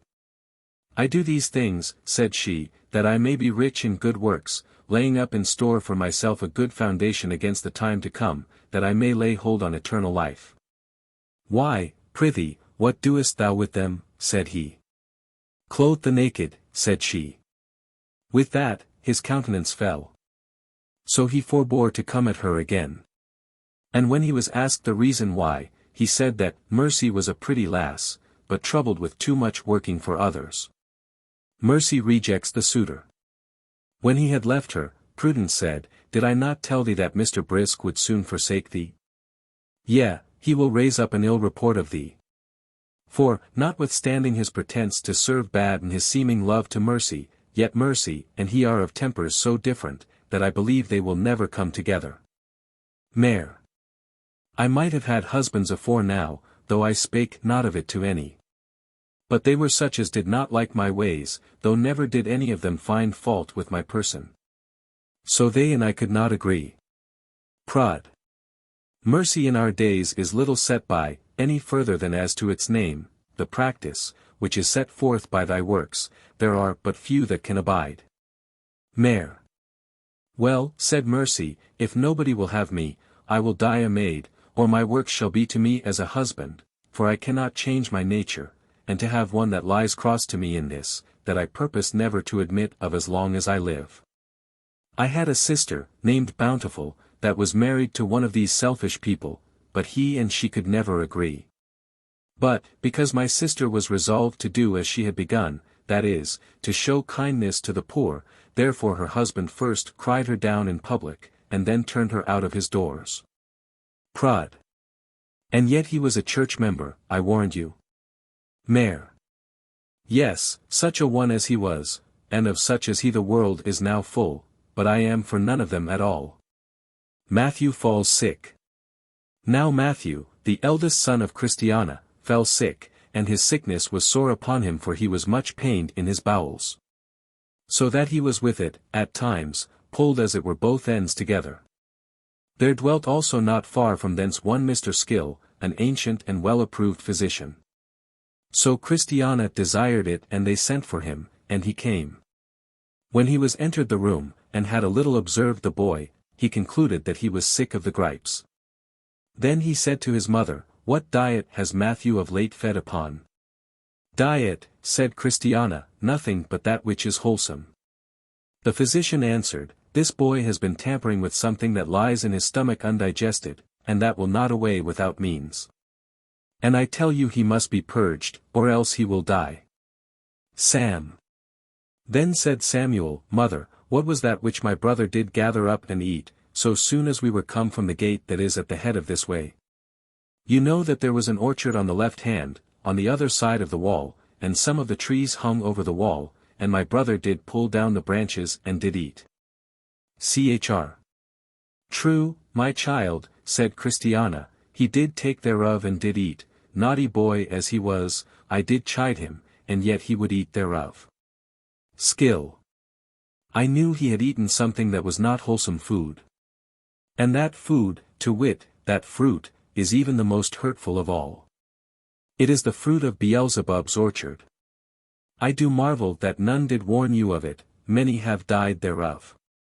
Chr. Then Christiana began to cry, and she said, "Oh, naughty boy! And oh, careless mother! What shall I do for my son?" Skill.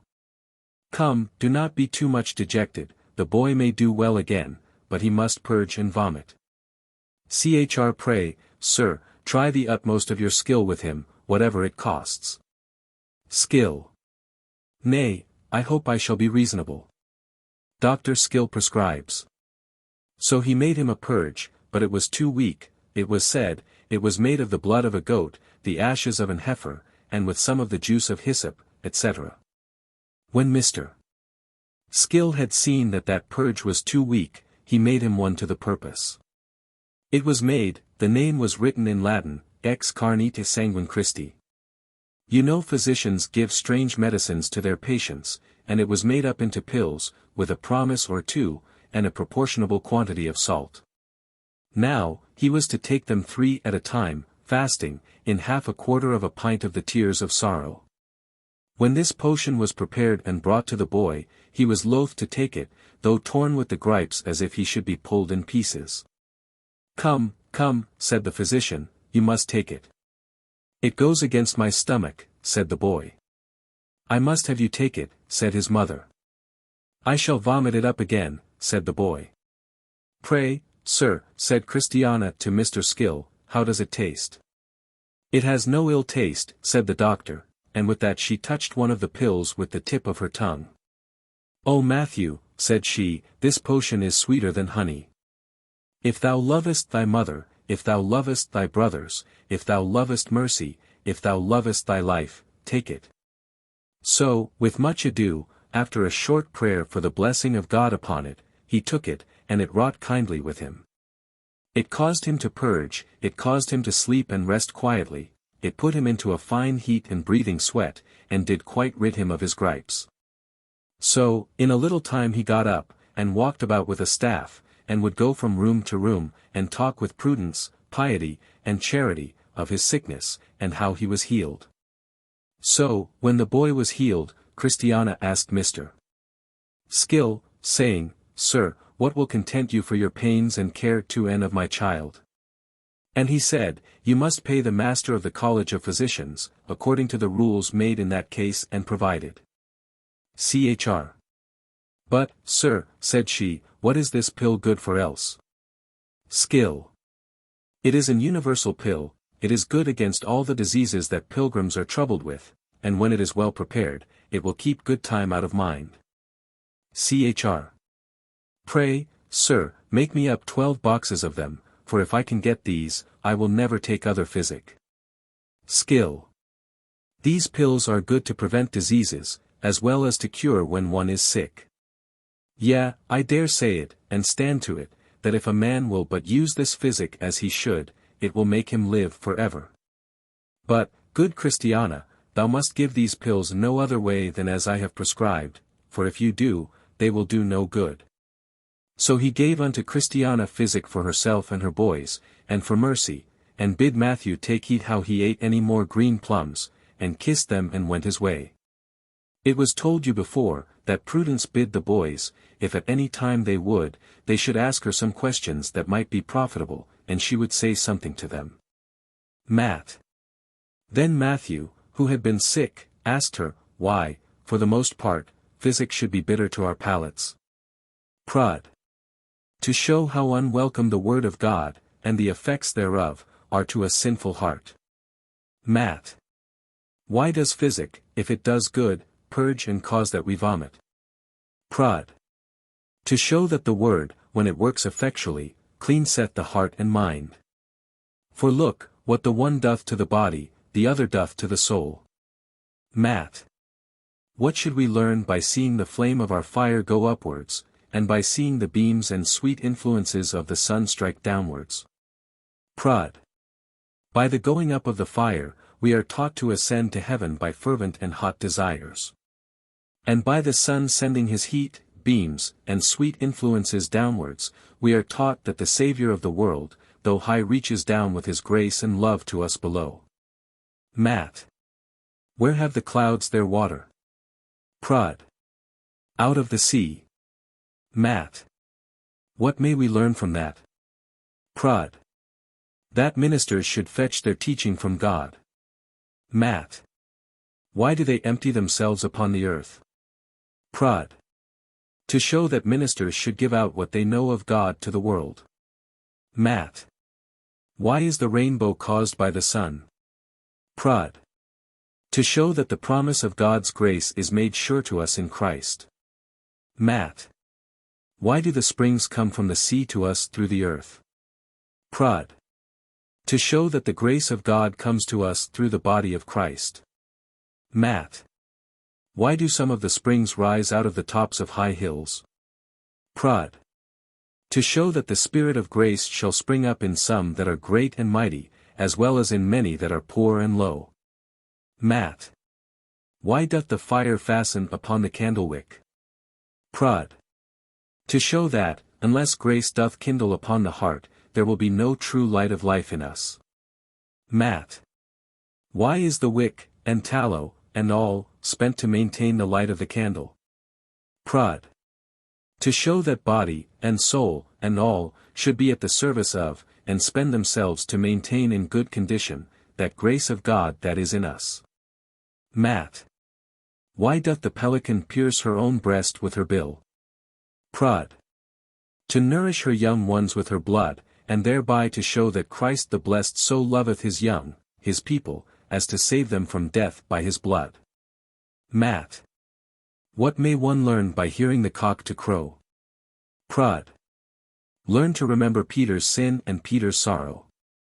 The cock's crowing shows also that day is coming on. Let, then, the crowing of the cock put thee in mind of that last and terrible day of judgment. Now, about this time, their month was out. Wherefore they signified to those of the house that it was convenient for them to be up and going. Then said Joseph to his mother, It is convenient that you forget not to send to the house of Mr. Interpreter, to pray him to grant that Mr. Greatheart should be sent unto us, that he may be our conductor the rest of our way. Good boy, said she, I had almost forgot.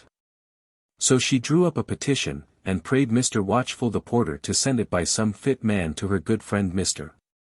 Interpreter, who, when it was come, and he had seen the contents of the petition, said to the messenger, Go, tell them that I will send him.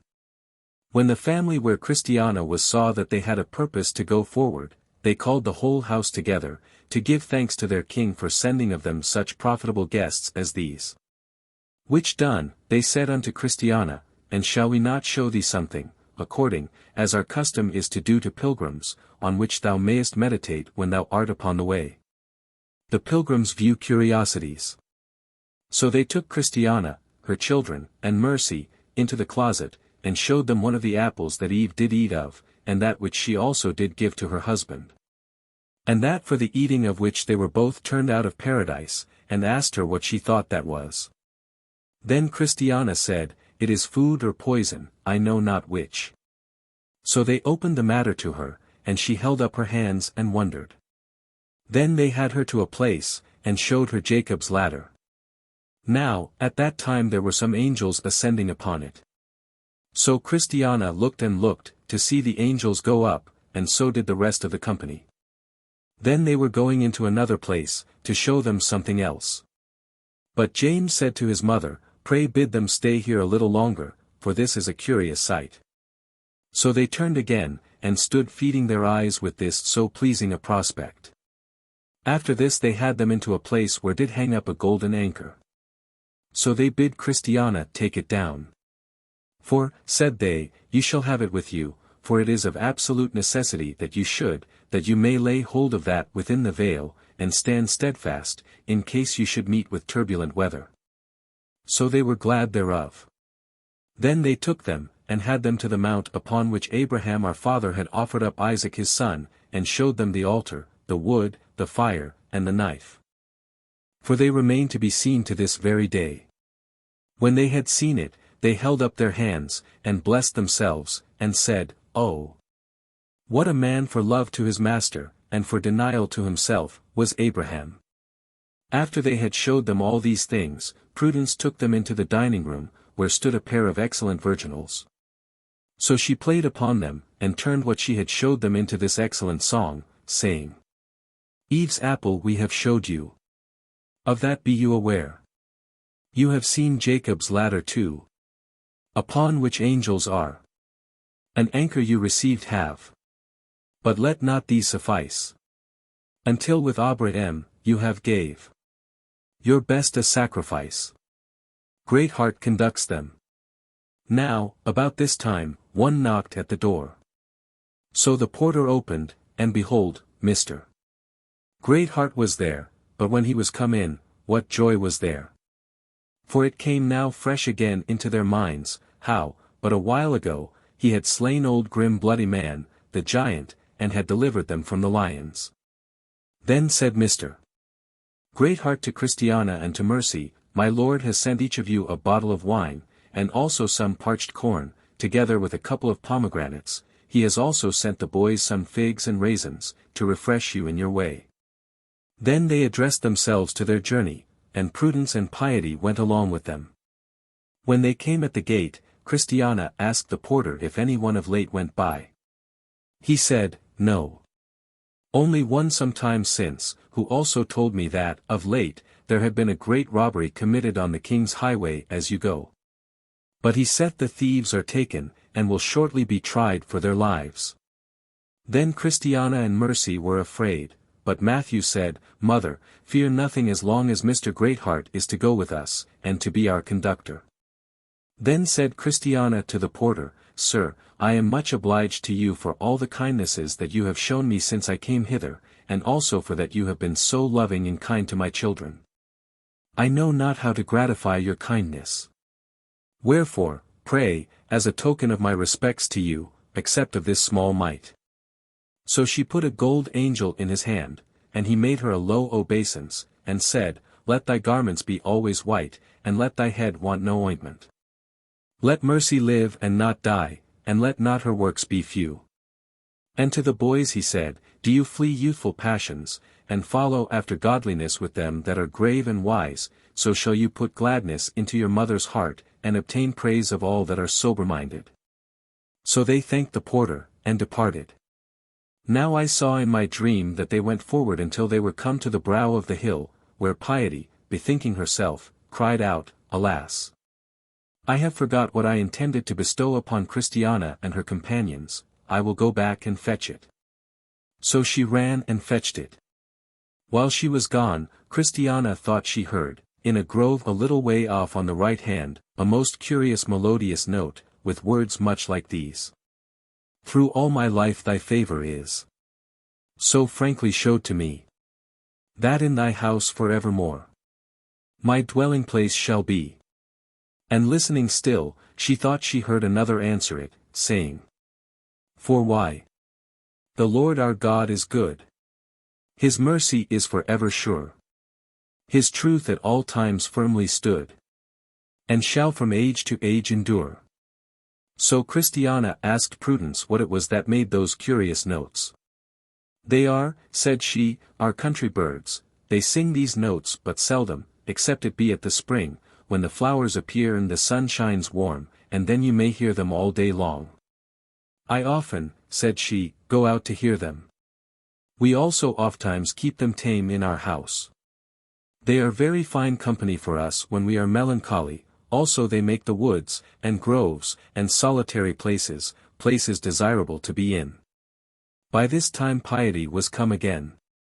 So she said to Christiana, Look here, I have brought thee a plan of all those things that thou hast seen at our house, upon which thou mayest look when thou findest thyself forgetful. And call those things again to remembrance for thy teaching and comfort. Chapter 6. The Valley of Humiliation. Now they began to go down the hill into the Valley of Humiliation. It was a steep hill, and the way was slippery, but they were very careful, so they got down pretty well. When they were down in the valley, Piety said to Christiana, This is the place where Christian, your husband, met with the foul fiend Apollyon, and where they had that dreadful fight that they had. I know you cannot but have heard thereof. But be of good courage, as long as you have here Mr. Greatheart to be your guide and conductor, we hope you will fare the better. So when these two had given the pilgrims unto the care of their guide, he went forward, and they went after. Great. Then said Mr. Greatheart, We need not to be so afraid of this valley, for here is nothing to hurt us, unless we procure it to ourselves. It is true that Christian did here meet with Apollyon, with whom he had also a sore combat. But that fray was the fruit of those slips that he got in his going down the hill, for they that get slips there, must look for combats here. And hence it is that this valley has got so hard a name. For the common people, when they hear that some frightful thing has befallen such a one in such a place, are of an opinion that that place is haunted with some foul fiend or evil spirit, when, alas! It is for the fruit of their doing that such things do befall them there. This Valley of Humiliation is of itself as fruitful a place as any the crow flies over.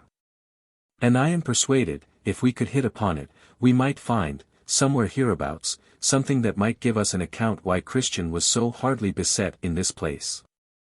Then James said to his mother, Lo, yonder stands a pillar, and it looks as if something was written thereon, let us go and see what it is. So they went, and found there written, Let Christian's slips before he came hither, and the battles that he met with in this place, be a warning to those that come after. Lo! Said their guide, Did not I tell you that there was something hereabouts that would give intimation of the reason why Christian was so hard beset in this place? Then turning himself to Christiana, he said, No disgrace to Christian, more than to many others whose hap and loss his was, for it is easier going up than down this hill, and that can be said but of few hills in all these parts of the world. But we will leave the good man, he is at rest, he also had a brave victory over his enemy. Let him that dwelleth above grant that we fare no worse, when we come to be tried, than he. But we will come again to this Valley of Humiliation. It is the best and most fruitful piece of ground in all these parts. It is fat ground, and, as you see, consisteth much in meadows. And if a man was to come here in the summer time, as we do now, if he knew not anything before thereof, and if he also delighted himself in the sight of his eyes, he might see that that would be delightful to him. Behold how green this valley is, also how beautified with lilies. I have also known many laboring men that have got good estates in this Valley of Humiliation, for God resisteth the proud, but giveth grace to the humble. Indeed, it is a very fruitful soil, and doth bring forth by handfuls. Some also have wished that the next way to their father's house were here, that they might be troubled no more with either hills or mountains to go over. But the way is the way, and there's an end. Now, as they were going along and talking, they espied a boy feeding his father's sheep. The boy was in very mean clothes, but of a very fresh and well-favored countenance. And as he sat by himself he sang. Hark, said Mr. Greatheart, to what the shepherd's boy saith. So they hearkened, and he said. He that is down needs fear no fall. He that is low, no pride. He that is humble ever shall have God to be his guide. I am content with what I have. Little be it or much. And, Lord, contentment still I crave. Because thou savest much. Fullness to such a burden is. That go on pilgrimage. Here little, and hereafter bliss. Is best from age to age. Then said their guide, do you hear him? I will dare to say that this boy lives a merrier life, and wears more of that herb called heartsease in his bosom, than he that is clad in silk and velvet. But we will proceed in our account of this valley. In this valley our Lord formerly had his country house, he loved much to be here. He loved also to walk these meadows, for he found the air was pleasant. Besides, here a man shall be free from the noise and from the hurryings of this life. All states are full of noise and confusion, only the valley of humiliation is that empty and solitary place. Here a man shall not be so let and hindered in his thoughts as in other places he is apt to be. This is a valley that nobody walks in but those that love a pilgrim's life. And though Christian had the hard hap to meet here with Apollyon, and to enter with him into a brisk encounter, yet I must tell you that in former times men have met with angels here, have found pearls here, and have in this place found the words of life. Did I say, our Lord had here in former days his country house, and that he loved here to walk?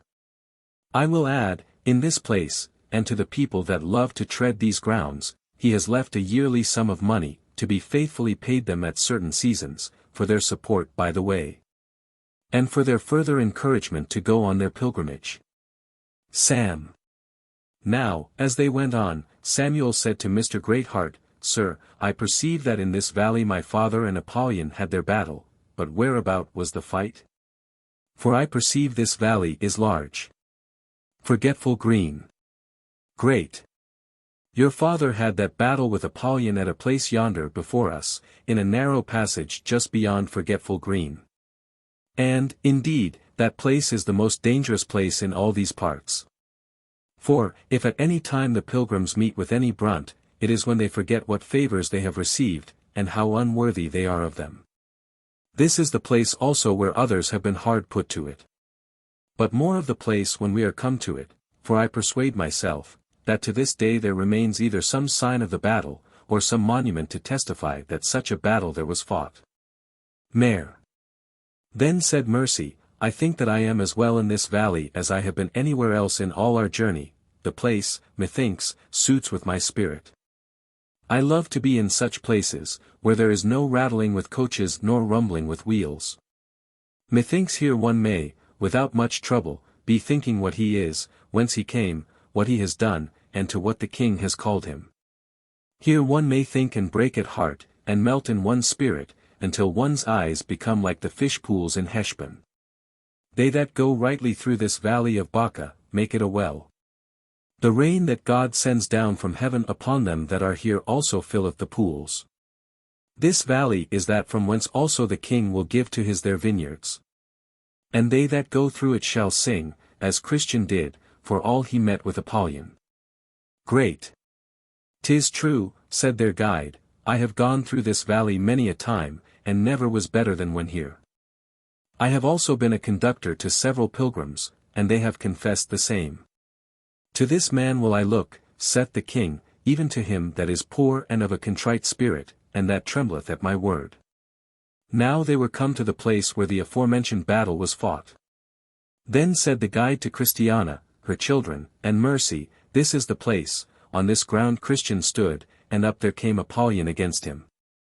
And look, did not I tell you, here is some of your husband's blood upon these stones to this day. Behold, also, how here and there are yet to be seen upon the place some of the shivers of Apollyon's broken darts. See also how they did beat the ground with their feet as they fought, to make good their places against each other, how also, with their byblows, they did split the very stones in pieces. Verily, Christian did here play the man, and showed himself as stout as could, had he been there, even Hercules himself. When Apollyon was beat, he made his retreat to the next valley, that is called the Valley of the Shadow of Death, unto which we shall come soon. Lo, yonder also stands a monument, on which is engraven this battle, and Christian's victory, to his fame throughout all ages. Valley of Shadow of Death. So, because it stood just on the wayside before them, they stepped to it, and read the writing, which word for word was this. Hard by here was a battle fought. Most strange, and yet most true. Christian and Apollyon sought each other to subdue. The man so bravely played the man. He made the fiend to fly. Of which a monument I stand, the same to testify. When they had passed by this place, they came upon the borders of the shadow of death. This valley was longer than the other, a place also most strangely haunted with evil things, as many are able to testify. But these women and children went the better through it, because they had daylight, and because Mr. Greatheart was their conductor. When they were entered upon this valley, they thought that they heard a groaning, as of dead men, a very great groaning. They thought also that they did hear words of moaning spoken, as of some in extreme torment. These things made the boys to quake. The women also looked pale and wan, but their guide bid them be of good comfort. So they went on a little farther, and they thought that they felt the ground begin to shake under them, as if some hollow place was there. They heard also a kind of hissing, as of serpents, but nothing as yet appeared. Then said the boys, Are we not yet at the end of this doleful place? But the guide also bid them be of good courage, and look well to their feet. Lest haply, said he, you be taken in some snare. Now James began to be sick, but I think the cause thereof was fear. So his mother gave him some of that glass of spirits that had been given her at the interpreter's house, and 3 of the pills that Mr. Skill had prepared, and the boy began to revive. Thus they went on till they came to about the middle of the valley, and then Christiana said, Methinks I see something yonder upon the road before us, a thing of such a shape as I have not seen. Then said Joseph, Mother, what is it? An ugly thing, child, an ugly thing, said she. But, mother, what is it like, said he. 'Tis like I cannot tell what, said she, and now it is but a little way off. Then said she, It is nigh. Resist the devil. Well, well, said Mr. Greatheart, let them that are most afraid keep close to me. So the fiend came on, and the conductor met it, but, when it was just come to him, it vanished to all their sights. Then remembered they what had been said some time ago, Resist the devil, and he will flee from you. They went therefore on, as being a little refreshed. But they had not gone far before Mercy, looking behind her, saw, as she thought, something most like a lion, and it came a great padding pace after. And it had a hollow voice of roaring, and at every roar that it gave it made all the valley echo, and all their hearts to ache, save the heart of him that was their guide. So it came up, and Mr. Greatheart went behind, and put the pilgrims all before him. The lion also came on apace, and Mr. Greatheart addressed himself to give him battle. But, when he saw that it was determined that resistance should be made, he also drew back, and came no farther.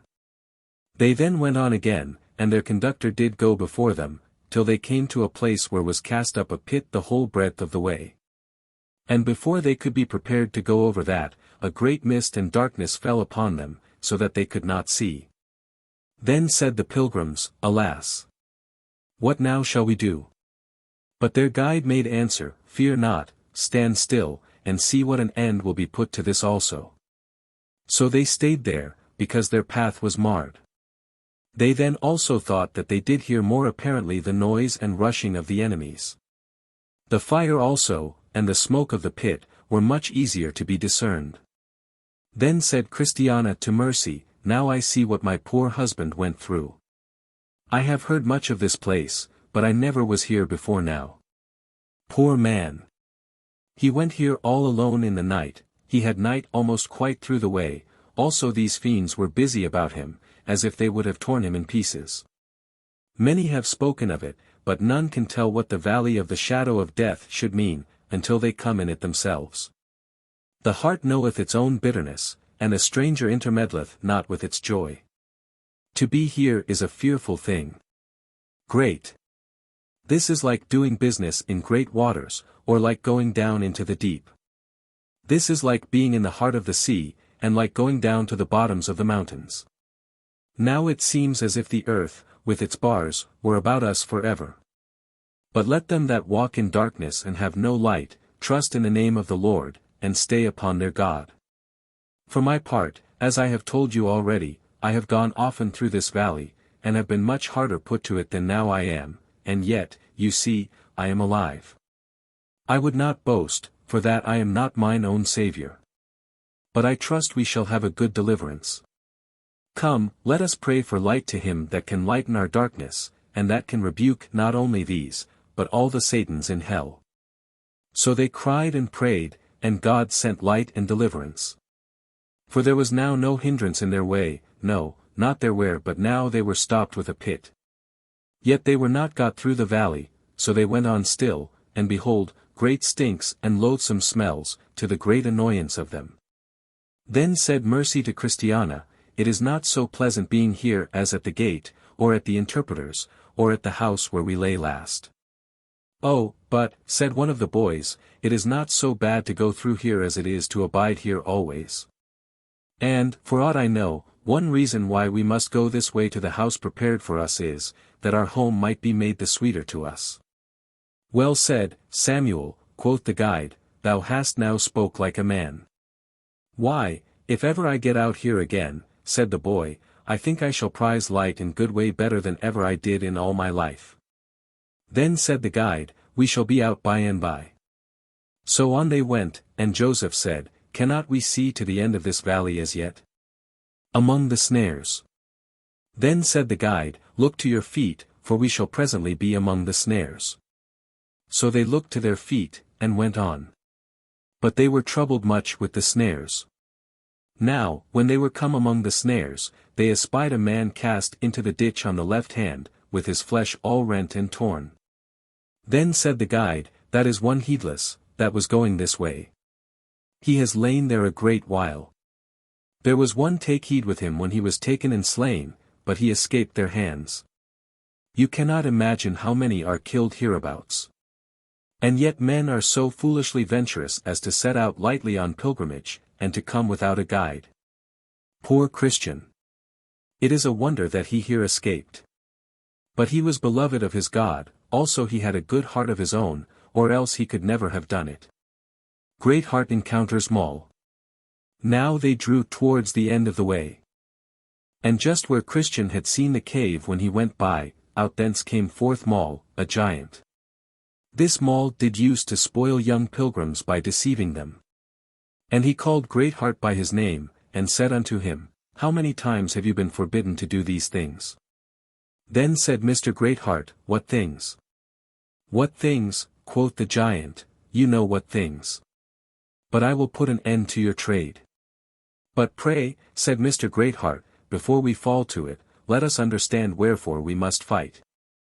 Now the women and children stood trembling, and knew not what to do. Quoth the giant, You rob the country, and rob it with the worst of thefts. These are but random words, said Mr. Great Heart, tell what robberies I have done, man. Then said the giant, Thou practisest the craft of a kidnapper, thou gatherest up women and children, and carriest them into a strange country, to the weakening of my master's kingdom. But now Great Heart replied, I am a servant of the God of heaven, my business is to persuade sinners to turn to God. I am commanded to do my best to turn men, women, and children from darkness to light, and from the power of Satan unto God. And if this be indeed the ground of thy quarrel, let us fall to it as soon as thou wilt. The giant is slain. Then the giant came up, and Mr. Great Heart went to meet him, and as he went, he drew his sword, but the giant had a club. So without more ado they fell to it, and, at the first blow, the giant struck Mr. Great Heart down upon one of his knees. With that, the women and children cried out. So Mr. Great Heart, recovering himself, laid about him in full lusty manner, and gave the giant a wound in his arm. Thus he fought for the space of an hour, to that height of heat, that the breath came out of the giant's nostrils as the heat doth out of a boiling cauldron. Then they sat down to rest them, but Mr. Great Heart betook himself to prayer. Also the women and children did nothing but sigh and cry all the time that the battle did last. When they had rested them, and taken breath, they both fell to it again, and Mr. Great Heart with a blow fetched the giant down to the ground. Nay, hold, and let me recover, quoth he. So Mr. Greatheart fairly let him get up, so to it they went again, and the giant missed but little of breaking Mr. Greatheart's skull with his club. Mr. Greatheart seeing that, runs to him in the full heat of his spirit, and pierceth him under the fifth rib. With that the giant began to faint, and could hold up his club no longer. Then Mr. Greatheart seconded his blow, and smote the head of the giant from his shoulders. Then the women and the children rejoiced, and Mr. Greatheart also praised God for the deliverance he had wrought. When this was done, they amongst them erected a pillar, and fastened the giant's head thereon, and wrote under it in letters that passengers might read. He that did wear this head, was one that pilgrims did misuse. He stopped their way, he spared none, but did them all abuse. Until that I, Greatheart, arose, the pilgrim's guide to be. Until that I did him oppose. That was their enemy. Now, I saw that they went to the high ground that was a little way off, cast up to be a prospect for pilgrims. That was the place from whence Christiana had the first sight of Faithful his brother. Wherefore here they sat down and rested. They also here did eat and drink and make merry, for that they had gotten deliverance from this so dangerous an enemy. As they sat thus and did eat, Christiana asked the guide if he had caught no hurt in the battle. Then said Mr. Greatheart, No, save a little on my flesh, yet that also shall be so far from being to my harm that it is at present a proof of my love to my master and you, and shall be a means, by grace, to increase my reward at last. Chr. But were you not afraid, good sir, when you saw him come out with his club? Great. It is my duty, said he, to mistrust my own ability, that I may have trust in him who is stronger than all. Chr. But what did you think when he fetched you down to the ground at the first blow? Great. Why, I thought, replied he, that so my master himself was served, and yet he it was that conquered at the last. Mat. When you all have thought what you please, I think God has been wonderful good unto us, both in bringing us out of this valley, and in delivering us out of the hand of this enemy. For my part, I see no reason why we should distrust our God any more, since he has now, and in such a place as this, given us such proof of his love as this. Old Honest. Then they got up and went forward. Now, a little before them stood an oak. And under it, when they came to it, they found an old pilgrim fast asleep.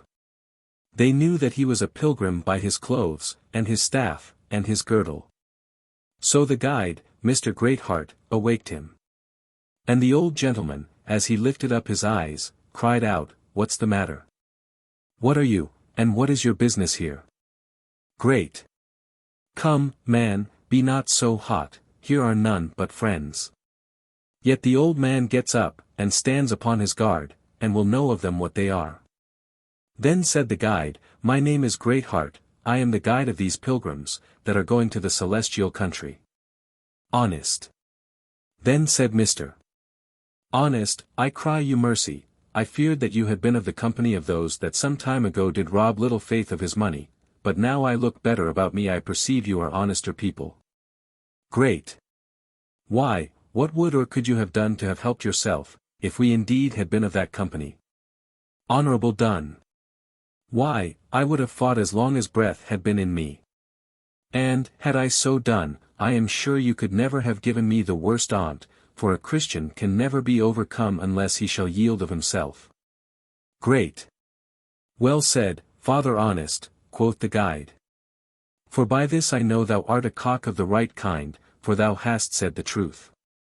Honorable, and by this also I know that thou knowest what true pilgrimage is, for all others do think that we are the soonest overcome of any. Converses with Honest. Great. Well, now we are so happily met, pray let me crave your name, and the name of the place you came from. Honorable, my name I cannot, but I came from the town of Stupidity. It lieth about 4 degrees beyond the city of destruction. Great. Oh. Are you that countryman? Then I deem I have half a guess of you, your name is Old Honesty, is it not? Hon. So the old gentleman blushed, and said, Not Honesty, but Honest is my name, and I wish that my nature may agree to what I am called. But, sir, said the old gentleman, how could you guess that I am such a man, since I came from such a place? Great.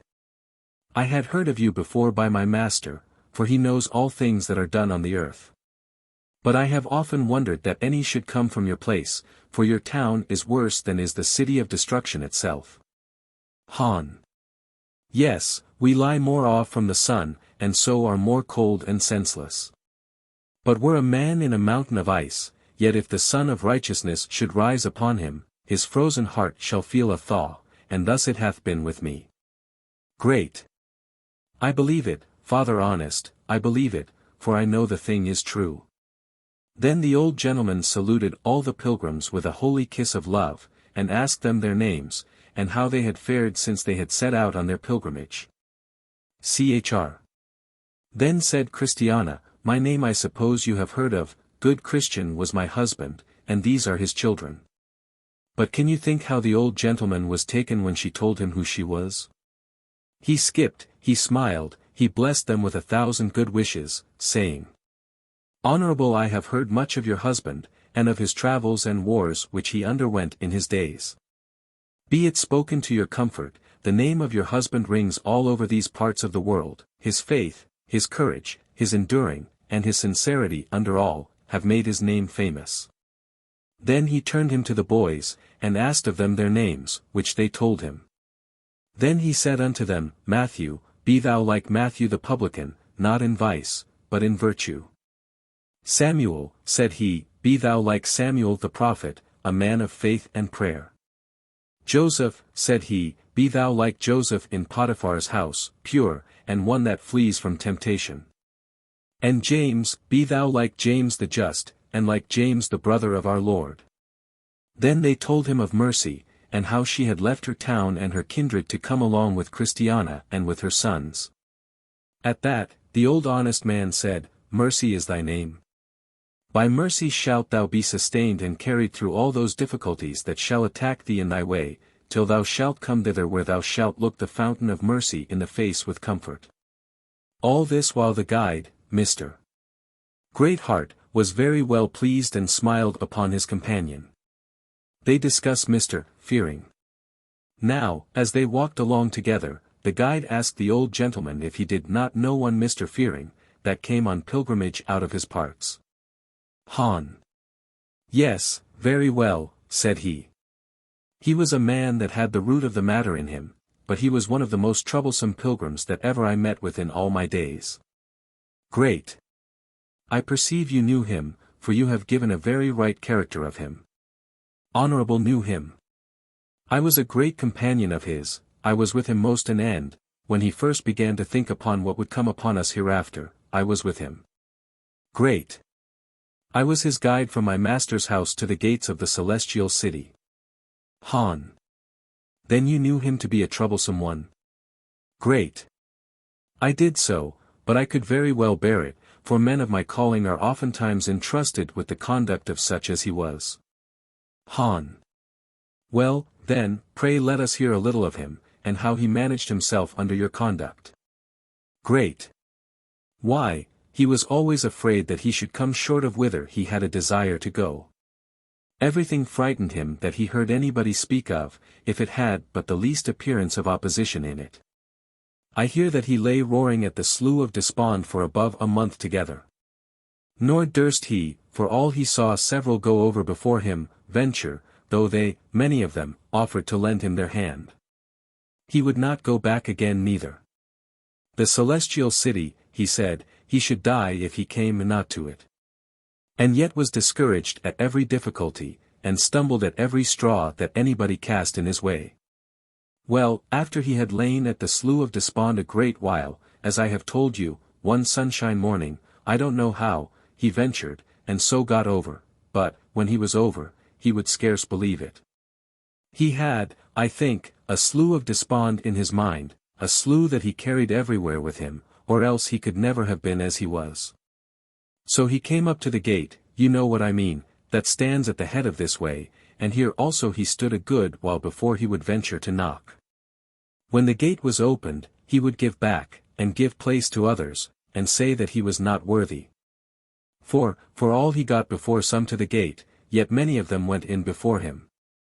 There the poor man would stand shaking and shrinking. I dare say it would have pitted one's heart to have seen him. Nor would he go back again. At last, he took the hammer that hanged on the gate in his hand, and gave a small rap or two. Then one opened to him, but he shrank back as before. He that opened stepped out after him, and said, Thou trembling one, what wantest thou? With that, he fell down to the ground. He that spoke to him wondered to see him so faint. So he said to him, Peace be to thee, up, for I have set open the door to thee, come in, for thou art blessed. With that, he got up, and went in trembling, and when he was in, he was ashamed to show his face. Well, after he had been entertained there a while, as you know how the manner is, he was bid go on his way, and also told the way he should take. So he came till he came to our house.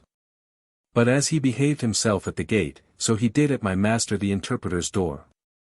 He lay there about in the cold a good while before he would venture to call, yet he would not go back, and the nights were long and cold then. Nay, he had a note of need in his bosom to my master, to receive him and grant him the comfort of his house, and also to allow him a stout and valiant conductor, because he was himself so chicken-hearted a man. And yet, for all that, he was afraid to call at the door. So he lay up and down thereabouts, till, poor man, he was almost starved, yea, so great was his fear, though he had seen several others for knocking get in, yet he was afraid to venture. At last, I think I looked out of the window, and perceiving a man to be up and down about the door, I went out to him, and asked what he was, but, poor man, the water stood in his eyes, so I perceived what he wanted. I went therefore in, and told it in the house, and we showed the things to our Lord, so he sent me out again, to entreat him to come in, but I dare say I had hard work to do it.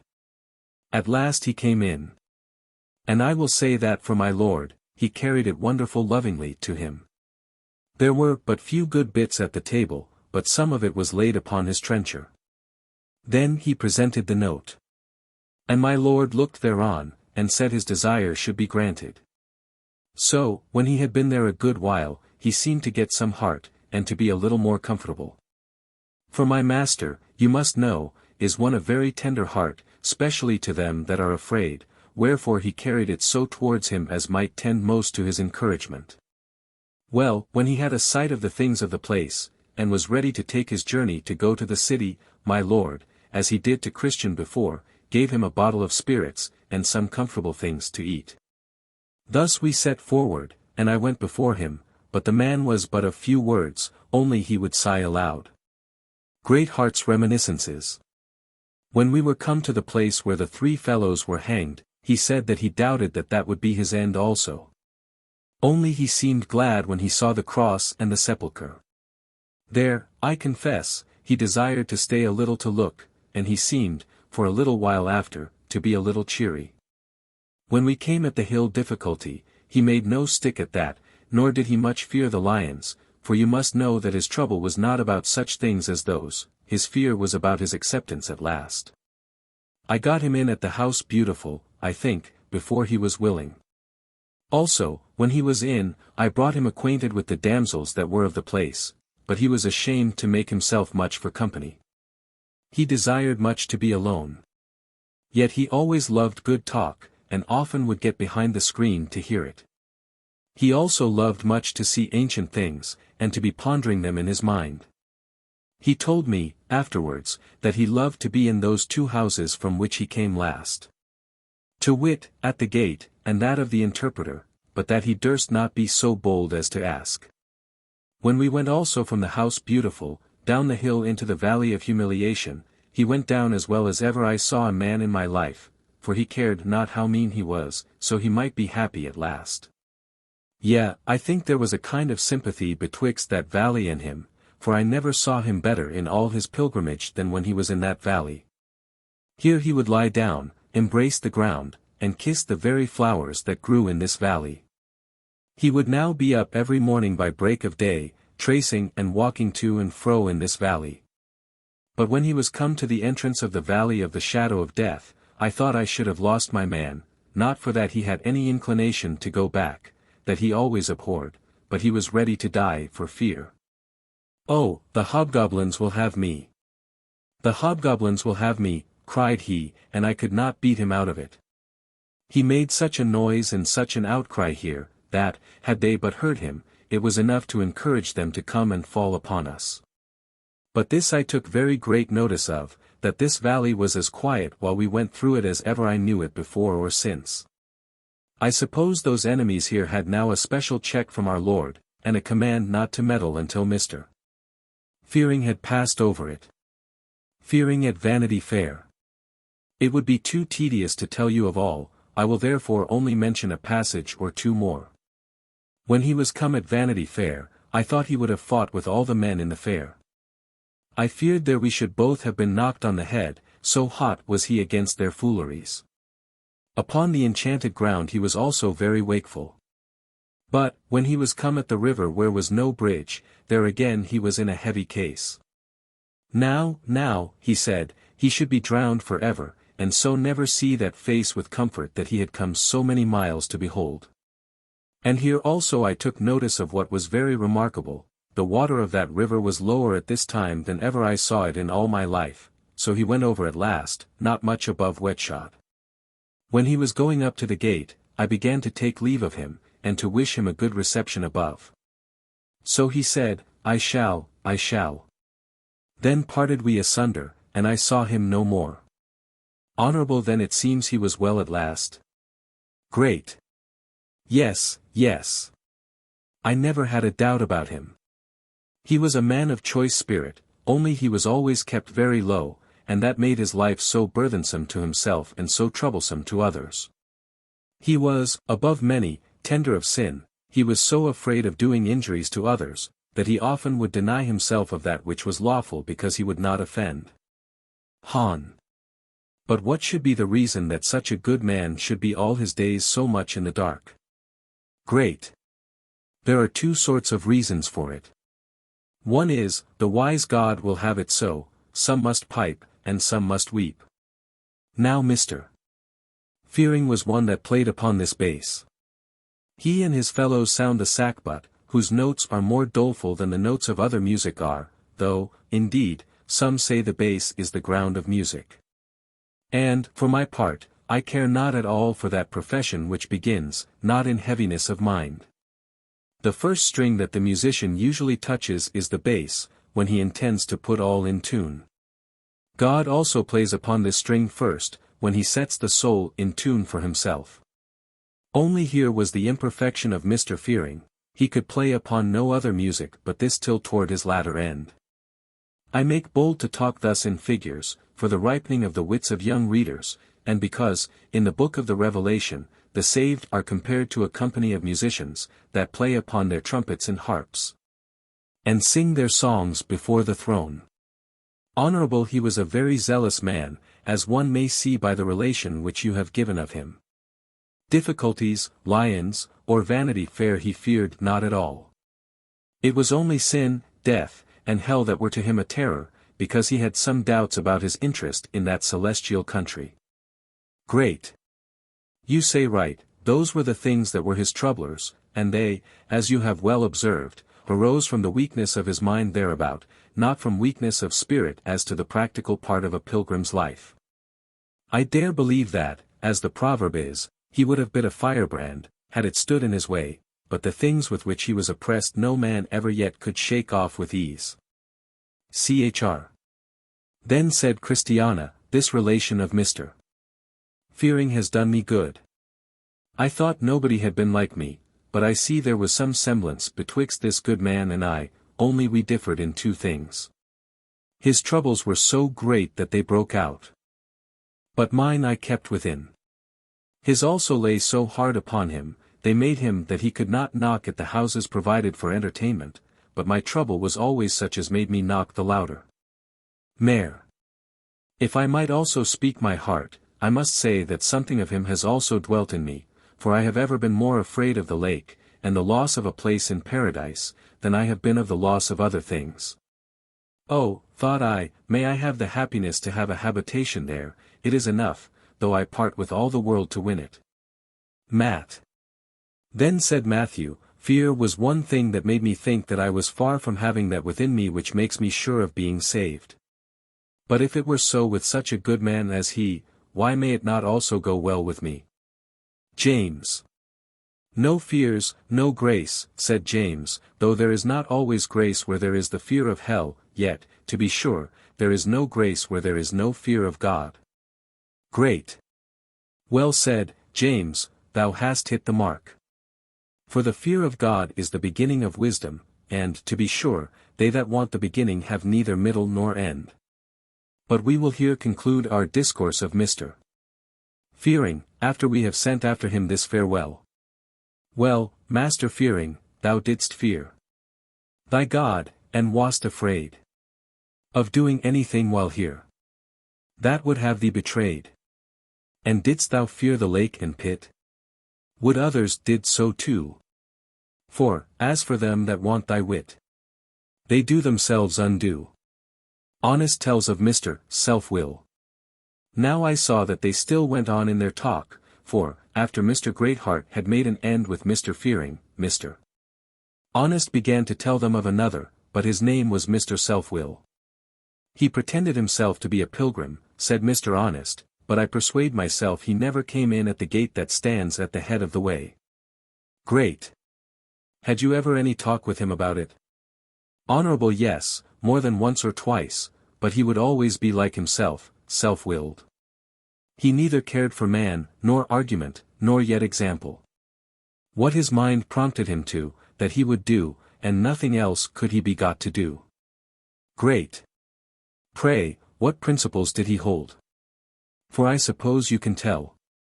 Honorable, he held that a man might follow the sins as well as the virtues of pilgrims. And that, if he did both, he should be certainly saved. Great. How? If he had said it is possible for the best to be guilty of the vices, as well as to partake of the virtues, of pilgrims, he could not much have been blamed.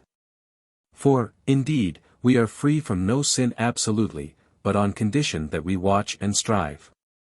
But this, I perceive, is not the thing, but, if I understood you right, your meaning is that he was of opinion that it was allowable so to be. Hon. Aye, so I mean, and so he believed and acted. Great. But what grounds had he for his so saying? Honorable, why, he said he had the scripture for his warrant. Honest quotes self-will. Great. Prithee, Mr. Honest, present us with a few particulars. Hon. So I will. He said, to have to do with other men's wives had been practiced by David, God's beloved, and therefore he could do it. He said, to have more women than one was a thing that Solomon practiced, and therefore he could do it. He said that Sarah lied, and so did Rahab, and therefore he could do it. He said that the disciples went at the bidding of their master, and took away the owner's ass, and therefore he could do so too.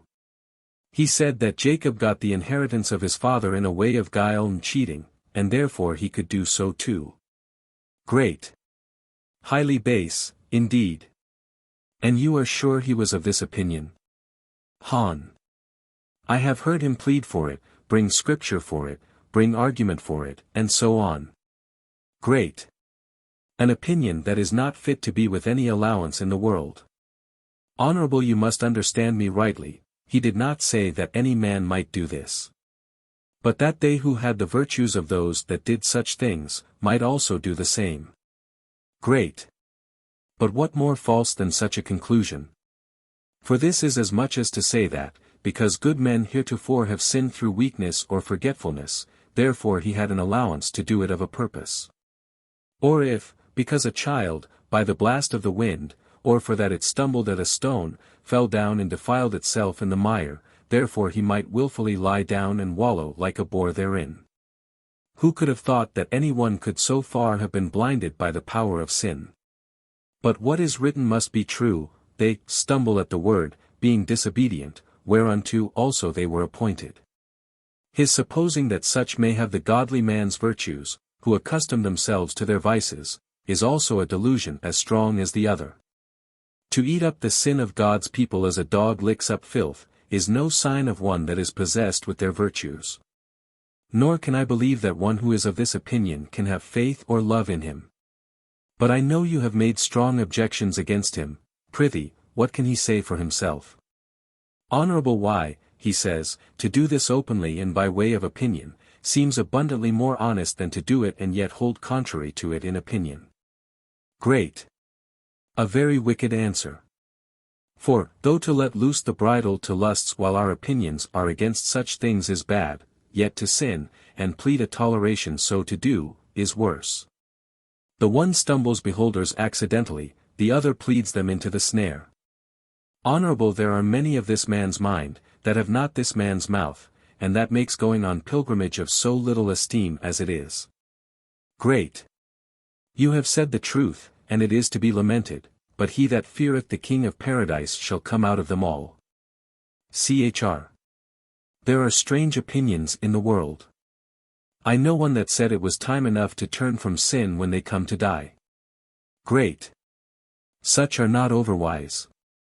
That man would have been loath, might he have had a week to run 20 miles in for his life, to have deferred that journey to the last hour of that week. Honorable, you say right. And yet the most of them who count themselves pilgrims do indeed do thus. I am, as you see, an old man, and have been a traveller in this road many a day, and I have taken notice of many things. I have seen some that have set out as if they would drive all the world afore them, who yet have, in a few days, died as they in the wilderness, and so never got sight of the promised land. I have seen some that have promised nothing at first, setting out to be pilgrims, and that one would have thought could not have lived a day, that have yet proved very good pilgrims. I have seen some that have run hastily forward, that again have, after a little time, run just as fast back again. I have seen some who have spoken very well of a pilgrim's life at first, that, after a while, have spoken as much against it. I have heard some, when they first set out for paradise, say positively there is such a place, who, when they have been almost there, have come back again, and said there is none. I have heard some boast what they would do in case they should be opposed, that have, even at a false alarm, fled faith, the pilgrim's way, and all. Now, as they were thus in their way, there came one running to meet them, and said, Gentlemen, and you of the weaker sort, if you love life, shift for yourselves, for the robbers are before you. Great. They be the three that set upon little faith heretofore. Well, said he, we are ready for them. The pilgrims proceed. So they went on their way. Now they looked at every turning when they should have met with the villains. But whether they heard of Mr. Greatheart, or whether they had some other game, they came not up to the pilgrims. Chapter 7. Entertained by Gaius. Christiana then wished for an inn for herself and her children, because they were weary. Then said Mr. Honest, there is one a little before us, where a very honourable disciple, one Gaius, dwells. So they all concluded to turn in thither, and the rather because the old gentleman gave him so good a report. When they came to the door, they went in, not knocking, for folks used not to knock at the door of an inn. Then they called for the master of the house, and he came to them, so they asked if they might lie there that night. Gaius. Yes, gentlemen, if you be true men, for my house is for none but pilgrims. Then were Christiana, Mercy, and the boys the more glad, for that the innkeeper was a lover of pilgrims. So they called for rooms, and he showed them one for Christiana, and her children, and Mercy, and another for Mr. Greatheart and the old gentleman. Great. Good Gaius, what hast thou for supper? For these pilgrims have come far today, and are weary. Gaius. It is late, so we cannot conveniently go out to seek food, but such as we have you shall be welcome to, if that will content. Great. We will be content with what thou hast in the house, forasmuch as I have proved thee, thou art never without that which is suitable. Then he went down and spake to the cook, whose name was Taste that which is good, to get ready supper for so many pilgrims. This done, he came up again, saying, Come, my good friends, you are welcome to me, and I am glad that I have a house to entertain you in. And, while supper is making ready, if you please, let us entertain one another with some good talking together. So they all said, Content. Gaius. Whose wife is this aged matron? And whose daughter is this young damsel? Great. The woman is the wife of one Christian, a pilgrim of former times, and these are his 4 children. The maid is one of her acquaintance, one that she hath persuaded to come with her on pilgrimage. The boys take all after their father, and wish to tread in his steps, yea, if they do but see any place where the old pilgrim hath lain, or any print of his foot, it bringeth joy to their hearts, and they are eager to lie or tread in the same. Family of the Christians. Gaius. Is this Christian's wife, and are these Christians' children? I knew your husband's father, yea, also his father's father.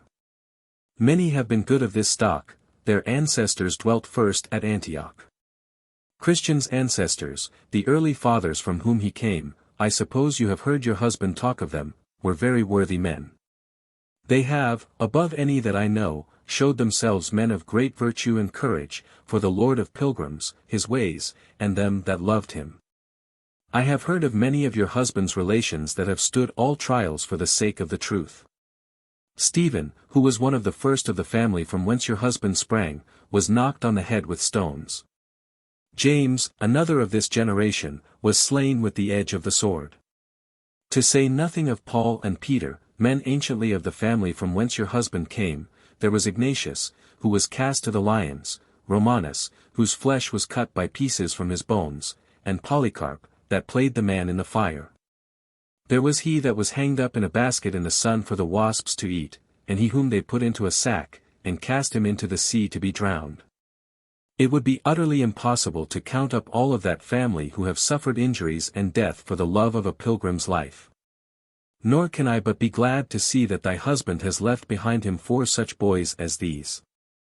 I hope they will bear out their father's name, and tread in their father's steps, and come to their father's end. Great. Indeed, sir, they are likely lads, they seem to choose heartily their father's ways. Gaius. That is it that I said. Wherefore Christian's family is like still to spread abroad upon the face of the ground, and yet to be numerous upon the face of the earth. Wherefore let Christiana look out some damsels for her sons, to whom they may be married, etc. That the name of their father and the house of his family may never be forgotten in the world. Honorable, 'tis pity this family should fall and die out of the world. Gaius. Fall it cannot, but be diminished it may. But let Christiana take my advice, and that is the way to uphold it.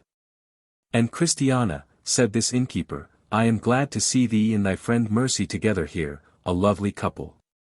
And may I advise, take Mercy into a nearer relation to thee.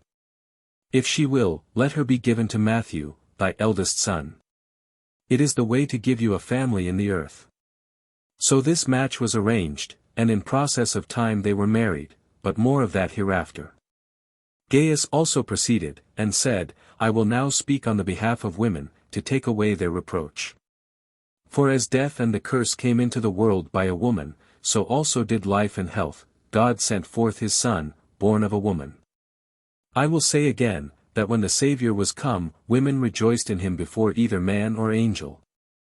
I read not that man ever gave unto Christ so much as 1 penny, but the women followed him, and ministered to him of their substance. 'Twas a woman that washed his feet with tears, and a woman that anointed his body to the burial. They were women that wept when he was going to the cross, and women that followed him from the cross. And that sat over against the sepulchre when he was buried. They were women that were first with him at his resurrection morn, and women that brought tidings first to his disciples that he was risen from the dead. Women, therefore, are highly favored, and show by these things that they are sharers with us in the grace of life. The supper at Gaius's house. Now the cook sent up to signify that supper was almost ready, and sent one to lay the cloth, the dishes, and to set the salt and bread in order. Then said Matthew, the sight of this cloth, and of this forerunner of the supper, awaketh in me a greater appetite to my food than I had before. Gaius. So let all teaching truth to thee in this life awaken in thee a greater desire to sit at the supper of the great King in his kingdom. For all preaching, books, and services here, are but as the laying of the dishes, and as setting of salt upon the board, when compared with the feast which our Lord will make for us when we come to his house. So supper came up. And first a heave shoulder and a wave breast were set on the table before them, to show that they must begin their meal with prayer and praise to God. The heave shoulder David lifted up his heart to God with. And with the wave breast, where his heart lay, he used to lean upon his harp when he played. These two dishes were very fresh and good, and they all ate heartily well thereof. The next they brought up was a bottle of wine, red as blood. So Gaius said to them, Drink freely, this is the true juice of the vine, that makes glad the heart of God and man. So they drank and were merry. The next was a dish of milk, well crumbed. But Gaius said, Let the boys have that they may grow thereby. Then they brought up in course of dish of butter and honey. Then said Gaius, Eat freely of this, for this is good to cheer up and strengthen your judgments and understandings. This was our Lord's dish when he was a child, butter and honey shall he eat, that he may know to refuse the evil and choose the good. Then they brought them up a dish of apples, and they were very good tasted fruit. Then said Matthew, May we eat apples, since they were such by and with which the serpent deceived our first mother Eve? Then said Gaius, Apples were they with which we were beguiled. Yet sin, not apples, hath our souls defiled. Apples forbid, if ate, corrupt the blood. To eat such, when commanded, does us good. Drink of his flagons, then, thou church, his dove. And eat his apples who are sick of love. Then said Matthew, I made the objection, because I, while since, was sick with eating of fruit. Gaius. Forbidden fruit will make you sick, but not what our Lord has allowed. While they were thus talking, they were presented with another dish, and it was a dish of nuts. Then said some at the table, Nuts spoil tender teeth, specially the teeth of children, which, when Gaius heard, he said, Hard texts are nuts, I will not call them cheaters. Whose shells do keep their kernels from the eaters. Ope then the shells, and you shall have the meat. They here are brought for you to crack and eat. Then were they very merry, and sat at the table a long time, talking of many things. Then said the old gentleman, My good landlord, while we are cracking your nuts, if you please, do you open this riddle. A man there was, though some did count him mad. The more he cast away, the more he had. Then they all gave good heed, wondering what good Gaius would say, so he sat still a while, and then thus replied. He that bestows his goods upon the poor shall have as much again, and 10 times more. Then said Joseph, I dare say, Sir, I did not think you could have found it out. Oh! Said Gaius, I have been trained up in this way a great while, nothing teaches like experience, I have learned of my Lord to be kind, and have found by experience that I have gained thereby. There is that scattereth, and yet increaseth. And there is that withholdeth more than is meet, but it tendeth to poverty. There is that mocketh himself rich, yet hath nothing, there is that mocketh himself poor, yet hath great riches. Mercy and Matthew. Then Samuel whispered to Christiana, his mother, and said, Mother, this is a very good man's house, let us stay here a good while, and let my brother Matthew be married here to Mercy before we go any farther.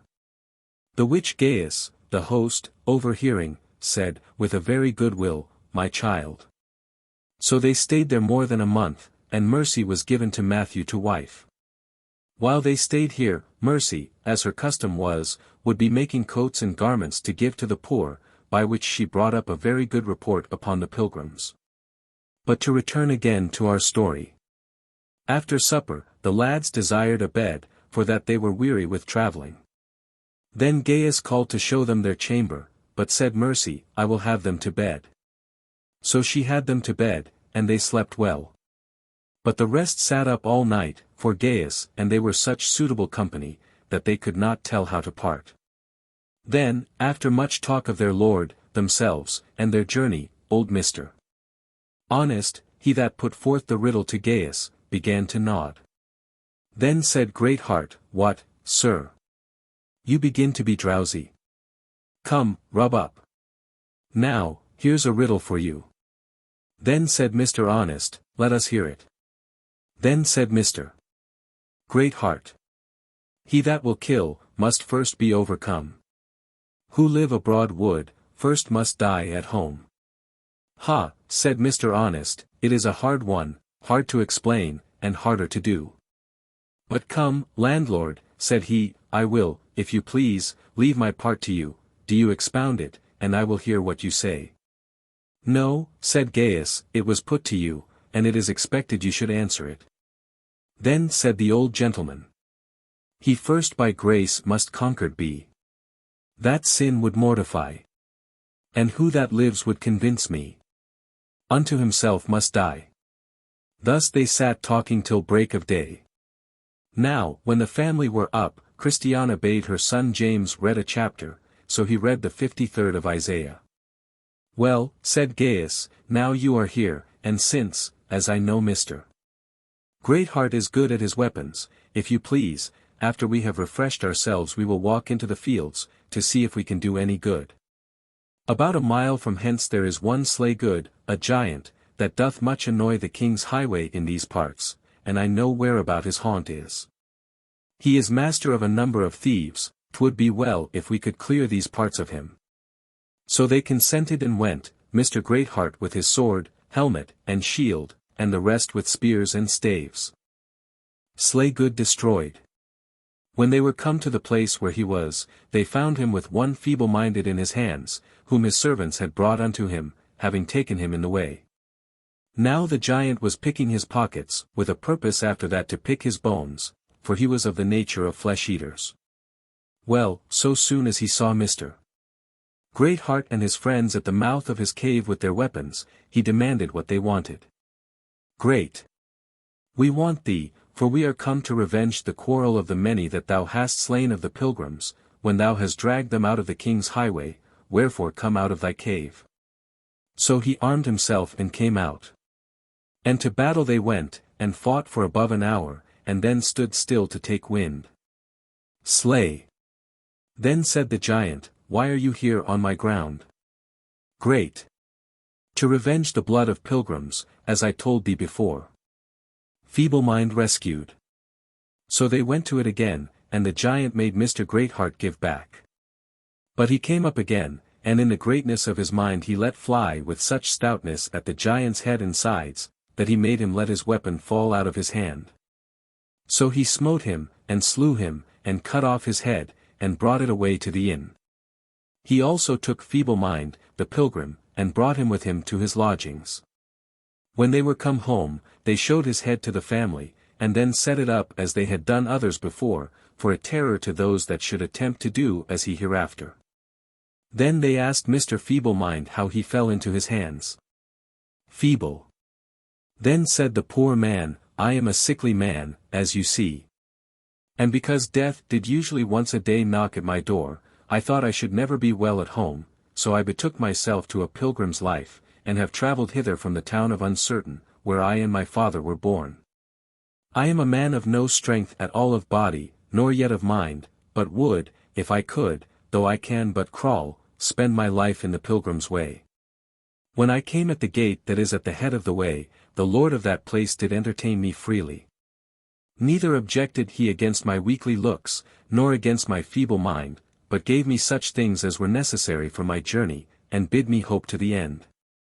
When I came to the house of the interpreter, I received much kindness there. And because the hill difficulty was judged too hard for me, I was carried up that by one of his servants. Indeed, I have found much relief from pilgrims, though none were willing to go so softly as I am forced to do, yet still as they came on they bid me be of good cheer. And said that it was the will of their Lord that comfort should be given to the feeble-minded, and so went on their own pace. When I was come to a salt lane, then this giant met with me, and bid me prepare for an encounter. But, alas! Feeble one that I was, I had more need of a cordial, so he came up and took me. I believed not that he should kill me. Also when he got me into his den, since I went not with him willingly, I believed I should come out alive again. For I have heard that not any pilgrim that is taken captive by violent hands, if he keeps heart whole towards his master, is, by the laws of Providence, to die by the hands of the enemy. Robbed I look to be, and robbed to be sure I am. But I have, as you see, escaped with life, for the which I thank my King as author, and you as the means. Other brunts I also look for, but this I have resolved on, to wit, to run when I can, to go when I cannot run, and to creep when I cannot go. As to the principal thing, I thank him that loves me, I am fixed, my way is before me, my mind is beyond the river that has no bridge, though I am, as you see, but of a feeble mind. Honorable then said old Mr. Honest, have not you some time ago been acquainted with one Mr. Fearing, a pilgrim? Feeble. Acquainted with him? Yes. He came from the town of Stupidity, which lies for degrees northward of the city of Destruction, and as many off of where I was born, yet we were well acquainted, for indeed he was my uncle, my father's brother. He and I have been much of a temper, he was a little shorter than I, but yet we were much of a complexion. Honorable, I perceive you know him, and I am apt to believe also that you are related one to another. For you have his whitely look, a cast like his with your eye, and your speech is much alike. Feeble. Most have said so that have known us both, and besides, what I have read in him I have for the most part found in myself. Gaius. Come, sir, said good Gaius, be of good cheer, you are welcome to me and to my house. What thou hast a mind to, call for freely, and what thou wouldst have my servants do for thee, they will do it with a ready mind. Then said Mr. Feeble Mind, this is an unexpected favor, and as the sun shining out of a very dark cloud. Did Giant Slaygood intend me this favor when he stopped me, and resolved to let me go no farther? Did he intend that, after he had rifled my pockets, I should go to Gaius, mine host? Yet so it is. Now, just as Feeble Mind and Gaius were thus in talk, there came one running, and called at the door, and said, that, about 1.5 miles off there was one Mr. Notright, a pilgrim, struck dead upon the place where he was, with a thunderbolt. Feeble. Alas, said Mr. Feeble Mind, is he slain? He overtook me some days before I came so far as hither, and would be my company keeper. He also was with me when Slaygood, the giant, took me, but he was nimble of his heels, and escaped. But it seems he escaped to die, and I was taken to live. What, one would think, doth seek to slay outright. Ofttimes delivers from the saddest plight. That very Providence, whose face is death, doth ofttimes to the lowly life bequeath. I was taken, he did escape and flee. Hands crossed gives death to him, and life to me. Phoebe and James. Now, about this time, Matthew and Mercy were married, also Gaius gave his daughter Phoebe to James, Matthew's brother, to wife. After which time, they yet stayed about 10 days at Gaius's house, spending their time and the seasons like as pilgrims used to do. When they were to depart, Gaius made them a feast, and they did eat and drink and were merry. Now, the hour was come that they must be gone, wherefore Mr. Greatheart called for the bill of charges. But Gaius told him that at his house it was not the custom of pilgrims to pay for their entertainment. He boarded them by the year, but looked for his pay from the Good Samaritan, who had promised him, at his return, whatsoever charge he was at with them, faithfully to repay him. Then said Mr. Greatheart to him, Great Beloved, thou doest faithfully, whatsoever thou doest to the brethren and to strangers, which have borne witness of thy liberal giving before the church, whom if thou yet bring forward on their journey after a godly sort, thou shalt do well. Then Gaius took his leave of them all, and his children, and particularly of Mr. Feeble Mind. He also gave him something to drink by the way. Now, Mr. Feeble Mind, when they were going out of the door, made as if he intended to linger. The which when Mr. Greatheart espied, he said, Come, Mr. Feeble Mind, pray do you go along with us, I will be your conductor, and you shall fare as the rest. Feeble. Alas! I want a suitable companion. You are all lusty and strong, but I, as you see, am weak. I choose, therefore, rather to come behind, lest, by reason of my many weaknesses, I should be both a burden to myself and to you. I am, as I said, a man of a weak and feeble mind, and shall be injured and made weak at that which others can bear. I shall like no laughing, I shall like no gay attire, I shall like no unprofitable questions. Nay, I am so weak a man as to be harmed with that which others have a liberty to do. I do not yet know all the truth, I am a very ignorant Christian man. Sometimes, if I hear any rejoice in the Lord, it troubles me, because I cannot do so too. It is with me as it is with a weak man among the strong, or as with a sick man among the healthy, or as a lamp despised. He that is ready to slip with his feet is as a lamp despised in the thought of him that is at ease. So that I know not what to do. Great. But, brother, said Mr. Greatheart, I have it in my work to comfort the feeble-minded and to support the weak.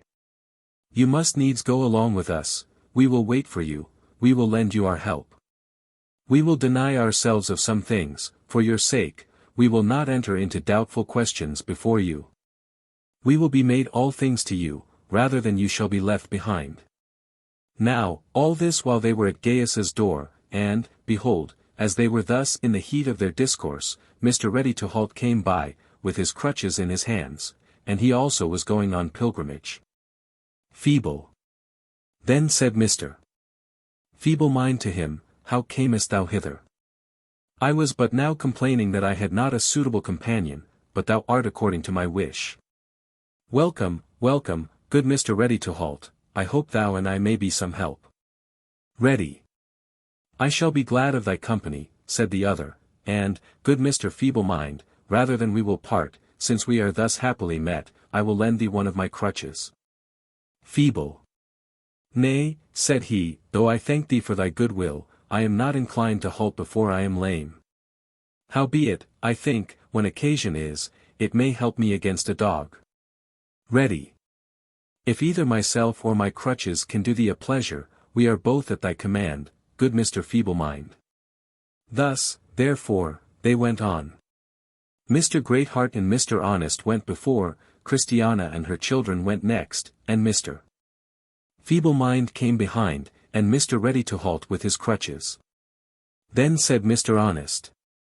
Honorable pray, sir, now that we are upon the road, tell us some profitable things of some that have gone on pilgrimage before us. Reviews other pilgrimages. Great. With a good will. I suppose you have heard how Christian of old did meet with Apollyon in the valley of humiliation, and also what hard work he had to go through the valley of the shadow of death.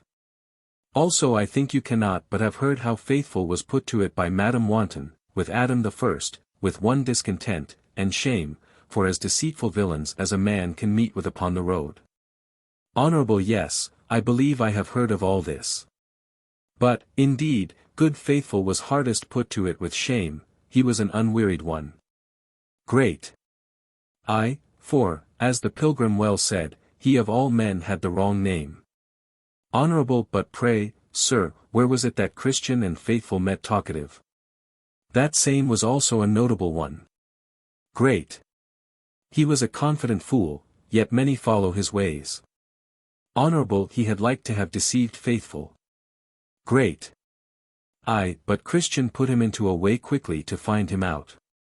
Thus they went on till they came to the place where Evangelist met with Christian and Faithful, and foretold them what should befall them at Vanity Fair. Then said their guide, hereabouts did Christian and Faithful meet with Evangelist, who foretold them of their troubles which they should meet with at Vanity Fair. Honorable, say you so? I dare say it was a hard chapter, then, that he did read unto them. Great. It was, but he gave them encouragement withal. But what do we talk of them?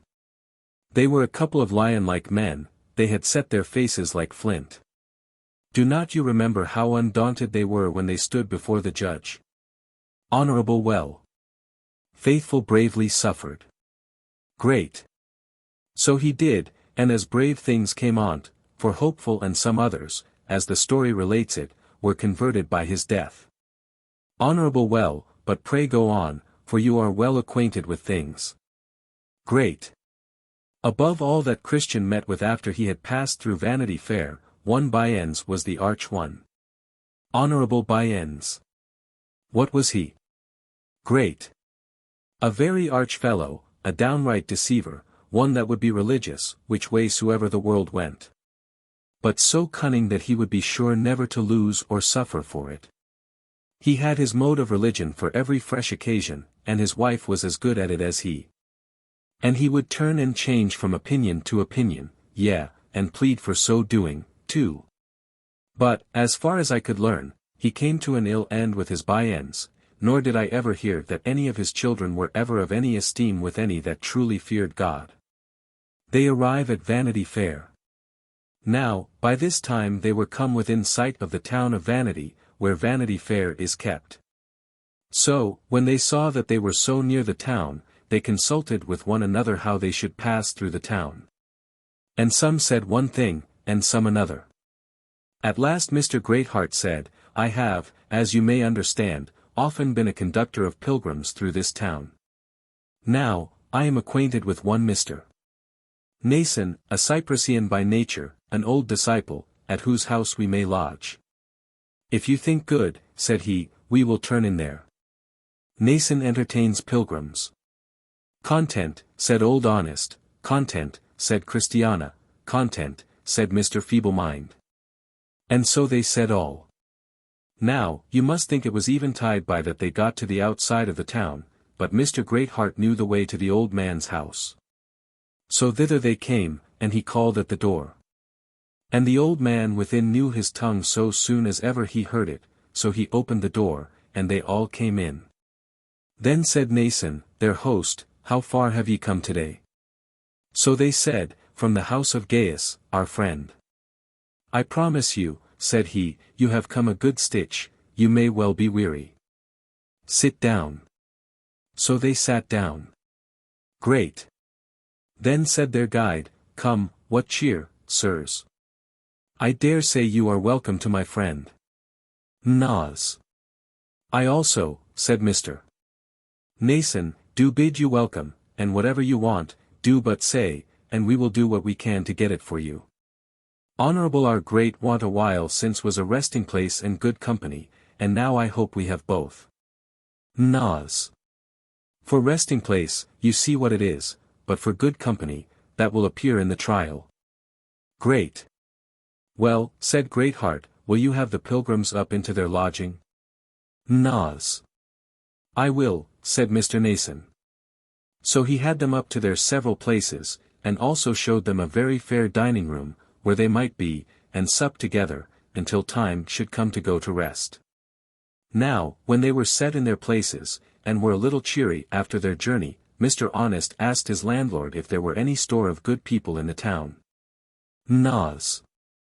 We have a few. For, indeed, they are but a few when compared with them on the other side. Honorable, but how shall we do to see some of them? For the sight of good men to them that are going on pilgrimage is like the appearing of the moon and stars to them that are sailing upon the seas. Friends call on the pilgrims. Nas. Then Mr. Nason stamped with his foot, and his daughter Grace came up. So he said unto her, Grace, go you, tell my friends, Mr. Contrite, Mr. Holy Man, Mr. Love Saint, Mr. Dare Not Lie, and Mr. Penitent, that I have a friend or two at my house who have a mind this evening to see them. So Grace went to call them, and they came, and, after salutation made, they sat down together at the table. Then said Mr. Nason, their landlord, my neighbors, I have, as you see, a company of strangers come to my house. They are pilgrims, they come from afar, and are going to Mount Zion. But who, quoth he, do you think this is? Pointing with his finger to Christiana. It is Christiana, the wife of Christian, that famous pilgrim who, with Faithful his brother, was so shamefully handled in our town. At that they stood amazed, saying, We little thought to see Christiana when Grace came to call us, wherefore this is a very comfortable surprise. They then asked her of her welfare, and if these young men were her husband's sons. And when she told them they were, they said, The King whom you love and serve, make you as your father, and bring you where he is in peace. Honorable. Then Mr. Honest, when they had all sat down, asked Mr. Contrite and the rest, in what posture their town was at present. Contrite. You may be sure we are full of hurry in fair time. 'Tis hard keeping our hearts and spirits in good order when we are in a cumbered condition. He that lives in such a place as this, and has to do with such as we have, has need of a hint to caution him to take heed, every moment of the day. Honorable. But how are your neighbors for quietness? Contract. They are much more moderate now than formerly. You know how Christian and faithful were used at our town, but of late, I say, they have been far more moderate. I think the blood of faithful lieth as a load upon them till now, for since they burned him they have been ashamed to burn any more. In those days we were afraid to walk the street, but now we can show our heads. Then the name of a Christian was hated, now, specially in some parts of our town, for you know our town is large, religion is counted honorable. Then said Mr. Contrite to them, Pray, how fareth it with you in your pilgrimage? How stands the country towards you? Hon. It happens to us as it happeneth to wayfaring men, sometimes our way is clean, sometimes uphill, sometimes downhill, we are seldom at a certainty. The wind is not always on our back, nor is every one a friend that we meet with in the way.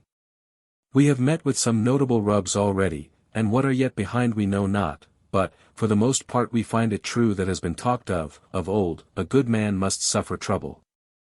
Contract. You talk of rubs, what rubs have you met withal? Hon. Nay, ask Mr. Greatheart, our guide, for he can give the best account of that. Great. We have been beset 3 or 4 times already. First, Christiana and her children were beset by 2 ruffians, who, they feared, would take away their lives. We were beset by Giant Bloody Man, Giant Maul, and Giant Slaygood.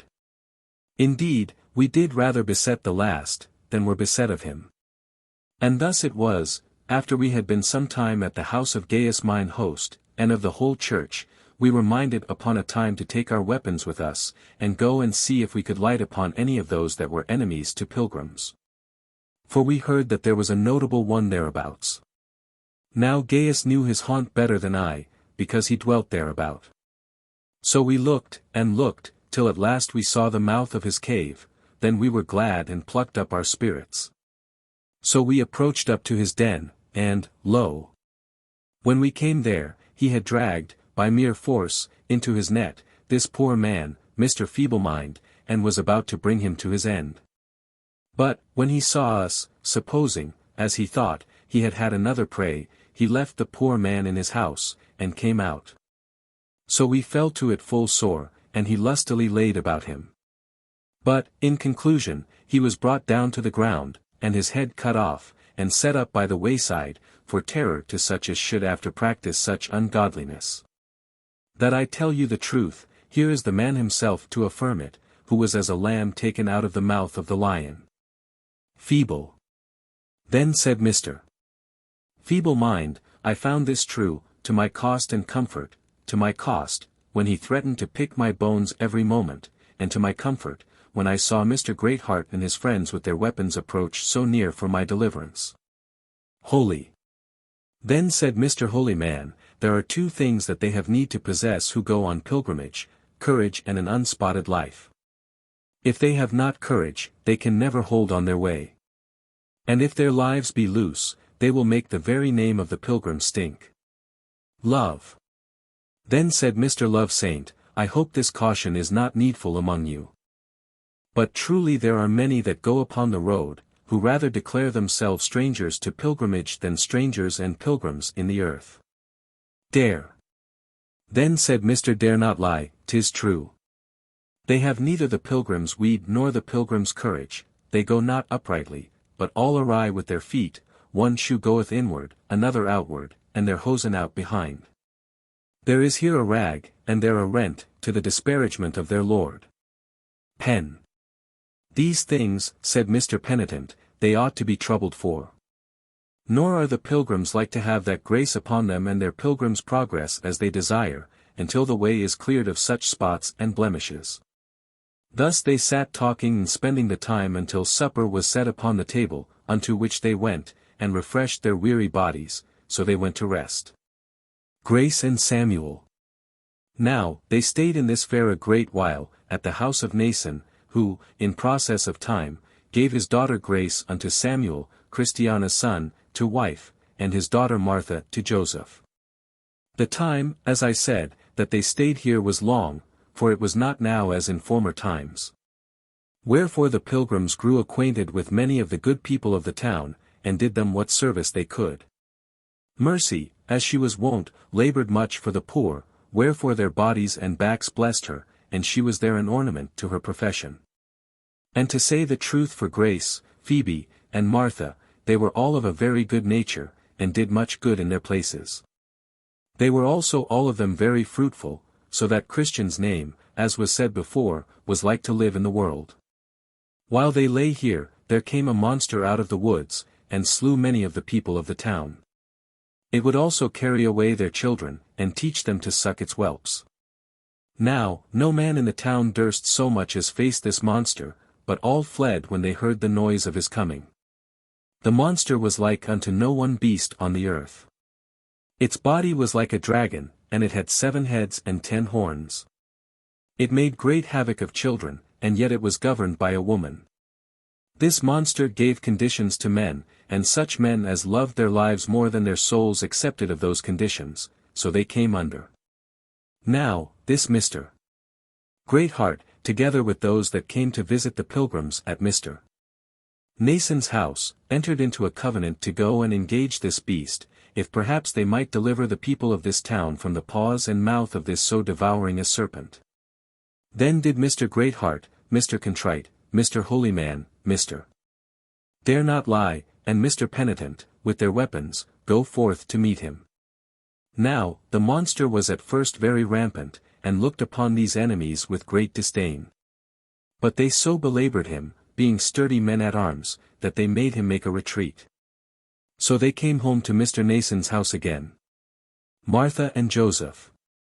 The monster, you must know, had his certain seasons to come out in, and to make his attempts upon the children of the people of the town. Also, these seasons did these valiant worthies watch him in, and did still continually assault him, insomuch that in process of time he became not only wounded, but lame. Also he has not made that havoc of the townsmen's children as formerly he had done, and it is verily believed by some that this beast will die of his wounds. This, therefore, made Mr. Greatheart and his fellows of great fame in this town. So that many of the people that wanted their taste of things, yet had a reverent esteem and respect for them. Upon this account, therefore, it was that these pilgrims got not much hurt here. True, there were some of the baser sort, that could see no more than a mole, nor understand any more than a beast. These had no reverence for these men, and took no notice of their valor or adventures. Well, the time grew on that the pilgrims must go on their way, wherefore they prepared for their journey. They sent for their friends, they talked with them. They had some time set apart, therein to commit each other to the protection of their prince. There were again that brought them of such things as they had, that were fit for the weak and the strong, for the women and the men, and so laded them with such things as were necessary. Then they set forward on their way. And, their friends accompanying them so far as was convenient, they again committed each other to the protection of their king, and parted. They, therefore, that were of the pilgrims' company, went on, and Mr. Greatheart went before them. Now, the women and children being weakly, they were forced to go as they could bear, by which means, Mr. Ready to Halt and Mr. Feeble-Mind had more to sympathize with their condition. When they were gone from the townsmen, and when their friends had bid them farewell, they quickly came to the place where Faithful was put to death. There, therefore, they made a stand, and thanked him that had enabled him to bear his cross so well. And the rather, because they now found that they had a benefit by such manly suffering as his was. They went on, therefore, after this a good way farther, talking of Christian and Faithful, and how Helpful joined himself to Christian after that Faithful was dead. Now they were come up with the hill Lucre, where the silver mine was which took Demas off from his pilgrimage, and into which, as some think, Byans fell and perished, wherefore they considered that But, when they were come to the old monument that stood over against the hill Lucre, to wit, the pillar of salt, that stood also within view of Sodom and its stinking lake, they marveled, as did Christian before. That men of that knowledge and ripeness of wit as they were, should be so blind as to turn aside here. Chapter 8.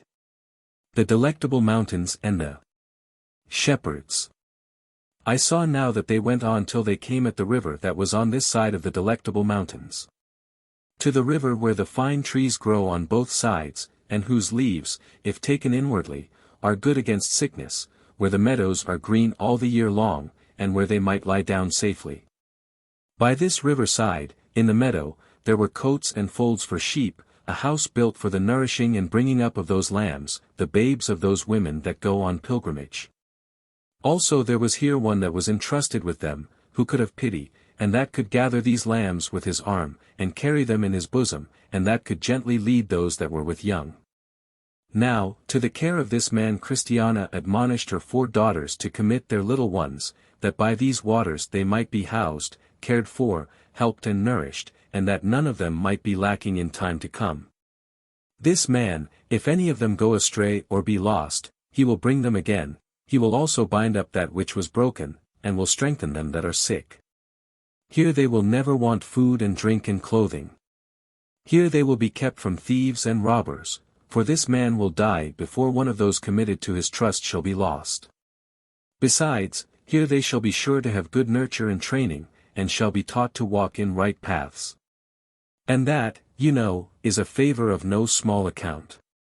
Also here, as you see, are delicate waters, pleasant meadows, dainty flowers, variety of trees, and such as bear wholesome fruit, fruit not like that Matthew ate of, that fell over the wall out of Beelzebub's garden. But fruit that giveth health where there is none, and that continueth and increaseth it where it is. So they were content to commit their little ones to him. And that which was also an encouragement to them so to do, was, for that all this was to be at the charge of the king, and so was as an hospital for young children and orphans. Doubting Castle. Now they went on. And, when they were come to Bypath Meadow, to the stile over which Christian went with his fellow hopeful, when they were taken by Giant Despair and put into Doubting Castle, they sat down, and consulted what was best to be done. To wit, now they were so strong, and had got such a man as Mr. Greatheart for their conductor, whether they had not best make an attempt upon the giant, demolish his castle, and if there were any pilgrims in it, to set them at liberty, before they went any farther. So one said one thing, and another said the contrary. One questioned if it were lawful to go upon ground that was not the king's, another said they might providing their end was good, but Mr. Greatheart said, though that reason given last cannot be always true, yet I have a commandment to resist sin, to overcome evil, to fight the good fight of faith, and, I pray, with whom should I fight this good fight, if not with Giant Despair? I will therefore attempt the taking away of his life and the demolishing of Doubting Castle. Then said he, who will go with me? Then said Old Honest, I will. And so will we, too, said Christiana's 4 sons, Matthew, Samuel, Joseph, and James, for they were young men and strong. So they left the women in the road, and with them Mr. Feeblemind and Mr. Ready to halt, with his crutches, to be their guard until they came back, for, in that place, though Giant Despair dwelt so near, they keeping in the road, a little child might lead them. So Mr. Greatheart, Old Honest, and the 4 young men went to go up to Doubting Castle, to look for Giant Despair. When they came at the castle gate, they knocked for entrance with an unusual noise. At that, the old giant comes to the gate, and Diffidence his wife follows. Then said he, Who and what is he that is so hardy as after this manner to disturb the Giant Despair? Mr. Greatheart replied, It is I, Greatheart, one of the king of the celestial country's conductors of pilgrims to their place, and I demand of thee that thou open thy gates for my entrance. Prepare thyself also to fight, for I am come to take away thy head, and to demolish Doubting Castle. Giant Despair is beheaded. Now, Giant Despair, because he was a giant, thought no man could overcome him. And again thought he, since heretofore I have made a conquest of angels, shall Greatheart make me afraid? So he harnessed himself with his armor, and went out. He had a cap of steel upon his head, a breastplate of fire girded to him, and he came out in iron shoes, with a great club in his hand. Then these 6 men made up to him, and beset him behind and before. Also when Diffidence, the giantess, came up to help him, old Mr. Honest cut her down at one blow. Then they fought for their lives, and Giant Despair was brought down to the ground, but was very loath to die. He struggled hard, and had, as they say, as many lives as a cat, but Greatheart was his death, for he left him not till he had severed his head from his shoulders. Then they fell to demolishing Doubting Castle, and that, you know, might with ease be done, since Giant Despair was dead. They were 7 days in destroying of that, and in it of pilgrims, they found one Mr. Despondency, almost starved to death, and one much afraid, his daughter, these 2 they saved alive. But it would have made you wonder to have seen the dead bodies that lay here and there in the castle yard, and how full of dead men's bones the dungeon was. When Mr. Greatheart and his companions had performed this great work, they took Mr.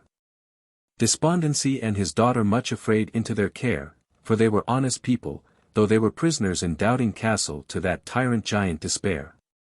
They therefore, I say, took with them the head of the giant, for his body they had buried under a heap of stones, and down to the road and to their companions they came, and showed them what they had done.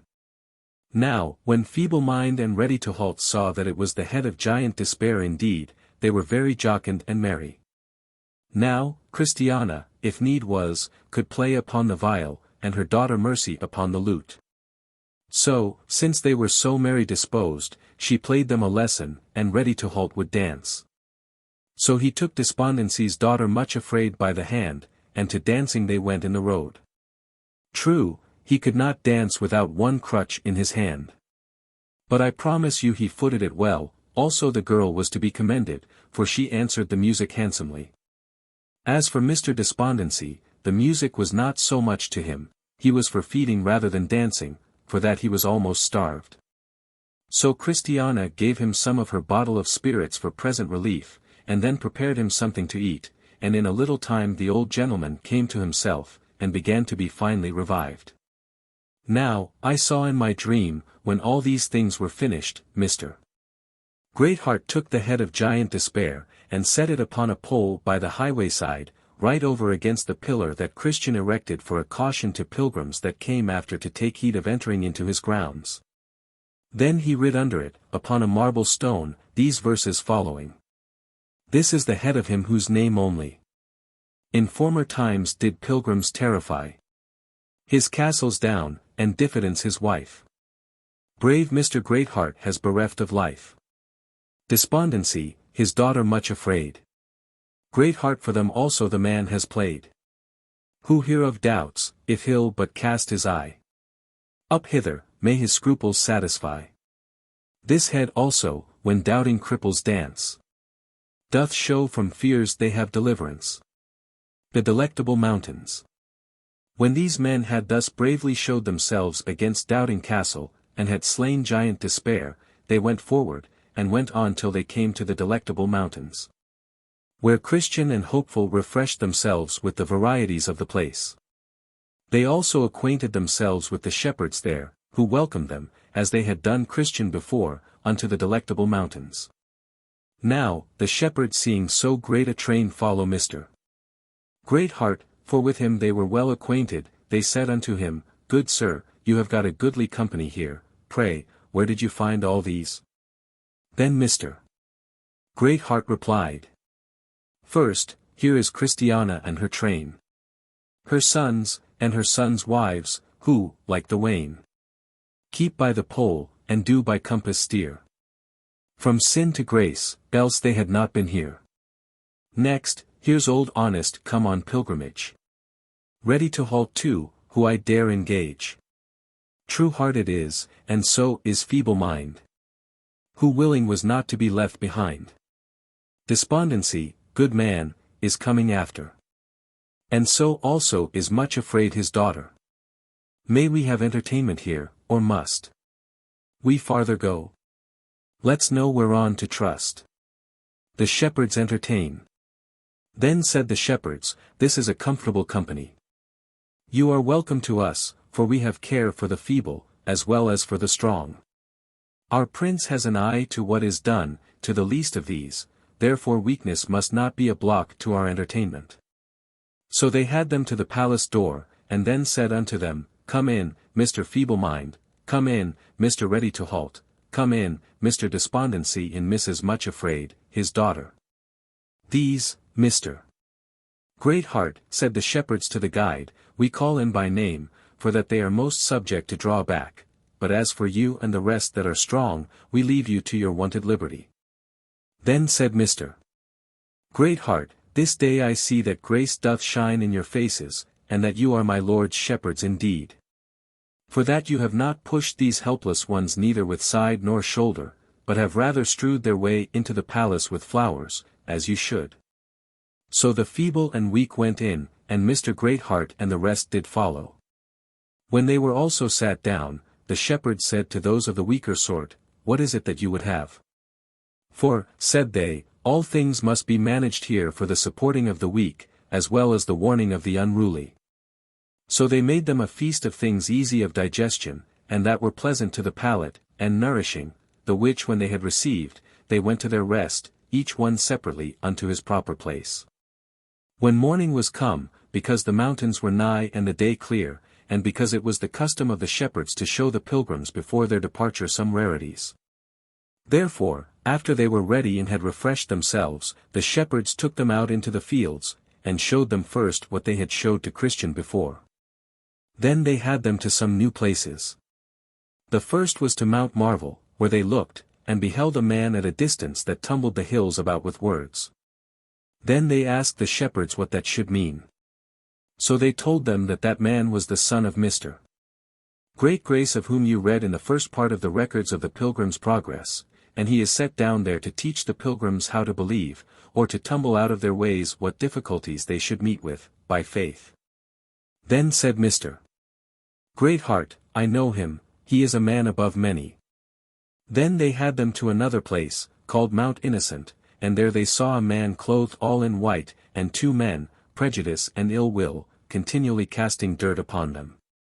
Now, behold, the dirt, whatsoever they cast at him, would in a little time fall off again, and his garment would look as clear as if no dirt had been cast thereat.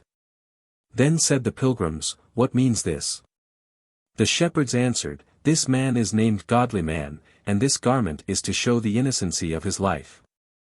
Now, those that throw dirt at him are such as hate his well-doing.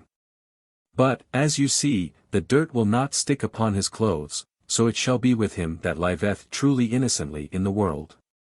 Whoever they be that would make such men dirty, they labor all in vain. For God, by that a little time is spent, will cause that their innocence shall break forth as the light, and their righteousness as the noonday. Then they took them, and had them to Mount Charity, where they showed them a man that had a bundle of cloth lying before him, out of which he cut coats and garments for the poor that stood about him. Yet his bundle or roll of cloth was nevertheless. Then said they, What should this be? This is, said the shepherds, to show you that he who has a heart to give of his labor to the poor, shall never want wherewithal. He that watereth shall be watered himself. And the cake that the widow gave to the prophet did not cause that she had ever the less in her barrel. They had them also to a place where they saw one fool, and one wantwit, washing of an Ethiopian, with intention to make him white, but the more they washed him the blacker he was. Then they asked the shepherds what that should mean. So they told them, saying, Thus shall it be with the vile person, all means used to get such an one a good name, shall, in the end tend but to make him more abominable. Thus it was with the Pharisees, and so shall it be with all pretenders to religion. Then said Mercy, the wife of Matthew, to Christiana her mother, Mother, I would, if it might be, see the hole in the hill, or that commonly called the byway to hell. So her mother brake her mind to the shepherds. Then they went to the door, it was in the side of a hill, and they opened it, and bid Mercy hearken a while. So she hearkened, and heard one saying, Cursed be my father for holding of my feet back from the way of peace and life. And another said, Oh that I had been torn in pieces before I had, to save my life, lost my soul. And another said, If I were to live again, how would I deny myself rather than come to this place? Then there was as if the very earth groaned and quaked under the feet of this young woman for fear, so she looked white, and came trembling away, saying, Blessed be he and she that are delivered from this place. The great glass. Now, when the shepherds had shown them all these things, then they had them back to the palace, and entertained them with what the house would afford. But Mercy longed for something that she saw there, but was ashamed to ask. Her mother-in-law then asked her what she ailed, for she looked as one not well. Then said Mercy, There is a looking-glass hangs up in the dining-room, off of which I cannot take my mind. If, therefore, I have it not, I think I shall be unhappy.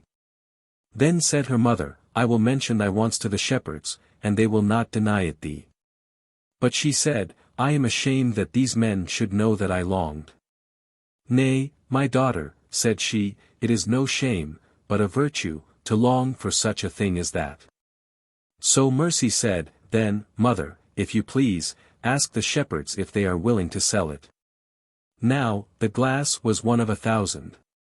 It would present a man, one way, with his own features exactly, and, turn it but another way, and it would show one the very face and likeness of the Prince of Pilgrims himself. Yea, I have talked with them that can tell, and they have said that they have seen the very crown of thorns upon his head, by looking in that glass. They have therein also seen the holes in his hands, in his feet, and in his side. Yea, such an excellency is there in this glass, that it will show him to one where they have a mind to see him, whether living or dead, whether in earth or in heaven, whether in a state of lowliness or in his kingliness. Whether coming to suffer or coming to reign.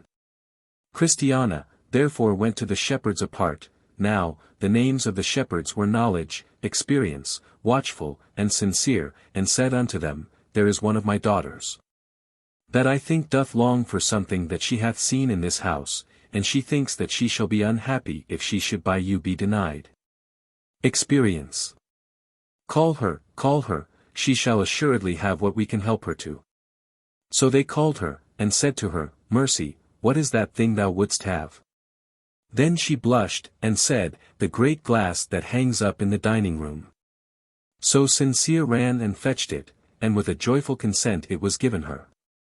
Then she bowed her head, and gave thanks, and said, By this I know that I have obtained favor in your eyes. They also gave to the other young women such things as they desired, and to their husbands great praise for that they joined with great heart to the slaying of giant Despair and the destroying of Doubting Castle. About Christiana's neck the shepherds put a necklace, and so they did about the necks of her 4 daughters, also they put earrings in their ears, and jewels on their foreheads. Turn away resisting evangelist. See page 357. They leave the shepherds. When they were minded to go hence, they let them go in peace, but gave not to them those certain cautions which before were given to Christian and his companion. The reason was, for that these had great heart to be their guide, who was one that was well acquainted with things, and so could give them their cautions more seasonably, that is, even then when the danger was nigh the approaching. What cautions Christian and his companion had received of the shepherds, they had also lost by that the time was come that they had need to put them in practice. Wherefore, here was the advantage that this company had over the other. From hence they went on singing, and they said, Behold, how fitly are the stages set for their relief that pilgrims are become, and how they us receive without one let, that make the other life our mark and home. What novelties they have, to us they give, that we, though pilgrims, joyful lives may live. They do upon us, too, such things bestow, that show we pilgrims are, where'er we go. When they were gone from the shepherds, they quickly came to the place where Christian met with one Turnaway, that dwelt in the town of apostasy. Wherefore of him Mr. Greatheart, their guide, did now put them in mind, saying, This is the place where Christian met with one Turnaway, who carried with him the character of his rebellion at his back. And this I have to say concerning this man, he would hearken to no counsel, but, once falling, persuasion could not stop him. When he came to the place where the cross and the sepulchre were, he did meet with one that bid him look there. But he gnashed with his teeth, and stamped, and said he was resolved to go back to his own town. Before he came to the gate, he met with Evangelist, who offered to lay hands on him, to turn him into the way again. But this turn away resisted him. And having done much harm unto him, he got away over the wall, and so escaped his hand. Meet valiant for truth. Then they went on. And just at the place where Little Faith formerly was robbed, there stood a man with his sword drawn, and his face all bloody. Then said Mr. Greatheart, Who art thou? The man made answer, saying, I am one whose name is Valiant for Truth. I am a pilgrim, and am going to the celestial city. Now, as I was in my way, there were 3 men did beset me, and propounded unto me these 3 things, 1, whether I would become one of them. 2, or go back to the place from whence I came. 3, or die upon the place. To the first I answered, I had been a true man a long season, and therefore it could not be expected that I should now cast in my lot with thieves. Then they demanded what I should say to the second. So I told them that the place from whence I came, had I not found it unsatisfactory I had not forsaken it all, but, finding it altogether unsuitable to me, and very unprofitable for me, I forsook it for this way. Then they asked me what I said to the third. And I told them my life cost more dear far than that I should lightly give it away. Besides you have nothing to do thus to put things to my choice, wherefore at your peril be it if you meddle. Then these 3, to wit, Wildhead, Inconsiderate, and Pragmatic, drew their weapons upon me, and I also drew upon them. So we fell to it, 1 against 3, for the space of above 3 hours. They have left upon me, as you see, some of the marks of their valor, and have also carried away with them some of mine. They are but just now gone, I suppose they might, as the saying is, hear your horse dash, and so they betook them to flight. How Valiant bore himself! Great! But here was great odds, 3 against 1. Valiant! 'Tis true, but little or more are nothing to him that has the truth on his side. Though an host should encamp against me, said one, my heart shall not fear, though war should rise against me, in this will I be confident. Besides, said he, I have read in some records that one man has fought an army. And how many did Samson slay with the jawbone of an ass? Great! Then said the guide, why did you not cry out, that some might have come in for your succor? Valiant! So I did, to my king, who, I knew, could hear me, and afford invisible help. And that was sufficient for me. Great! Then said Greatheart to Mr. Valiant for Truth, thou hast worthily behaved thyself. Let me see thy sword. So he showed it him. When he had taken it in his hand, and looked thereon a while, he said, Ha! It is a right Jerusalem blade. Valiant! It is so. Let a man have one of these blades, with a hand to wield it and skill to use it, and he may venture upon an angel with it. He need not fear its holding, if he can but tell how to lay on. Its edges will never blunt. It will cut flesh and bones, and soul and spirit, and all. Great! But you fought a great while. I wonder you were not weary. Valiant! I fought till my sword did cleave to my hand. And when they were joined together, as if a sword grew out of my arm, and when the blood ran through my fingers, then I fought with most courage. Great! Thou hast done well, thou hast resisted unto blood, striving against sin. Thou shalt abide by us, come in and go out with us, for we are thy companions. Then they took him, washed his wounds, and gave him of what they had, to refresh him, and so they went on together. Now, as they went on, because Mr. Greatheart was delighted in him, for he loved one greatly that he found to be a man of his own sort, and because there were in company them that were feeble and weak, therefore he questioned with him about many things. As, first, what countryman he was. Valiant! I am of Darkland, for there I was born, and there my father and mother are still. Great! Darkland, said the guide, doth not that lie upon the same coast with the city of destruction? Valiant. Yes, it doth. Now, that which caused me to come on pilgrimage was this. We had one Mr. Teltrue come into our parts, and he told it about what Christian had done, that went from the city of destruction. Namely, how he had forsaken his wife and children, and had betaken himself to a pilgrim's life. It was also reported, and believed, how he had killed a serpent that did come out to resist him in his journey. And how he got through to whither he intended. It was also told what welcome he had at all his lord's lodgings, specially when he came to the gates of the celestial city. For there, said the man, he was received with sound of trumpet by a company of shining ones. He told also how all the bells in the city did ring for joy at his entering in, and what golden garments he was clothed with. With many other things that now I shall forbear to relate. In a word, that man so told the story of Christian and his travels, that my heart fell into a burning haste to be gone after him, nor could father or mother stay me. So I got from them, and am come thus far on my way. Great. You came in at the gate, did you not? Valiant. Yes, yes, for the same man also told us, that all would be nothing if we did not begin to enter this way at the gate. Great. Look you, said the guide to Christiana, the pilgrimage of your husband, with what he has gotten thereby, is spread abroad far and near. Valiant. Why, is this Christian's wife? Great. Yes, that it is, and these also are his 4 sons. Valiant. What? And going on pilgrimage too? Great. Yes, verily, they are following after. Valiant.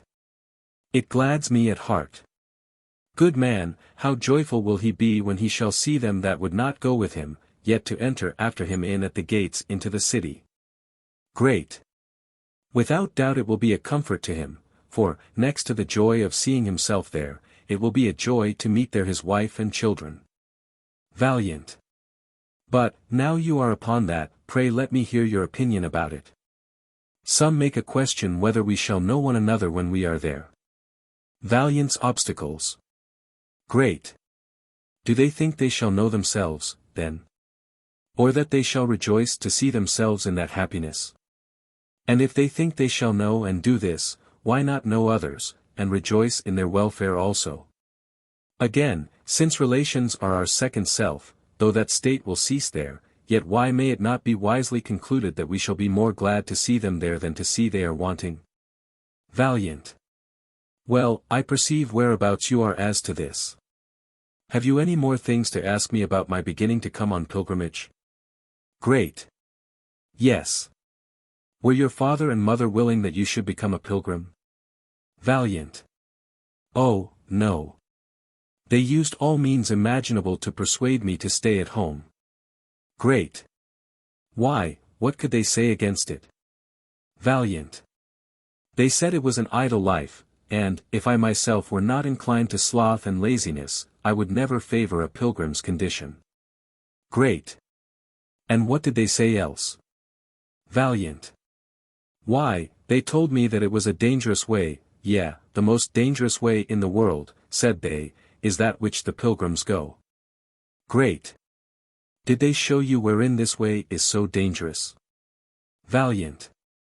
Yes, and that in many particulars. Great. Name some of them.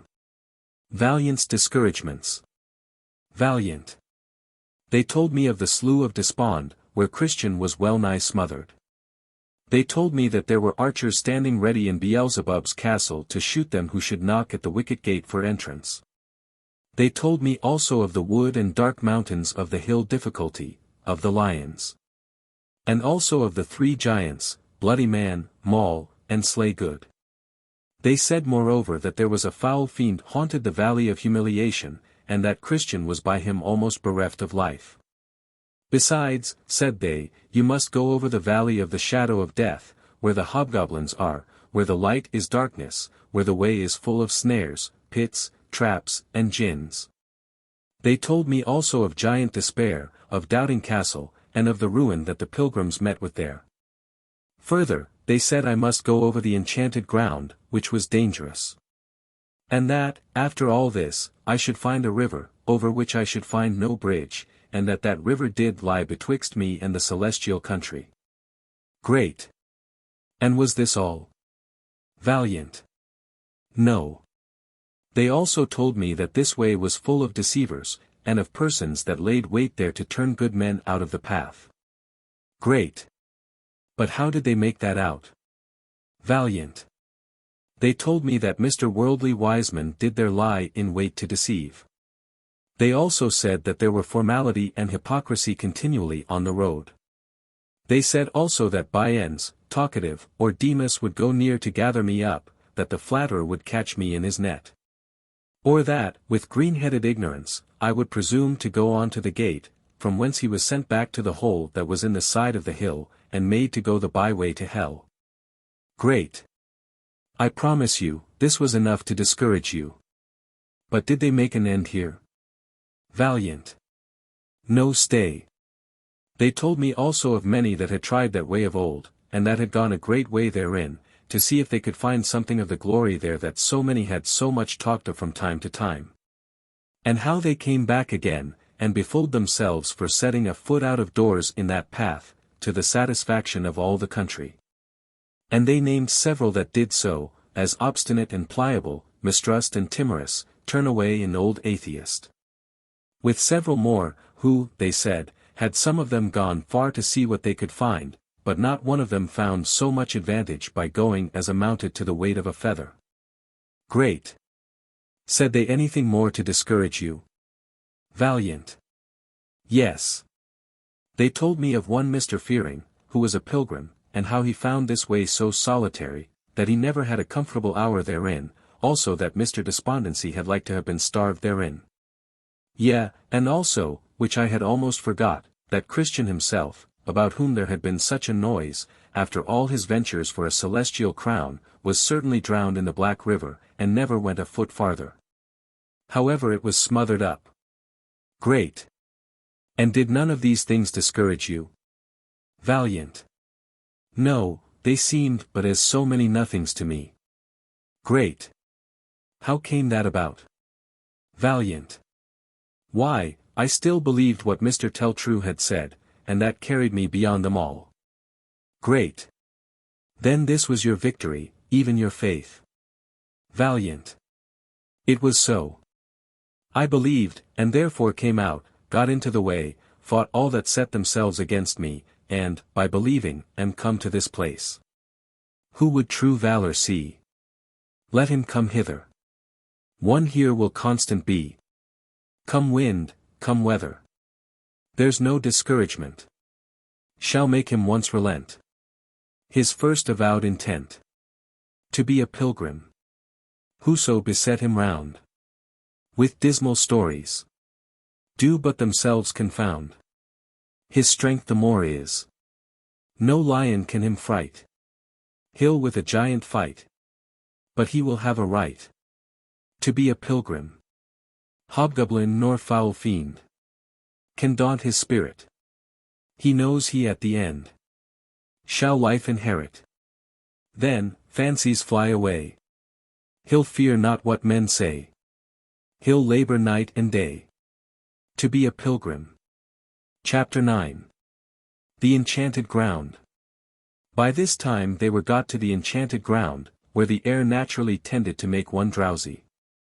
And that place was all grown over with briars and thorns, excepting here and there, where was an enchanted arbor, upon which if a man sits, or in which if a man sleeps, it is a question, say some, whether ever he shall rise or wake again in this world. Over this forest, therefore, they went, both one and another, and Mr. Greatheart went before, for that he was the guide, and Mr. Valiant for truth came behind, being rear guard, for fear lest peradventure some fiend, or dragon, or giant, or thief, should fall upon their rear, and so do mischief. They went on here, each man with his sword drawn in his hand, for they knew it was a dangerous place. Also they cheered up one another as well as they could. Feeble Mind, Mr. Greatheart commanded, should come up after him, and Mr. Despondency was under the eye of Mr. Valiant. Now, they had not gone far, but a great mist and darkness fell upon them all, so that they could scarce, for a great while, see the one the other. Wherefore they were forced, for some time, to feel for one another by words, for they walked not by sight. But any one must think that here was but sorry going for the best of them all. But how much worse for the women and children, who both of feet and heart were but tender. Yet so it was, that through the encouraging words of him that led in the front, they made a pretty good shift to wag along. The way also was here very wearisome through dirt and slabbiness. Nor was there on all this ground so much as one inn or victualling house, therein to refresh the feebler sort. Here, therefore, was grunting, and puffing and sighing. While one tumbleth over a brush, another sticks fast in the dirt, and the children, some of them, lost their shoes in the mire. While one cries out, I am down, and another, Ho! Where are you? And a third, the bushes have got such fast hold on me, I think I cannot get away from them. Then they came at an arbor, warm, and promising much refreshing to the pilgrims.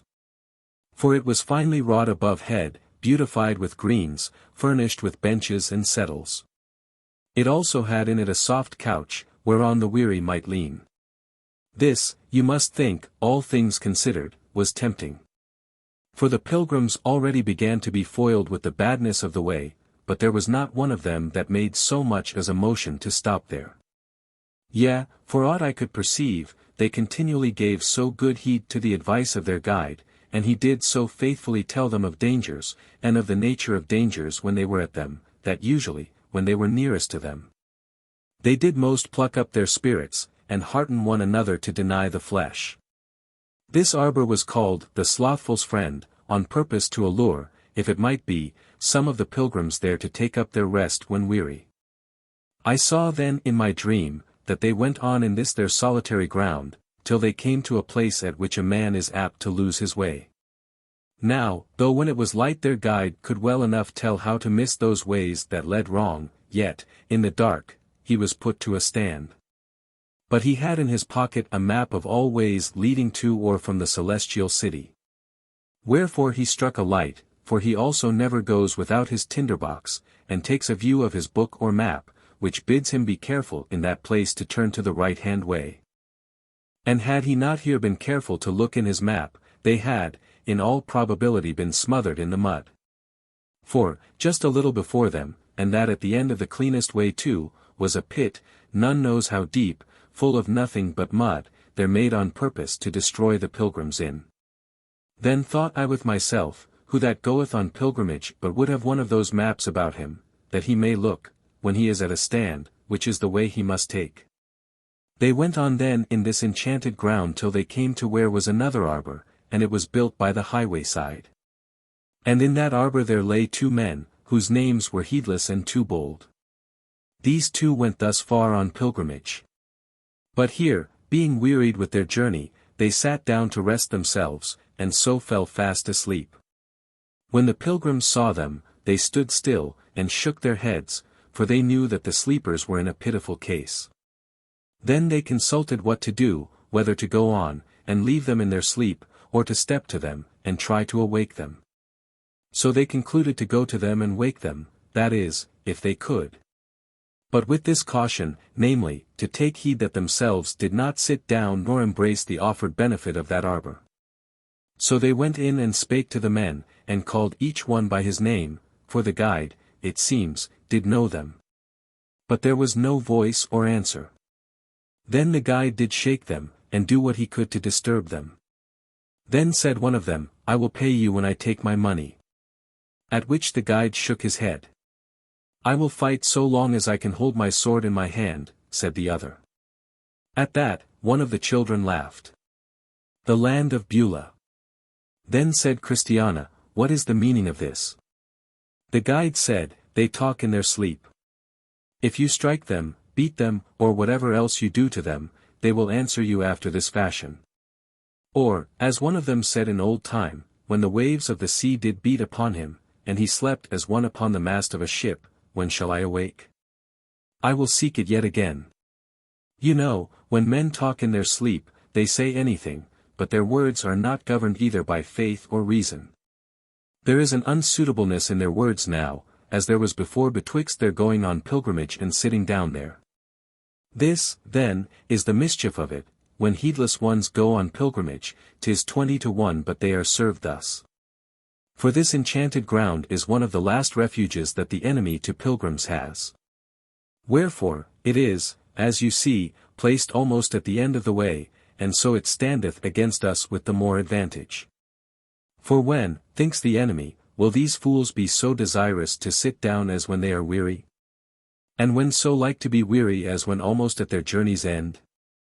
Therefore it is, I say, that the enchanted ground is placed so near to the land of Beulah, and so near the end of their race. Wherefore, let pilgrims look to themselves, lest it happen to them as it has done to these, that, as you see, are fallen asleep, and none can wake them. Then the pilgrims desired, with trembling, to go forward.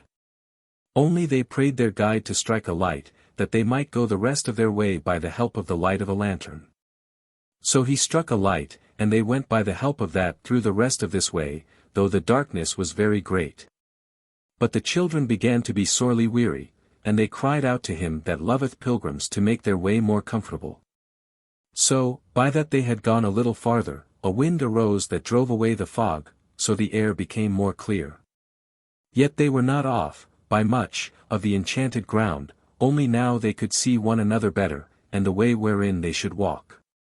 Now, when they were almost at the end of this ground, they perceived that a little before them was a solemn noise, as of one that was much concerned.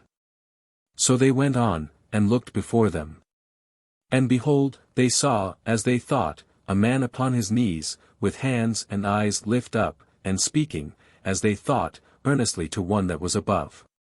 They drew nigh, but could not tell what he said, so they went softly till he had done.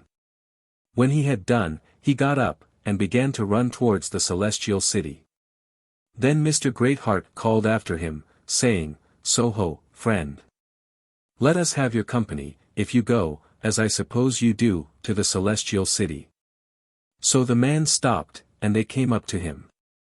But, as soon as Mr. Honest saw him, he said, I know this man. Then said Mr. Valiant for truth, Prithee, who is it? It is one, said he, that comes from whereabout I dwelt. His name is Standfast. He is certainly a right good pilgrim. So they came up one to another. And presently Standfast said to Old Honest, Ho, Father Honest, are you there? Aye, said he, that I am, as sure as you are there. Heedless and too bold. Right glad am I, said Mr. Standfast, that I have found you on this road. And as glad am I, said the other, that I espied you upon your knees. Then Mr. Standfast blushed, and said, But why? Did you see me? Yes, that I did, quoth the other, and with my heart was glad at the sight. Why, what did you think? Said Standfast. Think, said Old Honest, what should I think? I thought we had an honest man upon the road, and therefore should have his company by and by. If you thought not amiss, said Standfast, how happy am I. But, if I be not as I should, I alone must bear it. That is true, said the other. But your fear doth further show me that things are right betwixt the Prince of Pilgrims and your soul, for he saith, Blessed is the man that feareth always. Valiant. Well, but, brother, I pray thee, tell us what was it that was the cause of thy being upon thy knees even now, was it for that some special mercy laid upon thee, the need of prayer, or how? Stand. Why, we are, as you see, upon the enchanted ground. And as I was coming along, I was musing with myself of what a dangerous road the road in this place was, and how many that had come even thus far on pilgrimage, had here been stopped and been destroyed. I thought also of the manner of the death with which this place destroyeth men. Those that die here die of no violent, painful disease, the death which such die is not grievous to them. For he that goeth away in such a sleep, begins that journey with desire and pleasure. Yea, such sink into the will of that disease. Honorable then Mr. Honest, interrupting of him, said, Did you see the two men asleep in the arbor? Standfast repulses Madam. Stand, I, I saw heedless and too bold there, and, for aught I know, there they will lie till they rot. But let me go on in my tale. As I was thus musing, as I said, there was one in very pleasant attire, but old, who presented herself to me, and offered me 3 things, to wit, her body, her purse, and her bed. Now, the truth is, I was both aweary and sleepy. I am also as poor as an owlet, and that, perhaps, the witch knew. Well, I repulsed her once or twice, but she put by my repulses, and smiled. Then I began to be angry, but she mattered that nothing at all. Then she made offers again, and said, if I would be ruled by her, she would make me great and happy. For, said she, I am the mistress of the world, and men are made happy by me. Then I asked her name, and she told me it was Madam Bubble. This set me farther from her, but she still followed me with enticements. Then I betook me, as you saw, to my knees, and, with hands lift up, and cries, I prayed to him that had said he would help. So, just as you came up, the gentlewoman went her way. Then I continued to give thanks for this my great deliverance, for I verily believe she intended no good, but rather sought to make stop of me in my journey. Hon. Without doubt her designs were bad. But stay, now you talk of her, methinks I either have seen her, or have read some story of her. Stand. Perhaps you have done both. Honorable Madam Bubble. Is she not a tall, comely dame, somewhat of a swarthy complexion? Stand. Right, you hit it, she is just such a one. Honorable, does she not speak very smoothly, and give you a smile at the end of a sentence? Stand. You fall right upon it again, for these are her very actions. Honorable, doth she not wear a great purse by her side, and is not her hand often in it, fingering her money, as if that was her heart's delight? Stand, 'tis just so. Had she stood by all this while, you could not more amply have set her forth before me, nor have better described her features. Honorable, then he that drew her picture was a good artist, and he that wrote of her said true. Madam Bubble's influence. Great. This woman is a witch, and it is by virtue of her witchcraft that this ground is enchanted. Whoever doth lay his head down in her lap, had as good lay it down upon that block over which the axe doth hang. And whoever lay their eyes upon her beauty, are accounted the enemies of God. This is she that maintaineth in their splendor all those that are the enemies of pilgrims. Yea, this is she that hath bought off many a man from a pilgrim's life. She is a great gossiper, she is always, both she and her daughters, at one pilgrim's heels or other, now commanding, and then preferring the excellences of this life. She is a bold and impudent creature, she will talk with any man. She always laugheth poor pilgrims to scorn, but highly commends the rich. If there be one cunning to get money in a place, she will speak well of him from house to house. She loveth banqueting and feasting mainly well. She is always at one full table or another. She has given it out in some places that she is a goddess, and therefore some do worship her. She has her times and open places of cheating.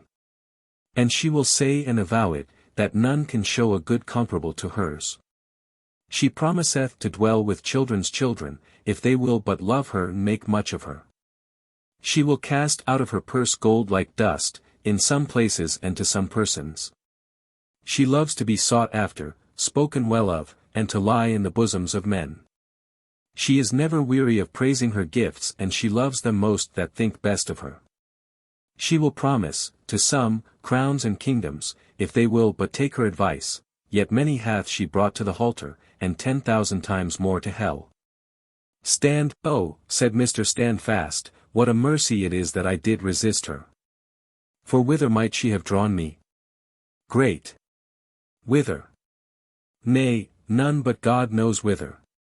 But in general, to be sure, she would have drawn thee into many foolish and hurtful lusts, which drown men in destruction and ruin.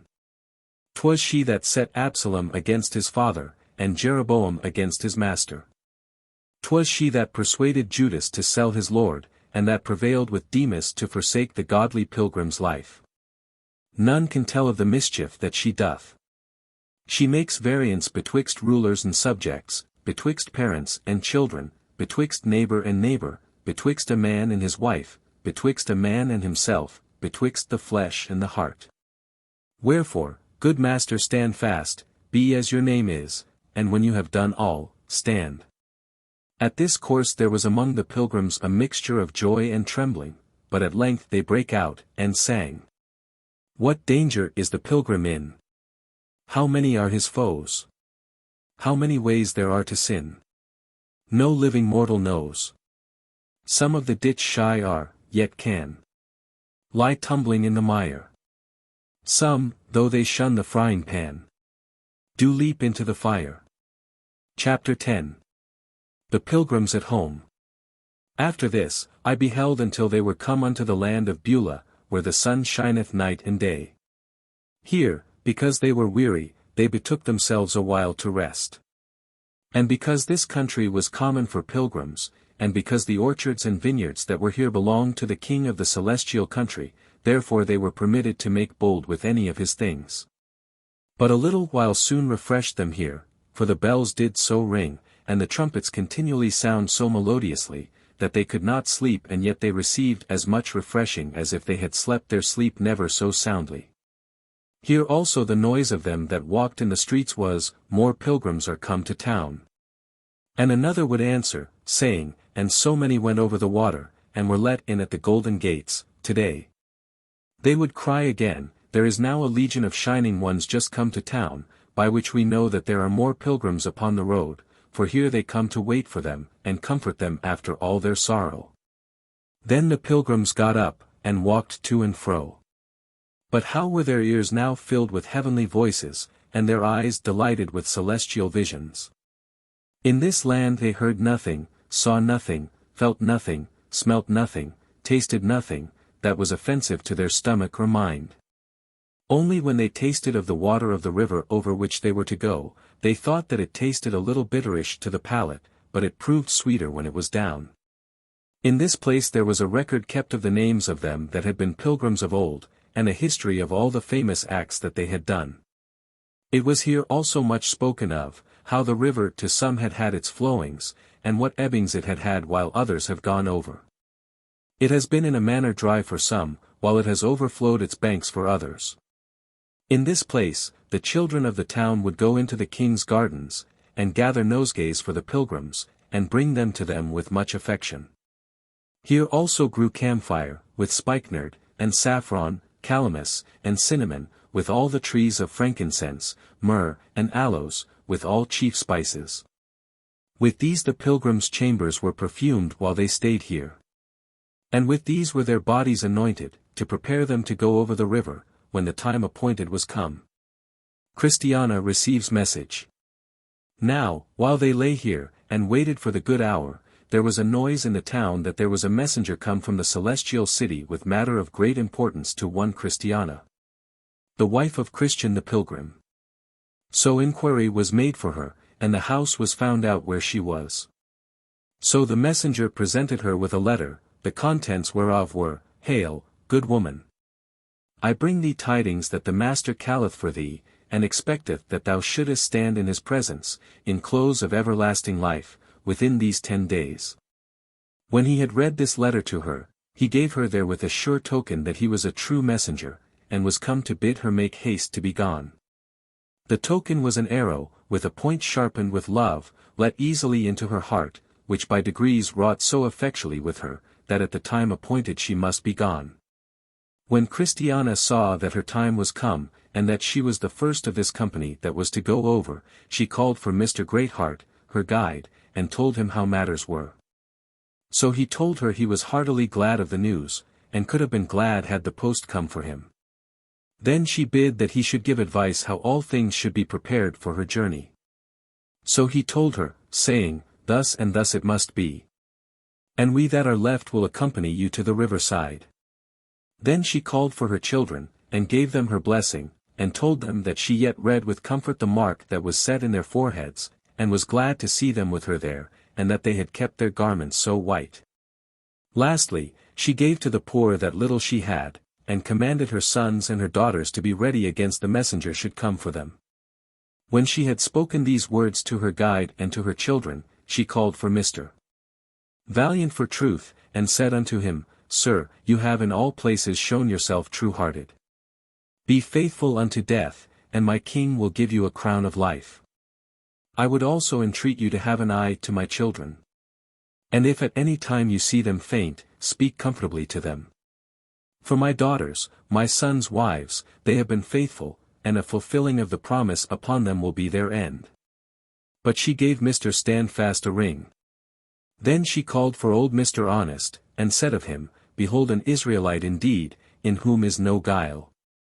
Then said he, I wish you a fair day when you set out for Mount Zion, and shall be glad to see that you go over the river dry-shod.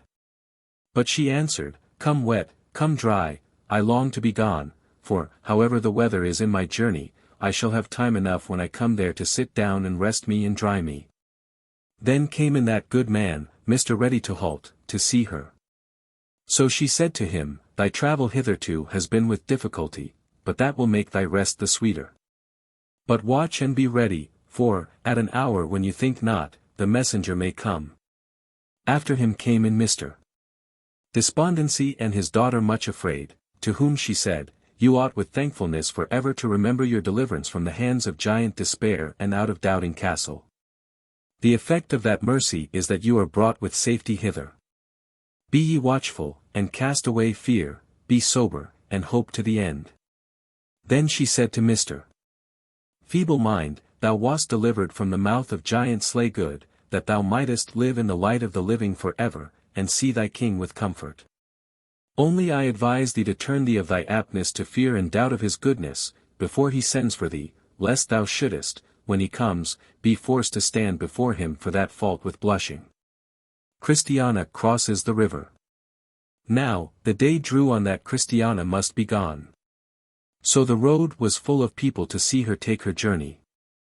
But, behold, all the banks beyond the river were full of horses and chariots, which were come down from above to accompany her to the city gate. So she came forth and entered the river, with a beckon of farewell to those that followed her to the river side. The last words that she was heard to say were, I come, Lord, to be with thee, and bless thee. So her children and friends returned to their place, for that those that waited for Christiana had carried her out of their sight. So she went and called, and entered in at the gate with all the tokens of joy that her husband Christian had done before her. At her departure her children wept. But Mr. Greatheart and Mr. Valiant played upon the well-tuned cymbal and harp for joy. So all departed to their respective places. Pilgrims receive messages. In process of time, there came a messenger to the town again, and his business was with Mr. Ready to Halt. So he inquired him out, and said to him, I am come to thee from him whom thou hast loved and followed, though upon crutches. And my message is to tell thee, that he expects thee at his table, to sup with him in his kingdom, the next day after Easter, wherefore prepare thyself for this journey. Then he also gave him a token that he was a true messenger, saying, I have broken thy golden bowl and loosed thy silver cord. After this Mr. Ready to Halt called for his fellow pilgrims, and told them, saying, I am sent for, and God shall surely visit you also. So he desired Mr. Valiant to make his will. And because he had nothing to bequeath to them that should survive him but his crutches and his good wishes, therefore thus he said, These crutches I bequeath to my son that shall tread in my steps. With 100 warm wishes that he may prove better than I have done. Then he thanked Mr. Greatheart for his conduct and kindness, and so addressed himself to his journey. When he came to the brink of the river, he said, Now I shall have no more need of these crutches, since yonder are chariots and horses for me to ride on. The last words he was heard to say were, Welcome life. So he went his way. After this, Mr. Feeble Mind had tidings brought him, that the messenger sounded his horn at his chamber door. Then he came in, and told him, saying, I am come to tell thee that thy master has need of thee, and that in a very little time thou must behold his face in brightness. And take this as a token of the truth of my message, those that look out at the windows shall be darkened. Then Mr. Feeble Mind called for his friends, and told them what errand had been brought unto him, and what token he had received of the truth of the message. Then he said, Since I have nothing to bequeath to any, to what purpose should I make a will? As for my feeble mind, that I will leave behind me, for that I shall have no need of in the place whither I go, nor is it worth bestowing upon the poorest pilgrim, wherefore, when I am gone, I desire that you, Mr. Valiant, would bury it in a dunghill. This done, and the day being come on which he was to depart, he entered the river as the rest. His last words were, Hold out, faith and patience. So he went over to the other side. When days had many of them passed away, Mr. Despondency was sent for. For a messenger was come, and brought this message to him, Trembling man, these are to summon thee to be ready with thy king by the next Lord's day, to shout for joy for thy deliverance from all thy doubtings. And, said the messenger, that my message is true, take this for a proof. So he gave him the grasshopper to be a burden unto him. Now, Mr. Despondency's daughter, whose name was Much Afraid, said when she heard what was done, that she would go with her father. Then Mr. Despondency said to his friends, Myself and my daughter, you know what we have been, and how troublesomely we have behaved ourselves in every company. My will and my daughter's is, that our discouraged feelings and slavish fears be by no man received from the day of our departure for ever, for I know that after my death they will offer themselves to others. For, to be plain with you, they are ghosts the which we entertained when we first began to be pilgrims, and could never shake them off after, and they will walk about and seek entertainment of the pilgrims. But, for our sakes, shut ye the doors upon them. When the time was come for them to depart, they went to the brink of the river. The last words of Mr. Despondency were, Farewell, night. Welcome, day. His daughter went through the river singing, but none could understand what she said. Then it came to pass a while after, that there was a messenger in the town that inquired for Mr. Honest. So he came to his house where he was, and delivered to his hand these lines, Thou art commanded to be ready against this day 7 night, to present thyself before thy Lord at his father's house. And for a token that my message is true, all thy daughters of music shall be brought low. Then Mr. Honest called for his friends, and said unto them, I die, but shall make no will. As for my honesty, it shall go with me, let them that come after me be told this. When the day that he was to be gone was come, he prepared himself to go over the river. Now, the river at that time overflowed its banks in some places, but Mr. Honest in his lifetime had spoken to one good conscience to meet him there, the which also he did, and lent him his hand, and so helped him over. The last words of Mr. Honest were, Grace reigns. So he left the world. The final summons.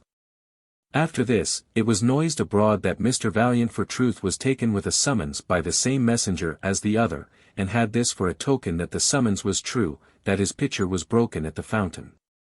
When he understood it, he called for his friends, and told them of it. Then said he, I am going to my father's, and though with great difficulty I am got hither, yet now I do not repent me of all the trouble I have been at to arrive where I am. My sword I give to him that shall succeed me in my pilgrimage, and my courage and skill to him that can get it. My marks and scars I carry with me, to be a witness for me that I have fought his battles who now will be my rewarder. When the day that he must go hence was come, many accompanied him to the river side, into which as he went he said, Death, where is thy sting? And, as he went down deeper, he said, Grave, where is thy victory? So he passed over, and all the trumpets sounded for him on the other side. Then there came forth a summons for Mr. Standfast, this Mr. Standfast was he whom the pilgrims found upon his knees in the enchanted ground, for the messenger brought it him open in his hands. The contents thereof were, that he must prepare for a change of life, for his master was not willing that he should be so far from him any longer. At this Mr. Standfast was put into a muse. Nay, said the messenger, you need not doubt the truth of my message, for here is a token of the truth thereof, thy wheel is broken at the cistern. Then he called to him Mr. Greatheart, who was their guide, and said unto him, Sir, although it was not my hap to be much in your good company in the days of my pilgrimage, yet, since the time I knew you, you have been profitable to me. When I came from home, I left behind me a wife and 5 small children. Let me entreat you at your return, for I know that you will go and return to your master's house, in hopes that you may yet be a conductor to more of the holy pilgrims. That you send to my family, and let them be acquainted with all that hath or shall happen unto me. Tell them moreover of my happy arrival to this place, and of the present and late blessed condition that I am in. Tell them also of Christian and Christiana his wife, and how she and her children came after her husband. Tell them also what a happy end she made, and whither she is gone. I have little or nothing to send to my family, unless it be my prayers and tears for them, of which it will suffice that you acquaint them, if peradventure they may prevail. End of the pilgrimage. When Mr. Standfast had thus set things in order, and the time being come for him to haste him away, he also went down to the river. Now, there was a great calm at that time in the river, wherefore Mr. Standfast, when he was about halfway in, stood a while, and talked to his companions that had waited upon him thither. And he said, This river has been a terror to many, yea, the thoughts of it have also frightened me. But now methinks I stand easy, my foot is fixed upon that on which the feet of the priests that bear the ark of the covenant stood while Israel went over Jordan. The waters, indeed, are to the palate bitter, and to the stomach cold. Yet the thought of what I am going to, and of the conduct that waits for me on the other side, doth lie as a glowing coal at my heart.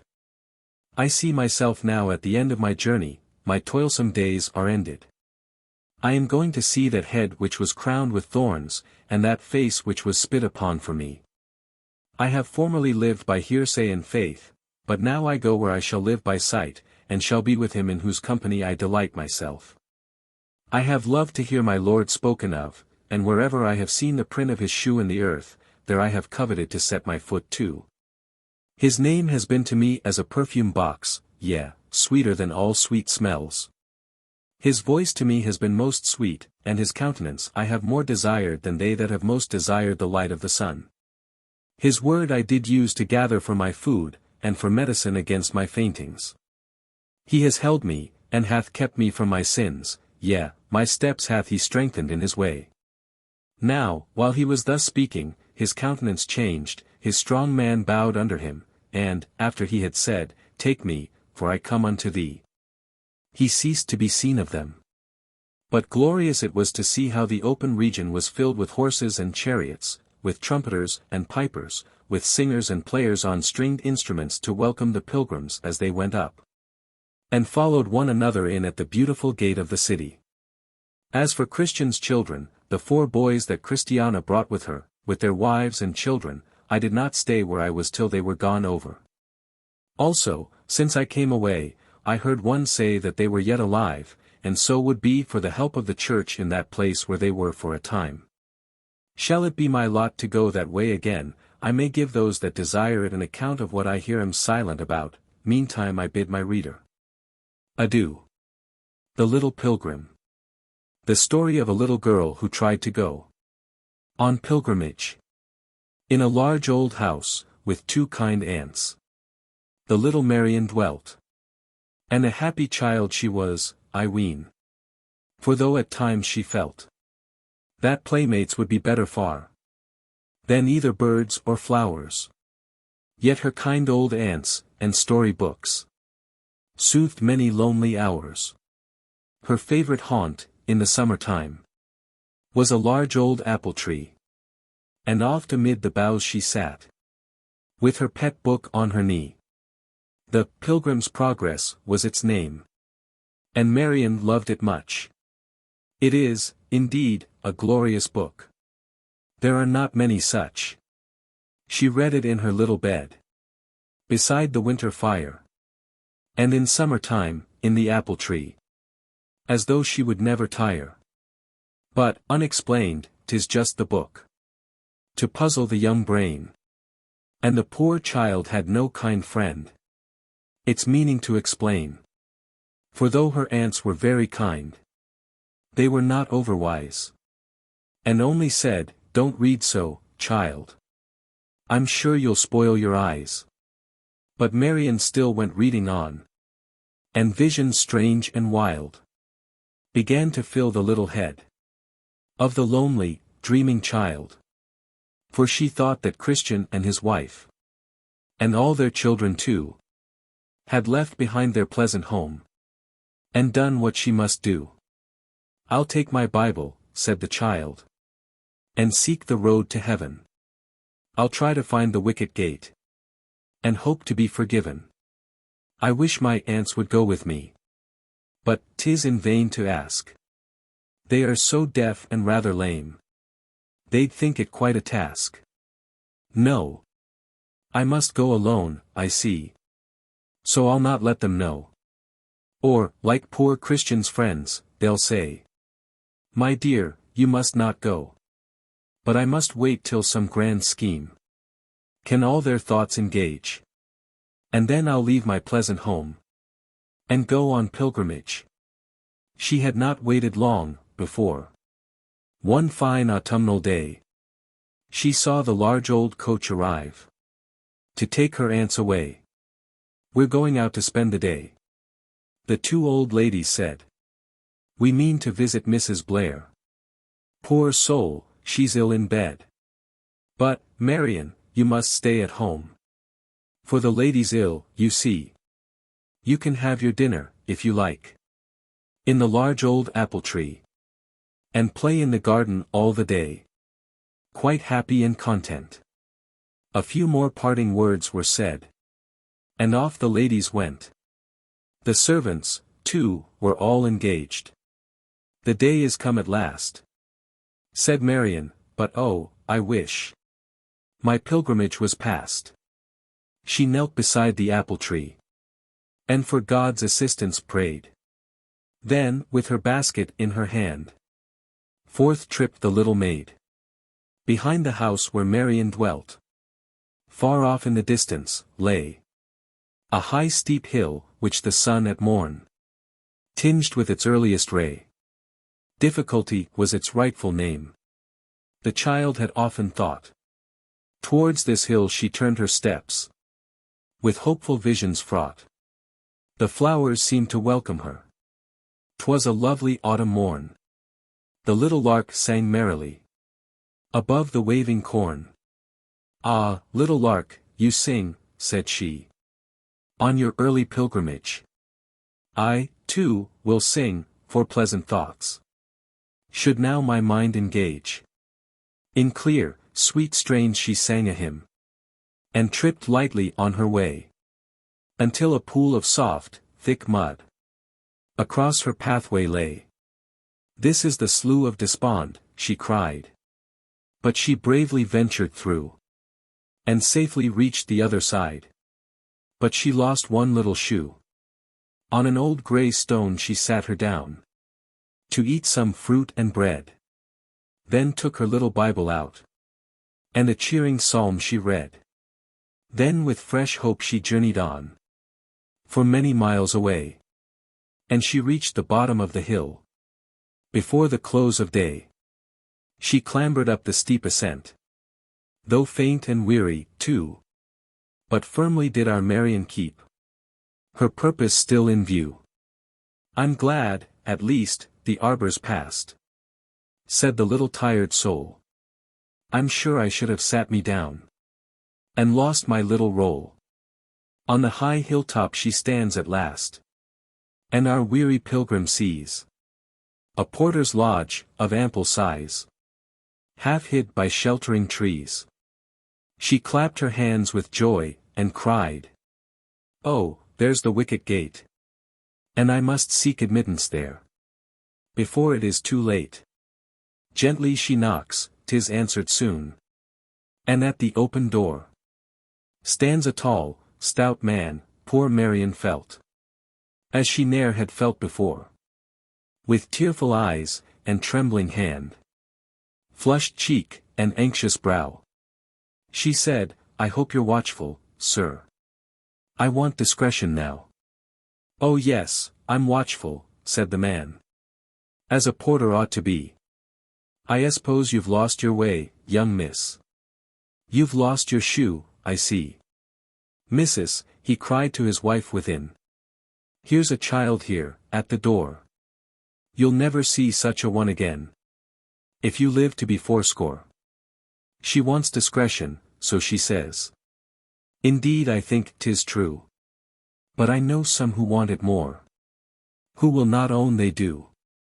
Go to the hall, his wife replies. And take the child with you.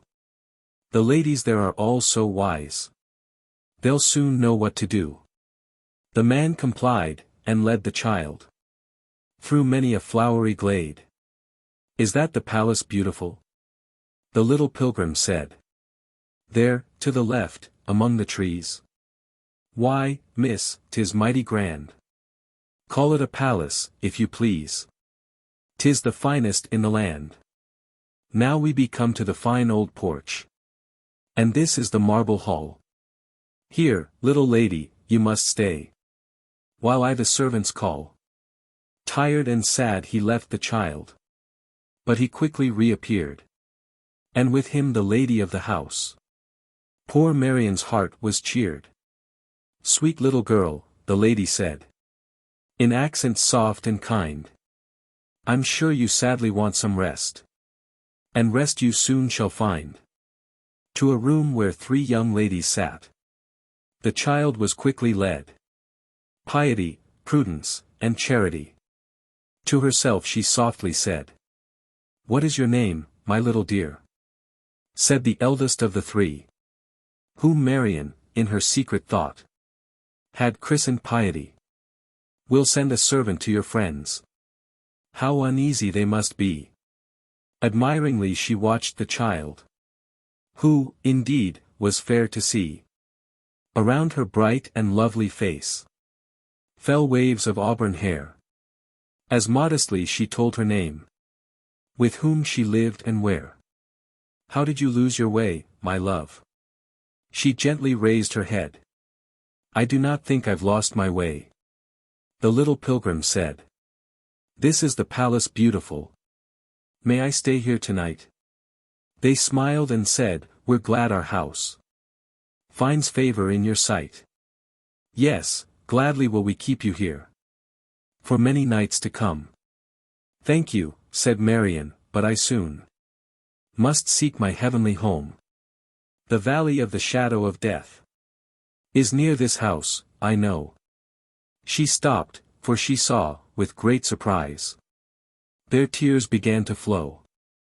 She little thought the mourning dress, which all the ladies wore, was for one whom they had dearly loved, and should see on earth no more.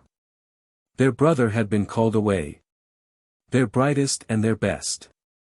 No wonder, then, that Marian's words roused grief in every breast. Sobs only for a while were heard. At length the lady said, my love, you have reminded us of our loved and early dead. But this you could not know, my dear. And it indeed is true. We are all near to death's dark door. Even little girls like you. Yes, said the timid, trembling child. I know it must be so. But, ma'am, I hope that Piety may be with me when I go. And will you show me your armory? When you have time to spare. I hope you have some small enough for a little girl to wear. No more she said, for Piety, as Marian called her, cast her arms around the pilgrim's neck. The secret's out at last. You puzzled all, said Piety. But now, I see, you've read a glorious book, which, unexplained, has turned your little head. Oh, dearly, when I was a child, I loved that pilgrim tale. But then Mamma explained it well. And if we can prevail on your kind aunts to let you stay some time with us, my dear, you shall read that book with my Mamma. And she will make it clear.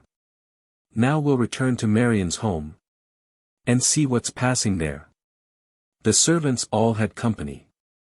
And a merry group they were. They had not missed our pilgrim long. For they knew she oft would play in that old garden, with a book, the whole of the livelong day. Betty, at last, said the housekeeper. Where can Miss Marian be? her dinner was in the basket packed. But sure, she'll come in to tea. They sought her here, they sought her there. But they could not find the child. And her poor old aunts, when they came home, with grief were almost wild. The coachman and the footman too, in different ways were sent. But none thought of the narrow way, in which the pilgrim went. Perhaps she followed us to town. Poor Aunt Rebecca said, I wish we had not left our home. I fear the child is dead. And to the town the coachman went, for they knew not what to do. And night drew on, when a country boy brought Marian's little shoe. With the shoe in her hand, the housekeeper into the parlor ran. Oh, mistress, here is all that's left of poor Miss Marian. It was found sticking in the mud, just above Harlem Chase. I fear the poor child's perished there, for 'tis a frightful place. Then louder grew the ladies' grief, but soon their hearts were cheered, when a footman grand, with a note in his hand, from the distant hall appeared. Aunt Ruth now read the note, and cried, Oh, sister, all is well. The child is safe at Brookland Hall, with Lady Arundel, who wants to keep her for a month. Why, yes, I think she may. Such friends as Lady Arundel are not met with every day. Our compliments, and thanks to her. When you return, young man, we'll call tomorrow at the hall, and see Miss Marian. Then came a burst of grateful joy that could not be suppressed. And, with thankful hearts and many tears, the ladies went to rest. We'll take a peep at our Marian now. There in her bed lies she. How blissful were her dreams that night, in the arms of piety. Oh, that happy month at Brookland Hall. How soon it passed away. Cheerful and good were Marian's friends, and who so kind as they?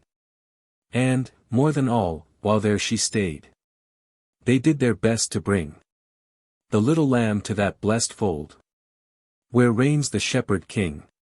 For many a lesson ne'er forgot the little Marian learned, and a thoughtful and a happier child she to her home returned. Years rolled away, the scene has changed. A wife and mother now, Marian has found the wicket gate. She and her children too. And oh, how sweet it is to see this little pilgrim band, as on towards their heavenly home they travel hand in hand. When cloudy days fall to their lot, they see a light afar, the light that shone on Bethlehem's plain, the pilgrim's guiding star. And now, dear children, whosoe'er, or wheresoe'er you be, who ponder o'er this strange, true tale of Marian's history, if to the flowers of your young hearts instructions dues are given, oh, be earnest as our Marian was, to find the road to heaven. Footnotes. Bedford Jail, in which Bunyan was 12 years a prisoner. Tophet here means hell. Idle 1. An old word meaning money or riches.